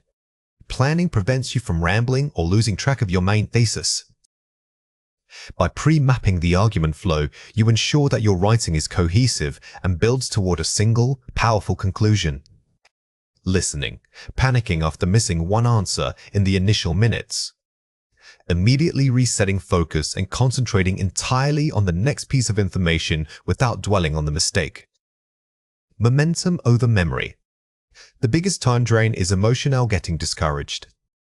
Elite test takers treat every question as a fresh start, using that moment of reset to re-engage fully with the speaker's pace.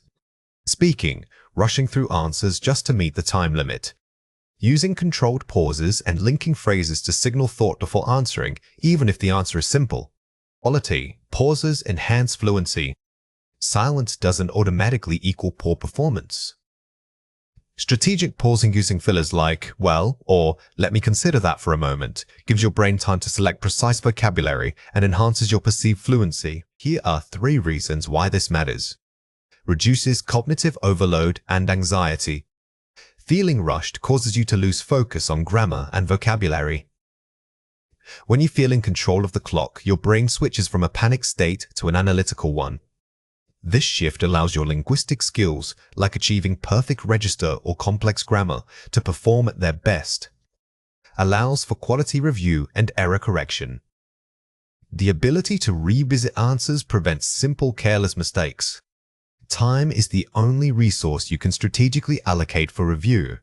By ending early, not because you are done writing, but because you have time remaining, you guarantee a second look at your work. This elevates your score significantly. Maintains consistency across all skills. Poor timing in one section can negatively impact the mental energy for the next. If you exhaust all your focus early on, it creates a domino effect of fatigue. Mastering pacing means sustaining a high level of concentration and critical thinking right up until the final minute. Here are 4 ways to practice. Timed mini sprints for reading. Select a passage and practice answering only 5 questions in exactly 10 minutes. This builds stamina without burnout. Don't test yourself on entire sections. Focus on specific, short blocks of work. This simulates the feeling of pressure while keeping the workload manageable, allowing you to build targeted speed. Timed outlining. Practice writing outlines for Task 2 essays in exactly 5 minutes, regardless of length. Focus purely on structure and keyword placement. This drill trains your brain to move quickly from a general idea to a scaffolded plan. The goal isn't the quality of the essay, but the efficiency and depth of the initial map. Interval practice, study for intense 45-minute blocks followed by mandatory 5-minute breaks. Mimic real test conditions with structured recovery time. Our brains cannot maintain peak performance indefinitely. By building scheduled, non-study breaks into your practice schedule, you train yourself to manage both physical and cognitive fatigue. Self-correction timers. After completing a section, give yourself exactly 3 minutes to review everything without writing. This forces rapid identification of errors under pressure. The final 3 minutes should be spent thinking critically about what you wrote, not rewriting it. This sharpens your ability to self-diagnose mistakes, for example, checking for subject-verb agreement or time markers. Skimming is the process of rapidly reading a text to grasp the main idea or general overview. It involves quickly moving your eyes over headings, subheadings, and the first and last sentences of paragraphs. The goal is not deep comprehension, but rather establishing a mental map of the content's structure. Think of it like previewing a movie you need to know the plot without watching every single scene. This technique is essential when you have limited time available for diagnostic assessments. Remember that skimming is fundamentally about efficiency. You are not skipping information, but rather strategically deciding which parts require your full attention and which can be used merely as signposts. Developing this habit helps prevent the common test-taker mistake of reading every single word with equal intensity. Here are 4 examples. Initial assessment results indicated varied skill gaps. Focus on the first sentence of a paragraph. Notice how this opening sentence immediately tells you the topic and the main finding. When skimming, your eyes should be trained to jump straight to these foundational topic sentences as they contain the most weighted information. Keywords, core competency, diagnostic tools, intervention protocols. Identifying clustered terminology. Instead of reading every word in a list of keywords, just grouping them together helps you quickly understand the thematic area. This pattern recognition saves valuable seconds when you are racing against the clock. The study concluded that personalized learning pathways showed significant improvements. Looking for conclusion statements, signal words like concluded or ultimately. Authors often wrap up major points using specific signal verbs. Training yourself to spot these conclusive phrases is a massive time saver because the most important takeaway is usually summarized near the end. For further details, refer to Appendix B, Identifying Navigational Cues. These types of phrases aren't content, but they guide your pacing. When you see refer to or see also, it signals that the detailed information is elsewhere, allowing you to safely move on without getting stuck and wasting time. Let's compare 4 pairs. Skimming, fast pacing. Scanning, targeted pacing. Purpose, overview versus specific fact. When you are skimming, your goal is the big picture, the what and why. Conversely, scanning requires pinpoint focus. You know exactly what specific piece of data or name you are looking for. You must shift your mental gear between these 2 modes depending on the question asked. General academic text, dense. Informational summary, sparse. Density, complex ideas versus simple facts. Academic texts often require longer dwell time because they build arguments slowly with sophisticated language. Informational summaries, however, deliver facts in rapid-fire bullet points, making them easier to process quickly when pacing is tight. Reading for main idea. Reading for vocabulary. Focus, global meaning versus local understanding. If the question asked for the main idea, resist the urge to stop and decode every single word, keep moving. If it asks for a specific detail or precise vocabulary definition, then you must slow down and intensively read that small section. Mock test. Untimed study reading. Goal, performance versus mastery. In a mock test, your focus must be on performance and managing the clock above all else. When studying at home without time limits, you can afford to linger and achieve deep mastery of difficult concepts. Complete the summary using words from the passage. Effective pacing requires candidates to first identify the central blank of a text, rather than getting lost in minor details.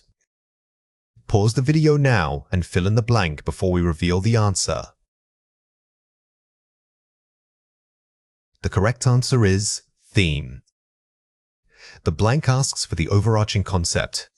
If you can recall words like main ideas or central message, you are successfully proving that your skimming efforts paid off and allowed you to grasp the core theme. When time is limited, quickly locating specific facts means employing a technique called blank. Pause the video now and fill in the blank before we reveal the answer.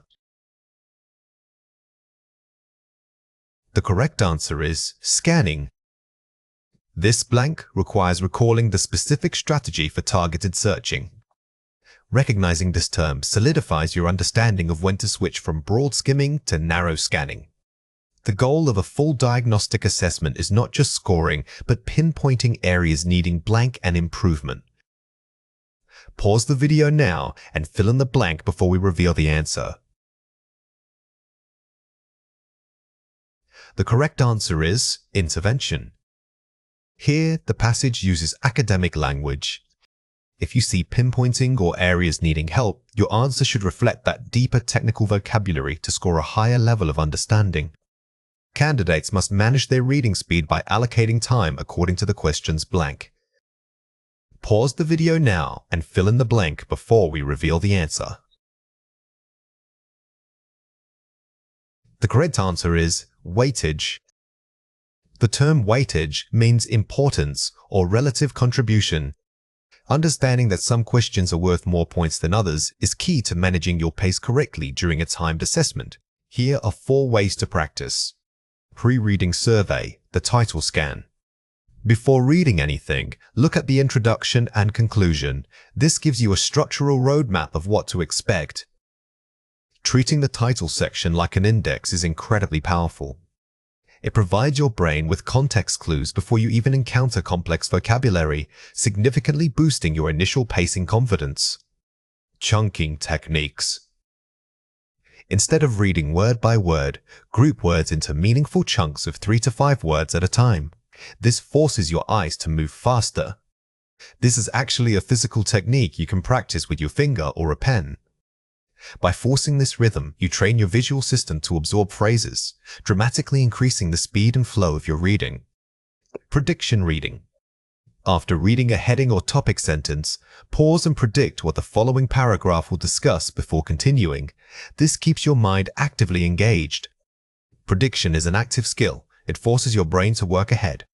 It turns passive consumption of text into an active detective job, which keeps you focused and prevents reading fatigue. Timed practice simulation. Practice completing sections with a stopwatch set for the exact time limit. Simulate test conditions completely. The only way to truly improve pacing is through realistic simulation. It builds stamina and helps you establish subconscious patterns for where you can afford to slow down versus where you must maintain high speed. Now, it is your turn to practice. Read or listen to the following passage carefully. Effective diagnostic assessment relies on analyzing both quantitative data and qualitative user feedback. Early research focused heavily on standardized test scores, which provide clear metrics of knowledge gaps. However, modern pedagogy advocates for a holistic approach that incorporates self-reflection. By integrating student portfolios and reflective journaling into the evaluation model, educators gain richer insights into metacognitive skills. This comprehensive method allows teachers to identify not just what a student knows, but how they think about their own learning process. Question 1. What is the passage's primary argument regarding assessment? Pause the video now and write your answer before we reveal it. The correct answer is, assessment should adopt a holistic approach combining quantitative scores with qualitative feedback. When answering the main idea question, do not use your own words. Instead, combine the key concepts found in the text. Notice how the shift from standardized test scores to holistic approach is the central pivot point of the entire paragraph. Question 2. Find a word in the passage that means understanding one's own thought process.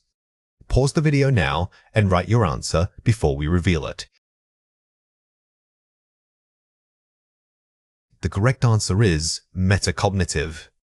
For vocabulary questions, always look for defining phrases immediately following the unfamiliar word. The text states metacognitive skills, and the preceding context gives the perfect definition, thinking about your own learning process. Cohesion refers to how well your text sticks together, creating a seamless reading experience. It's the glue that holds your ideas in place. While linking language helps, true cohesive writing requires structural planning at every stage. This means ensuring that the conclusion doesn't just summarize, but elevates the core arguments presented throughout the essay. Furthermore, effective flow is achieved by varying how you refer back to main concepts using synonyms or careful pronoun placement instead of repeating key phrases. It's crucial for students to understand the difference between cohesion and coherence. One is about grammatical links, but the other is about logical sense. When examiners talk about flow, they are assessing whether your argument builds naturally from one sentence to the next. Focus on making that intellectual path clear for the reader. Here are 4 examples. The rapid urbanization trend has profoundly altered community structures. Consequently, many traditional neighborhood bonds have weakened, necessitating new forms of civic engagement to maintain social capital. Uses consequently and shifts focus from cause, urbanization, to affect weakened bonds. Notice how the second sentence doesn't just restate the first, it elaborates on a specific consequence. Strong writing moves beyond simple statements of fact by analyzing the implications of those facts. While technology offers undeniable benefits in healthcare, its misuse raises serious ethical concerns regarding data privacy and patient autonomy. Uses while to introduce a concession counter-argument before pivoting to the main critique. Starting with a contrastive marker like while immediately signals that you are about to present a nuanced argument. This shows complexity in thought, which is highly valued in academic writing. These educational models, pioneered decades ago, still provide valuable frameworks for modern learners who struggle with self-directed study. Uses these to clearly reference a specific idea or group mentioned in the immediately preceding text. The use of demonstrative pronouns like these is one of the most subtle yet powerful cohesive tools. It reminds the reader exactly what you were talking about without having to repeat the entire phrase. Nevertheless, governments must invest significantly in public transportation infrastructure, otherwise, increased carbon emissions will continue to undermine sustainable development goals. Uses nevertheless for a strong contrast and builds a logical negative consequence, if otherwise, to prompt action. The combination of the transitional phrase, nevertheless, with the conditional structure, otherwise, creates powerful textual momentum. It makes your argument feel urgent and highly persuasive. Here are 2 reasons why this matters. Essential for communication. Understanding Mock Walkthrough 2, full practice test focusing on cohesive writing flow, Task 2 focus, helps you communicate more effectively. When you master Mock Walkthrough 2, full practice test focusing on cohesive writing flow, Task 2 focus, you will notice your conversations flow much more naturally. Commonly used in daily life. You will encounter Mock Walkthrough 2, full practice test focusing on cohesive writing flow, Task 2 focus, frequently in everyday conversations. Pay attention to how native speakers use Mock Walkthrough 2, full practice test focusing on cohesive writing flow, Task 2 focus. You will start hearing it everywhere once you are aware of it. Watch out for these 3 common mistakes. Weak abrupt shift. The environment is important. Recycling helps the planet. Strong, given that environmental health is paramount, initiatives such as widespread recycling programs are instrumental in mitigating ecological damage. The mistake here is treating 2 related ideas as separate points. A strong connection must be established using a subordinating clause or sophisticated transitional structure. Weak, vague consequence. Many students study hard. They will pass the exam. Strong. Students who commit to diligent study habits are far more likely to achieve success in high-stakes examinations. The original version makes a simple prediction. The improved version uses stronger verbs, commits, specific adjectives, diligence, and formal phrasing to generalize the academic principle. Weak, choppy list. Because technology is good, it helps people communicate. It also improves medicine. Strong. Technology offers multifaceted benefits. For instance, not only has it revolutionized human communication, but it has also dramatically advanced medical treatment. Avoid listing items with simple and, or also. Instead, restructure the sentence using parallel structure and correlative conjunctions like not only, but also to create a sophisticated rhythm. Here are 4 ways to practice. The topic sentence map. For each body paragraph, write a sentence that explicitly states how it relates to the main thesis. This acts as an internal roadmap. Don't just think about what you will say. Actively plan how you will connect that point back to your core argument. Treat the transition into the paragraph like its own mini-thesis statement. Argument funneling. Structure your body paragraphs by moving from a general idea, the topic, down to a specific, detailed example or evidence. This technique mimics natural academic discourse. Start broad in the topic sentence and narrow down with concrete supporting details, creating a logical funnel effect for the reader. The consequence chain. After stating an idea or problem, force yourself to write at least 2 sentences detailing its potential consequences. This builds analytical depth. Instead of simply presenting reasons, link those reasons together using causality. Show that idea A leads to problem B, which then necessitates solution C. This demonstrates advanced critical thinking, synthesizing the thesis. Before writing the conclusion, write a draft of your thesis statement and circle it. Ensure every single paragraph directly proves or supports that highlighted sentence. Your essay must feel like one unified piece arguing for one specific point. By constantly referencing and circling your core argument, you ensure thematic consistency throughout the entire essay. Self-correction in the exam context is far more than just fixing a misplaced comma. It represents a deep metacognitive skill, the ability to analyze your own thought process while you are working under pressure.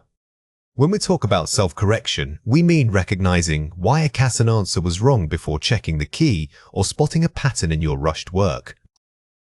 This means pausing and thinking, did I misunderstand the prompt, rather than just guessing based on elimination? It is taking ownership of your performance strategy. It is crucial to understand that self-correction isn't something you do after the test. It's a habit you build during preparation. You must train yourself to pause and implement a mental checklist. This active monitoring prevents careless errors, which often cost more points than genuine knowledge gaps. Here are 4 examples. Scenario: rereading instructions multiple times to ensure the exact word count or format is met. Addressing scope confusion.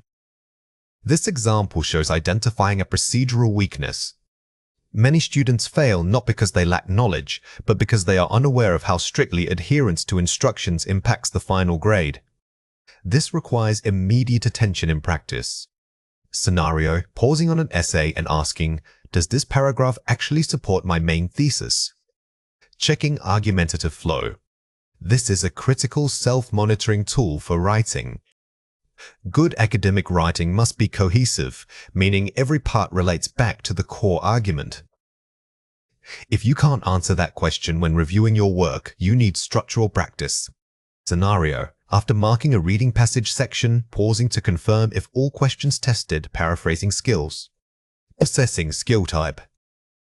Sometimes, we assume a question is about vocabulary when it's actually testing inference. By checking the type of skill required across multiple questions, you can diagnose where your comprehension fails. Detail recall or abstract thought. Scenario: before submitting an answer, quickly reviewing if spelling errors were due to lack of attention or true vocabulary gaps. Distinguishing error types. It is important to categorize your mistakes. If you make 3 misspelled words in a row, that's an oversight issue. If the word itself doesn't fit the context, then it's a knowledge gap we need to address. When you sit down to write under pressure, your biggest enemy isn't vocabulary, it's inertia. The key rule here is momentum over perfection. Don't stop writing just because a sentence feels weak or complex. Simply getting the ideas onto paper establishes a pace and builds confidence. Remember that planning is not cheating, it's a strategic shield against panic. Use your first 5 minutes to map out 4 core points, 1 for each body paragraph, plus your introduction and conclusion structure. This simple outline prevents you from wandering off topic when anxiety hits. The most critical shift in mindset is realizing that the initial draft should be purely functional.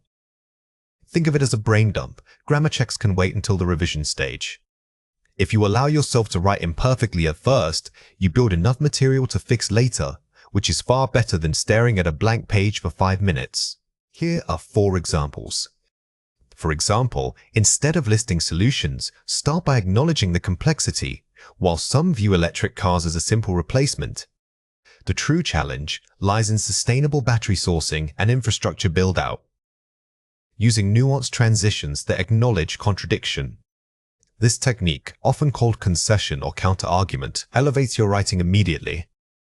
It shows the examiner you understand the topic's complexity rather than just providing surface-level agreement. Furthermore, a strong link between paragraphs is achieved by using the previous point suggests that, or consequently, this trend demands. Focusing on connective phrases and logical flow. Examiners are looking for cohesion. These types of linking phrases act like verbal signposts, guiding the reader smoothly from one idea to the next, making your essay feel polished and authoritative. Instead of stating, technology is good, write, the proliferation of digital tools has demonstrably enhanced global connectivity, enabling real-time knowledge transfer across borders. Replacing vague nouns and adjectives with precise academic phrasing. This moves you from general conversation to academic discourse. Using powerful verbs and specific terminology signals a high level of vocabulary control and subject mastery. In conclusion, while the necessity for change is clear, effective policy implementation must prioritize stakeholder cooperation over mere financial investment. Concluding with a balanced recommendation rather than just restating the thesis. A strong conclusion doesn't just summarize, it synthesizes. By offering a final thought that balances 2 opposing forces like policy versus finance, you leave the reader with an impression of sophisticated critical thinking. Let's compare 4 pairs. Weak. Pollution is bad for the environment. We must do something about it. Strong, the escalating levels of industrial pollution pose a significant and multifaceted threat to global ecological stability, necessitating immediate systemic policy shifts. Moving from simplistic statements to formal academic claims. Notice the difference in scope. The weak version is an opinion. The strong version uses impactful nouns like escalating levels and multifaceted threat, giving your argument weight and seriousness. Weak. Many people travel by car, which causes traffic jams. Strong. The continued reliance on private vehicular transport contributes substantially to urban congestion and associated carbon emissions in metropolitan areas. Using complex structures and precise vocabulary instead of simple cause-effect. We replace the casual phrase traffic jams with urban congestion, which is more formal. This habit transforms your writing from conversational English into advanced academic prose. Weak. The government should give us more money for schools. Strong. Increased governmental funding allocated specifically to educational institutions is vital for fostering equitable learning opportunities across diverse socioeconomic. Strada. Specifying the mechanism and scope of the needed change. The key here was specificity.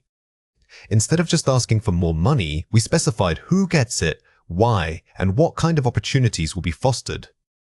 This suggests a deep understanding of policy issues. Weak, it is important to learn new things. Strong, continuous professional development remains paramount for individuals hoping to remain relevant in an increasingly volatile and rapidly changing job market. Focusing the general statement on a specific current-day context. Don't write universal truths, write specialized arguments. By linking learning new things directly to volatile job markets, you ground your general point in modern economic reality. Watch out for these 3 common mistakes. Weak. I think that this issue is really difficult to solve. Strong. This subject presents considerable challenges in terms of workable solutions. When nervous, we revert to simple verbs and fillers like I think. Always replace these with academic phrases that frame your argument as an objective analysis. This immediately boosts your perceived fluency. Weak. The evidence shows us that. Strong. The available data suggests that. Be careful about hedging your claims. Phrases like shows us are too personal or definitive. Use academic qualifiers such as suggests, indicates, or is apparent that to maintain objectivity. Weak. Writing a lot makes people smart. Strong, consistent engagement with complex texts is crucial for the enhancement of critical thinking skills and overall cognitive capacity. This mistake shows oversimplification. Always aim to unpack abstract concepts into formal language, using sophisticated vocabulary related to cognition or academia. Here are 4 ways to practice. Simulate the exam environment. Do a full-length practice test under strict timed conditions. This helps normalize high pressure. The goal of simulation is not just to check knowledge, but to train your mental endurance. By practicing timing when you are calm, you teach your brain how to perform efficiently under duress. Review structure, not content. Instead of memorizing essays, review the optimal structure for each task: intro, body 1, body 2, conclusion. Your brain needs to prioritize structural retrieval over content recall. If you know your framework, the signposting and paragraph flow you can fill in the specifics even if you forget a piece of data. Focus on sleep and hydration. Prioritize 7-9 hours of quality sleep and stay consistently hydrated throughout the day. These are non-negotiable physical requirements. Language skills rely heavily on cognitive function, which plummets when you are tired or dehydrated. Treat your body like it's part of the writing process. The power of preparation. Prepare a list of 10 to 15 high-level linking phrases and academic collocations to deploy naturally. Don't try to cram new grammar rules. Instead, solidify useful tools like transitions or topic-specific vocabulary groups, which you can pull out effortlessly when your mind is racing. Now it is your turn to practice. Read or listen to the following passage carefully. Reading global waste management policies has become increasingly urgent. Some argue that mandatory recycling programs are economically viable, while others contend that the true solution lies in shifting consumer habits and promoting circular economies. Question 1. What is the key requirement of this task? Pause the video now and write your answer before we reveal it. The correct answer is, develop a balanced argument comparing economic viability versus behavioral change. Task 2 discussion. The prompt forces you into a direct comparison between two distinct approaches, policy economics and sociology behaviorism. Your response must address both sides equally to achieve high coherence. Question 2. What would a Band 7 response focus on first? Pause the video now and write your answer before we reveal it. The correct answer is a structured plan that introduces the tension, the dichotomy between the two solutions before developing arguments for each.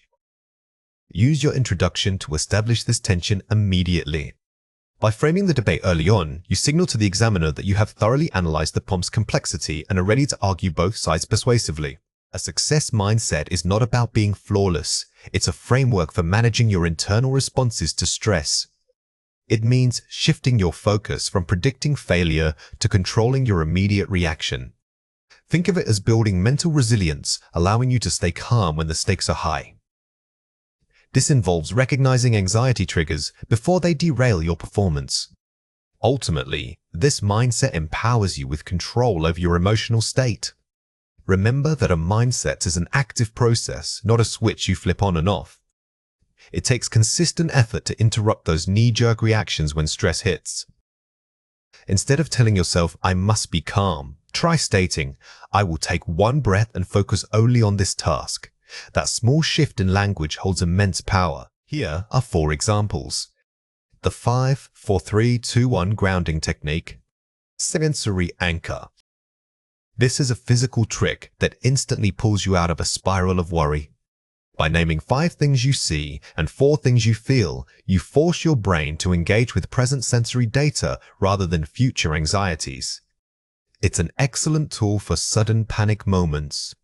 Controlled breathing, box breathing. Physiological reset. This method involves matching your inhale, hold, exhale, and pause to a square rhythm. This structured breathing pattern signals safety to your vagus nerve, which immediately lowers your heart rate. You can use this breath cycle even when you feel completely overwhelmed. Chunking information. Task management. When a task feels too big, break it down into the smallest possible steps. Instead of thinking about writing an entire essay, just focus on crafting the first topic sentence. This turns one giant source of anxiety into several manageable micro goals. Positive self-talk interruption. Cognitive reframe. When you hear a negative thought like, I'm going to fail, immediately counter it with an evidence-based statement. Try replacing it with something neutral and factual, such as, I am prepared and I will do my best on this section. It shifts the conversation from emotion to fact. Here are 3 reasons why this matters. Fight or flight response. Anxiety triggers a primal survival mechanism. When you feel intense pressure, your body reacts as if it's facing physical danger. This floods your system with adrenaline, which is designed for running from a tiger, not writing an essay. Understanding this biological trigger helps you realize that the panic is physiological, not necessarily a reflection of your true ability. Cognitive overload. Too much information overwhelms working memory. When stressed, our prefrontal cortex, the part responsible for complex planning and focus, gets temporarily hampered. It's like your brain's main processor overheats. This explains why even brilliant students sometimes blank out under high-stakes pressure. The spotlight effect. Overestimating how much others notice our mistakes. We tend to think that every mistake we make is intensely visible and judged by everyone in the room. In reality, most people are far more focused on their own anxieties than they are on your performance. Recognizing this illusion can significantly lower unnecessary self-judgment. Let's explore the topic of the success mindset, managing anxiety and maintaining focus under pressure. This is an important concept to understand for learning English effectively. This is a foundational concept when learning English. Understanding the success mindset, managing anxiety, and maintaining focus under pressure deeply will unlock many other areas of the language. Think about how often you encounter this in real life and try to notice it in the English you hear every day. The more you engage with this idea, the more natural it will feel. Here are 4 ways to practice. Pre-game visualization. Mentally rehearse success in challenging scenarios. Visualization is more than just imagining a good day. It means mentally running through the process. See yourself struggling and then see yourself calmly applying your techniques. This trains your mind to know the response before the pressure hits. The power of micro breaks. Taking intentional 60-second mental resets. Do not wait until you are exhausted or highly stressed to rest. Schedule short, deliberate breaks throughout your study time. Use these moments to walk around, look far away from a screen, and let your mind process information without the added pressure of getting it all done. Preparation over perfection. Accepting that good enough is excellent. Perfectionism is often the root cause of anxiety because it sets an impossible standard. Shift your goal from absolute perfection to maximum effort and completion. This allows you to be disciplined while still being compassionate toward human fallibility. Routine consistency. Maintaining consistent sleep, diet, and exercise. Your mental state is intrinsically linked to your physical health. When you are consistently well rested and nourished, your brain has a much larger reserve of energy to draw upon when stress hits.